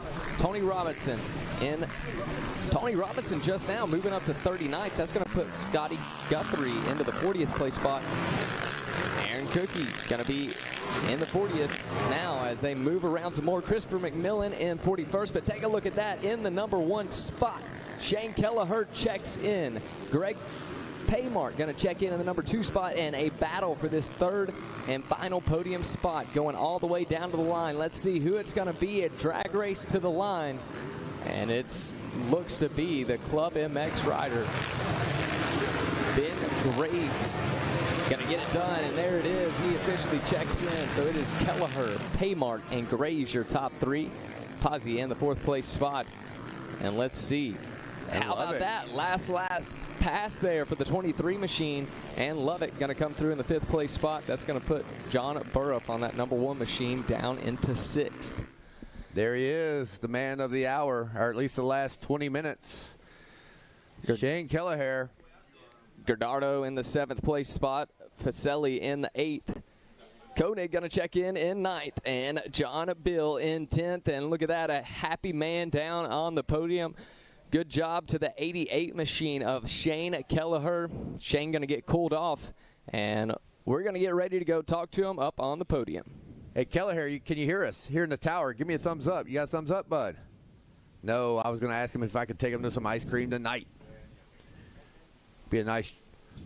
Yeah, there we go. We're getting ice cream tonight, bud. Me and you, Shane. Yeah, I love it.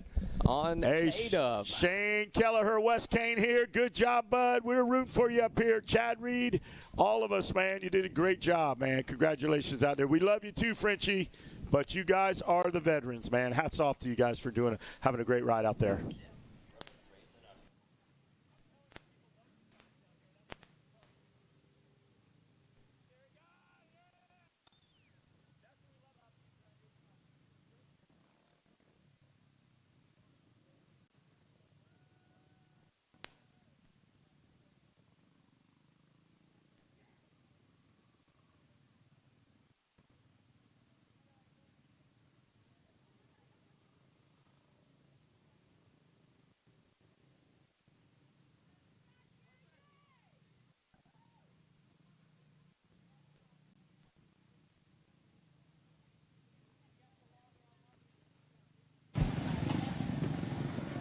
All right, guys, I'm up here with our moto winner of Senior 45 Plus. This is Shane Kelleher. Hey, Shane, awesome moto. Now you're sitting on 2-1 moto scores. So will you walk us through that moto, and how do you plan to prepare for Moto 3? Well, that moto was a little tricky because yesterday in the 40 I had a couple hard crashes. But believe it or not, I pulled it out. I'm feeling good, nice and loose. I feel like I got it no problem, so we're just going to cruise it in for the final and 3rd moto. Well, I believe it. Who would you like to thank?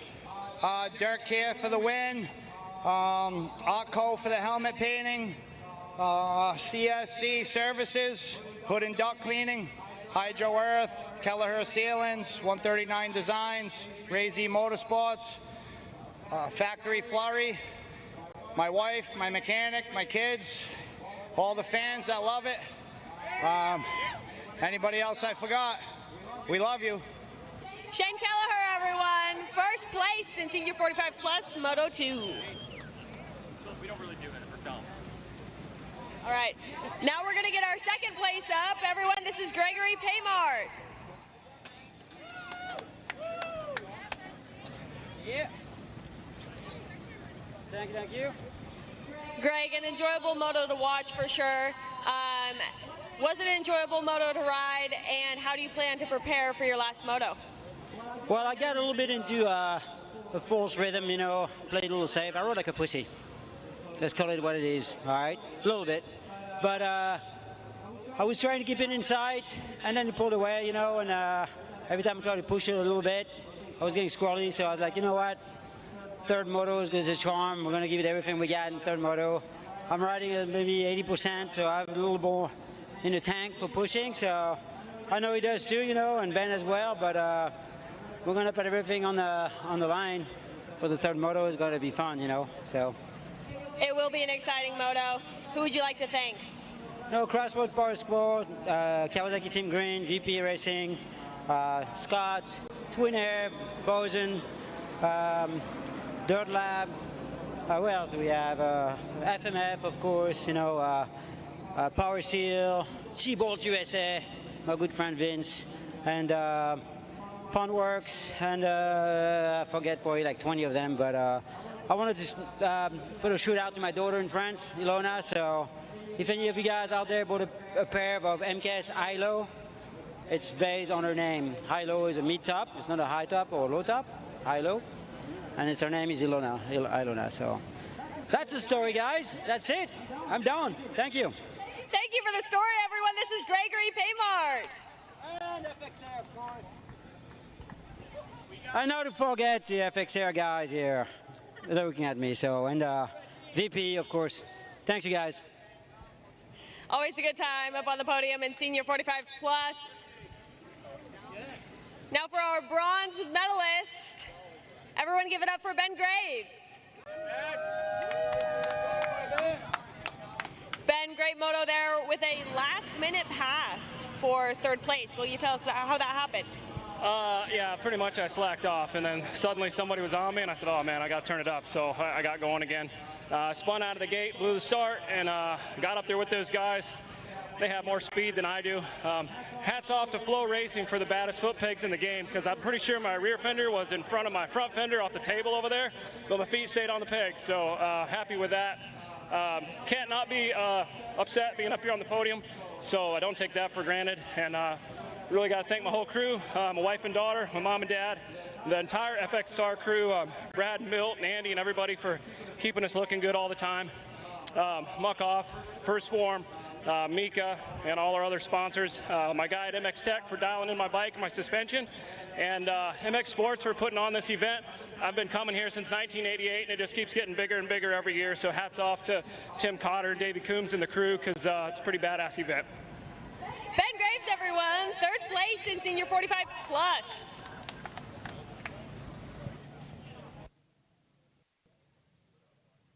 All right. On the gate, 250C Limited right there, and we've got a host of riders down there locking and loading into the gate. We'll give you the top 10 rundown, and 10th on that one from Kansas was the 96 of Brady Collins, and we watched him win the junior class earlier today. So he's going to be out there again trying to get him a win. Shane Gatney, the number 84, goes to the gate at 9th.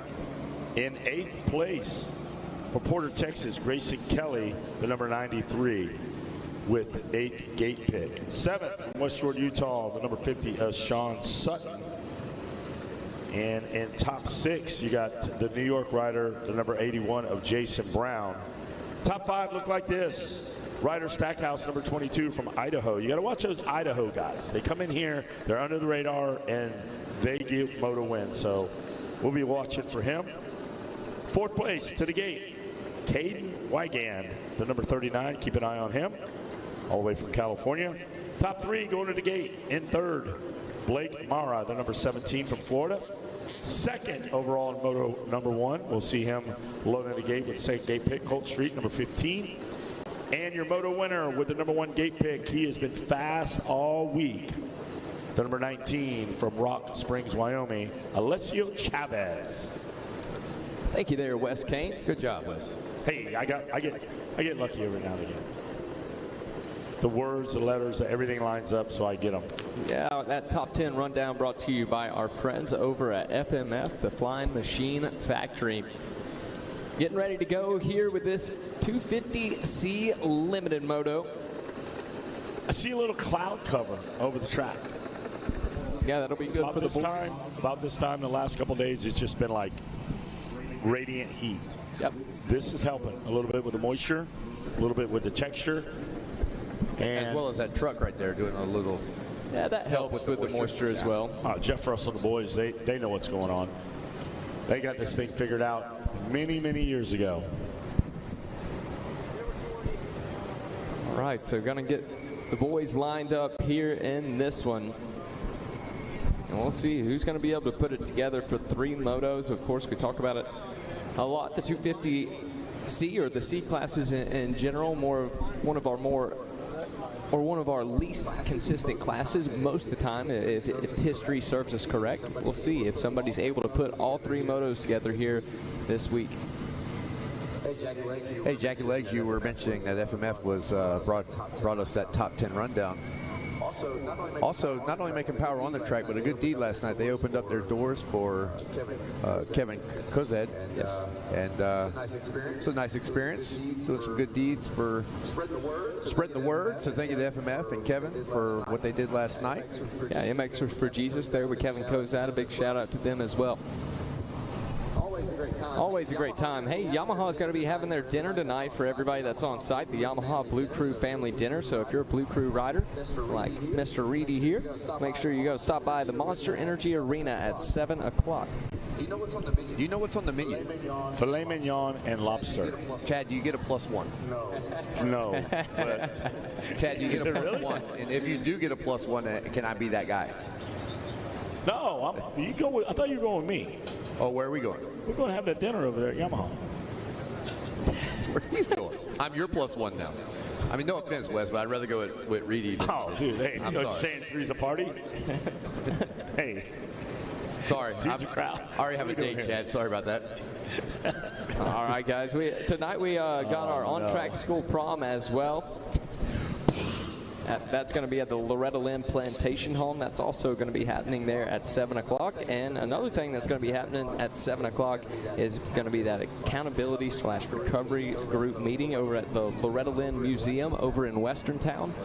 So multiple things happening here tonight, and then a ton of things happening tomorrow as well. Zach going to get out there and play a little more music on the beach tomorrow. That's going to be happening at 2 o'clock. Once again, that is Friday, tomorrow.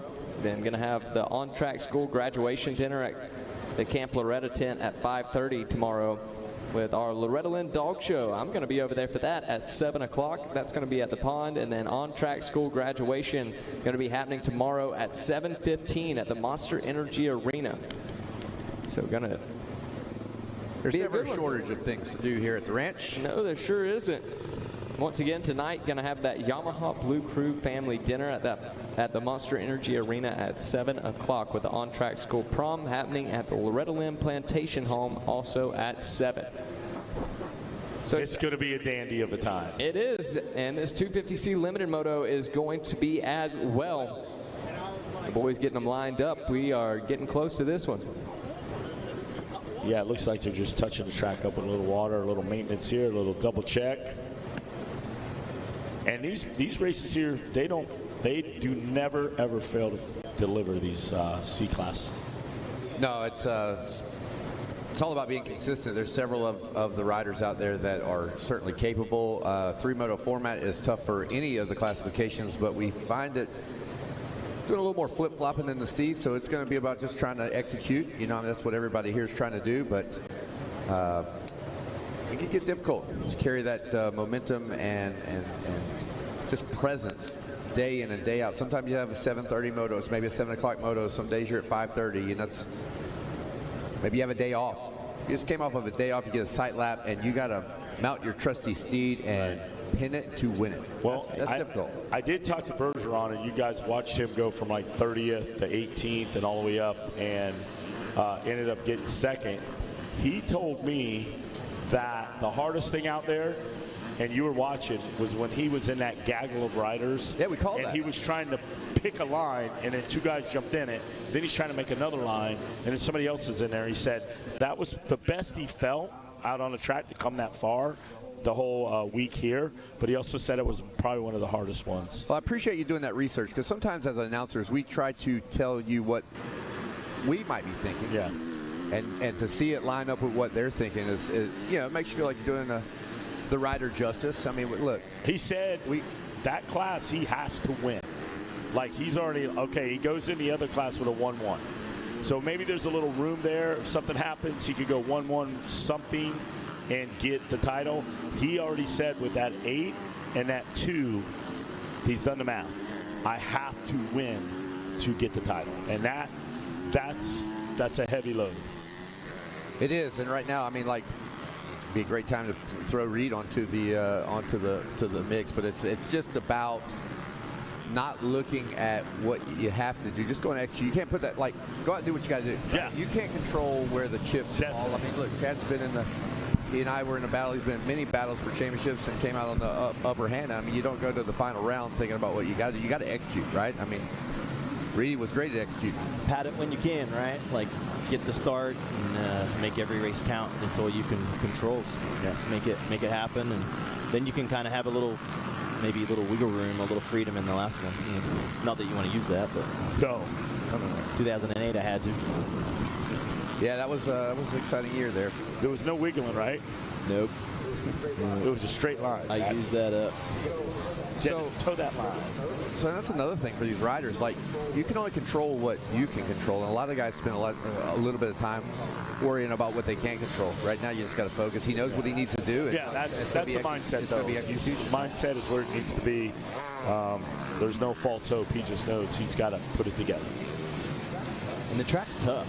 That's what I see. You know, I haven't rode it personally. It seemed like when my time was at the top, it was, you know, when they were doing all the rider things, it was only Cowie. So I never actually got to come and ride the ranch. So this year would have been the first time. But it looks like it's a track that you gotta give a little to take a lot, you know, some places. And following isn't ideal, but some places it looks like you got to follow, you know, to minimize the gap and then take advantage of your strong places and elsewhere on the track.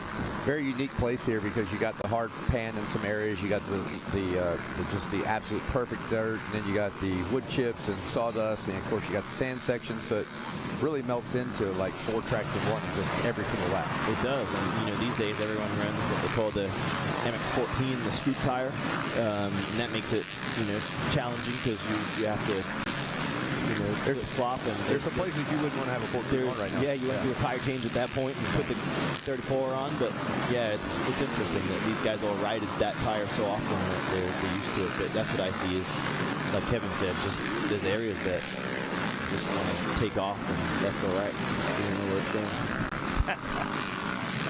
Happens to the best of us. Sometimes, West King, you just don't know where it's going. Just jump in it. Hammer down, baby. Point your skis downhill.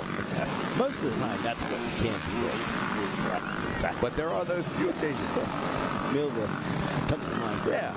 But, you know, not many of us get a jump named after us for doing a fly-in, whatever the heck that was.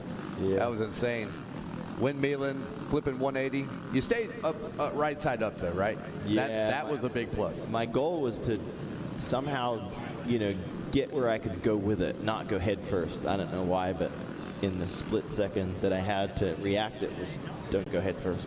Well, I don't think you had a shortage of fans before that jump and that catapult, but certainly gained a few after. It was impressive to remount and put in a good charge there later half of that moto.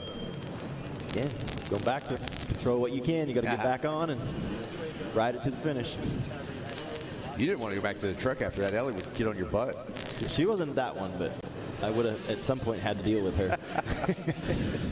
She was big in pushing you, right? Like, yeah.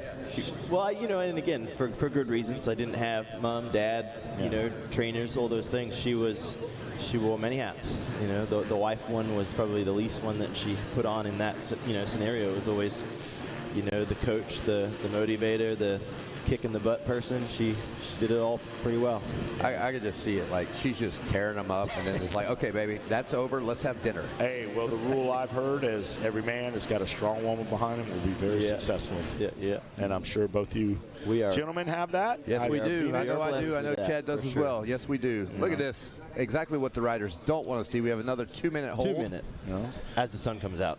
Yeah. You know, same thing with the Red Dog. He's met Evie a long time ago in high school, and he's been around they're for still quite doing a while. it, Yeah. you know.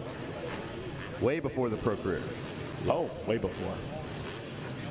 So, yeah. So they're fired up, locked and loaded, but we will take a small pause as I'm sure one of the riders are having a mechanical or some sort of issue. Let's hope they get it worked out.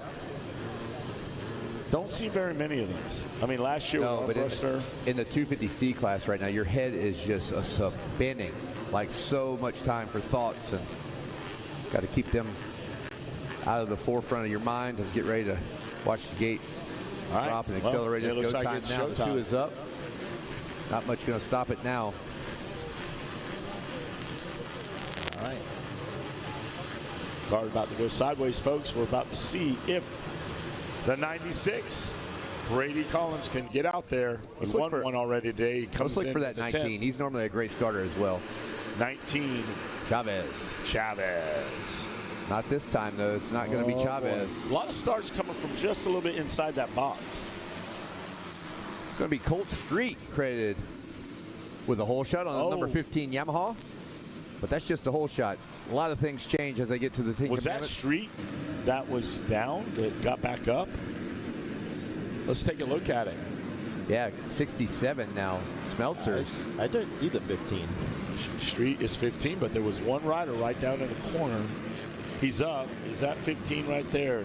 It is. Good That eye was there, our leader. Wes Kane. Good Yes, catch. he was credited with the hole shot, but now he got the whole shot. 42nd. There was 41st. no easy street coming around there after the whole shot. It was.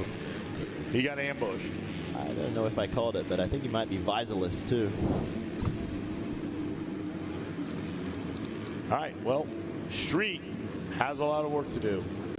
Let's look at Street where he come into this one. I'm looking for.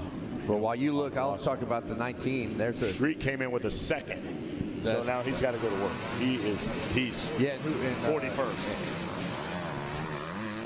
The 19 did not get the hole shot, but he's been super consistent. I had a chance to watch him all through spring nationals and every race that I've seen Chavez run. He's a very good starter. So consistency's paying off. That's what you got to do. Put yourself in a position here. I did very well at Oak Hill at the Spring-a-Ding game, and I'm sure we're going to see him out there again. And wow, look at that Dyson from the 21. You saw that, Chad, picking up on it. I did see that, and I was like, he's gonna make that work. All right, here we go. He did make it work. Get it stopped here and turn. Got to watch the old Bermuda Triangle. A lot of things happen over there. We're going to pick him up. Schmelzer out front.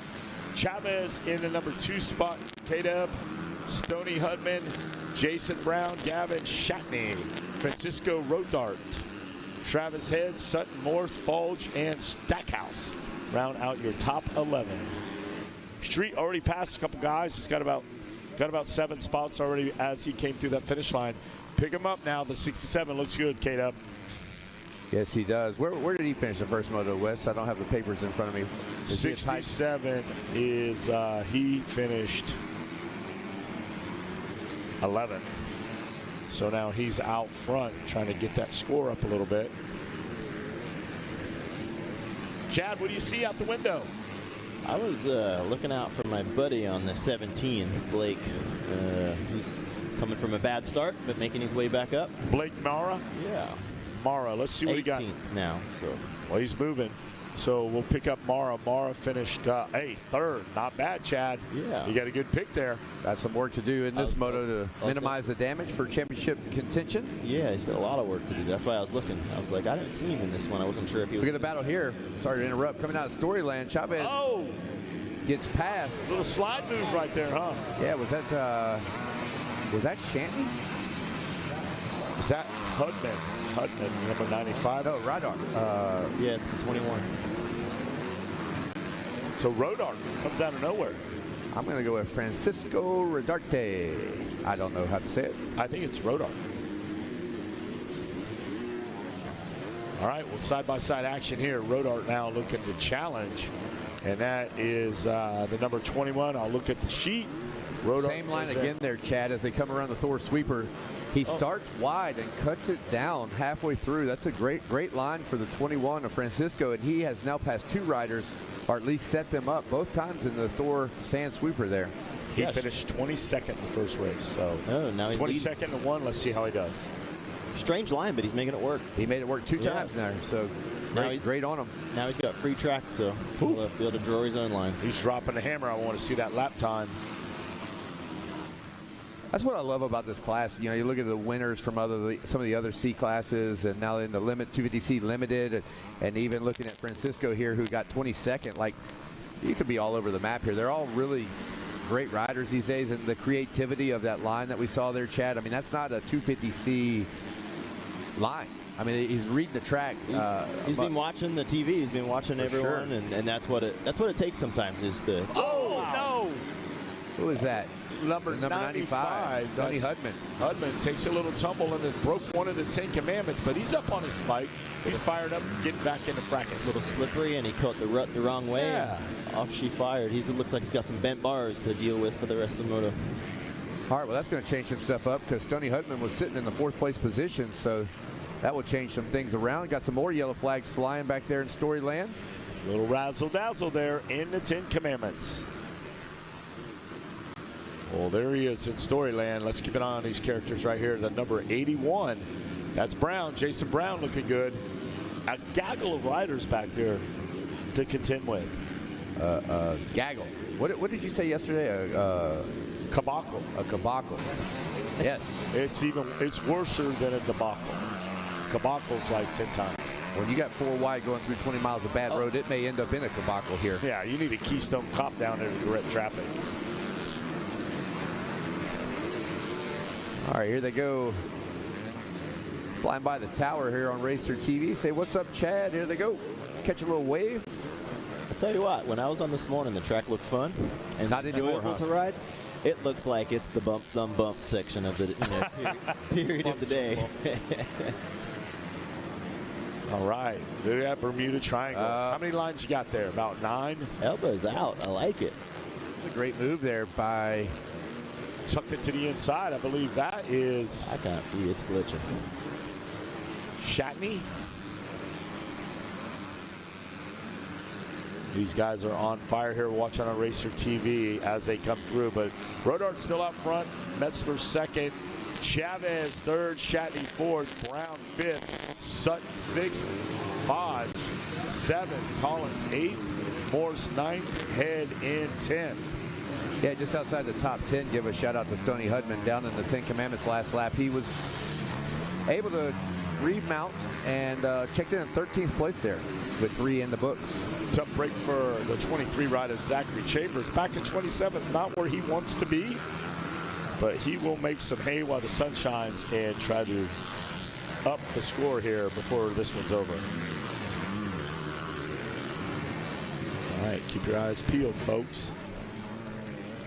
And the 10 Commandments. Here we go. Oh, boy. Number 19, Chavez trying to put some pressure now.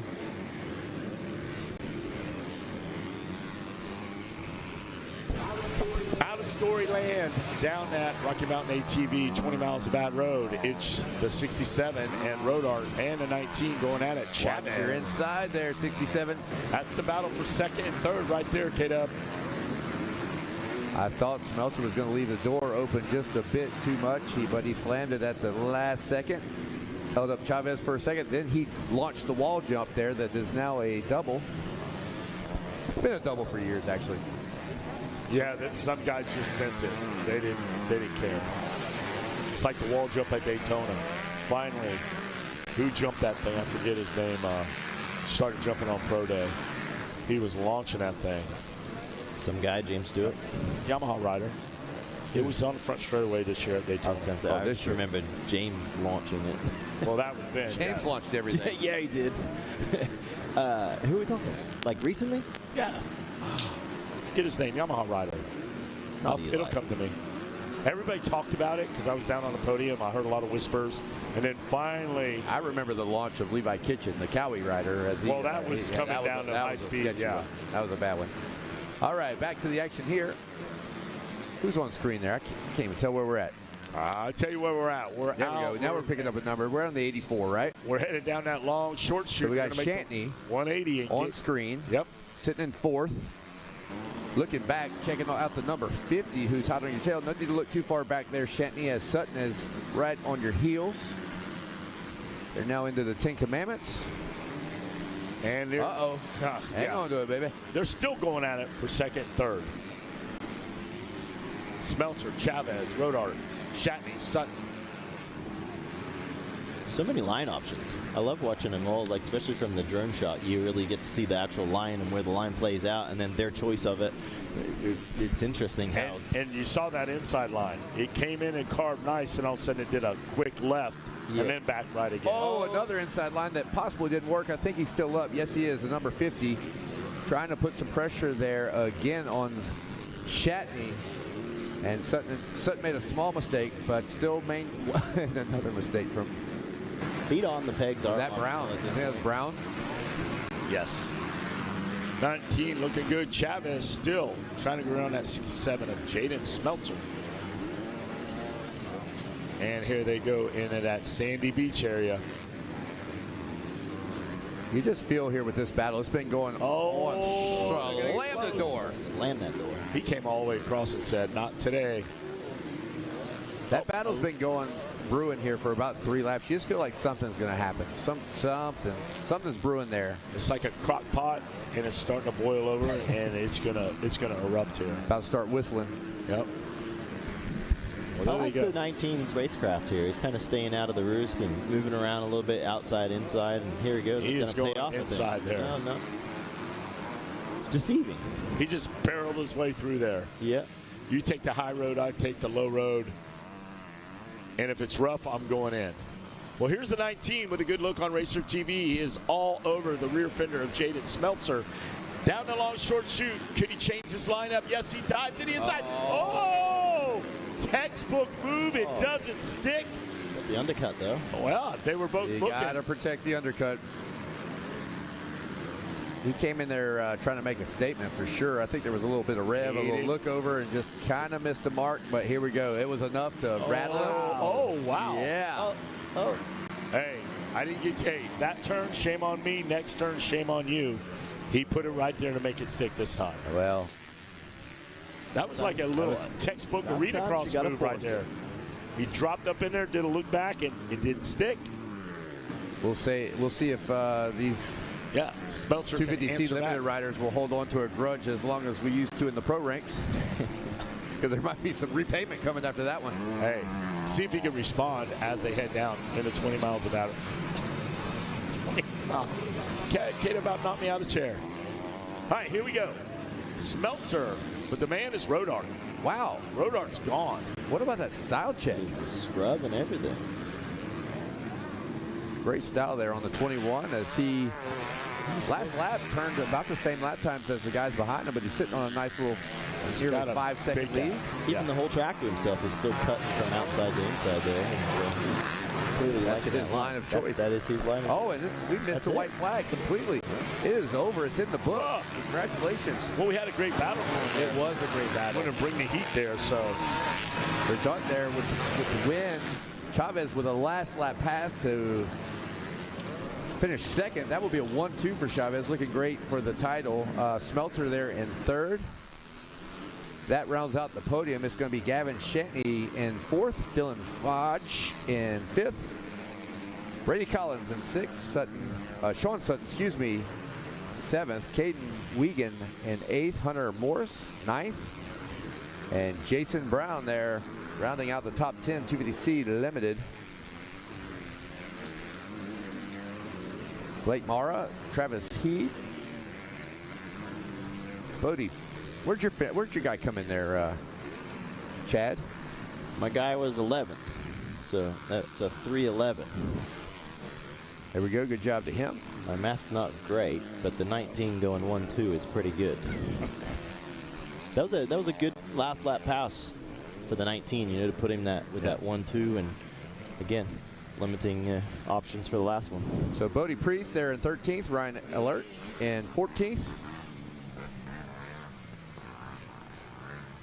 Talon Basira in 15th, Wesley Minery in 16th, Wayne Powers Jr. 17th, William Kane Vanderford 18th, Cannon Tyler 19th, and the top 10 there, Ryder Stackhouse.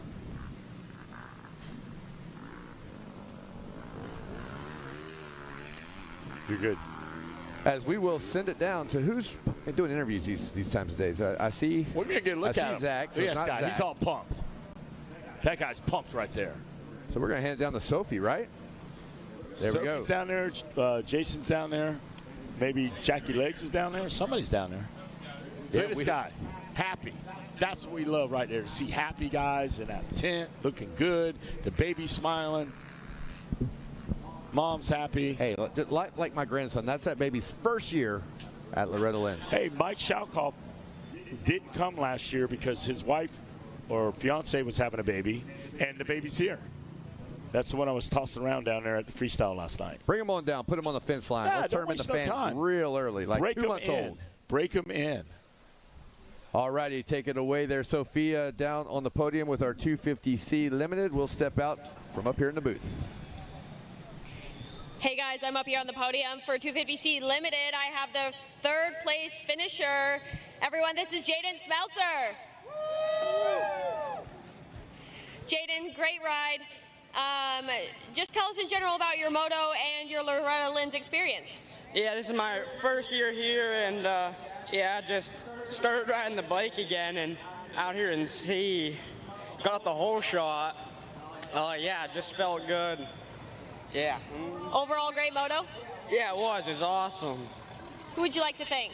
My mom, my dad, my bike, Tommy, Jones and Roman MX School, dirt decals, and FXR and 6D, and that's all. Jaden Spelter, everyone, third place in 250C Limited. Next up, we have our second place finisher. Everyone give it up for Alessio Chavez. Alessio, another great ride. You have been consistently on the podium for all of your motos. Can you talk to us about what you've done to prepare for this race in such a way that you're able to be up here every time? I just really watch film and just know I could be the best I can, and we got second, so I'll take a second. Well, it sounds like you're well prepared. Who do you like to thank? My whole family, Travis Concrete. Let's Ride, GBR4, Greg Duranzo, just the whole Game Moto crew, and everyone else, thank you. Alessio Chavez, everyone. Silver medal here in 250C Limited.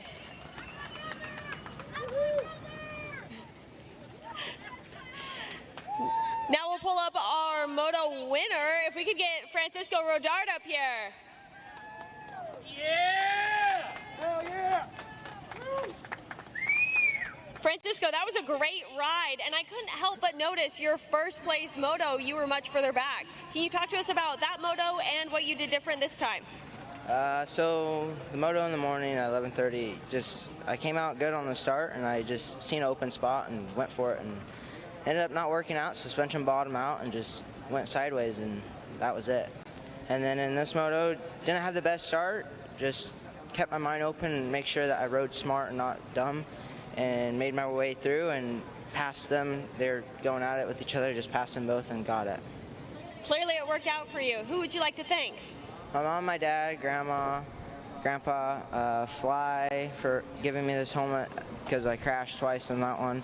Minimoto Mafia, RPC, Collins Lake, Twin Air, CP for helping me with everything, MX Clinic for training, Engine Ice, ODI, Asteroids Factory Connection, EVS, Mike from Texas from training, and the Tessine Ranch for letting me go out and train there, and KTM. Can't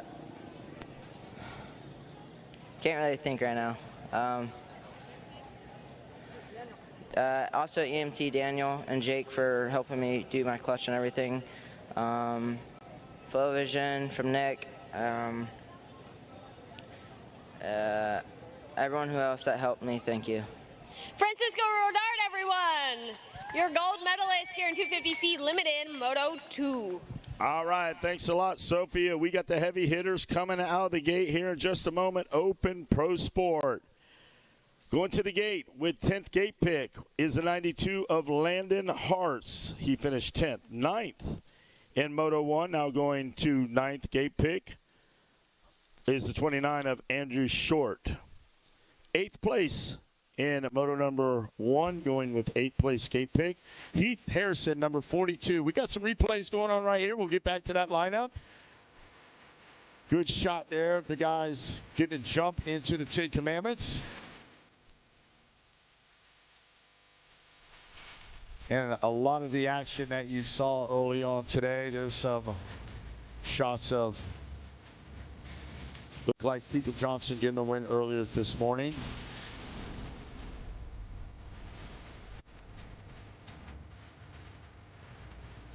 There's Shane Kelleher early on, getting him a moto win. Him and Gregory Palmer will be tied going into moto number 3. Both sharing a win. There's Rodart. He just won his class with a 22 and then a moto win going into moto 3. We'll keep an eye on him. And back to the action here with Heath Harrison from Alabama, the Alabama Slammer. Number 42, keeping an eye on him. All right, and it's brought to you by our good friends at Race Tech.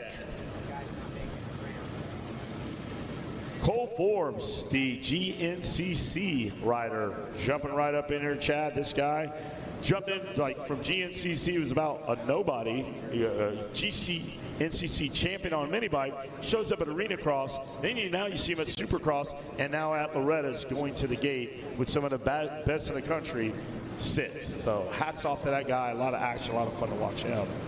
Top 5 look like this. Landon Gibson, number 23, going to keep an eye on him from Peachtree, Georgia. 4th from Hideaway, Texas, the number 17, the tall drink of water, is about 7 foot, is Cade Johnson, and he has had exceptionally great rides all week here so far. He's always in there. Top 3 look like this. Keep an eye out on this young man. In 3rd is Raymond. That is from, that's right, Diesel Thomas, but the NE. I got a little stopped up there. North Dakota, it should say. Number 54. You guys got me all slammed up here. It's Nebraska. Nebraska. Okay. I don't know why it doesn't say NEB. All right. Well, here we go. Top 2 look like this, and me calling this lineup's been a disaster, so please forgive me. Landon Gordon from Marietta, California, number 18, Team Green Ride. 2nd and moto winner with the first gate pick. We're going to keep an eye on him. He has been lights out fast all week so far. Let's see if he can double up. The 21 from Veliza, California, Enzo Timmerman. So that's going to be the question here, boys. Who is it going to be in this one? In moto number 1, it was a battle between the Kawasaki boys, the Team Green Kawasaki boys, Landon Gordon and Enzo Timmerman. Timmerman has been on fire. He has won both the 250 and the Open Pro Sport classes. We're going to see what he's going to be able to do here in moto number 2 of this Open Pro Sport. Well, he's been very convincing out there. Even if he doesn't get to start, he soldiers on and then works his way right up there and then gets a good gap. Kevin, you watched yesterday. Yeah, and you know, I'd love to have jumped in there because you took the words right out of my mouth. So great thought there, Wes Kane. I support you 100%. The point is he has done it from many positions. I think one moto, I think he started about 15th spot. Not a great start. Short work. Went to the front. What? Hey, at least there you go, Chad. Am I back? You're in there. K-Dub, I'm watching a lot of track work, which is interesting. You know, like the I was actually arguably the most talented, allegedly, statistically group we have, and a lot of track work. So it's going to be fast. You know, first few laps. Yeah. So the crew here, they keep an eye. Something must have been exposed. Maybe a rock was popping up or what. I mean, I see some water going down, but also see what the lineup is after. But you'll see a couple little tweaks here and there. These guys do the best they can to keep it as good as they possibly can for as long as they can. They see something needing addressing, they do it. But it is right before probably the best riders on the property. Hey guys, just got a notification there from our race control, and want to give everybody a first warning, I guess you could say, that we do have some potential weather that could be moving in that could possibly cause some delays here today. As of right now, we are going to continue to race on. We're going to continue to watch the weather here, and if we need to, we'll have to put a little delay on it, but as of right now, we are good to go. Just want to let everybody know there is a potential. And with that warning, you want to batten down your hatches. If you got stuff loose laying around, if your canopies are just sitting free, I've been here before, take warning. batten down your hatches, check your canopies, check little things, check your awnings, your laundry hanging on lines that can fly away. Just a courtesy warning. Anything can happen, but please just check those canopies, because the last thing you want is your canopy flying around and then a guy comes around and it's edging the side of a guy's $500,000 star bus. You don't want that. Well, that is weather in the south here. The motos are still shorter by a lap right now with the heat index, and now we got another twist where we might have some weather coming. So look, it's nice to get that warning just to be prepared. Yeah, I love it. And it's the East Coast. It can come fast or not. It could be, or it could miss. It could just be a miss. So just take the warning. When you're back at your camper, just tidy up your camp, and make sure your awnings, your canopies, and things that could, whatever. My favorite is when you get those storms, like, the ranch is large, right? It could rain at Loretta's house. And not on the starting line, right? So be pouring over in Western Town, not even feel a thing over here, no doubt. It's rained in Storyland and not on the starting gate. Yep, we saw it. Whoa. We saw it, no joke. Yeah. Hey, me and Reed were just talking a second ago off camera, or off mic, I should say, about the lap times, how different this track can get with the bumps, the ruts, the whole 9 yards. The boys just got a few of these lines cleaned up here, so that should allow them to really let it eat out there. So going to be interesting to see what the boys can turn here in this one for our Open Pro Sport. Hey, you know what else would help? Go down checking out Race Tech. As they're bringing us this moto, right? And those guys are getting fired up down at Race Tech. They do get fired up. They're down there. They're willing to help. They're here. Not just suspension? Everything. Whatever you need down there. Everything there at Race Tech. They will bring us our... They offer and extend their arm of hospitality here at the Dude Ranch. All good buddies. Race Tech. What do you see? What do you need? There you go. Kato, I'm going to put you on the spot. Oh, boy. Officially, are you in next weekend for Combine? Or next? SMX next? I will be coaching. Are we coaching? I'll be coaching. So is this a scouting session right now? Are we picking out guys for the next race? We're picking our guys. Look, I don't want to get all big-headed on you, Chad, but last year I won the Coaches Cup. I knew that was at coming. Ironman. I'm going to try to... He's undefeated. I'm undefeated. I've only done one. I won it. It does feel a little bit like the luck of the draw. That's what I'm saying. We should scout and pick out guys now. They should let us pick our guys. Yeah, I think so too. Now, me having won last year, I should get first gate pick. I see where this is going. It's going. Yeah, Reed and I will be there at Ironman next weekend, and looking forward to a combine. Going to be a whole host of coaches. Excuse me, I believe. Yeah. The Coaches Cup. Like, there's the Riding Cup, and then there's the Coaches Cup, and you take some pride in that Coaches Cup, man. When I hoisted that thing and did my post-race interview, I don't know where you were at that point. I'm going to call it beginner's luck. It was definitely beginner's luck. The first time we did it, we got to pick ping balls with numbers on it, and I believe it was the top 5. I had the top 4 of the top 5, and it just worked out that way, and we ended up getting rid of that system real quick. So it's crazy because they do a great job. Like, I had my riders and some facility guys. I wanted to be with Dudney, and they're like, "Yep, nope, you trained with him enough. It's time for you to get some new riders." So really cool how they keep it changed up, fresh, and we try to give them all that we can, but it is a bit of drinking through a fire hose. A lot going on for those riders, and they obviously want to get out there and perform. We try to give them as much information as we can, but retaining it's a lot, right? It's a lot. I might recruit the 29. I heard he's a good listener. Okay. He's been around. I thought I got first gate pick. I jumped ahead. It was beginner's luck. Man, where else you get this? K-Dub, Reed, both up in the tower chatting it up. That's great. This is Loretta Lynn's. We didn't get along that well as racers, and now if this thing gets too heated for the Coaches Cup, we'll go back to just butting heads again, you know? That's a lie. I felt like we always got on well. Not on track, off track, maybe. Off track, maybe, yeah. Hey, you're going for paychecks. That's it. You got to go to work. Dinner on the table. Working man puts on his boots and goes in there. Here we go, race control. Got to feed that family, right, Chad? That's right. That's what comes first. Amazing how quickly we forgot about what went on track. Race control makes their way down the line. The car goes into the air, and we are just about ready to go. Open Pro Sport Racing once again. Any picks for the whole shot? Come on, guys. Let's see who it's going to. Who you think? Shorty? Yep. Who you taking? I'm going to go with Gordon. Who you taking? We're going to see. I'm going to take Timmerman. Who's it going to be into turn number 1? Looks like a Kawasaki going to be out front here in this one, and it is possibly Reese Wheaton leading the way. It is the 34 machine.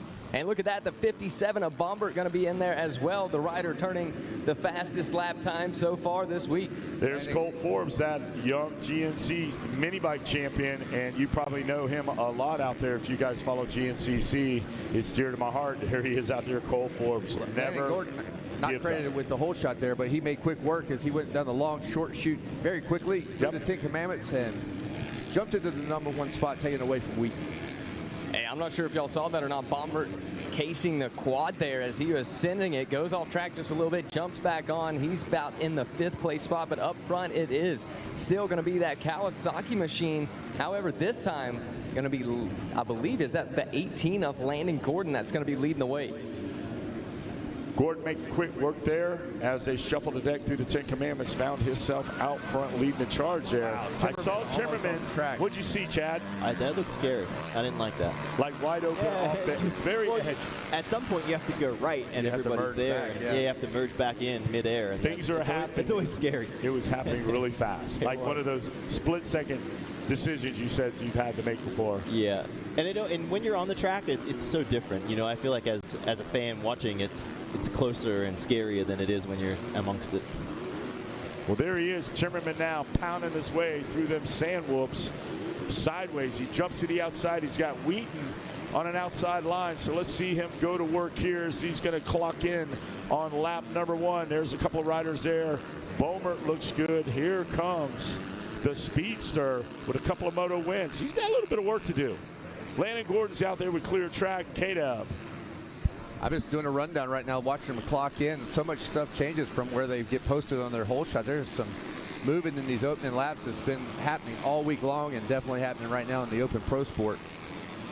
Timmerman there after that off-track excursion just slightly had to check up to get back on the track on a jump pace. He is sitting in 7th right now. Look at this, making their way into the 10 Commandments. The 57 machine going to be running in that 3rd place spot. I can't help but to think Bombert gaining a little bit of confidence earlier today, turning that blazing fast lap time. But look at that, the 17 machine shoots in, but Hart's going to get took out by the 57. I don't like when he's back like that. Yeah, you got to keep your eyes peeled. Landon Hart's up on his machine. That's going to change up a little bit. But as they came through the stripe, it was Gordon, Forbes, Boemert, Johnson, Hartz is going to shuffle back a few. You had Wheaton, Timmerman, Thomas, Short, Harrison, Hedern, and Falzer in the top 12. Yeah, I believe that was Hartz having a great moto here with just a lap in, but he was putting a lot of pressure there on Cade Johnson, and the lines just happened to come together. It wasn't something that happened on purpose from Cade Johnson, no sort of brake check or anything like that. Their lines collided, and Landon Hartz just had a head of steam, and that one bit him. Yeah, Johnson was getting out of there. Johnson actually going to move up to the 3rd place spot now. That's going to put Bombert back into 4th. And then take a look at that. Enzo Timmerman has found his way up into the 5th place spot. Cade Johnson riding some of the best motos that I've seen from him. So he's made big improvements this week and getting better starts. It seems like he's been coming from behind every moto. Yeah, he's had some work to do here this week. He did find himself in the lead of one of the earlier motos, and he wound up taking it home for a podium position, I believe. Here we are on the drone. That's the 21, right? Jumping to the inside over the Tunnel of Love. It is. He's getting around Landon Hartz now. Hartz had that tip over, so Boemert. So now he is going to work out there. He's got to get rolling now. He can't let Landon Gordon get too far away. Well, rolling's been something he's been doing, and his late moto strength has been just incredible. The previous motos this week, there hasn't been much fluctuation for the 21, so you got to believe that he's ready for the battle right now. And we'll just see we're only 2 in the books now. A lot of time. We'll see if he starts making ground on Landon Gordon, who is super good at getting a great start and just striking out. His first laps are normally blistering, as we can see. Who's down?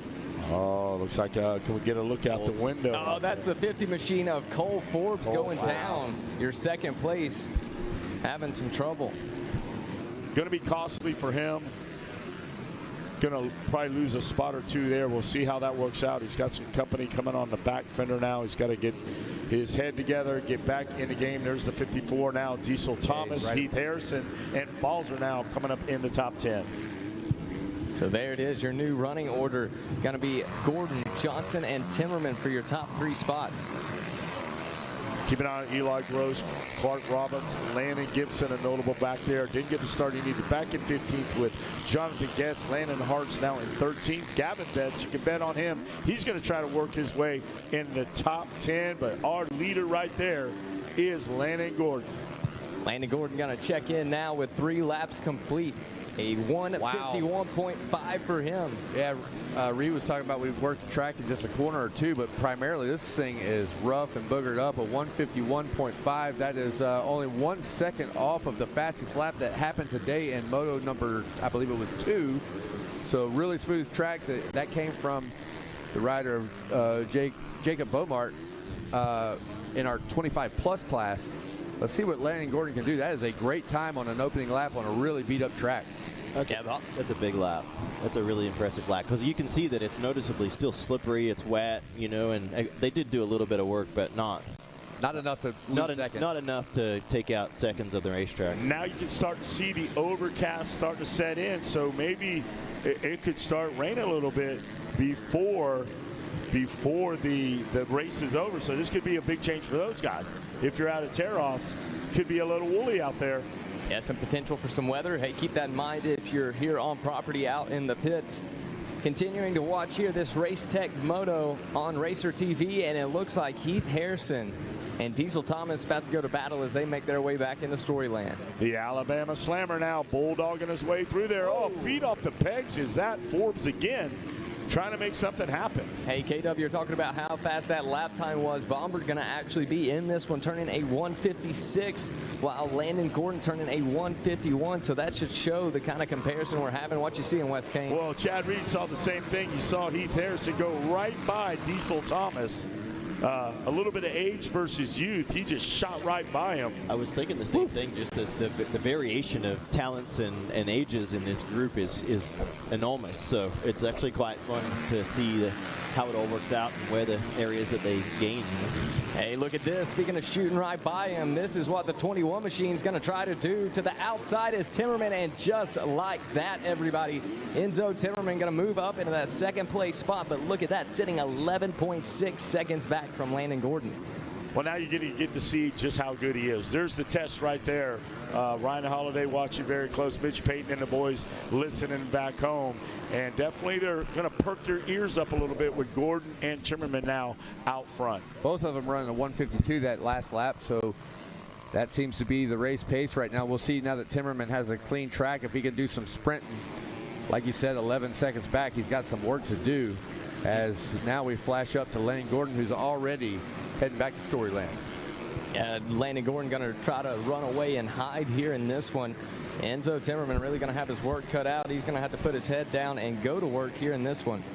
Well, you better look out because Cade Johnson is not going to take no for an answer. He's going to respond. It looks like he's put the lasso on him and kind of hanging with him a little bit. So don't count out the Texan on the Yamaha, Cade Johnson. A huge overcast now, which I'm sure some of these riders are going to be glad for, kind of lower that temperature just a bit, not have the sun beaming down on them. But look at that, Cade Johnson jumping right through those ruts, up and over he goes and heads back off into the sand section as he continues to try to throw a tow rope around Timmerman. Here's this battle now between Heath Harrison and what would have been Bombard, but Harrison already making quick work of it. Yeah, we got around Thomas that one and Baumart, so Harrison on the move. The crafty veteran now. I'm going to do a check here. Harrison, 32 years old, hanging with the youngsters out there, getting it done. Yeah, Bombard as well. Bombard going to be on that 57 machine that we see there. He is going to be 32 years of age, as well as Heath Harrison. One more call, guys. Just make sure you're at your camp, batten down your hatches, latch them canopies down, roll up those awnings if you're there, and just be a little preventive, and just check out your camp, please. Here we go, another lap in the books. 5 laps complete, working on lap number 6. due to the heat advisory here today, going to be 1 lap shorter. So what would have been 25 plus 2 will be 25 plus 1 lap, you could say, here for this Open Pro Sport. Big shout out for some of the guys out of the top 10. Clark Robbins in 10th, Andrew Short 11th, Jonathan Getz 12th, Landon Gibson 13th, Reese Wheaton with that hole shot drops back to 14th, Gavin Betts 15th, Eli Gross 16th, Alvin Hillen 17th, Mason Nettleton 18th, Bailey Kroon 19th, and your top 20 rider is Thor Powell.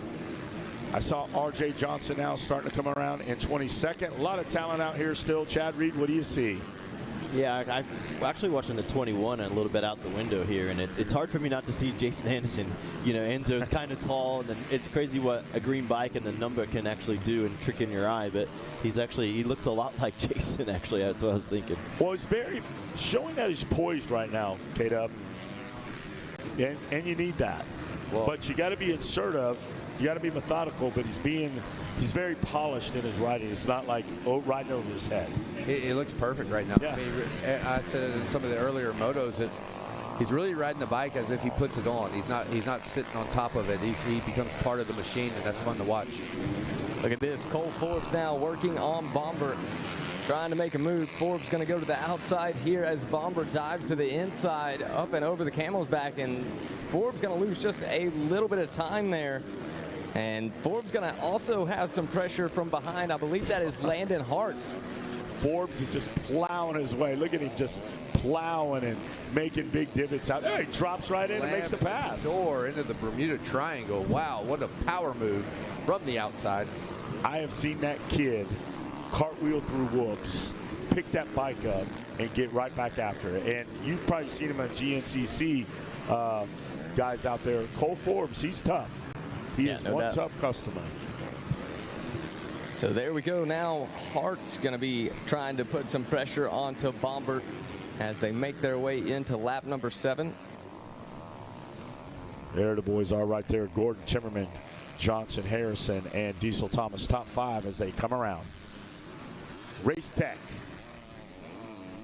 Open Pro Sport, and Cole Forbes right there on your Racer TV. Yeah, moto number 2 of this Open Pro Sport as the boys duke it out here in the 10 Commandments. Amazing to see what this Open Pro Sport class can do, and Hart's up the inside. Saw that pass coming from a mile away there. The drone gave us a good vantage point. Hartz just came in with a big head of steam, and not only faster, but also took the short way around there.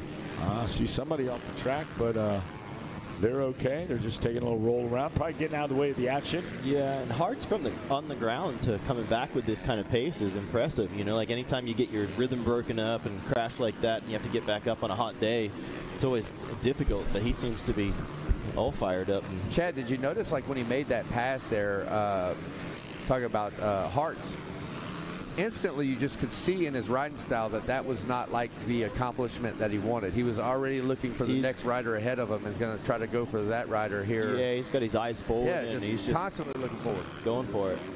All right. Great job out there. We got Landon Gordon coming through. There's your leader right there on our Race Tech Racer TV. There's your leader right there. He's on top of the leaderboard. Leader. Come in, green leader, and it is Landon Gordon that answers the Race Tech call out there on the big screen. The last lap, Landon Gordon actually did a 52, was sitting on 11-second lead, and it still says 11 seconds. But, man, from that drone shot, it looked a little tighter than that going down the long short shoot. I believe the lapper is also on a cowboy, so that was a lapper. Okay. Yeah, so Landon Gordon doing a good job monitoring and managing that 11-second gap. It has been there for about the last 3 laps. So let's see if it can continue for the number 18. What do you see, Jason? Continuing to watch. It's going to be tied. This one, yeah, going into this championship, it will be a good one. Landon Gordon, Enzo Timmerman battling it out, not only here in this race to start things off, but here in the championship as well. Right now, Gordon able to maintain that 11-second gap over Timmerman. About half a second was lost that last time around. Like K-Dub was saying, that gap was around 11.6 or so, now sitting 11 flat as Gordon throws caution to the wind, jumping into this Thor sand sweeper, and going to check in now for 8 laps complete here in this one. 8 minutes to go on the clock. Plenty of time. Timmerman dropped that lap time now. Checkered flag is out, everybody. Checkered flag is out, so this one going to come to a close very early. With 8 minutes still left on the clock, weather moving in, race control making the call to close this one out. So Gordon gonna grab the win on that number 18 Kawasaki machine. All right, Jason Wygant headed down to the podium. And like they say, you race to the checkers. And it's out, it's out.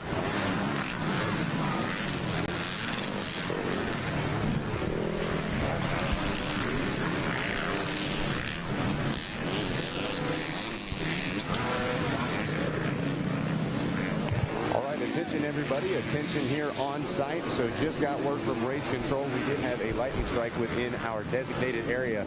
So we will not be having a podium celebration for this race, and we're going to ask all of our spectators and families to take cover, head back to your pit, and seek shelter. Once again, safety the top priority here. We did have a lightning strike within our designated radius, so we will not be having a podium for this class, and we're going to ask everyone to find some shelter back in your pit. Make sure those canopies are tied down, as we are expecting some weather here in the area, Jackie. Yeah, thank you for that, Zach. Yeah, everybody go ahead and seek shelter out there. Don't worry, we will be picking up as soon as we possibly can. Going to let this weather blow over. We're once again will send everybody back to their pit. Will be no podiums here on this one, but we'll give you a rundown here real quick. Landon Gordon going to grab the win here in this Open Pro Sport Moto number 2. Enzo Timmerman with a 2nd place. Cade Johnson, your 3rd place here in this one. Heath Harrison and Diesel Thomas, your top 5 for everybody watching on Racer TV. Landon Hartz, Jacob Bomber, your 6th and 7th. Cole Forbes 8th. Clark Robbins 9th. And Luke Fauser will round out our top 10 once again here in this Race Tech Open Pro Sport Moto number 2. Once again, everybody, go ahead and seek shelter. Everybody that's out on the track, all the media, I see you making your way in. Go ahead and do so. We'll let you know when we will pick back up with the racing action. So once again, ladies and gentlemen, weather moving into the area, so we need all of our spectators to make their way off the deck here in the announcer's tower. Need everybody off of there, off of our metal bleachers as well. Seek shelter. Make sure you've got those pits strapped down. Your canopy's not going to fly away. And we will resume racing just as soon as possible. Got several people watching the radars. A great crew here making sure that we are as safe as we can possibly be. Mother Nature obviously not something to joke about, so just as soon as we can, we'll pick back up with the racing program. But for right now, all media personnel, please make your way off of the track, and all personnel off of the tower here as well.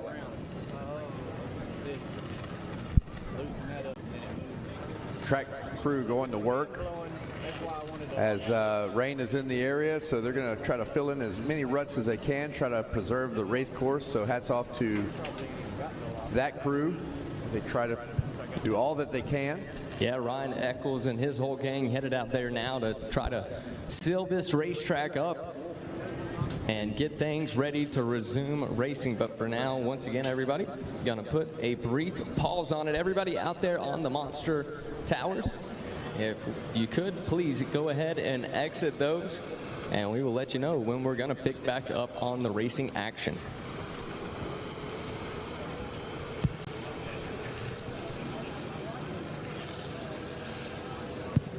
So man, what a day it has been so far. What a moto that one was there for that Open Pro Sport Moto number 2. I'm sure Landon Gordon and the boys ready to do some more, Zach, but they're going to get that opportunity here later in the week. I'm telling you what, if I was Landon Gordon and the rest of the field, I'm probably going, man, that couldn't have timed that any better. Right as the checkered flag came out, we got that word from race control. So glad we at least got to wrap that race up without having to worry about weather playing a part in it. But absolutely, Jackson, this is going to be a ton of fun. That 3rd and final championship moto really going to tail the tape, and it's going to be fun to watch. As once again, seen a couple of people still hanging out. Please make your way out of the tower area. All of our media personnel off the track, and all of our spectators, you can make your way back to some shelter, preferably your camper, double checking that nothing's going to go flying out there. Yeah, once again, everybody, lightning is in the area. seek shelter.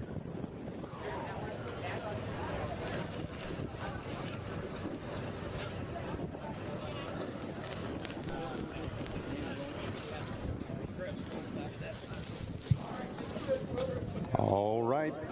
Well, we're going to send things to get a word from our sponsors, talk to all the amazing people that help us put on this live broadcast here from Loretta Lynn's, and we'll be back just as soon as possible right here on Racer TV.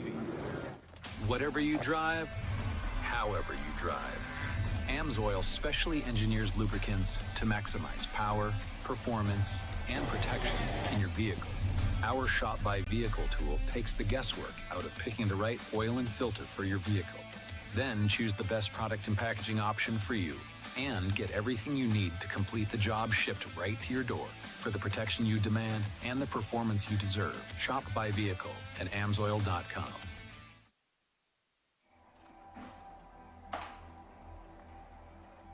Every generation believes they've invented the best way. With age comes wisdom. We've come to realize that every piece of knowledge is learned, passed down from those generous and patient enough to teach.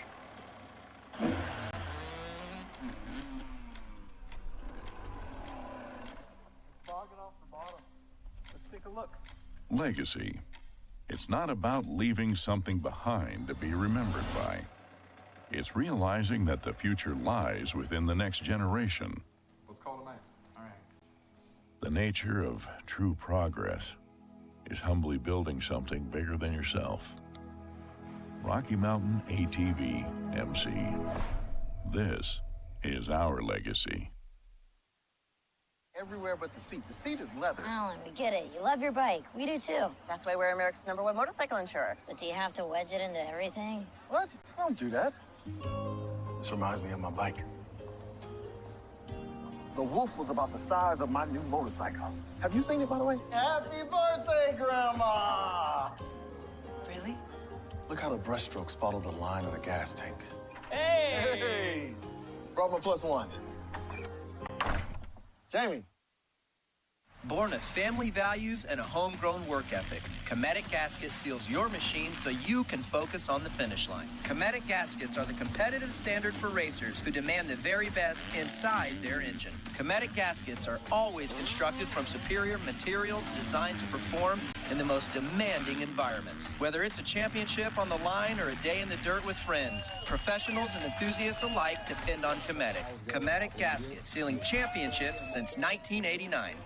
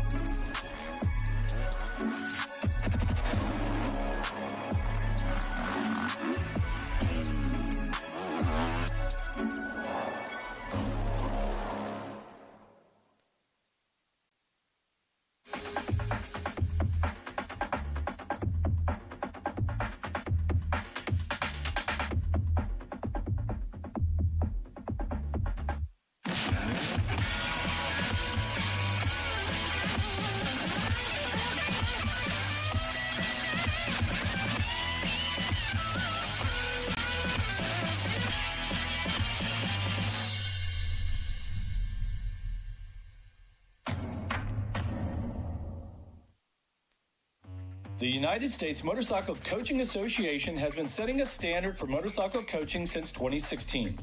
Coaching is important for all riders, no matter the age or skill level. The USMCA connects riders with coaches, whether the rider is just starting out on their motorcycling journey, to a competitive amateur racer looking to reach their next milestone, or the professional rider trying to clinch the title. Download the Motorcycle Coaching app and get connected to a USMCA certified coach today.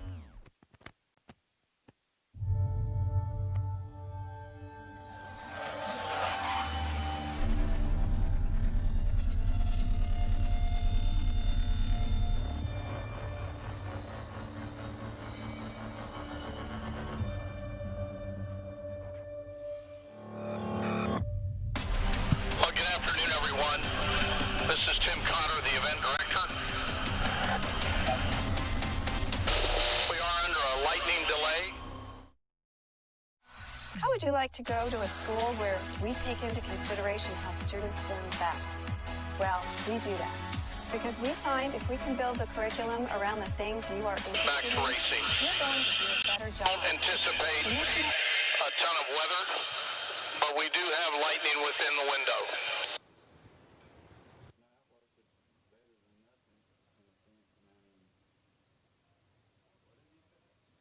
All right, thank you for that update there, Mr. Cotter. So there you heard it from the...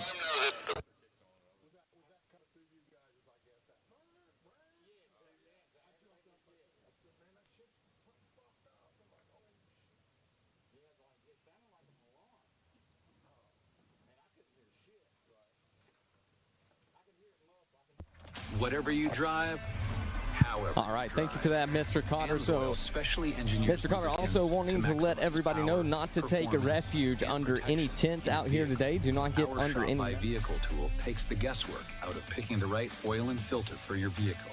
Then choose the best product and packaging option for you, and get everything you need to complete the job shipped right to your door. For the protection you demand and the performance you deserve, shop by vehicle at AMSOIL.com.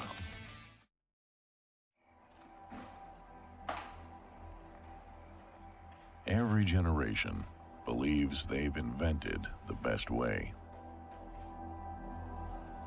With age comes wisdom.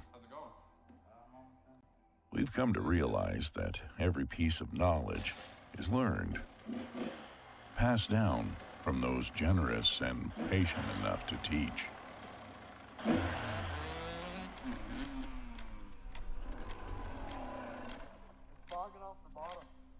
Take a look. Legacy. It's not about leaving something behind to be remembered by. It's realizing that the future lies within the next generation. Let's call it a man. All right. The nature of true progress is humbly building something bigger than yourself. Rocky Mountain ATV MC. This is our legacy. Everywhere but the seat. The seat is leather. Alan, we get it. You love your bike. We do too. That's why we're America's #1 motorcycle insurer. But do you have to wedge it into everything? What? I don't do that. This reminds me of my bike. The Wolf was about the size of my new motorcycle. Have you seen it, by the way? Happy birthday, Grandma! Really? Look how the brushstrokes follow the line of the gas tank. Hey! Hey! Brought my +1. Jamie. Born of family values and a homegrown work ethic, Cometic Gasket seals your machine so you can focus on the finish line. Cometic Gaskets are the competitive standard for racers who demand the very best inside their engine. Cometic Gaskets are always constructed from superior materials designed to perform in the most demanding environments. Whether it's a championship on the line or a day in the dirt with friends, professionals and enthusiasts alike depend on Cometic. Cometic Gasket, sealing championships since 1989.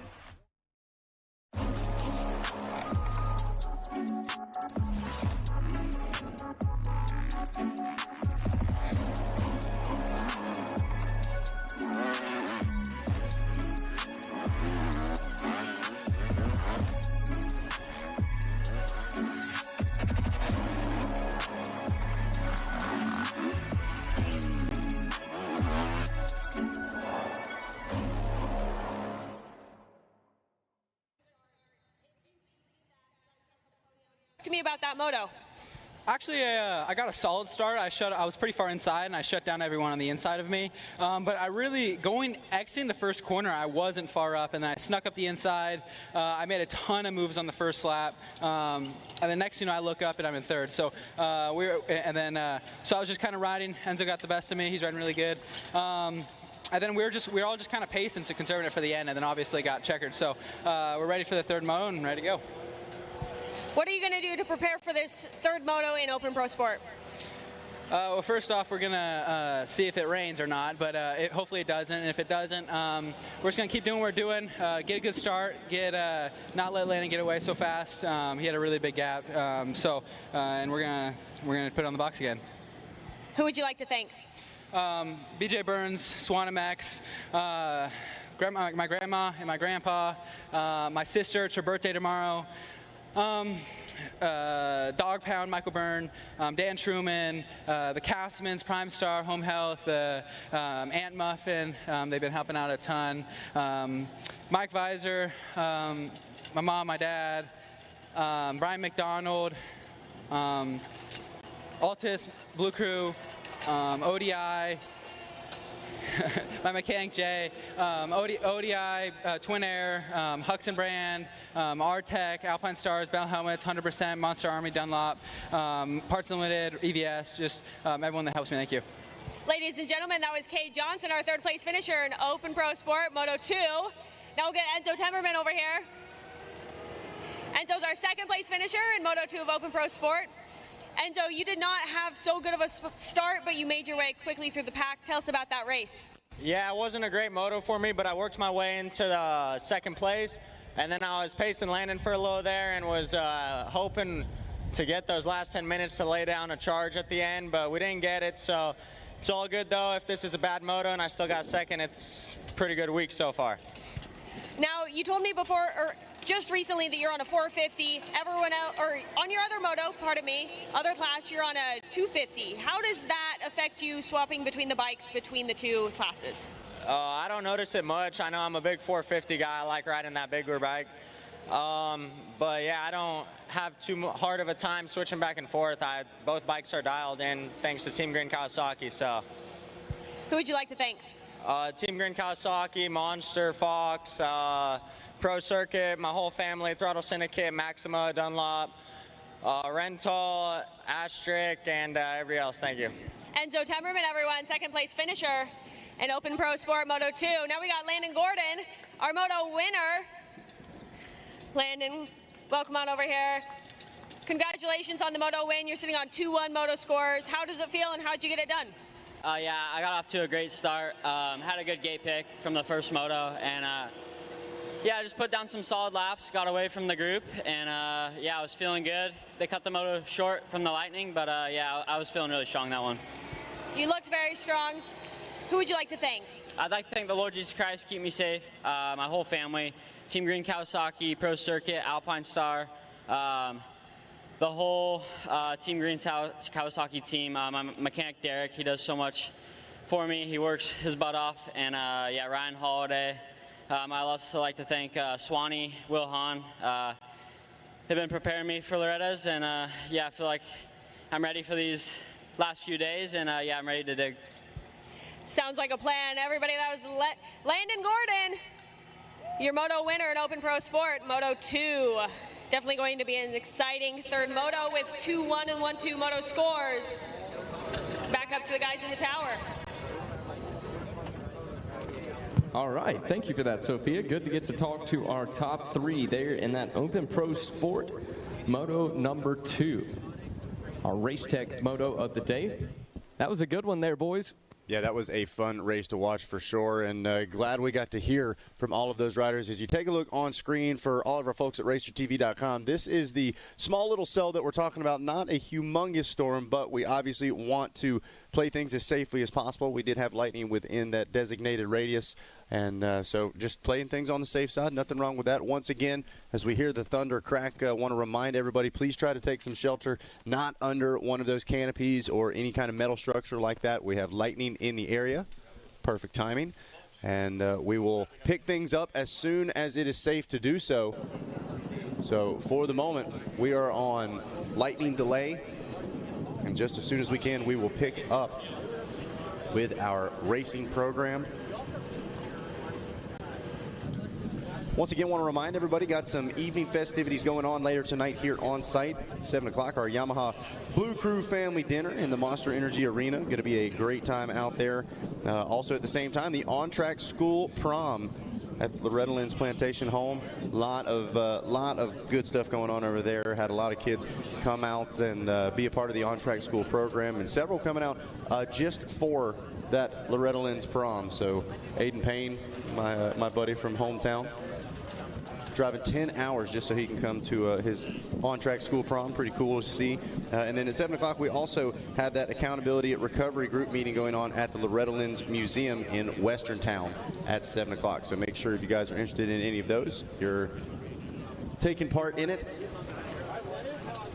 And we're going to roll some of our interviews. Like we said, had some great guests stopping by, whether it's Chase Sexton, Levi Kitchen, Cameron McAdoo. We had all kinds of fun so far this week.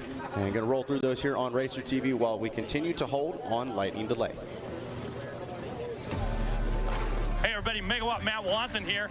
I am with Malcolm Stewart. We are at the first ever Loretta Lynn's Malcolm Stewart fishing tournament. Man, what a turnout we've got, Malcolm. Now, everybody knows you're a fisherman, okay? Roger also just told us that you like beating up on the local neighborhood kids while you're fishing. So let me tell you something. You have got a crowd out here, okay? These folks came out not only because they love the sport of fishing, but you're their favorite fisherman. And outside their favorite racer, that's got to be a crowd. Look at this, Malcolm. Already got a player on the board. That's what I like to see right there. Hey, so again, it's awesome to do this as our first annual doing this. This is something that we want to continue to keep doing. I love coming to Loretta's. This is my family, right? You know, I grew up racing in all the classes coming through here, and the fact that all these, you know, families and friends and friends and families that are coming here to support me on this fishing thing is awesome. And we already got one bass on the board right now, so I don't know, it's looking pretty good, but we still got a little bit of time left. But I know there's some big bass in here, and there's some big ones. And you know, when we talk about a favorite racer, everywhere we go, indoors, outdoors, you get one of the largest rounds of applause during opening ceremonies, and that really has to make you feel good as a racer, as an athlete, as a fisherman, to be that well received by the public and have that many fans. It's awesome. I think the coolest thing about it is, like, when all the fans come through my line, they're like, oh, that's cool that you got 4th, 5th, hit the podium, but how big was the bass you caught the other day? Like, I think that's the coolest part about it. It's all about personality, being yourself, doing who you are, and people know me as two things, racing motorcycles and fishing, and I feel like that's two things that we love to do. I'm here to do both of them, and this is an awesome deal. And whether we're on the track or off the track, one thing about Mookie, though, he keeps it real. I keep it smiling, too. Hey, I can sit here and keep talking about it, but right now, I'm down a bass, so I got to go out here and start catching. You're about 1.5 pounds down, bro. Look, I know this is a competition for everybody, but it's really a competition for myself. I got to make sure I let these kids know that I'm still him. Hey, get over here and throw that black grape worm in the water. That's right. We already got 1 pound right here. Look at it. Woo! Check it out. 1 pound. I love it.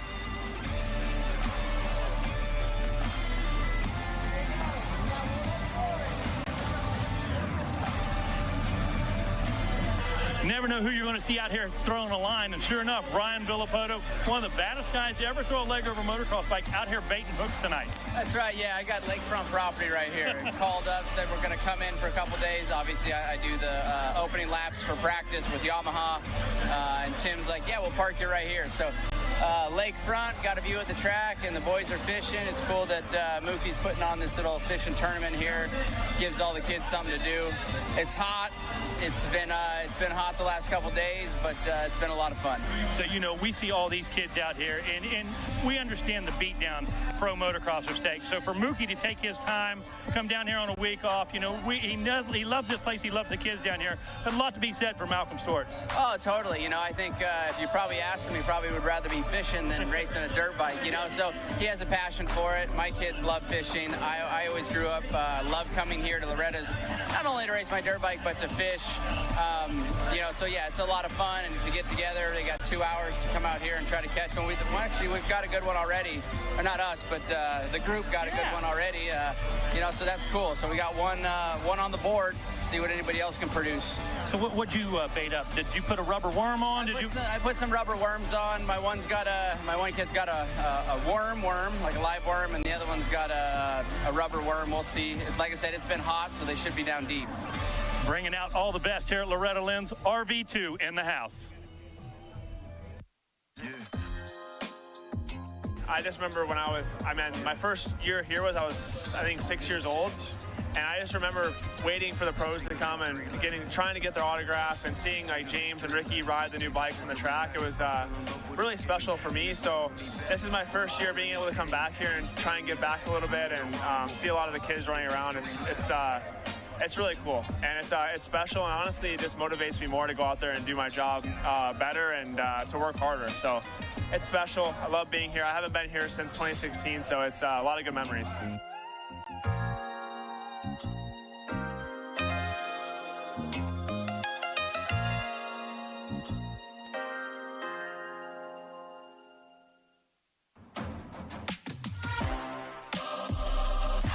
back here at the ranch again. How's it feel, bud? It feels great. Yeah, it's always good for me to come back here and kind of remember where you came from, and it's also good to see some friends and just hang out. I'm around dirt bikes. It's in my blood, and I'm here at the ranch just hanging out, meeting some cool kids, and man, I did a little fishing too, so it's good. What's it feel like being back here? It's honestly really special. This is such a special place for dirt bike racers in general. We've kind of all come through here at some point, whether we had success here or not. This is like right when you roll through the gates, everyone kind of says you feel the same thing.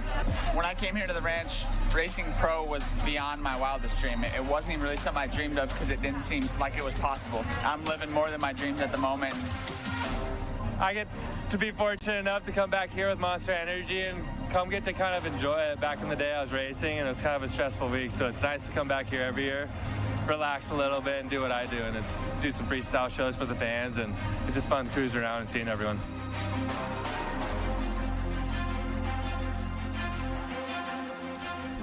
And as you can see, Axel Hodge is not only a former Loretta Lynn's champ, but a fan favorite as well, as he took place in the Keith Sayers FMX demo, one of the most look forward to events that we have here at Loretta Lynn's every year. Wes Kane doing a great job of getting everybody fired up, and he didn't have to work too hard. Look at what these guys were bringing to the table.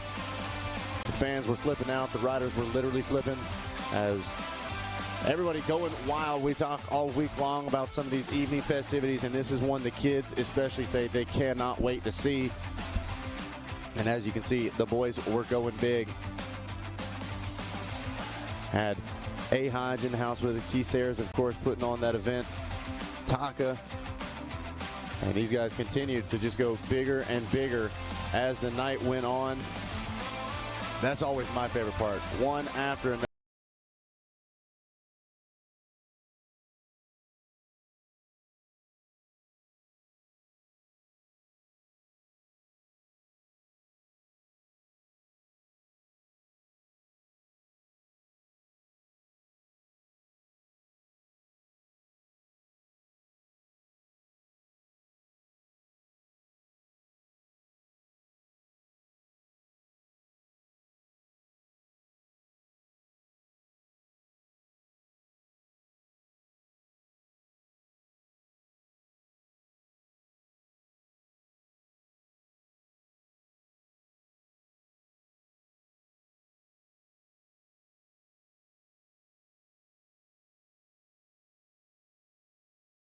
Landing there, and then was absolutely mobbed by all of those kids. There for a moment, I thought they were going to throw him on the ground, but that's what it's all about. The Keith Sayers FMX demo, fantastic stuff, and might be looking at some of our FMX riders of the future, some pro riders of the future. I'm talking about the Stasic Jam that we had as well. This track right here is buzzing just about as much, if not more, than the actual Loretta Lynn's motocross track. Stasic, such a huge part of the new generation of riders. We call them literally the Stasic generation. It has changed the game as far as the preparation these riders bring into their 50cc motorcycle racing career, and it is easy to see why. Look at the skills they're showing, and this is pretty much what it looks like sun up to sun down. Bicycles, Stasics, they are absolutely ripping, and the Stasic Jam Fest only open to non-racers, so none of these are our competitors in our micro classes, anything like that. This is little brother, little sister, maybe your buddy that came with you that doesn't race, so giving some other fans an opportunity to have some fun here at the ranch. As now, we're going to send things back to another commercial break. For those of you maybe just tuning in, we are still on a lightning delay, so we will keep you up to date on that and get back to racing as soon as possible here at the 44th Annual Monster Energy Loretta Lynn's Amateur Motocross Championship. We'll be right back. Whatever you drive, however you drive, AMSOIL specially engineers lubricants to maximize power, performance, and protection in your vehicle. Our Shop by Vehicle tool takes the guesswork out of picking the right oil and filter for your vehicle. Then choose the best product and packaging option for you, and get everything you need to complete the job shipped right to your door for the protection you demand and the performance you deserve. Shop by Vehicle at AMSOIL.com.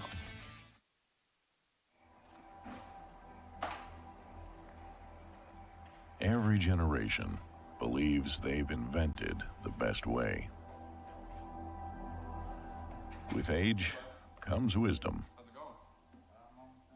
We've come to realize that every piece of knowledge is learned, passed down from those generous and patient enough to teach.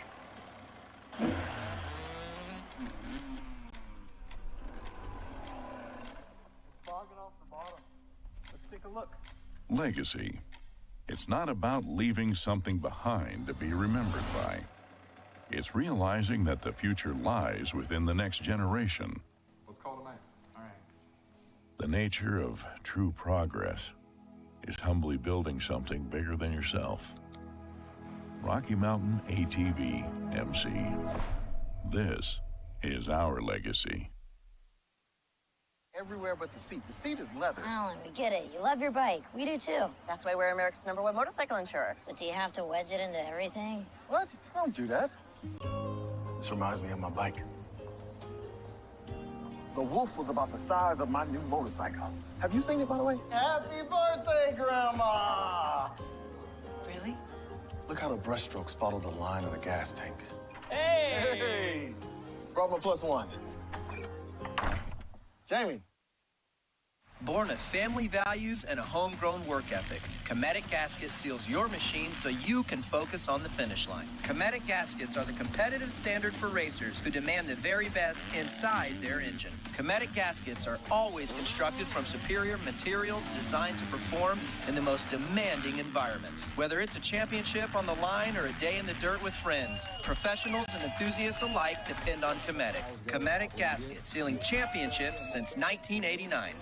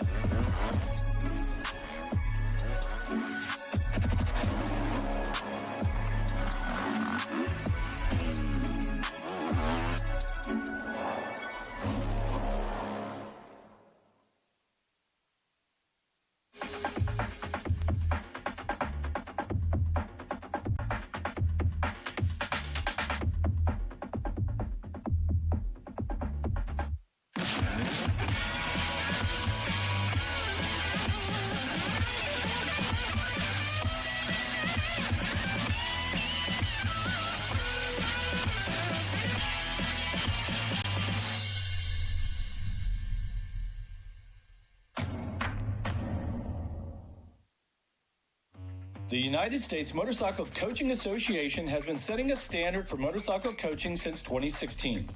Coaching is important for all riders, no matter the age or skill level. The USMCA connects riders with coaches, whether the rider is just starting out on their motorcycling journey, to a competitive amateur racer looking to reach their next milestone, or the professional athlete trying to clinch a title.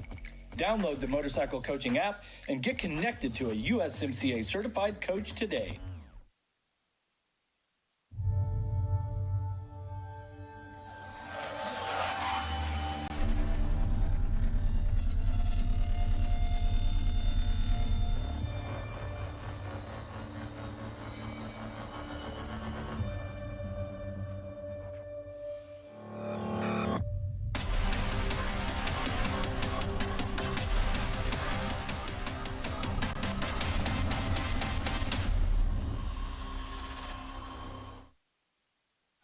How would you like to go to a school where we take into consideration how students learn best? Well, we do that because we find if we can build the curriculum around the things you are interested in, you're going to do a better job. The mission at On Track School is that educational success is possible while chasing your dreams. Not only will our staff help students to achieve success, they will cheer you on to the finish line. We encourage you to check out On Track School at ontrackschool.com, where we can help you chase your dreams and still get a quality education. ontrackschool.com, check it out.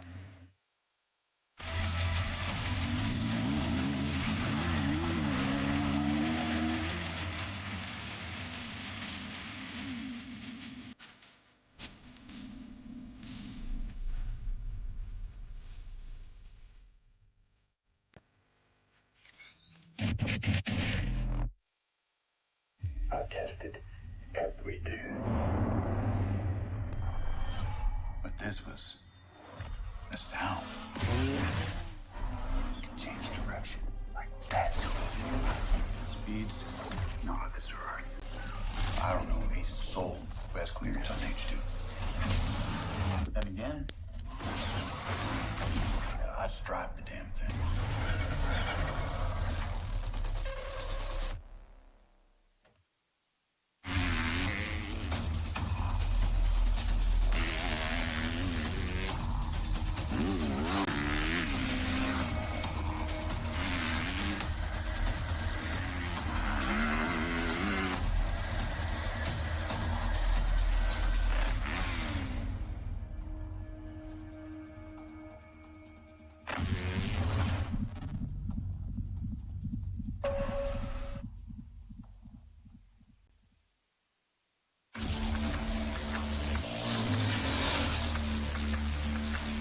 You ready?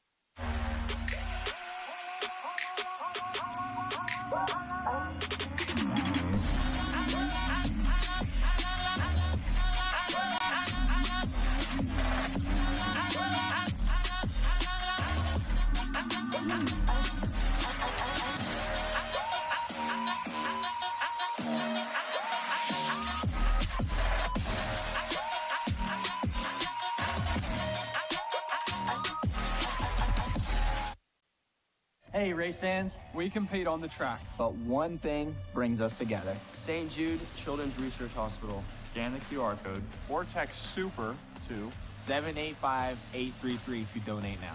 Become a monthly donor And get this awesome Love Moto Stop Cancer t-shirt. Your support allows St. Jude to provide treatments at no cost to families. You can help make cures possible for kids with cancer. Together, we can save more lives. Coverage on Racer TV of the Monster Energy Amateur National Motocross Championship at Loretta Lynn's is brought to you by Monster Energy, Unleash the Beast, AMSOIL, the first in synthetics, Rocky Mountain ATV MC. Get ready.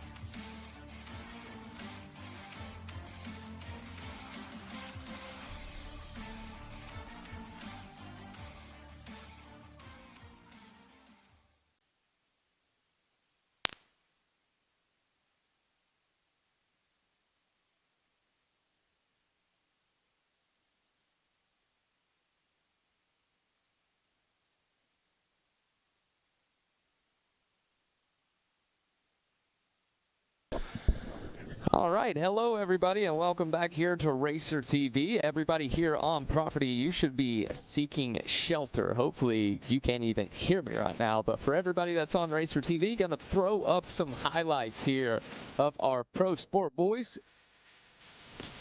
And tossing it for the boys out there today. Yeah, you said it, Jackson. We had some great racing in this Open Pro Sport Moto. You see Cole Ford had a great start going down. Still maintained, I believe, inside the top 10, but lost a lot of valuable spots. Diesel Thomas there. Yeah, Thomas, Forbes, Steve Harrison was working his way forward. Landon Gordon, though, really a solid race for him on the number 18 as he brings it home. This was one of those races, Jackson, we talked about needing to make a statement. Gordon able to do just that. Yeah. 10 seconds was the gap when those two made it across the line. Landon Gordon and Enzo Timmerman, like we said, 10.7 seconds. So Gordon able to maintain just right there at 11 seconds for that entire moto, Zach. I don't think Landon Gordon could have dreamed it up any better for himself. Yeah, absolutely. And like we talked about, that race was cut just a little bit short due to weather in the area, but at least the riders themselves weren't dealing with said weather. The lightning wasn't affecting it. They weren't getting rained on, and so we still allowed them to race all the way until that checkered flag. And of course, that race being called just a little bit early out of safety concerns due to lightning in the area. If you're just joining us, we are on lightning delay currently. We've got a whole team of folks watching and monitoring those radars to make sure that just as soon as possible we can resume racing. Yeah, hopefully we'll be back at it here in just a minute on a Thursday at the 44th Annual Monster Energy AMA Amateur National Motocross Championship here at Loretta Lynn's, all presented by AMSOIL. Taking a look here for the rest of the day. We had that Open Pro Sport class. That was the last moto we ran. That one, like we've been saying, was cut short. About 8 minutes left on the clock, but due to a heat advisory that was already in effect, they were going to be cut a lap short, so 25 plus 1 for them. So 8 minutes, you could say probably about 6 minutes was the actual time that they had with that lap being took off there, Zach. But coming up next, once we resume back to racing, it will be our women's class, followed by our Schoolboy 2, our 65cc 10 to 11, and then we would have our Micro 1. That's the shaft drive class. Then we would have our Micro E, the electric class after that, and then Micro 2, the 4 to 6 limited, and Micro 3, the 7 to 8 limited class, and then our 250B on the schedule for 6:30 p.m. or 450B on the schedule for 6:30 p.m.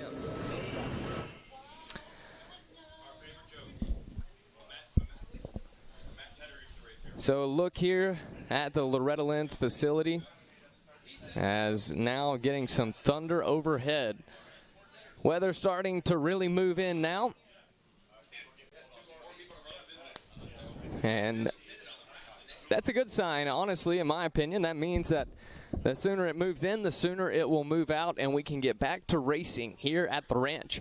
Once again, everybody that is on property, please go ahead and seek shelter. We do not consider a tent a shelter here today, so make sure that you get somewhere that is secure out there. Make sure that all the awnings, all the beach balls, all that fun stuff is put away. Taking a look now once again at your weather radar. So just a bit of storm cells moving their way through Jackson, and hopefully they're going to move out just as quickly as they came in. A lot of high-speed winds as I walked out on the deck just a moment ago, so hopefully things are going to move quickly, and we'll get right back to racing. But once again, all of us here in person, if you're on site, make sure you guys are under some kind of cover, preferably not a metal structure. And we will resume racing just as soon as possible. If you are near or in the creek, maybe not do that. Do not be in the creek right now for sure. And just wanting everybody to be as safe as possible. And it's just as soon as we get the all clear, we will resume racing with our women's class coming up next.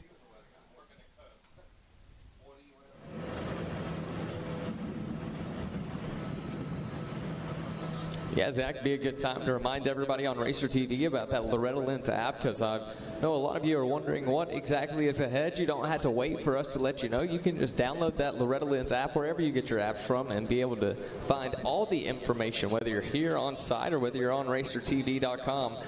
You'll be able to find all your information there on the Loretta Lynn app, MX Sport app. You'll be able to find it once again wherever you get those apps from. Yeah, absolutely, Jackson.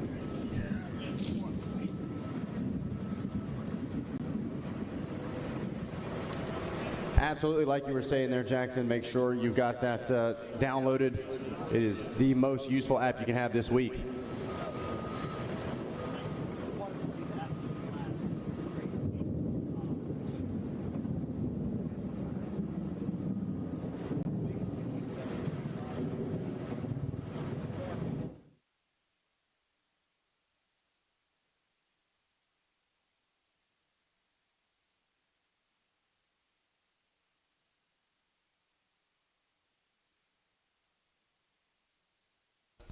Make sure all of you at home are following along on social media as well on Racer TV. That's at Racer TV on Instagram, Facebook, and of course following at Loretta Lynn MX as well on Facebook, Instagram, and Twitter.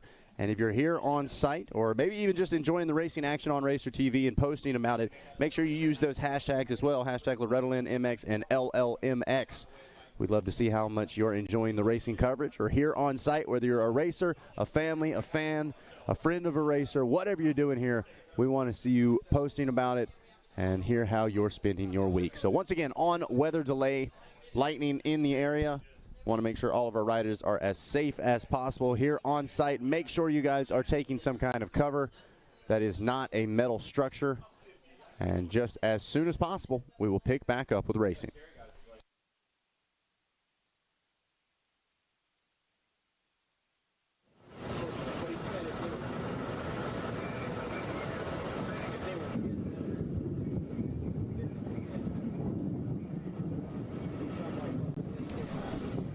All right, folks, so as the weather continues to move its way through, we are going to step off the mics for just a little bit, kind of get reorganized before we pick back up with racing. So we're going to go radio silent for just a moment. I promise as soon as we have any kind of update on the weather delay, we will let you guys know and be right back to racing as soon as possible here at the 44th Annual Monster Energy Loretta Lynn's Amateur Motocross Championship. And a big thank you to all of our fans watching on RacerTV.com. We'll be back.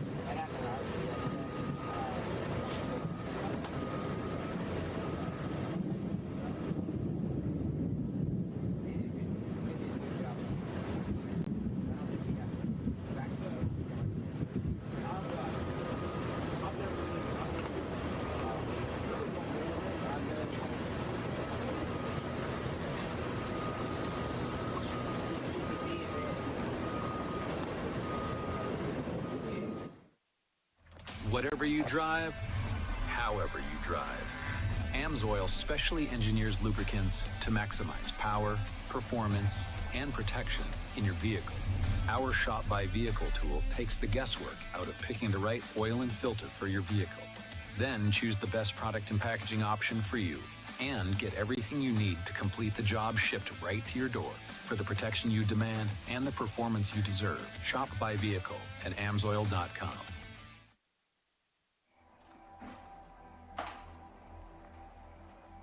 Every generation believes they've invented the best way. With age comes wisdom. We've come to realize that every piece of knowledge is learned, passed down from those generous and patient enough to teach.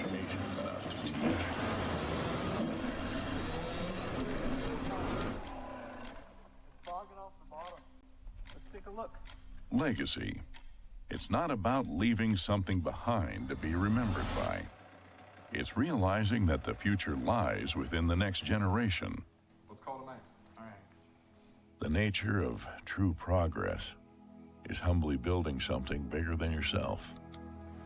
Rocky Mountain ATV MC. This is our legacy. Everywhere but the seat. The seat is leather. Alan, we get it. You love your bike. We do too. That's why we're America's #1 motorcycle insurer. But do you have to wedge it into everything? What? I don't do that. This reminds me of my bike. The wolf was about the size of my new motorcycle. Have you seen it, by the way? Happy birthday, Grandma! Really? Look how the brushstrokes follow the line of the gas tank. Hey! Hey! Brought my +1. Jamie. Born of family values and a homegrown work ethic, Cometic Gasket seals your machine so you can focus on the finish line. Cometic Gaskets are the competitive standard for racers who demand the very best inside their engine. Cometic Gaskets are always constructed from superior materials designed to perform in the most demanding environments. Whether it's a championship on the line or a day in the dirt with friends, professionals and enthusiasts alike depend on Cometic. Cometic Gasket, sealing championships since 1989.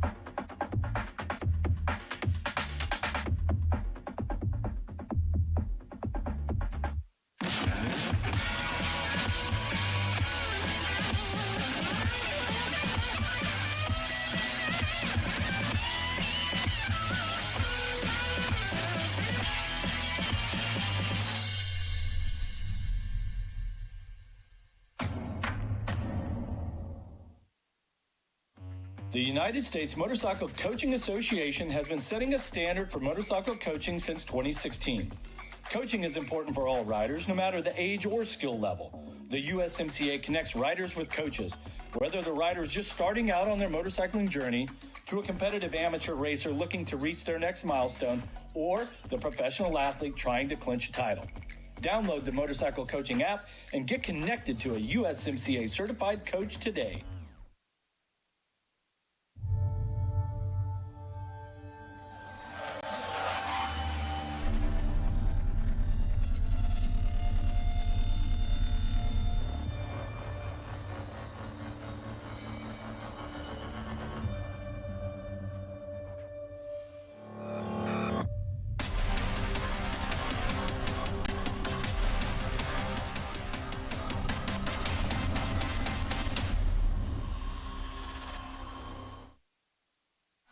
How would you like to go to a school where we take into consideration how students learn best? Well, we do that because we find if we can build the curriculum around the things you are interested in, you're going to do a better job. The mission at On Track School is that educational success is possible while chasing your dreams. Not only will our staff help students to achieve success, they will cheer you on to the finish line. We encourage you to check out On Track School at ontrackschool.com, where we can help you chase your dreams and still get a quality education.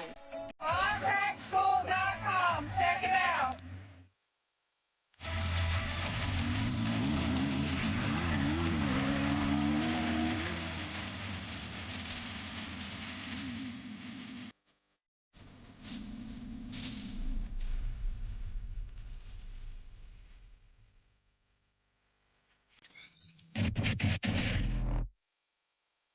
I tested everything. But this was a sound. It could change direction like that. Speeds, not of this Ferrari. I don't know if he's sold best clearance on H2. But then again, I just drive the damn thing.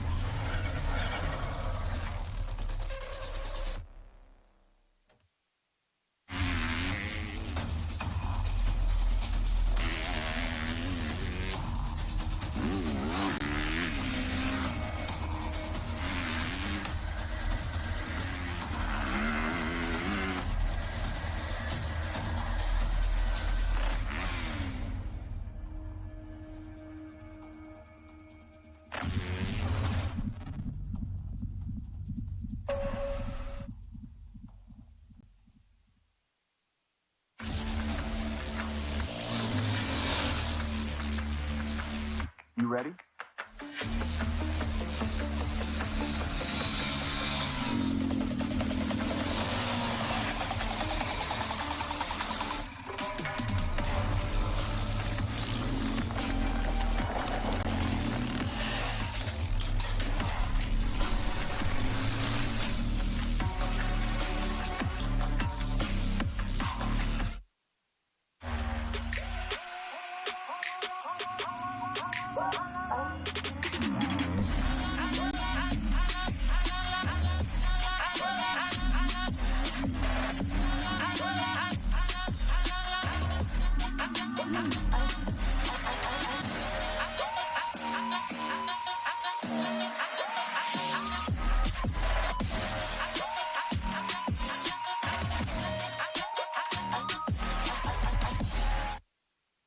Hey, race fans, we compete on the track, but one thing brings us together. St. Jude Children's Research Hospital. Scan the QR code or text SUPER to 785-833 to donate now.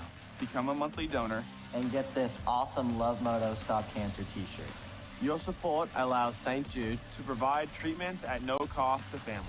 You can help make cures possible for kids with cancer.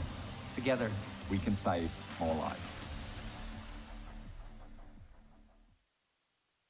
Coverage on Racer TV of the Monster Energy Amateur National Motocross Championship at Loretta Lynn's is brought to you by Monster Energy. Unleash the Beast. AMSOIL, the first in synthetics. Rocky Mountain ATV MC. Get ready.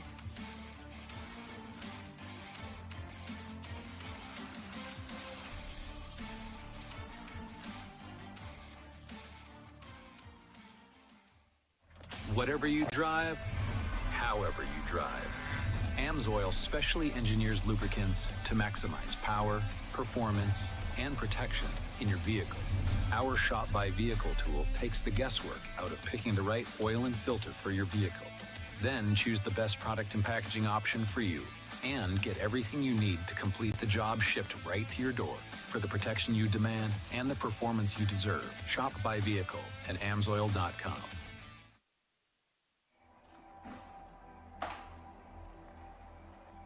Every generation believes they've invented the best way. With age comes wisdom. We've come to realize that every piece of knowledge is learned, passed down from those generous and patient enough to teach.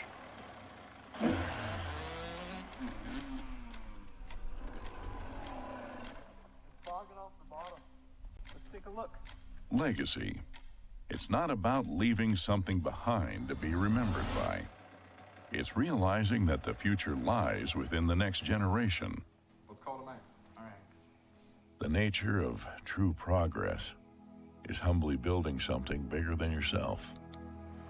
Rocky Mountain ATV MC.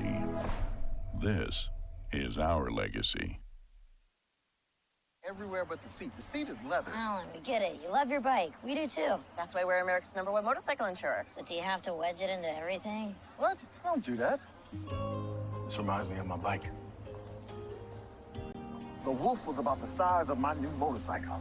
Have you seen it, by the way? Happy birthday, Grandma! Really? Look how the brushstrokes follow the line of the gas tank. Hey! Hey! Brought my +1. Jamie. Born of family values and a homegrown work ethic, Cometic Gasket seals your machine so you can focus on the finish line. Cometic Gaskets are the competitive standard for racers who demand the very best inside their engine. Cometic Gaskets are always constructed from superior materials designed to perform in the most demanding environments. Whether it's a championship on the line or a day in the dirt with friends, professionals and enthusiasts alike depend on Cometic. Cometic Gasket, sealing championships since 1989.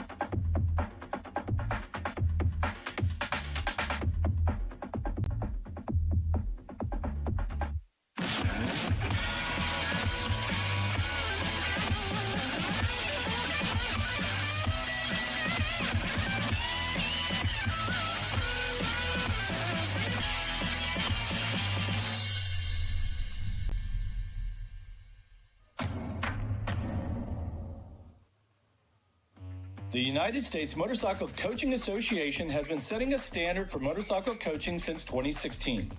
Coaching is important for all riders, no matter the age or skill level. The USMCA connects riders with coaches, Whether the rider is just starting out on their motorcycling journey, to a competitive amateur racer looking to reach their next milestone, or the professional athlete trying to clinch a title.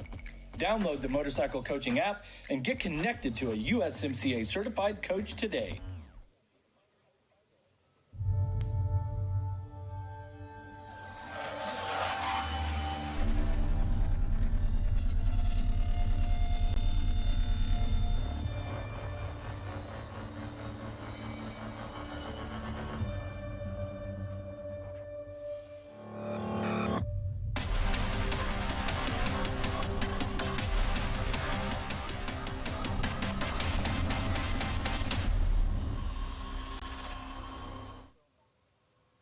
How would you like to go to a school where we take into consideration how students learn best? Well, we do that because we find if we can build the curriculum around the things you are interested in, you're going to do a better job. The mission at On Track School is that educational success is possible while chasing your dreams. Not only will our staff help students to achieve success, they will cheer you on to the finish line.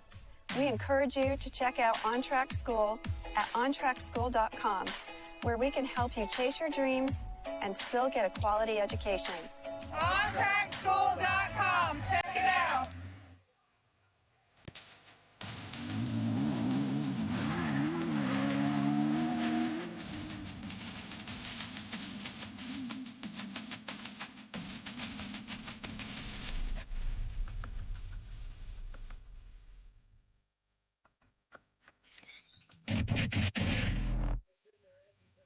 I tested everything.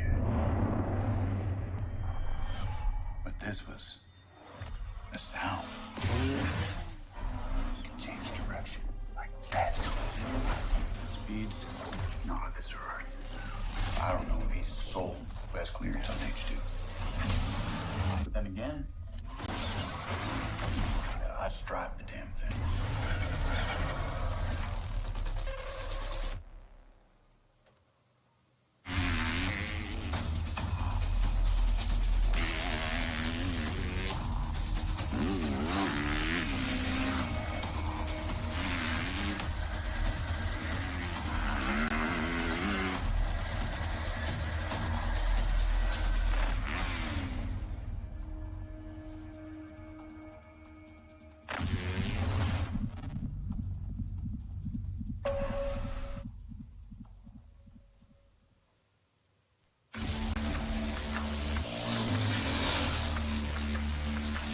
You ready?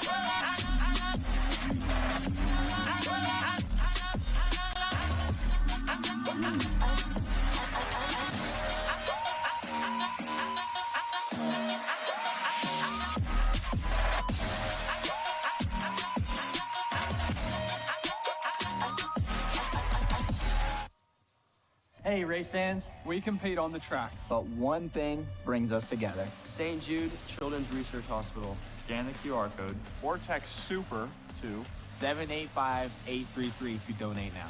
become a monthly donor. And get this awesome Love Moto Stop Cancer t-shirt. Your support allows St. Jude to provide treatment at no cost to families. You can help make cures possible for kids with cancer. Together, we can save more lives. Coverage on Racer TV of the Monster Energy Amateur National Motocross Championship at Loretta Lynn's is brought to you by Monster Energy. Unleash the Beast. AMSOIL, the first in synthetics. Rocky Mountain ATVMC. Get ready.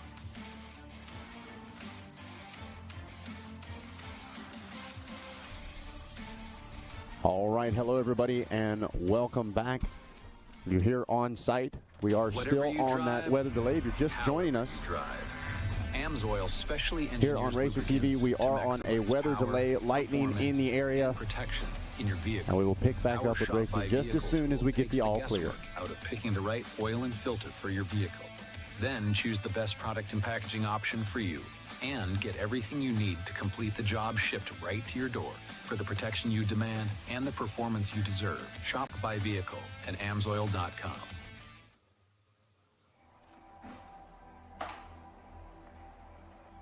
Every generation believes they've invented the best way. With age comes wisdom.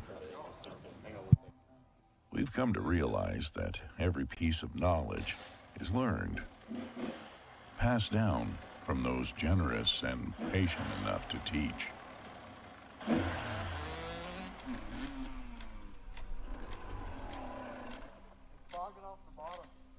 Take a look. Legacy. It's not about leaving something behind to be remembered by. It's realizing that the future lies within the next generation. Let's call it a man. All right. The nature of true progress is humbly building something bigger than yourself. Rocky Mountain ATV MC. This is our legacy. Everywhere but the seat. The seat is leather. Alan, we get it. You love your bike. We do too. That's why we're America's #1 motorcycle insurer. But do you have to wedge it into everything? What? I don't do that. This reminds me of my bike. The Wolf was about the size of my new motorcycle. Have you seen it, by the way? Happy birthday, Grandma! Really? Look how the brushstrokes follow the line of the gas tank. Hey! Hey! Brought my +1. Jamie. Born of family values and a homegrown work ethic, Cometic Gasket seals your machine so you can focus on the finish line. Cometic Gaskets are the competitive standard for racers who demand the very best inside their engine. Cometic Gaskets are always constructed from superior materials designed to perform in the most demanding environments. Whether it's a championship on the line or a day in the dirt with friends, professionals and enthusiasts alike depend on Cometic. Cometic Gasket, sealing championships since 1989.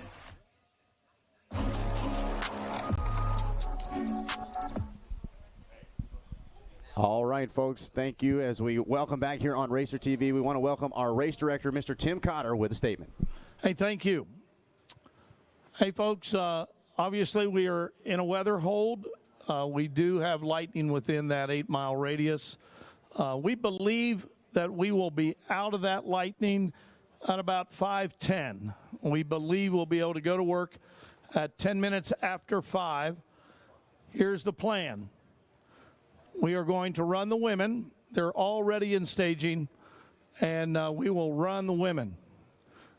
The Schoolboy 2 12-17 BC and the 65cc 10-11 we will send home, send them back to their pits. They will not run today.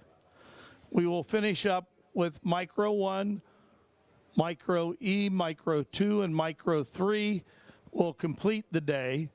And we will start tomorrow morning with Schoolboy 2 12-17 BC. And then the 65 10-11. And then follow in on the Friday race order. So stay tuned. Right now, I believe that we will be cleared at 10 minutes after 5. If we get more weather, if this thing lingers around, that will delay more, and we could have additional changes. But right now, we are telling the Schoolboy 2 12-17 BC and 65 10-11 that they can go back to their pit, and they will race first thing in the morning. And then the Micro 1, Micro E, Micro 2, Micro 3, you will round out our day here on a Thursday of the 44th running of the Loretta Lynn Amateur National Championships. So stay tuned, folks. We'll keep you posted.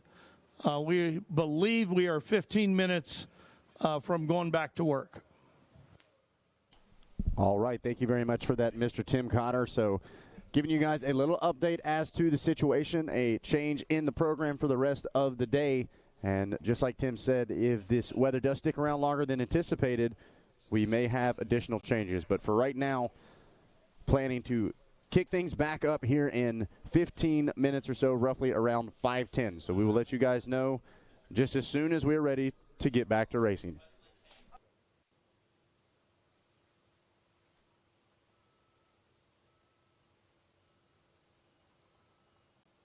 Wherever you drive, AMSOIL specially engineers lubricants to maximize power, performance, and protection in your vehicle. Our Shop by Vehicle tool takes the guesswork out of picking the right oil and filter for your vehicle. Then choose the best product and packaging option for you and get everything you need to complete the job shipped right to your door for the protection you demand and the performance you deserve. Shop by Vehicle at AMSOIL.com.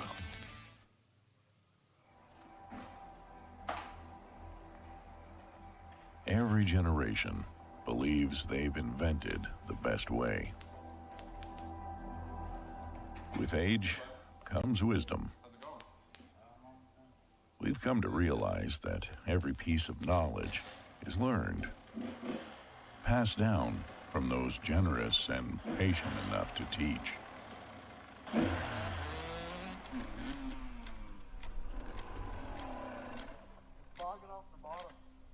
Take a look. Legacy. It's not about leaving something behind to be remembered by. It's realizing that the future lies within the next generation. Let's call it a man. All right. The nature of true progress is humbly building something bigger than yourself. Rocky Mountain ATV MC. This is our legacy. Everywhere but the seat. The seat is leather. Alan, we get it. You love your bike. We do too. That's why we're America's #1 motorcycle insurer. But do you have to wedge it into everything? What? I don't do that. This reminds me of my bike. The Wolf was about the size of my new motorcycle. Have you seen it, by the way? Happy birthday, Grandma! Really? Look how the brushstrokes follow the line of the gas tank. Hey! Hey! Brought my +1. Jamie. Born of family values and a homegrown work ethic, Cometic Gasket seals your machine so you can focus on the finish line. Cometic Gaskets are the competitive standard for racers who demand the very best inside their engine. Cometic Gaskets are always constructed from superior materials designed to perform in the most demanding environments. Whether it's a championship on the line or a day in the dirt with friends, professionals and enthusiasts alike depend on Cometic. Cometic Gasket, sealing championships since 1989.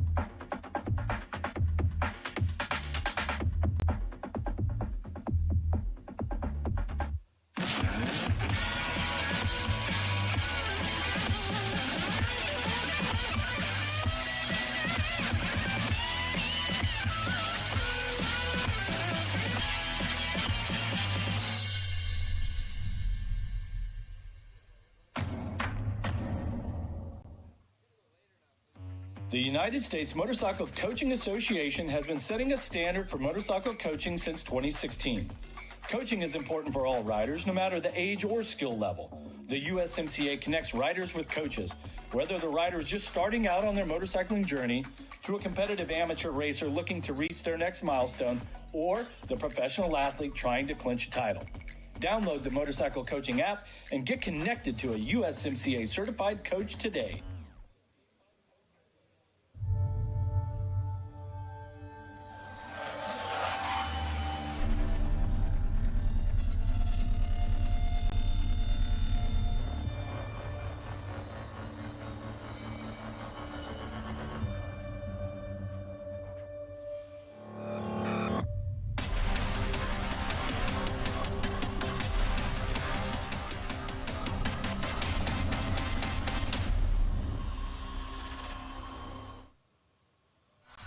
would you like to go to a school where we take into consideration how students learn best? Well, we do that because we find if we can build the curriculum around the things you are interested in, you're going to do a better job. The mission at On Track School is that educational success is possible while chasing your dreams. Not only will our staff help students to achieve success, they will cheer you on to the finish line. We encourage you to check out On Track School at ontrackschool.com, where we can help you chase your dreams and still get a quality education. OnTrackSchool.com. Check it out.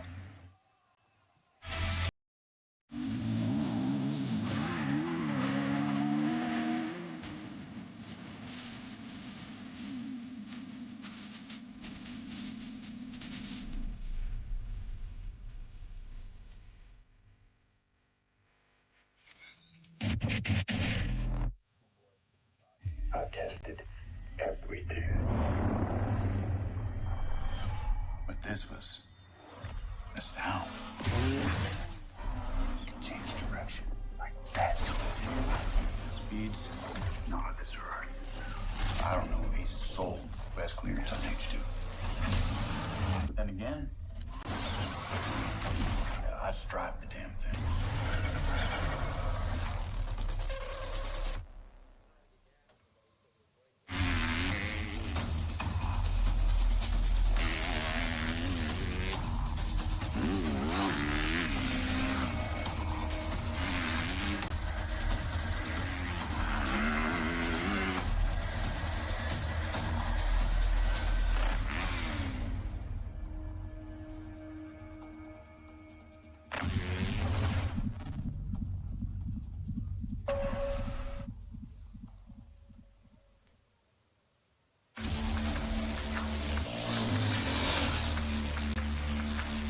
You ready?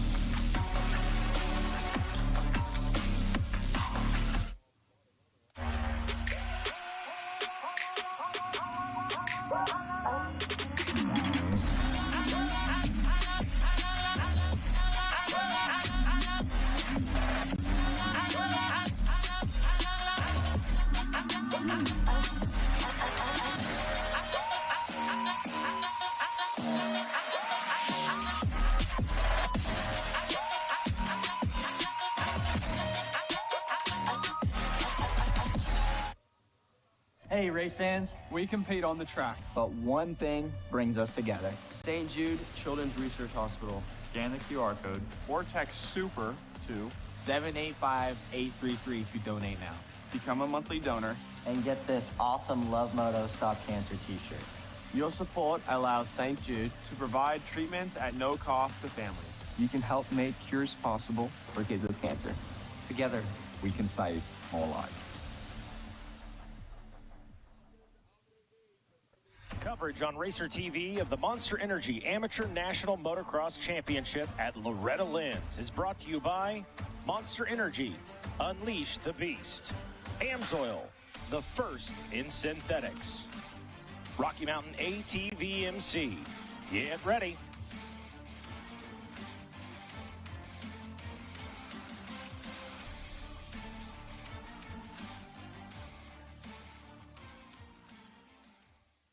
Whatever you drive, however you drive, AMSOIL specially engineers lubricants to maximize power, performance, and protection in your vehicle.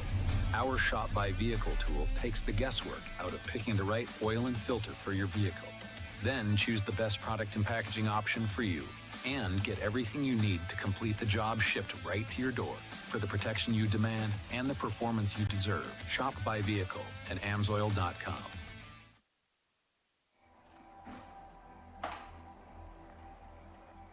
Every generation believes they've invented the best way. With age comes wisdom. We've come to realize that every piece of knowledge is learned. passed down from those generous and patient enough to teach.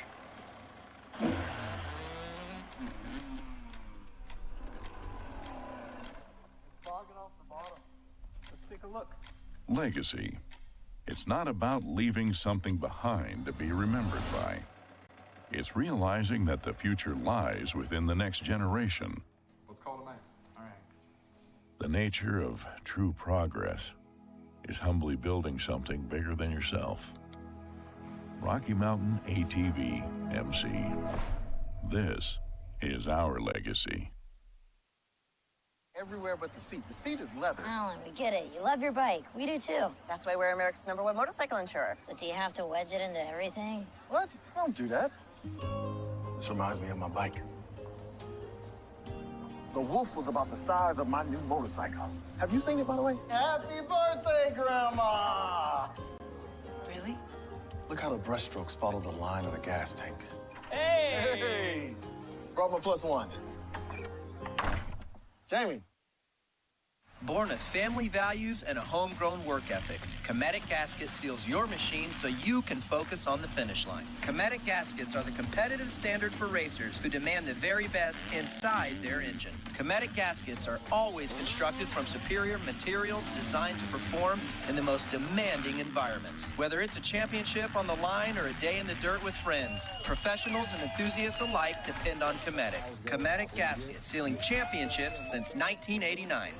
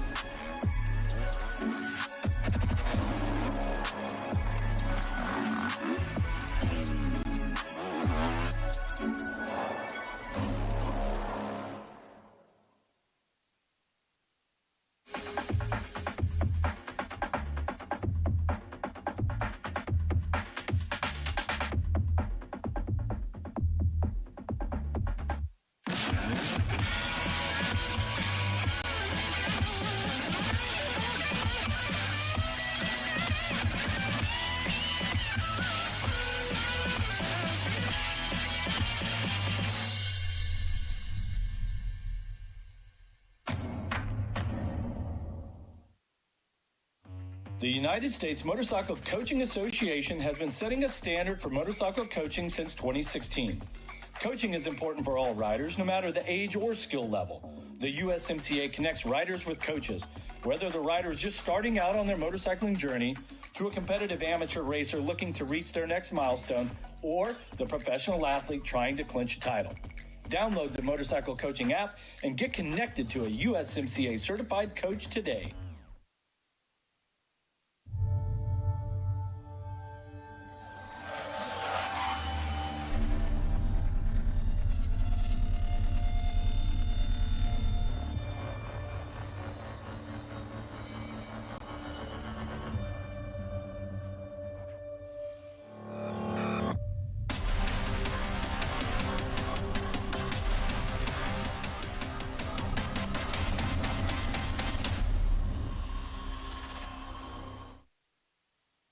How would you like to go to a school where we take into consideration how students learn best?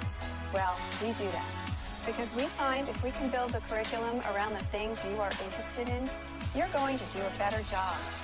The mission at On Track School is that educational success is possible while chasing your dreams. Not only will our staff help students to achieve success, they will cheer you on to the finish line. We encourage you to check out On Track School at ontrackschool.com, where we can help you chase your dreams and still get a quality education. OnTrackSchool.com. Check it out. All right, so we're back here at Loretta Lynn's Ranch. Right now on track is the women's class. Women's class out there, that is race number 26 in our schedule. What we're kind of doing right here is we sent a couple classes back. Of course, we sent back the Schoolboy 2 and the 10 to 11. They will be running first thing in the morning. Then bring it to the gate. We're going to have Micro and 4 to 6 shafts. So all you shaft drive riders, time to get ready up in the staging area. And Micro E 4 to 7 limited. But I'm going to give you a rundown here of the women's class. Finishing 10th in moto number 1. It's going to be Shelby Britton out of Midland, Texas. Out of St. George, Utah, on number 38, Isla Phillips. Finishing up in your 8th place position, moto number 1, going to be the 52 of Callie Sutton out of Evansville, Indiana. Your 7th place finisher, that's going to be Madison Casimir out of Brook, Connecticut. And your 6th place finisher out of Hansville, Alabama, that's going to be Lillian Pettis on the number 76. 5th place belongs to your Brooksville, Florida rider, the 83 of Mila Baltic. In 4th place, Mayla Herring out of Thornton, Colorado on the number 19. In 3rd place, taking that final step to the podium out of Leesburg, Florida, the number 30 of Jordan Jarvis. Taking 2nd place in moto number 1, it was a solid ride for her out there. Taking that 2nd place finish, the number 1 of Kylie Stallings out of Yukon, Oklahoma. And your first moto winner, there's no denying that, out of Gardnerville, Nevada. It's going to be Lachlan Lala Turner. And that's your top 10 in moto number 1. Who's your favorite going into this one? Well, you see, I don't choose favorites. Come on, Dean, that's important. But I love all of these girls. I think we saw some incredible speed out of Lala last moto.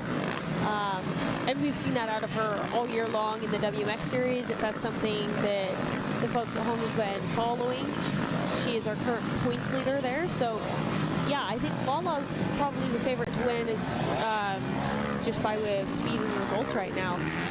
But Kylie Stallings is extremely strong on this track. She has had multiple championships over the past years. Obviously, she's running the number 1 because she's the reigning champ. The year before that, she won the championship as well. Jordan Jarvis has plenty of championships here as well, so we can never count her out. I talked to Jordan a lot. She told me that she loves rough tracks. That's just one thing about her that will probably benefit her, because I know they've touched up the track a little bit because we've had some time for them to go out and do that, but it still is late in the day. The track is still rough. Yeah, I'll let you listeners know at home, no mud. We did not really get any rain. We just had a lightning delay. Got a little bit of sprinkle, but literally nothing at all. This track is going to be a great racetrack like it was before that lightning delay, and I can't wait to see this gate drop for the women's here as they're all setting their whole shot devices, getting ready to go for the start of this one. It's true. This is I think the most nerve-wracking part, Dean. I don't know what your take on the waiting period between the sight lap and the moto is, but I think it's nerve-wracking. Absolutely. I mean, these girls have been sitting for a little while, you know. Nerves are definitely stirring and flying. And again, to the starting line, we're going to have the next moto, which will be the Micro 1 4 to 6 shaft drive. Let's get Micro 1 4 to 6 shaft drive. You need up in the staging area. And Micro E 4 to 7 limited. We're getting started with the micros following this women's class as we sent Schoolboy 2 and 10-11 back to their pit, and we will be running them first thing in the morning. Yeah, we can see the 2 card is up right now. I'm going to flip it around and give them the 1. These ladies are ready to go. And, you know, they packed down this start a little bit in anticipation for maybe some rain. So I expect to see these women flying off this gate. Yeah, it's going to be a fun, fast turn, first turn right now as they're making their way in. And Zach Kylie Heron, Stallings, the queen of starts, is out front right now. We got Zach Heron joining us here for this WMX or women's race. Oh, man, look at how rough. Like we said, they touched up the start. They certainly did not touch up all sections of this track. Those bikes are jumping around.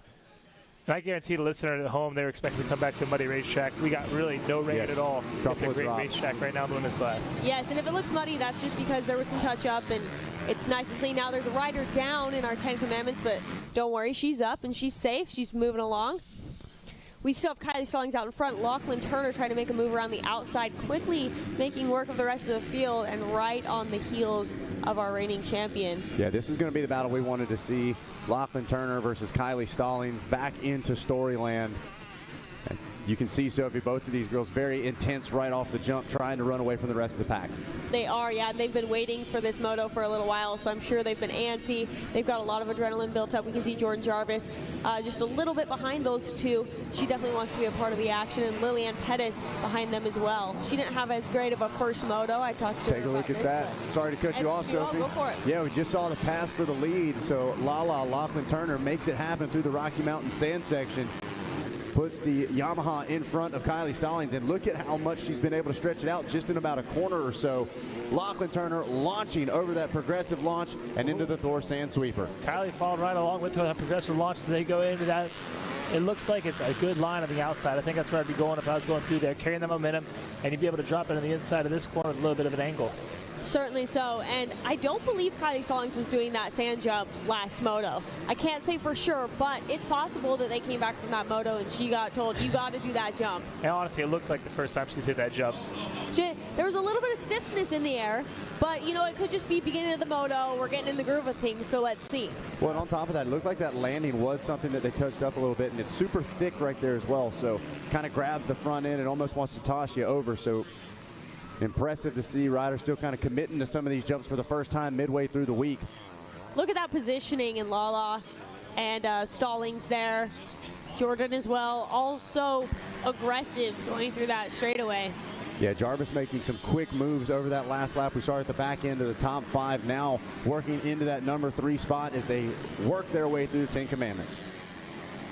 Yeah, Lala starting to pull just a little bit of a gap. When they came around the finish line, she had about 2.5 seconds over Kylie. It's looking to be a little bit more than that now. And yeah, we'll see how this plays out. Her last lap was 1 minute 50 seconds, 0.7. Wow. And oh, excuse me, that is the first lap. Man, we've made this mistake more than once, I suppose. But what you can see is the gap. So we see Lala Turner there, 2 seconds in front of Kylie Stallings, and 1 second back to Jordan Jarvis. And just outside the top 10, we're looking at the top 3, we're looking at Lillian Pettis, Haley Vassallo, Shelby Rowland, Mayla Herrick, Anicia Ingersoll, Jaylee Gallagher, and the Nami Honda running your top 10 in the opening lap of this one. So a solid top 10 as we continue to watch our leaders make their way through the Rocky Mountain sand section. Jordan Jarvis trying to track down the number 1 of Kylie Stallings. Yes, and false alarm on these lap times, but we'll see what they are here in just a moment as we see these top 2 launch over that sand jump. Jordan Jarvis choosing to save maybe some energy and go a little shorter. And you see the way these lines are developing through this Thor sand sweeper. Jarvis really hugging onto that inside line. Yamaha dancing underneath her. Stallings taking the wide line. Looked like Lala Turner doing the same thing, really carrying that momentum after hitting the big jump. Yeah, now we see those lap times. They check in the time and scoring. Lachlan Turner with a 2 flat, 2:06 for Kylie Stallings, and 2:07 for Jordan Jarvis. And I feel like, guys, we've seen this kind of thing the first moto. Jordan Jarvis was able to catch Stallings. I think Jarvis actually passed her one time, then made a little mistake, allowed Stallings to get back in the second place position. And I think we might see a battle like that here in this moto. It's true, we might. These are both very experienced, incredible racers. But Jordan, a little bit older than Kylie. She might have maybe some more experience as far as they've been sitting under the gate. What is she going to do about her mentality? How is she going to prepare mentally when you're just sitting there thinking about your race nonstop for, I don't know quite how long they were under there, but quite a while. Yeah, definitely. No doubt about that. Lillian Pettis there in the 4th place position, but I got my eyes on Mayla Herrick. Herrick has gained 2 positions that last lap, and she is fighting hard to reel in the number 6 of Lillian Pettis. So watching Jordan Jarvis trying to track down the Kawasaki. As meanwhile, Lachlan Turner continues to pull away at the front of the field. Yeah, I think that's a good point about Mayla Herrick. Dean, she won our moto earlier in the girls class, so she's definitely one to keep an eye on. Lillian Pettis running some great times as well, but Mayla about 4 seconds a lap faster. So with just a 1 second gap between the two, yeah, we should expect her to be right next to Lillian, if not in front of her. Yeah, I agree with you 100%, Sophie. As we watch now through that Thor sweeper, it is a little sideways there, but that was the plan goes sideways. See how she leaned into that little roller right there and shot right back to the inside to set herself up for this corner here before the finish line. Yeah, she took full advantage of that. It's going to be the 99 machine of Lachlan Turner, and there we see number 1 of Kylie Stallings. She's our second place rider. That gives you kind of an idea of how big of a lead that Lachlan Turner has already established. It does, as Lala turns another 2:03 lap time. Very fast end of the day lap times by all of these ladies. Kylie coming around with a 2:05.3. Now she's 13 seconds back. Jordan Jarvis only 3 seconds behind her, running very similar lap times. So that we'll definitely have to see how that shapes up and if we have a battle on our hands later. Look at there, Mayla Herring. She's going to check in behind Jordan Jarvis. She has moved up to that 4th place position. And then we're looking for our 5th place right there. She is Lillian Pettis with that 2:14 lap time. But I got to tell you what, Mayla Herring with a 2:04 lap time. I know that 9-second gap seems like a lot, but she can keep chopping here at this lead that those girls have in front of her. We might see a battle for that podium. It's true. Mayla, if she perfects some of her things out there on the track, and if Jordan and Kylie make some mistakes, which is a possibility, then she could squeeze up on that 9-second gap very quickly. It doesn't take a lot. Right now we're looking at Isla Phillips, the number 38, and Anissa Ingersoll, the number 61, going at it for, let's see, 10th place. So this is our battle for 10th. Inside, outside, nearly side by side as they come down our long short chute.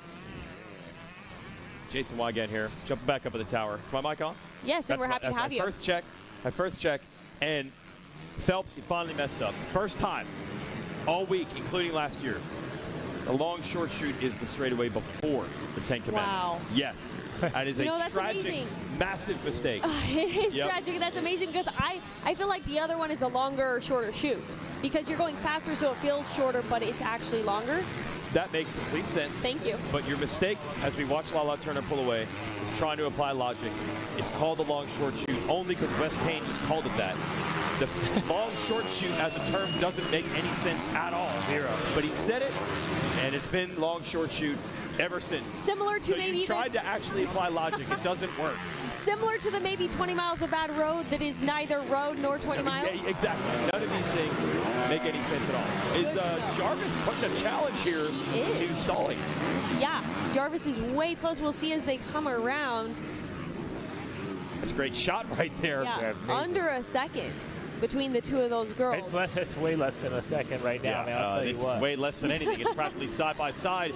Jarvis going to run the hard road, not a road, on the inside by the mechanics area. This is just a straightaway. I don't know if we have a name for this section. And this is the longer, shorter chute over here. Is this the long chute? Is that the long chute? We do. Oh, and Jordan slides out. Lost the back end. Just pushing it that hard. Yep, wanted to make the move on the long short chute, but didn't quite get there. Yeah, she came up short of the short chute. Okay, came up short of the short chute, Dean. So bummer, that was set to be a good battle. So Stallings keeps it in check. But, okay, Sophie Phelps, what the heck has gone on with Lala Turner here in the last 12 months? She was good last year, but this is unreal. This is unbelievable, isn't it? I would say with Lachlan Turner, it's only been a matter of time. Okay. That's kind of my take on this. We remember watching her here on Superminis and when she was, I believe, on a 125 here in the women's class. And she had speed, but she was tipping over all over the place. Okay. And I remember that. I actually have memories of racing with her here and passing her when she was laying on the ground. Okay. So this is kind of, and we used to kind of joke with her about that of, Lala, come on, you just got to keep it off the ground and you'll be incredible. She'd say, I know. And I think some of this is just her maturing as a racer. I believe that we see a lot of this. And Dean can probably speak to that working with a lot of students. Yeah, well, I agree with you 100%. She's definitely matured the way she rides, not making those mistakes, because that's actually what happened last year. I believe she was the fastest woman rider last year, but Kylie Stallings' consistency paid off in the long run, and that's why she's got number 1 plate. Yes, I agree. So that's why I say I believe it was only a matter of time. One thing that's pretty interesting about the Turner family is they're originally from northern Nevada. They would drive down to southern California to ride, but not super often. And her closest track, I think, was over an hour away, maybe like 2 hours. So for some of these other ladies who maybe live near a lot of tracks or are able to live at a training facility, that is a huge difference to be able to be at a track all the time. I got this question a lot. Do you think that Lala will eventually be as fast as her brother Lux Turner? Yeah, you know, I'm so dumb. I didn't realize that they were brother and sister until after Loretta's last year. Lux is pretty darn good. He's been getting top 15-ish in 250 Pro Motocross lately. And Lux has got a crazy story, I guess, similar to her. Didn't race or ride as seriously as people would think up until a few years ago, and now he's a solid pro. It's true. They took a lot of time off. They rode a little bit when they were younger, or a Yeah. decent amount, and then they just had a couple years where they didn't do it. It wasn't that big of a deal to them, and then they thought, yeah, let's get back into this, and they did. They fell in love with it, and now their family is all in. So, in fact, I guess the rest of the story goes, they moved to the East Coast. Now Lala's been training at Club MX, and she's able to ride almost every single day. So huge difference from the years before. So I think it's a mixture of maturity and then her ability to ride much more often. So she's more confident as a racer, as we can see here. Her getting into her positioning, just such an aggressive riding style from Lachlan Turner, which is part of what makes her so good. Oh, too aggressive there. All the tip overs were back. But wow, Yes. that was an impressive quick recovery. Yes, and in fact, I was just talking to Chad Reed while he was up here because he's also at Club MX. Yeah. And he was saying that he sees her in the gym and that girl is a beast. And I can attest to that. And to all of these women, if you see them walking around in a tank top so you can see their shoulders and arms, they are no joke. These girls work their tails off, and Lala is a great example of that.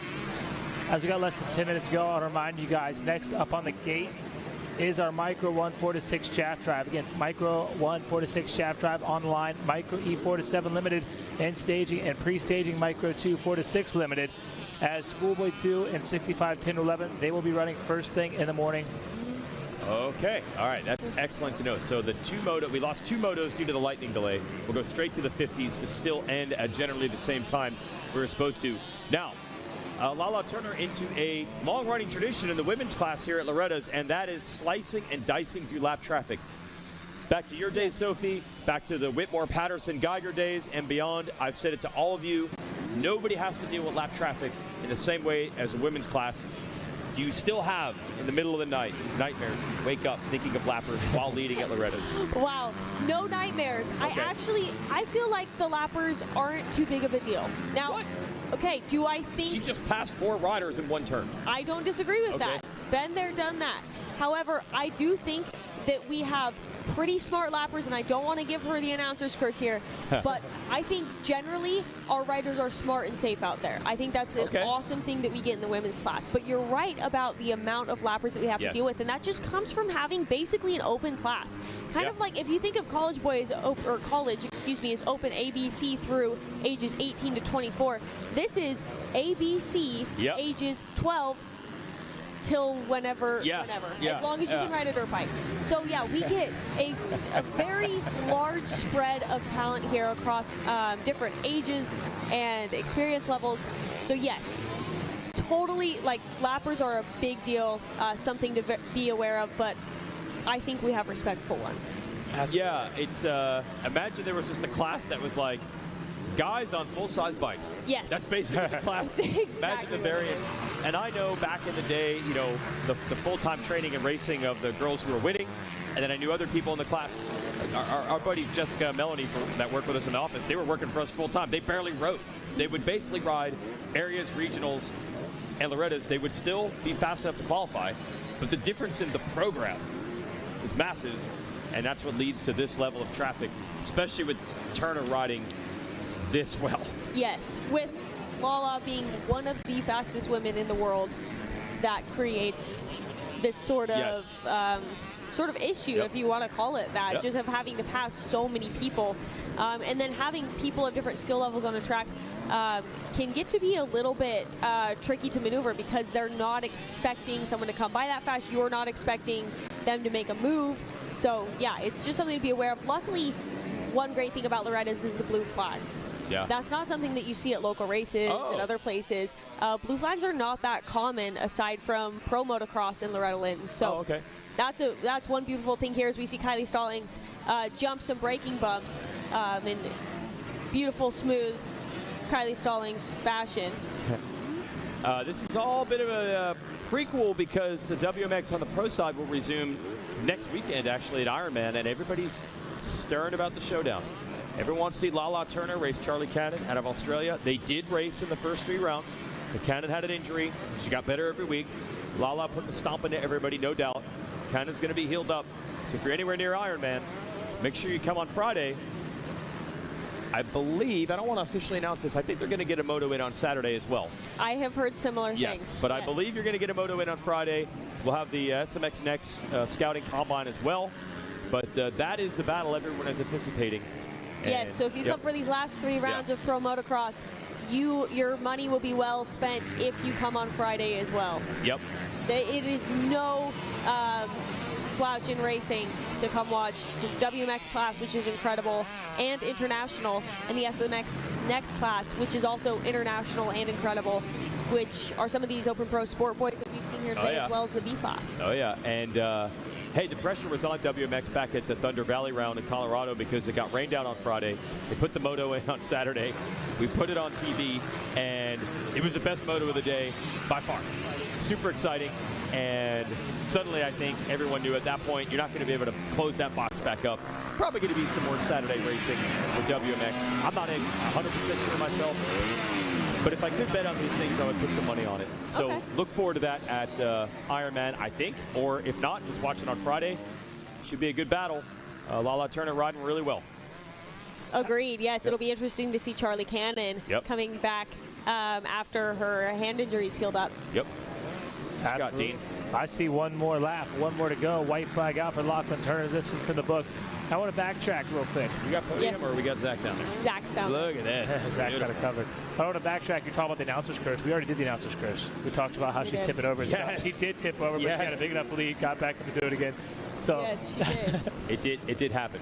So Lachlan Turner now leading this women's class, right in the story here in the Storyland one last time. As she leads out Kylie Stallings, Jordan Jarvis, Mayla Herrick, Lillian Pettis, Haley Vassallo, Mila Baltic, Nanami Honda, Callie Sutton, and Shelby Rowland, who's rounding your top 10. That's a good ride for Shelby there to throw it inside the top 10. Yep. Been doing this here at Loretta's for a long time. Now, as far as Lala's brother, Lux, he told me an insane story. You mentioned, Sophie, that the family had taken a break.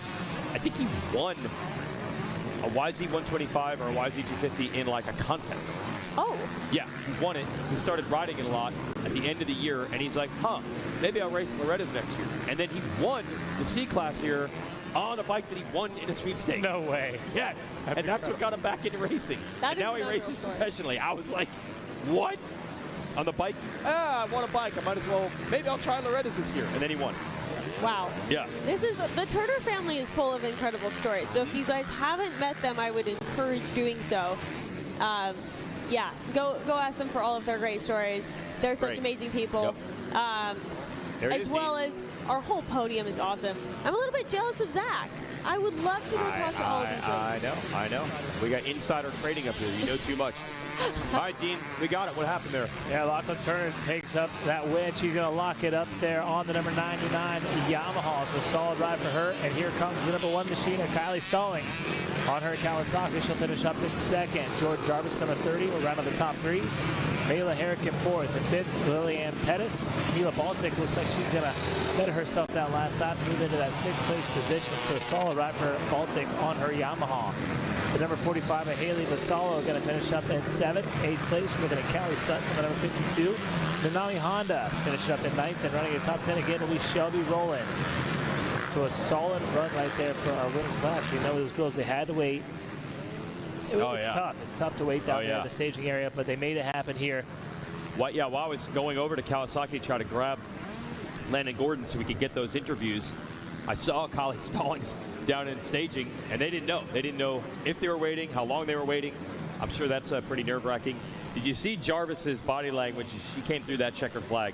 A little bit of disappointment. Yeah. Yes, maybe that's an understatement. Yeah. But you could see Kylie there cleaning up her face, and she looked a little bit happy about that. Dare I say. I mean, she held off Jordan Jarvis. She rode a great race. Yep. Yeah. And I did talk to Kylie earlier this week, and she said that she feels really good this week. She's had some past years that she was dealt a bad hand of food poisoning and just other things like that. She said this is going to be a good year. So happy for her. We'd love to hear all of these stories about the women. So I'm all for it. Got Ryan Holiday down there checking on her. She's rocking those blue fingernails. Solid ride, to say the least, for Kylie Stallings. Helps with the arm pump, right? Isn't that what the movie said? That's what I've heard. It is, yeah. Is it true? Yes. It is true. Oh, you put this in practice. I like this. Yes. I haven't conducted like a full scientific study on it, Okay. but yeah, if you want some opinions, yes. Go ahead and run us through the top 10 one more time as they come through and actually officially take the checker flag. Yeah, of course. Our official top 10 is number 99 of Lachlan Turner in first place. Second place is our reigning champion Kylie Stallings. Third place is Jordan Jarvis. Fourth, Mayla Herrick. Fifth place, the 76 of Liliane Pettis. Sixth is Mila Baltic. Seventh is Haley Vassallo. Eighth is Callie Sutton. Ninth is Nanami Honda. 10th is Shelby Rowland. 11th, Isla Phillips. 12th, Shelby Britton. 13th, Caitlin Harris. 14th, Kensley Jackman. And 15th, Anissa Ingersoll. And that is our top 15. I believe we have a podium going on down there, so we'll let them get to that. All right, thank you guys. All right, thank you guys up there in the tower. A fantastic women's race. Lachlan Turner grabbing the win. And we're going to get to hear from her here in just a moment. These ladies leaving it all out on the track, exhausted after that moto. But no doubt about it, on top. Once again, let's hear it. Make some noise for Lachlan Turner, your second moto winner. Lachlan, what an incredible performance. Let's go up front in front of the bike here so everyone can see you at home on Racer TV. We got to break down that race. We could see the sense of urgency early. You made some passes, got into the lead, and it's like you clicked an extra gear. You started to pull away, and the rest of it looked pretty smooth sailing, except that little tip over. Take us through the moto. Yeah, it was a good race. I got a little bad start, but I passed him in that first corner, or whatever that corner was. Yeah, I passed him and then put some a little bit heaters down and then stayed steady, and then it's hard to go fast when it's super smooth out there, and I tipped over, but that's all good. We still got the dub, yeah. Yeah, you did exactly what you needed to. An impressive remount as well. They even said it on Racer TV. You got back on that bike super quick and got right back to business. How do we feel going into those third and final motos? We're feeling solid. Like I said before, if I win, I win, but yeah, I'm just out there having fun. Having fun and going fast and collecting gold medals along with it. Who do you want to thank, Lachlan? I'd like to thank my mom and dad, the whole Office Blue Crew Yamaha Amateur Factory Racing Team, Donnie, Bell Helmets, 100%, Nick and Dave from 100%, Rob Fox for the tires. He's a man. And then just really everyone who helps me, the whole team, everyone who believes in me, my mom and dad, really. Yeah, thank you so much. A huge congratulations. One more time, folks. Let's hear it.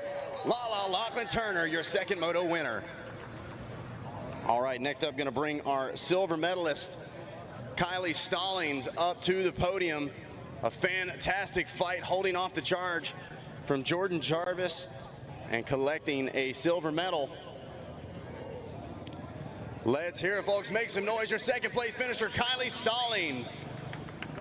Yeah. Kylie, a fantastic race. Let's break it down a little bit. We saw you get out front early, got passed by Lachlan and put down some great laps, fought off that charge from Jordan Jarvis late in the race. How'd you feel about that moto? Yeah, it was really good. I got a really good start. Actually, it hooked up really good. They had tilled a lot of the outsides of the tracks, and I'm not used to going out there, but I really had to look on the sight lap and find those good lines. But yeah, I got off to a whole shot and tried to watch Lachlan's lines a little bit. Found some good ones and just kind of rode my race and went to the finish. But yeah, I'm ready to go back for third moto and do it again. Hey, ready to go for that final moto for sure. Well, who's in your corner? Who do you want to thank for helping you get up here and get that silver medal? Yeah, I'd like to thank my mom and dad, my trainer Abby Raynard, Monster, Fox, Dunlop, Rob Fox from Dunlop, Monster Mike, all the guys from Fox, Maxima, CTI, Kawasaki, Ryan Holiday, my mechanic Isaiah, really everybody that helps me out. Thank you guys so much. A fantastic ride. Let's hear it for second place, Kylie Stallings. And last but certainly not least, up here to the podium, Jordan Jarvis on the number 30. Going to chat it up with her and talk about that phenomenal ride, charging all the way down to the finish. And here she comes right on cue. Got a bronze medal waiting on her. Let's hear it for Jordan Jarvis. Jordan, a fantastic charge. You took it all the way down to the line, but saw a little bit of emotion there in the body language afterwards, maybe a little frustration. Kind of take us through your feelings. Yeah, really frustrated. Just two bad mistakes that I really shouldn't be making in two motos in a row, so it's really frustrating. I should know better. I felt really good, and unfortunately when I fell, I pumped up really bad, so made it really tough to keep charging and keep putting in fast laps. I got really sketchy a couple times the last couple laps, so definitely still pushing hard. Just frustrated. Well, Jordan, you're no stranger to the top of the podium. What's it going to take? What are we going to be working on to regroup for there in Moto 3? I just need to get my first laps to go a little bit quicker. I've always kind of been that way in my career. I've always struggled the first couple laps, so kind of find some way to get that intensity up the first few laps and put some good laps in and try and get out front quick. Well, we're certainly excited to see you try to do just that. Who do you want to thank? Who's in your corner? Who do you want to help or say thank you for helping you out? My mom, my dad, my niece, me and Nora back home. They've been watching. Triangle Cycles, Gizmo Mods, Hoosier, CTI Atlas, FXR, Factory Connection.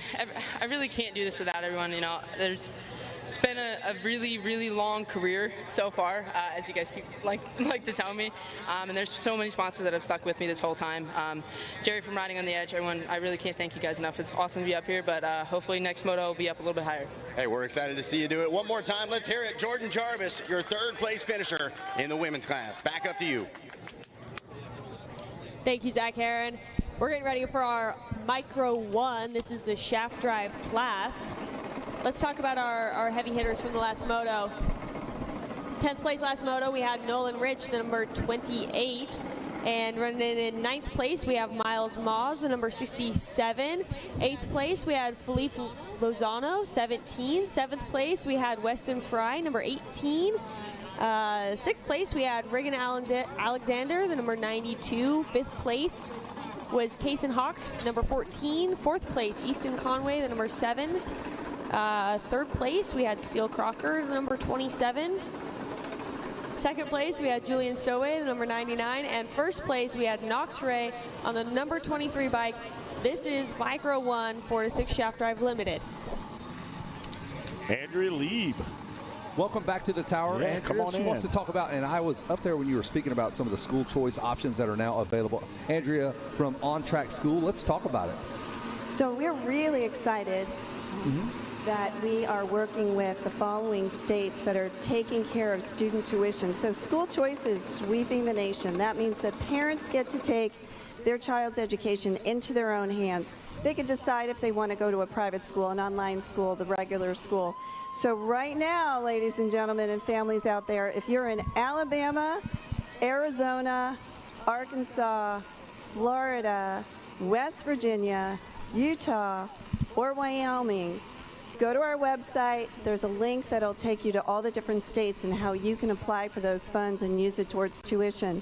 I mean, this is so exciting. I really want parents to understand that that's available. Yeah, and that includes, of course, your On Track School there as well. And you have a scholarship fund. You guys have $75,000 you're giving away. Is that correct? Well, in the last 3 years. Oh, you've raised that. Yes. In the last 3 years, we've raised $25,000 a year towards a scholarship race. And we really want to thank Blue Crew, Thor, Pro Circuit, MX Tire, Canvas MX, of course, MX Sports, Pro Motocross Championships for being there for us for these funds. And these funds will be $350 for first place all the way down to 10th place, $100. And those funds go into a 529 educational savings account. So sorry for dads that can't use that money towards tires, but you know, we got to have a backup plan. And even if this racer doesn't use these funds, it could be transferred to a sibling or to a parent who maybe wants to go back to school. What a great deal there. And that race is coming up at GPF in November, right?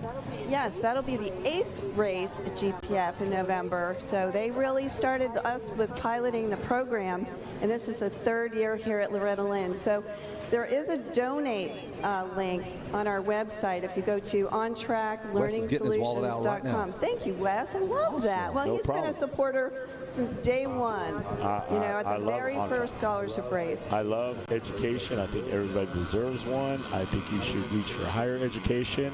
Yeah, I appreciate you guys being here and helping everybody out. And speaking of education, it's never too late. Never. Now, I'm not pointing fingers at anybody in particular, but I will tell you that Jason Lawrence will be in the house for graduation tomorrow night. And listen, it's never too late. So there's a pro out there and they haven't graduated, there's a mom or a dad that hasn't graduated, you can come to our school and we will give you a test find out what you know, what you don't know, and make sure that we make it manageable for you. You want to take that test, Wes? No, I've got my GED, but me and Andrea have joked around college courses, right? Yes.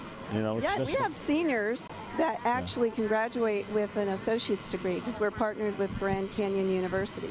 Yeah, so there you go, take- Kevin. I yeah. might just have a degree. You never know.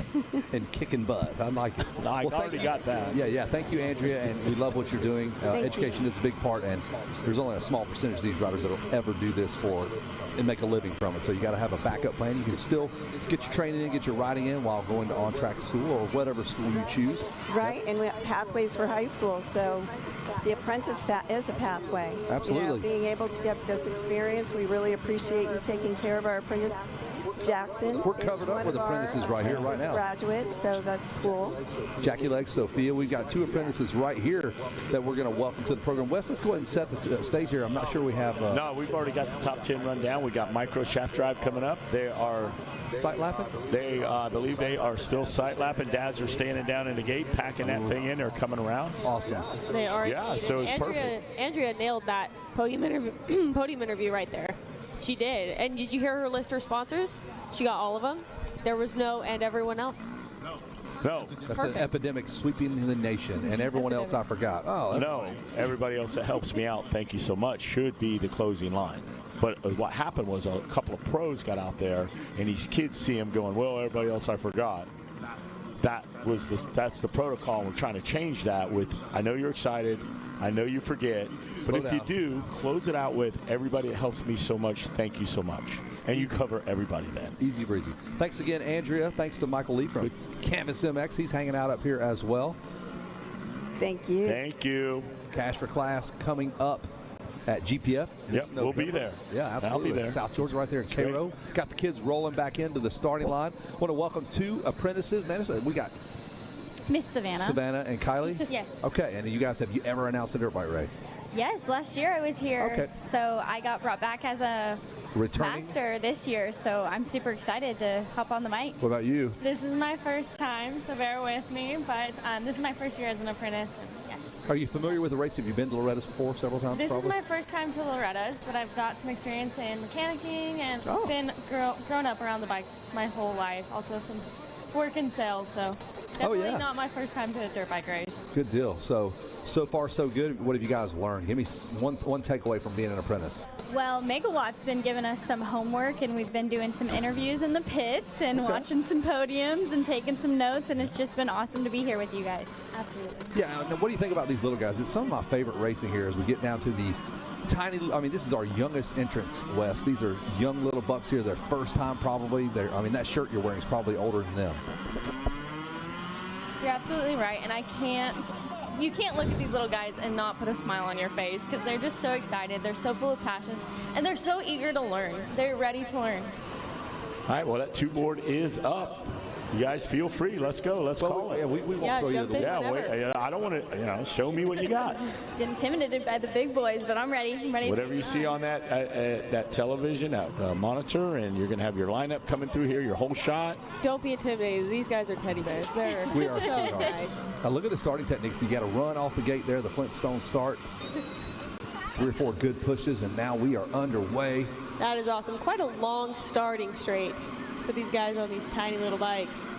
What an awesome class. Oh, who got the whole shot? Knox Ray. Boy.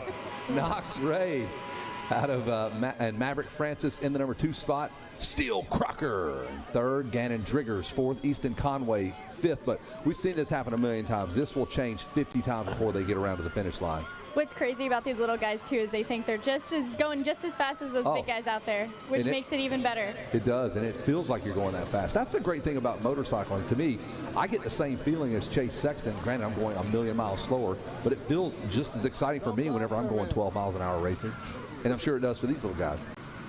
Now, on the long short shoe there, we did have a rider go down.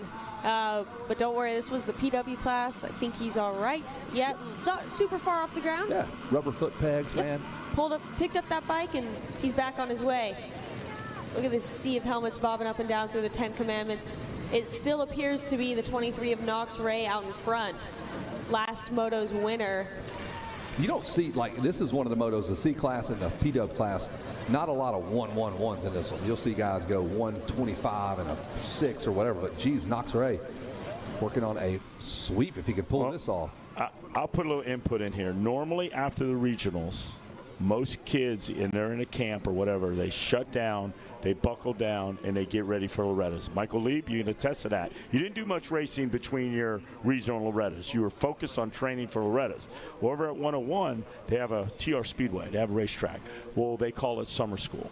So for the last month, they've had Wednesday night racing there. And so guys like Cooper Johnson, RJ Johnson, and Knox have been racing. So gate drops, they're getting gate drops where they're not, they train during the day, but they still go racing.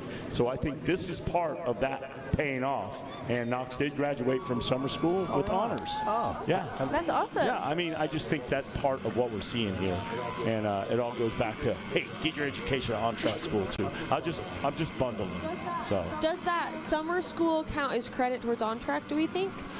no, but it's just a great thought that those guys have been racing and not buckled down, waiting for Loretta's, pounding out laps. They pound out laps and still been racing. It's so true. They're putting their practice to the test. yeah, they're got gate drops last month, a couple of weeks ago, and they're still here getting gate drops. So there's a challenger there. Knox, hang on, buddy. Number 44 is taking the rough line on the inside, but he's making it work as he makes that pass around the 23 Now of Ray. let's see what the 44 got in the previous moto. That is a great question. What she's looking right Is it 42 or 44? That guy's on full send. What you got, Savannah? You finding him? The 44, he was in 16th in Moto 1. Okay. So he's up there. He's doing good. Well, they're going to check in right here. We got him. That's going to be Steele Crocker, number 27. Okay, I don't know how I got 44. That is I thought it said 44. Well, look What's at it this say? right there. That It is says 44. Oh, 20. Oh, is it 44? It says or are we talking about 44 on the bike, 27? yes. It is 44. We may have had a little bit of any input on a that? transponder malfunction, but we'll get that sorted. All right, so top 10 looks like this. Knox Ray out front, Steele Crocker second. Colt Tylick, there's Middleton fourth, Maziak fifth, Weismer sixth, Moreland seventh, Stowaway eighth, Alexander ninth, and Hawks top 10. What do you see? Call the action. Well, I see some good racing. It keeps going back and forth over here. Knox is definitely still taken away in first, but it's good to see all these guys back in the pack too. Just keep grinding it out and really just trying to race hard. And Savannah, I really, really like this class because each kid on a bike and each kid on the track is going to learn something. Whether they're running at the front of the pack or even a little bit further behind, they're watching that rider in front of them, learning new lines, learning new ways to get around this track, and they're learning how to be able to manipulate this track and their bikes through all these big, big ruts for their little tires. So. This is true. I think, and they're so young. I mean, every day they should be learning something just as a human as you're growing up. So they're just a big sponge taking in all the information. One thing I noticed, that cameraman that was sitting over there by the billboards, he was very brave. He was Those guys were barreling down, and they just make that turn just in front of him. I'm like, man, you're trusting these little 6-year-olds on their P-dubs? Little number 35 there catching some air, which was good to see. Handled it perfectly, though. Like, he's done it a time or two here at Loretta's, even though it's probably the first one. It probably is. Very few riders have came and raced this class twice. We know Rider D was one of them. He came back. I think he won it, and defended, and came back. I think Millsaps may have done it as well. Not in the P-dubs, in the 50s. It's impressive to do that at that young of an age. Defending a PW title is probably a rare thing. You're right. I know Stewart came through. He won it. I mean, Alessi's got his titles here, and you just start. It seems like when they get them this young, it just becomes second nature. Yeah, it puts them on the map for sure. There's Knox Ray. He is right behind now our new leader, the 27. Is that still Crocker still? Is that what we're saying? It says 44, and I got 44 here and 6, so I don't know. Yeah, Reed Wiersema. Yeah, it's showing him in that 6th place spot, but I guess we'll see as they come around the finish line, see if the life timing changes. But so we've got 2 different sets of scores here. That Francis. Oh, and in fact, it just updated. So yes, that is the number 44 of Reed Wiersema. Yep. So we're good. So Knox, if he's smart, he's got a first place. Now he's got a second cooking right here. So the championship picture firmly, he can see it. So stay right there. Don't go down. Yeah, you don't have to do too much. What did 27 get the first moto? 16, or pardon me, 44 was 16th, and the 27 of Steele Crocker was 3rd. So Knox has got to be a little careful out there. Yes. He's got to be careful. And Steele has to pass Knox if he wants to so be right in now, contention for that title. Knox needs to just stay, and Steele Crocker needs to stay where he's at. Go ahead and give me a top 10 rundown. We got a few, if we slip up, could go any way. So we got Reed Wierzema in first, Knox Ray in second, Steele Crocker in third, Axel Middleton in fourth, and Hendrik Mizak in fifth. Coming in sixth, we got Colt Tylicki, sorry about that. And in seventh, Kason Hawkes. Eighth, Max Moreland. Ninth, Reagan Alexander. And in rounding out 10th is Julian Stowaway.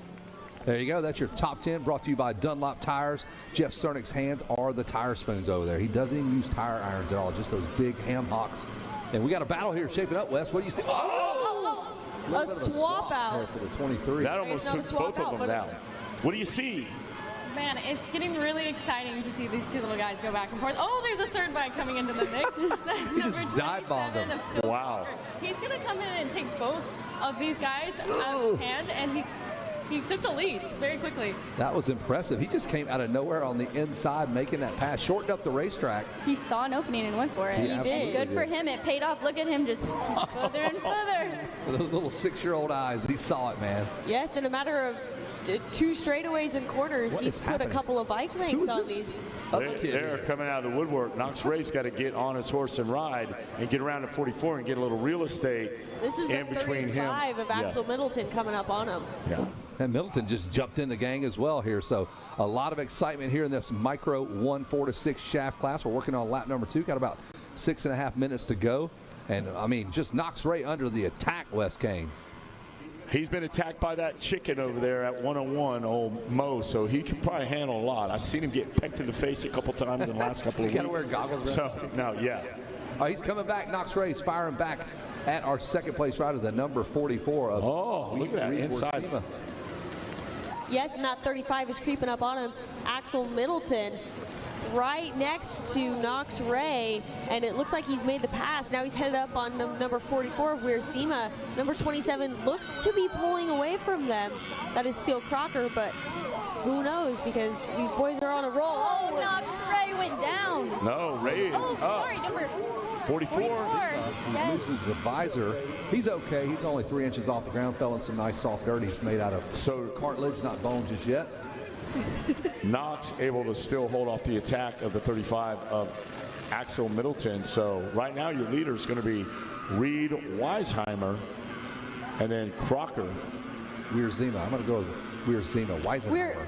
Reed Wierzema is the one that tipped over, so it's Steele Crocker that's out front. There you go. Steele Crocker is putting down the laps. That's Ray.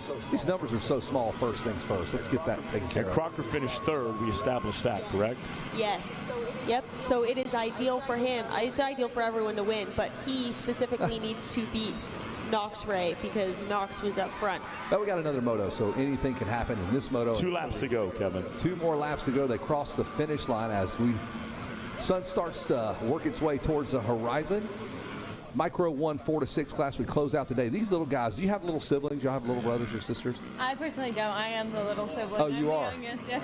Well, I was going to ask. Me too, You yep. are? Okay. Yep. So I was going to ask how you keep these kids under wraps. They have to sit around all day long and stay calm and not burn themselves out and then go race at 6 o'clock. I do nanny a 2- and 5-year-old though, and There you go. she has a little Stasic bike, and man, does she start ripping on it some days. She's like, I gotta go Amazing. outside and ride around on my Stasic, and I'm like, okay, let's go, let's do it.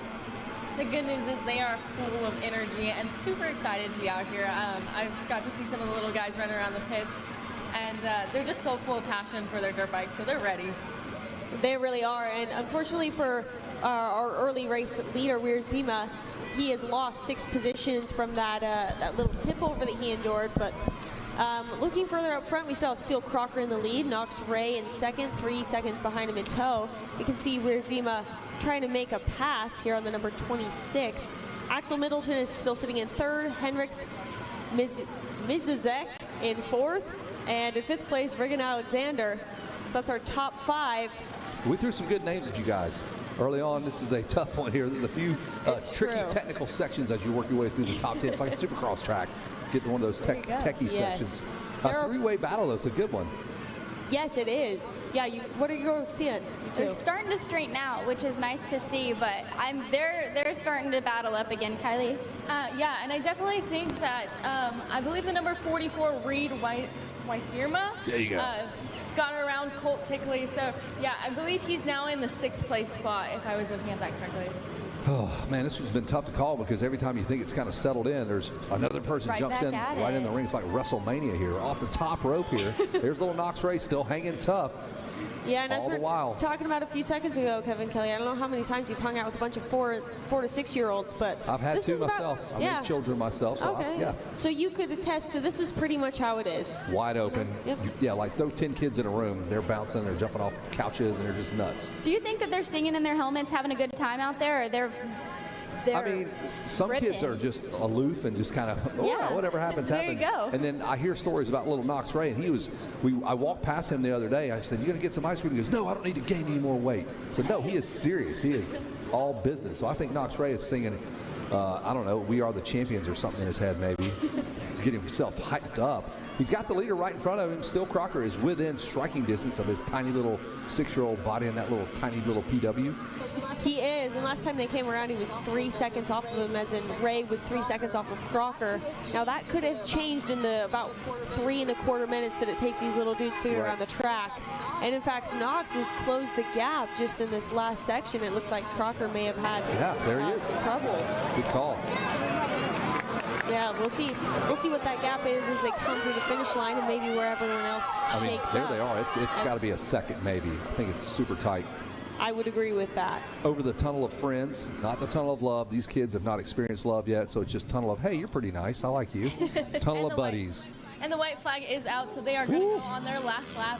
Here we go. So one more lap to go, and you can almost see Knox Ray amping up the pressure here. Yeah. You can see it in his little tiny little riding style. He's not ready to give up, even though he knows he's on his last lap. He's not ready to stop before the finish line. Look at this battle here. So your third place rider going to switch it up, go to the inside. Knox Ray follows Steel Crocker around.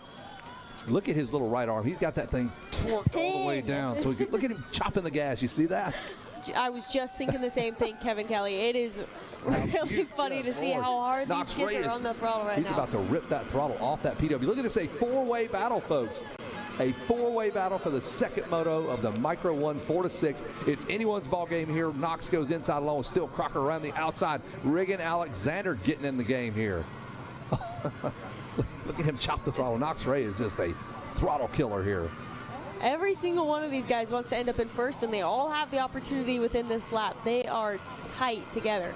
So yeah, that's the number, the number 92 of Regan Alexander that's just about to make the pass. What are you girls seeing? I love to see it. Their elbows are up. They're really head down and looking really aggressive out there. They're excited and eager to get around the rider in front of them. Yeah, there's no denying.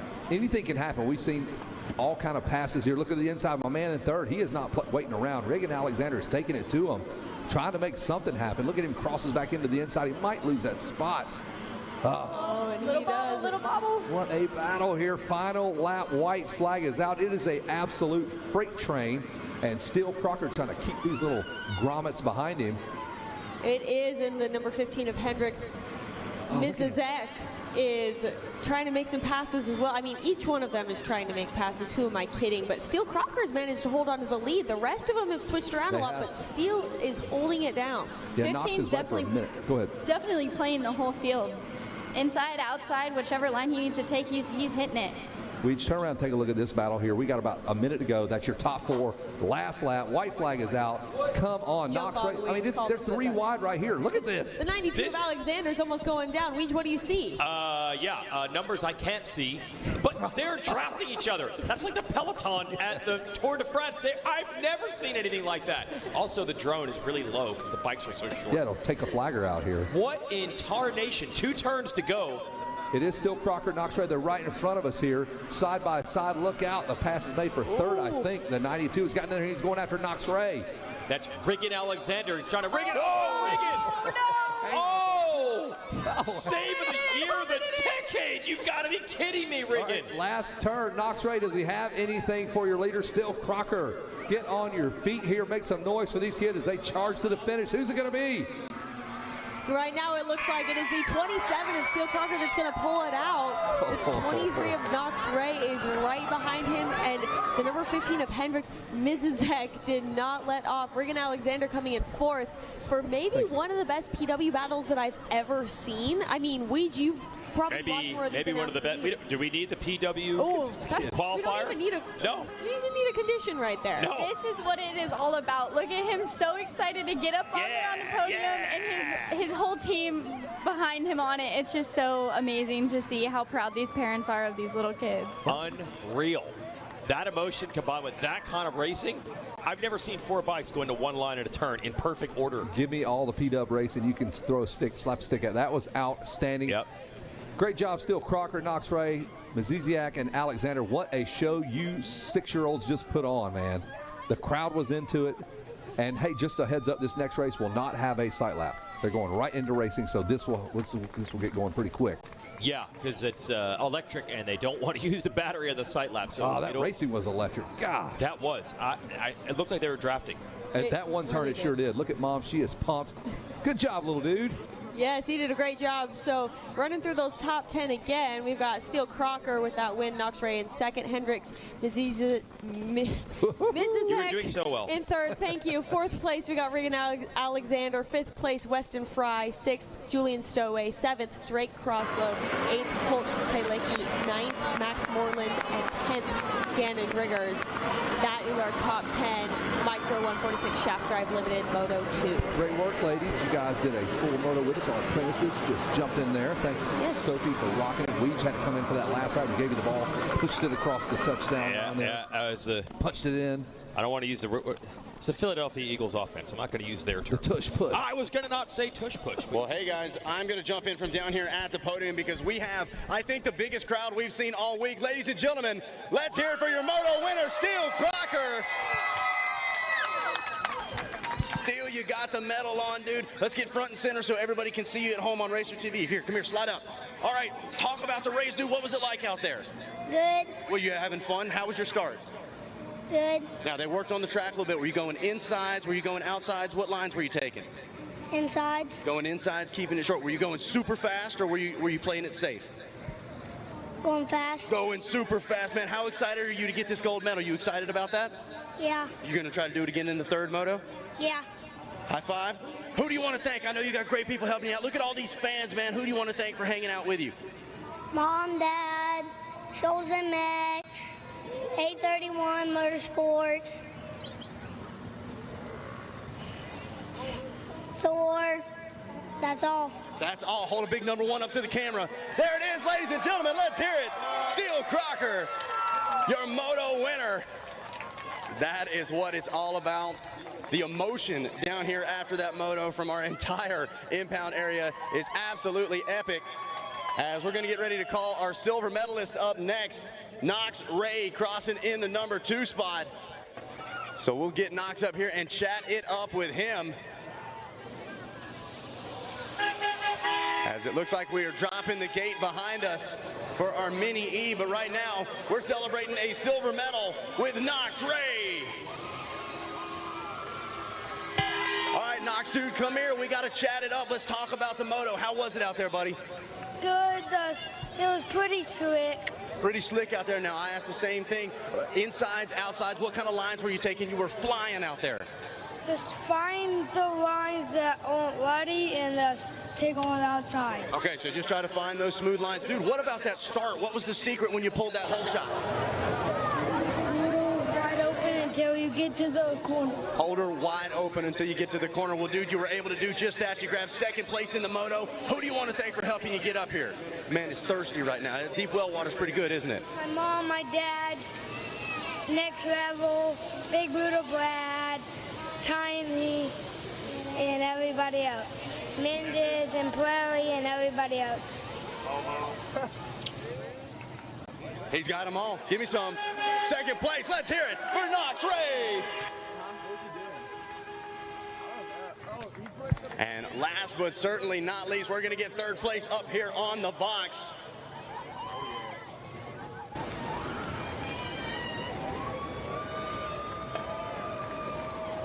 All right, Hendricks Miziozic up here in the third place spot. We got the bronze medal, dude. How pumped are you to be up here on the podium? Good. So excited. How was your race, man? I know they worked on the track a little bit. Was it slick out there? Super slick. Super slick, so we had to be a little bit careful. What were the lines we were taking? What was your favorite part of the track out there? Commandments and the inside. Going to those far insides, and then you were getting through the commandments clean? Yeah. Didn't have any problems in there? No problems. No problems. How stoked are you on this third place finish? Super stoked. So stoked, dude, I bet so. Well, who do you want to thank for helping you get up here and do it? Mom, Dad, and this is for Aiden Zing. I love it, buddy. Give me some big high five. One more time. Let's hear it. Hendricks Masiazik, third place here in your micro shaft class. Guys, back up to you. Hey, thanks, Zach. Great podiums. Now we're down here watching the Micro E 4-7 limited class. They're making their way around their first lap. Maverick Chan was your whole shot, and Robert Fender is now leading, coming around in first place. The 31 of Maverick Chan finished fourth in that first moto, led for a minute. Also in the hunt there was Hudson Heineck. He finished third. So Robert Fender, though, that's who we're saying is our leader now on the 49 machine. Yes, Wyatt Tedesco right in tow. And not too far behind them, they've got another battle going on between Maverick Chan and Hudson Hinich. Luke Baggett sitting in the 5th place position. Rowdy Kalon in 6th. Max Myers in 7th. Chad Hunwardson in 8th. And 9th, Callahan Russo. Braden Tillery is going to round off your top 10 after this first lap of the Micro E 4-7 limited class. And they are zipping away your leaders as I watch them fly through those 10 commandments. Your first two guys are able to double through. I believe the 57 doing it as well, or the 51 of Luke Baggett. Holy cow, there's a few kids taking the measure of those. That's a big commitment to just launch into those things. That is, and we can watch them right here from overhead. That is quite the leap for those little guys. Yeah, and if you come up short with those little small bikes, it could be pretty disastrous. Jason Wygant was noting that. I think our second place. Hey guys, I'm going to jump in real quick. I've got race control right next to me. We are bringing out the red flag. We will be ending this moto early. Want to let you guys know as soon as possible. So red flag will come out. That was for, I'm assuming, a lightning strike. It's always about safety here. We had a weather hold earlier, and it looks like we're going to jump into another weather hold again. And there's a rider that goes down. So I believe we'll red flag this. And then we'll we got to wait a few minutes, however long it is after the lightning strike. So we are in a weather hold. So we do advise everyone to clear the racetrack once we get the riders off, of course. And we also advise everyone that's around the fence line, you should go back to your RV, seek shelter until we advise you when you can come back out.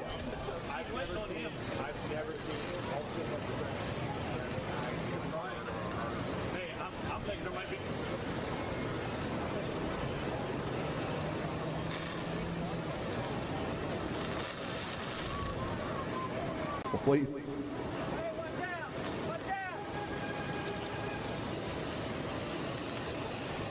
So again, we are in a weather red flag. We are asking everyone to please clear your area, head back.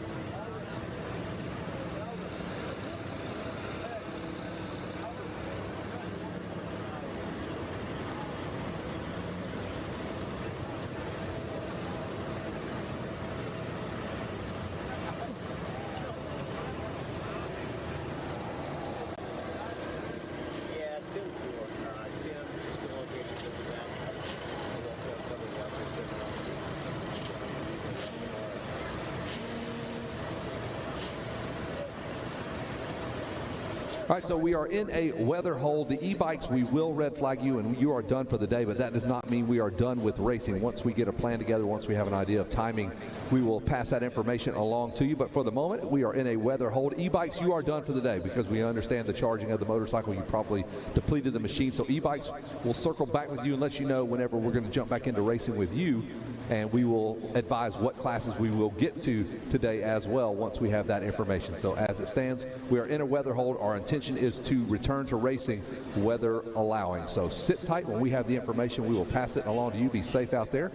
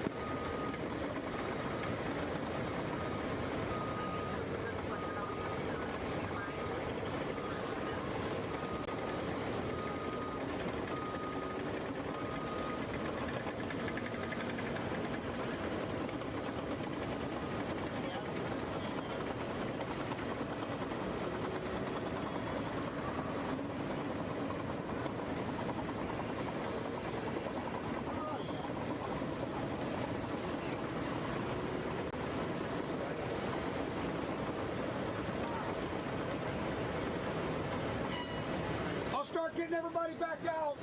All right? You good with that bolt on? Let me start getting everybody back out.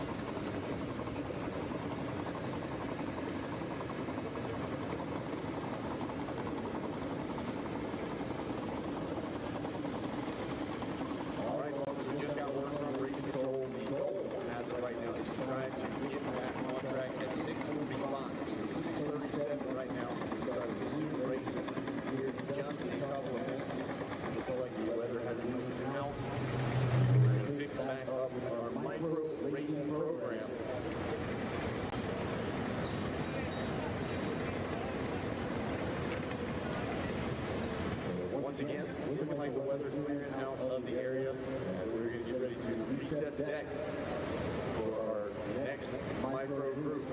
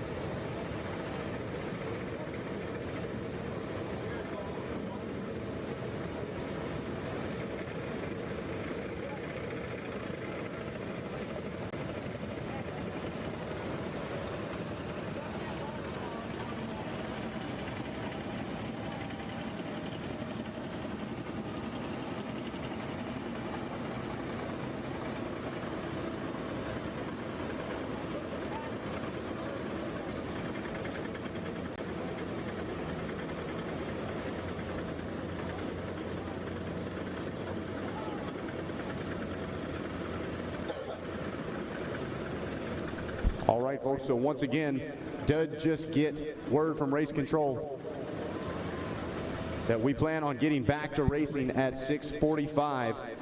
So once again, planning on picking back up with the racing program here in just about 5 minutes or so with our next group of micro racers.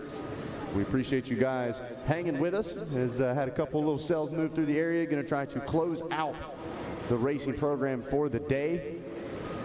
Once again, planning on picking back up with racing in roughly 5 minutes or so for our next micro race.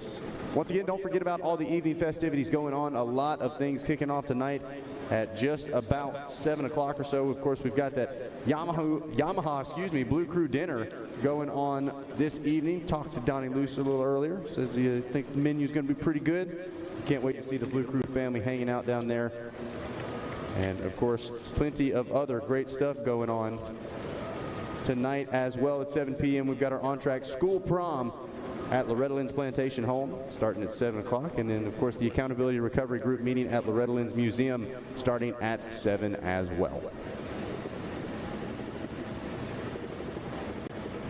So the cloud's moving out and going to try to pick back up with micro racing here in just a few minutes.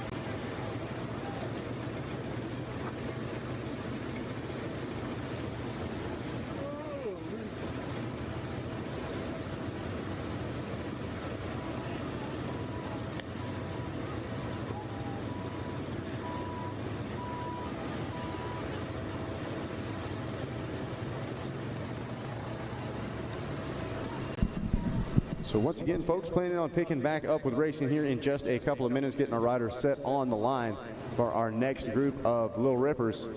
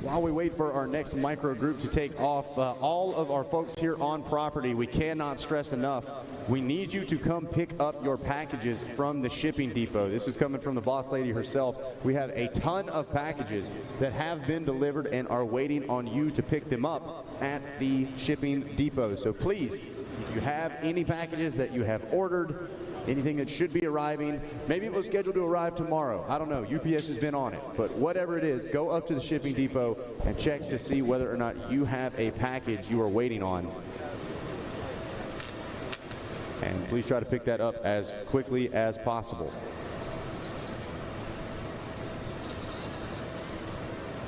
Yeah, I'm about to do top 10 when you toss it to me. Are you ready? All right. Thanks, Zach. Top 10 coming your way. I thought you'd never ask. Here they come.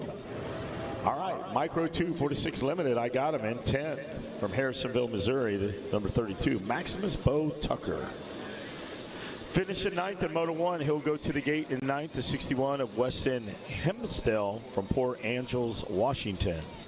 8th place finisher in Moto 1, he'll get the 8th gate pick, the number 22 of Gus Beismeyer from Cisco, Texas. Finishing 7th in Moto 1, he gets the 7th gate pick. Bedford, Virginia sends us the 35 of Wade Boone Lloyd. 6th place finisher, 6th to the gate from Loomis, California, the 25 of Cooper Limpke. Top 5, we're going to go down like this. Livermore, California sends us the 29 of Keon Nagamine. 4th place, Huntington Beach, California, the number 12 of Jackson Boyd. Top 3, Yucca Valley, California, Ryder Corbin, the number 47. Finishing 2nd from Brooksville, Florida, the 92 of Ryden Williams. And your number 1 gate pick and finished in Moto 1, Rice Rivers, the number 39 from Formbell, Pennsylvania. Wow, this is going to be a good one. This is going to be a good one for sure. Yeah. And I'm curious to see how the brief bit of weather that we got affects these riders as well. I think they're chomping at the bit. They're ready to go. If there's snow out there, sleet, rain, hail, these guys, I don't think we can hold them back. They've been in that monster cool zone. They're all fired up, ready to get rocking and racing here late in the day. Have you been in the cool zone, Zach? Don't I look cool to you, Wes? You're cool 24/7, but I wondered if you were in there. Yeah, cucumbers are as cool as Zach in the Monster Energy cool zone. Hey, whatever you do as a cucumber, never turn into a pickle. Absolutely. Because once a cucumber turns into a pickle, you never go back. You know what, Wes? That's a deal.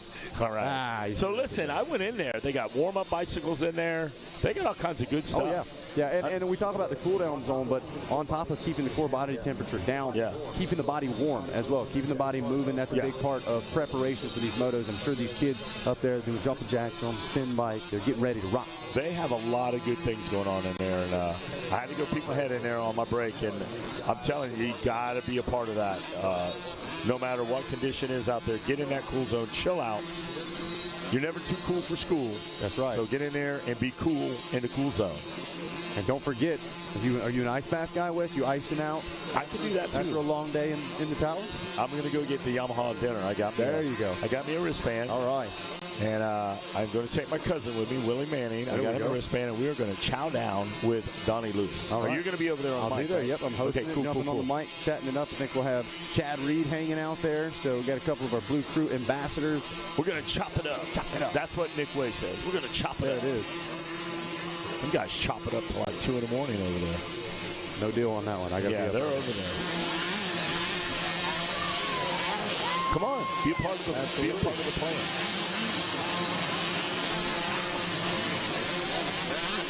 You're in. We got an open mic. No. All right. Pardon me? Should have been the last announcer here. You're the last announcer here. Oh, I'm staying on the mic. We're good. Okay, so we're ready. We had a real fun time at the end of the day yesterday watching the 50cc motos. Sorry about what happened with the e-bike class. We'll get them back in. I think we lost 2 big bike motos, Schoolboy 2 and another with 65. the Lightning and a 65. We'll get them back in. First thing in the morning. Way bigger delays than this in the past. Oh, we've had half a day before. Yeah. We've lost a day way back in the end, and that's when it was a 2-moto, but well, that was extreme. But yeah, a couple years ago, 2-3 years ago? Yeah, I think 3 years ago, yeah. Still pulled it together. You know, what a lot of people might not realize is, you know, we're starting motos at 7 this week instead of 7:30. Right. And that is because the Ironman National got bumped up earlier. And this whole track crew runs that race, essentially. It's Jeff Russell and all his guys. They got to get up to Ironman and get a national ready next Saturday. So they literally said, man, if we could even be done at noon on Saturday instead of 3, we're 3 hours closer to being done here so we can get up there and get started. That's right. And that might buy us one whole more day if we can get to Indiana by Saturday night, be working on that track Sunday morning. So that's why the schedule changed this year. I'm for it. Yeah. No matter what. Even if they weren't going. The 7 a.m. is fine. Yeah, really. why not? I get up at 4:30, so I'm good. Really? I'm over there sitting on Harold Martin's doorstep at Moto Playground super early. He comes in. I'm sitting there at 6 a.m. I'm ready to go. How much sleep do you get? What do you do? Not very much. I don't know how you guys do this. Well, I don't know. From my point of view, I think it's a good thing in case of weather delays. Like we were build saying in. 2023, they had to shorten motos a lot simply because we did not have enough time in the week and they had to be done by a certain time on Saturday. You guys remember. So but we always get done. No matter what. It's going to get done. It's true. They always get it done. They do a great job. But if we had, you know, starting at 7 a.m., we're a little bit further through the schedule, and then maybe we can lengthen the motos a little bit more, and you know, or keep them the same length. Anyways, this might be where it starts. It might be this way from now on. That's not an official word, but I'm just saying it's worked fine. You know what they say? Today's routine, today's record, tomorrow's routine. Wow. So whatever you get done today, could what about routine. yesterday's history, tomorrow's a mystery? Tomorrow is a mystery. Today's a gift. Tomorrow is a mystery. Today's a gift. That's why it's a present. Oh my gosh. And what you learn from today, you can use tomorrow to make a better tomorrow. What you learn from Vanilla Ice, I think, is where there's you all kinds of wisdom out there. So I think you got a lot of your wisdom from. We got some wisdom, bud. Yep. So we're ready. It is not Micro E. They were done. They will race tomorrow, and we get ready for. I believe this is Micro. Elbows up on that little guy out there. Look at that guy ready to go. Locked and loaded. Micro 2, 4 to 6 limited. 4 to 6, yes. This is the non-P-Dub 4 to 6 age group. Here we go. Off the gate they go. They're rambling down. It's a land rush of Pee Wee riders. Down in the first turn. That one came from like the inside. What do you see, Sophia? I'm seeing a number 35 on the Cobra and a number 45 on the Cobra. They're all on Cobras. Who am I kidding? There's a 12 up there. So we've got Rivers Rice in first place, Cruz Galvin in second, and Jackson Boyd in third. Maverick Duffy in fourth, Memphis Lamb in fifth, and that is our top 5 right there as they come through. Look at this sea of yellow front fenders. Wes, those are actually some of our contenders from Moto 1, battling for the title up front here. Well, I believe River Rice was part of that, and he finished 1, so he is trying to double up and go in with a pair of pocket aces right under his sleeve. He'll throw them out there in Moto 3. That's right. Can he do a triple?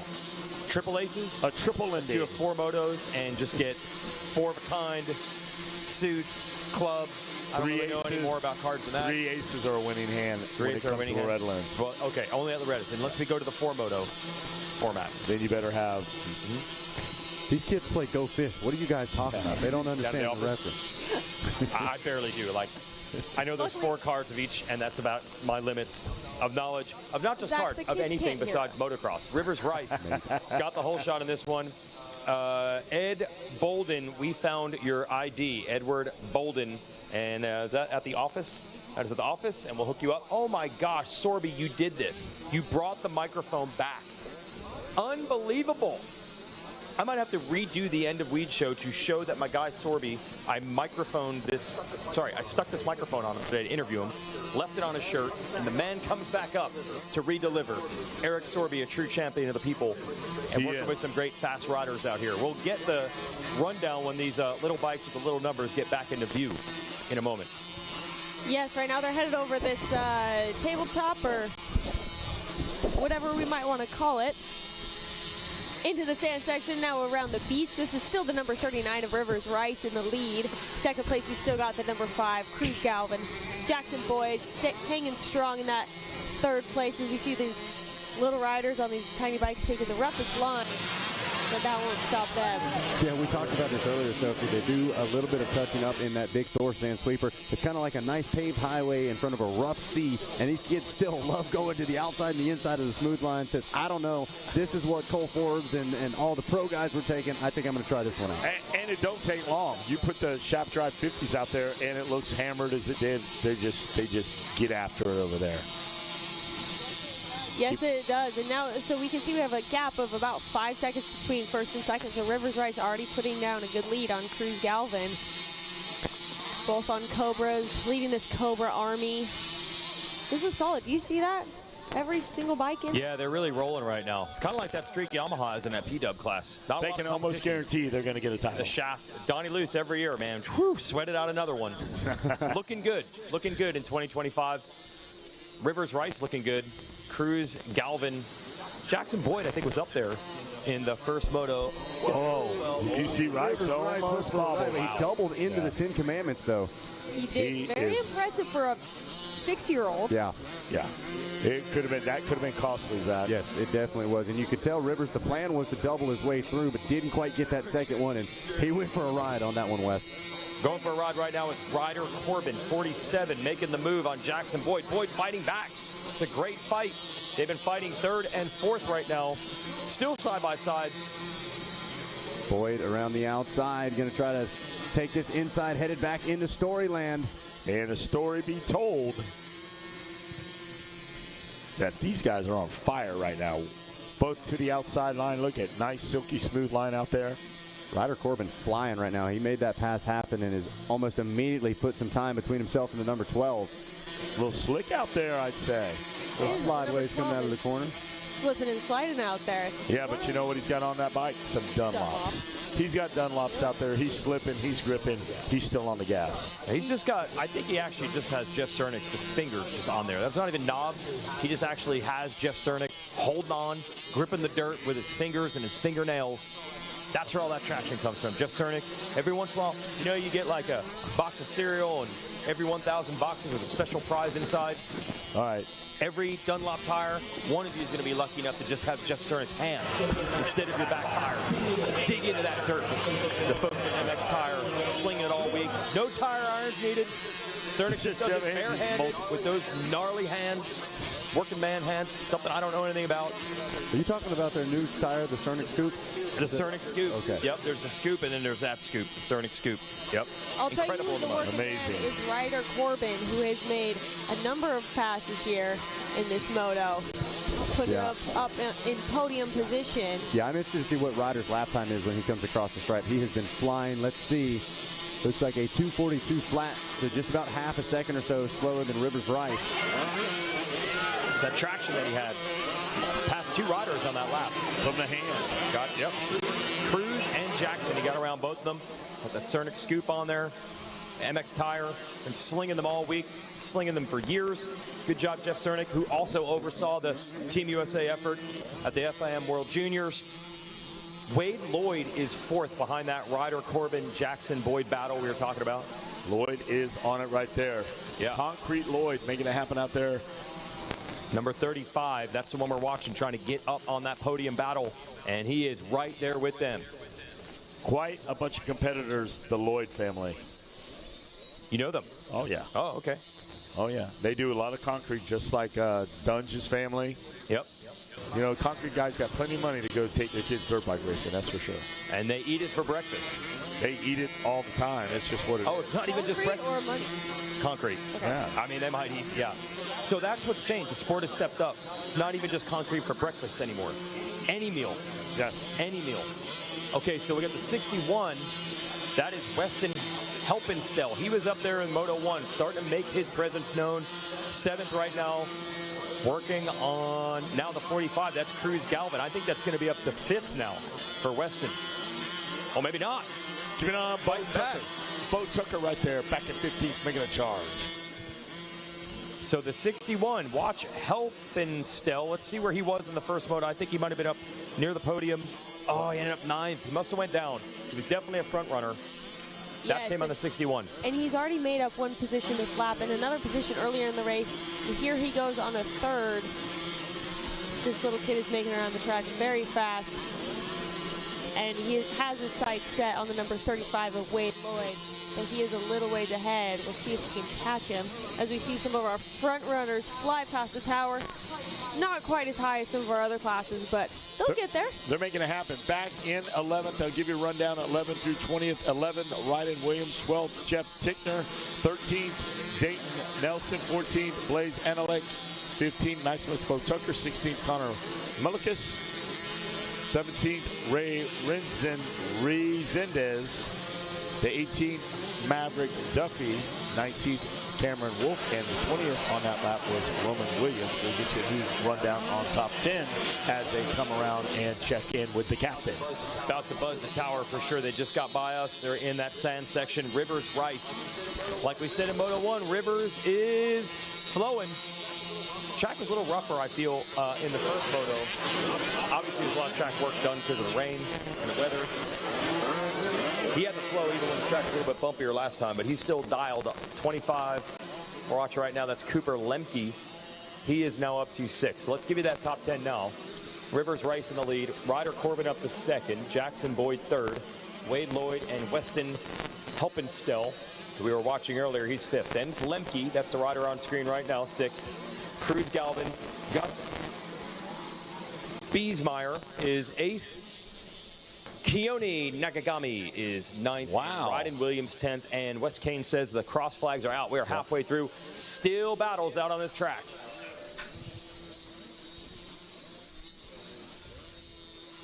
Yeah, look at all these little riders making their way into the short shoot. It's the long short shoot. I finally understood. It's a long run, but it could be short if you have a miscue. Okay. That's why it's. I've heard you use the terminology.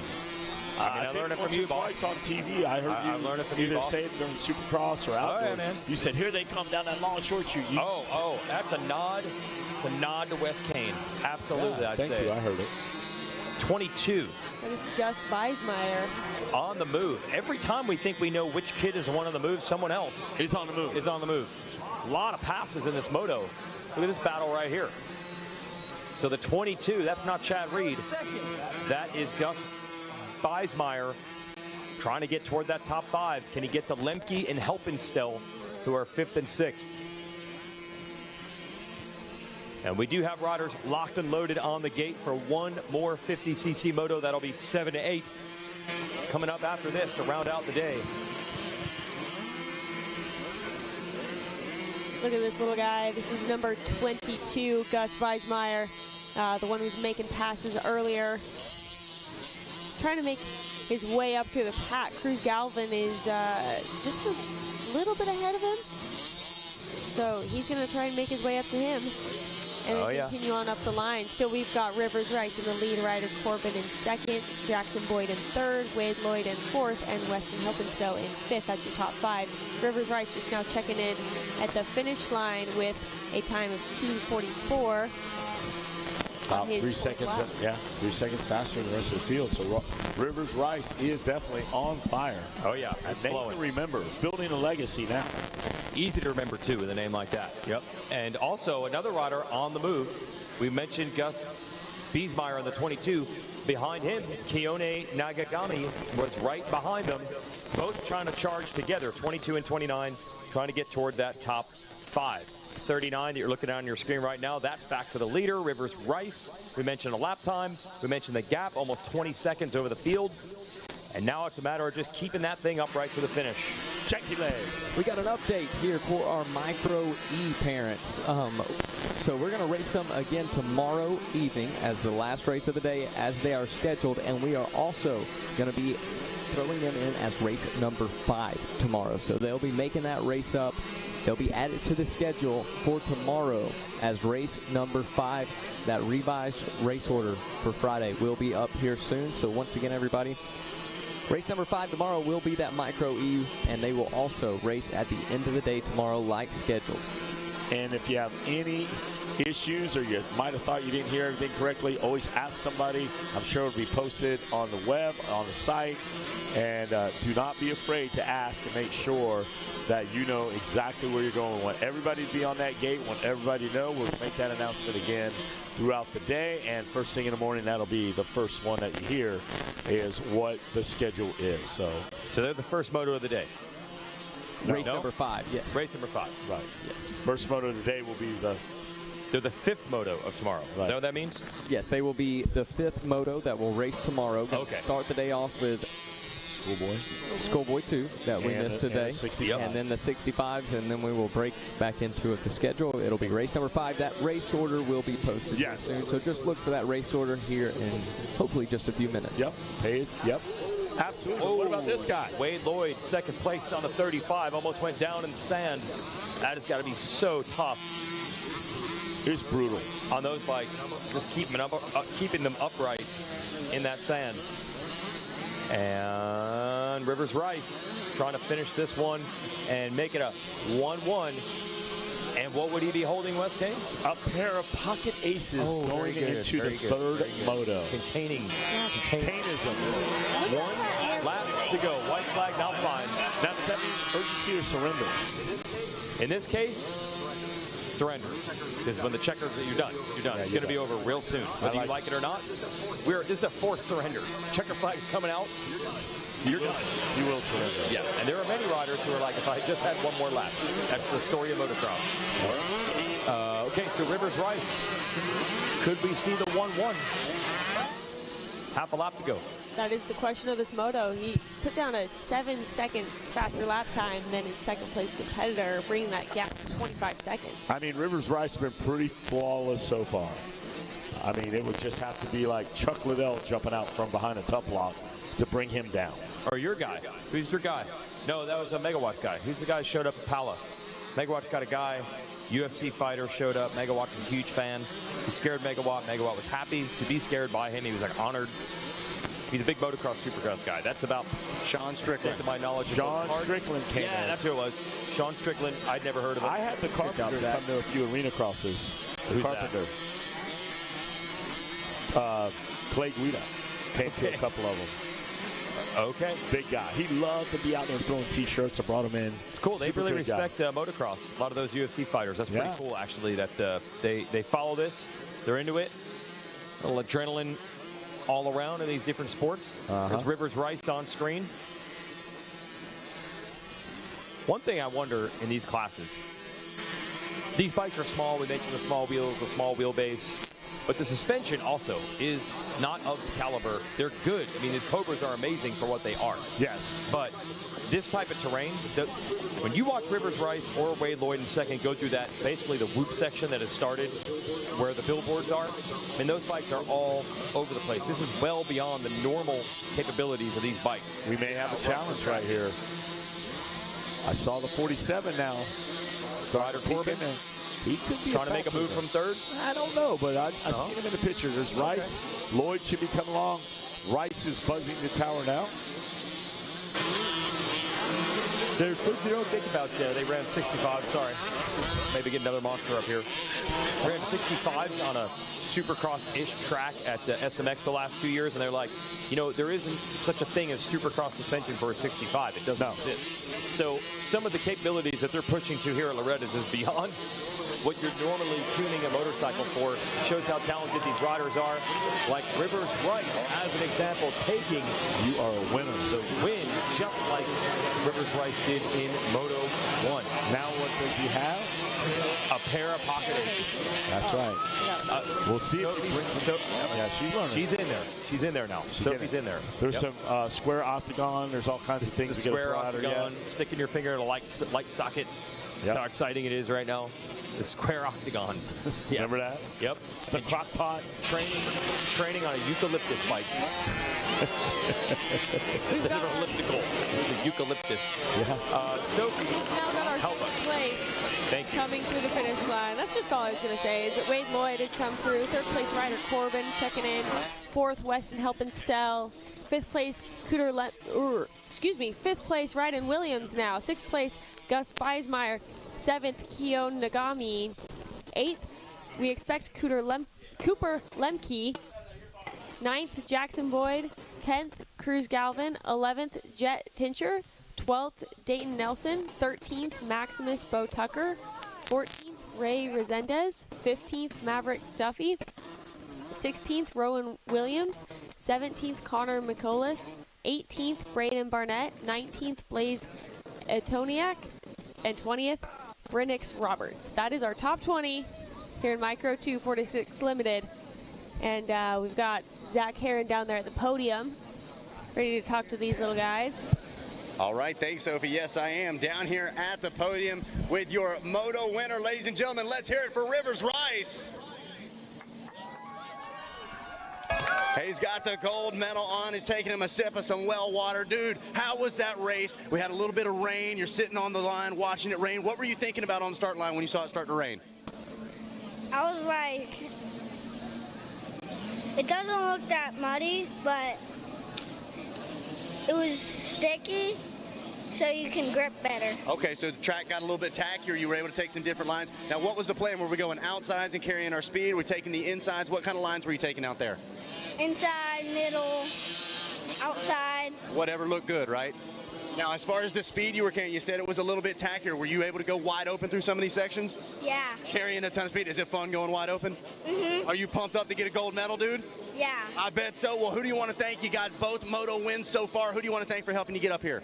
My mom, my dad, Podium Works, Driven to Max, Catalyst, EVS,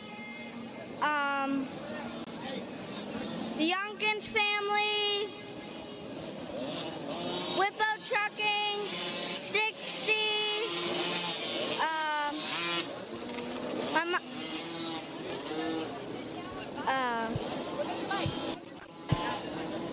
the MX6, Fire Excavating, Bitten, Rich Gas, T-Rex, Thor,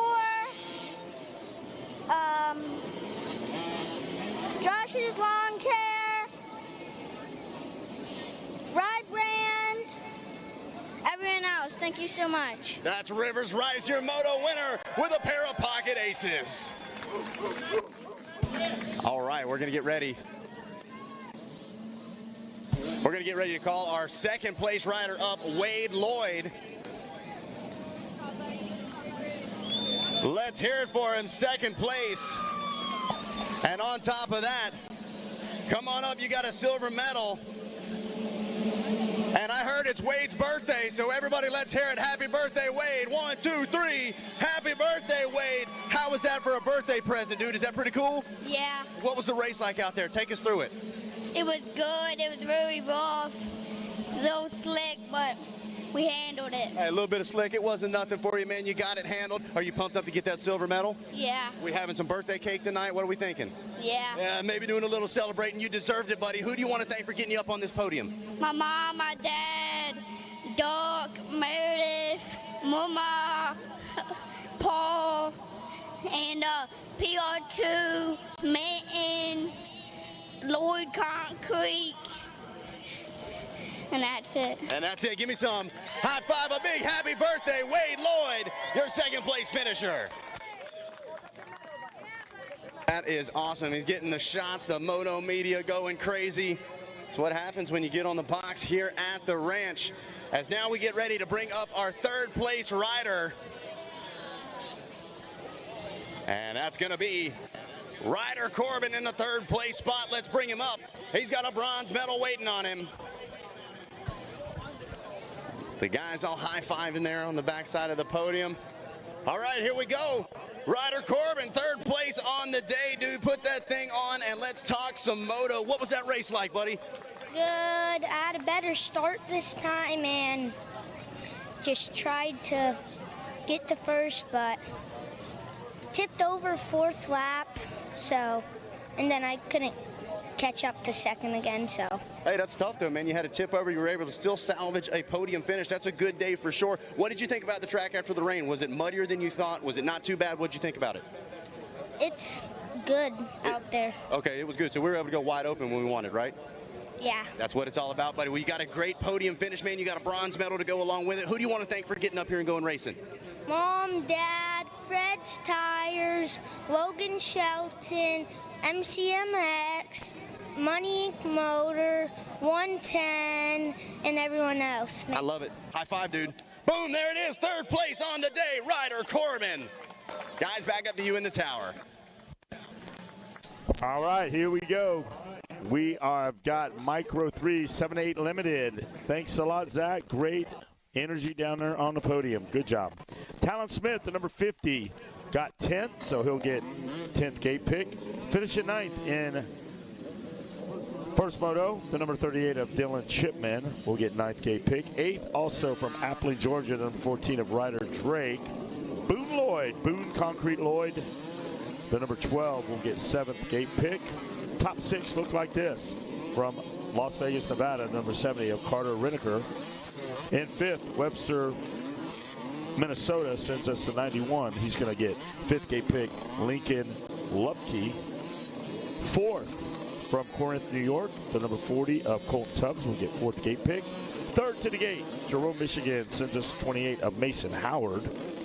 And 2nd, from Brandywine, Maryland, the number 69, you know this guy, Mickey Fluhart, gets 2nd gate up, and the man with the moto win and first gate pick will be the number 36 of Edwin Meyer. The stage is set. You got a couple guys in here. Who are you helping? The stage is set. Some notables not mentioned there in the top 10. We'll see if they can have a better second moto. We'll soon find out. Glad to be back with y'all for the final race. I'm glad to be back. I'm glad you're here. Got to be a little bit of a wild day there. Hey, I mean, at Loretta's, that's just what you're going to get. That's just what you're going to get. You're going to get a wild day. You're going to get not a wild day. And it's all fun at the end of the day.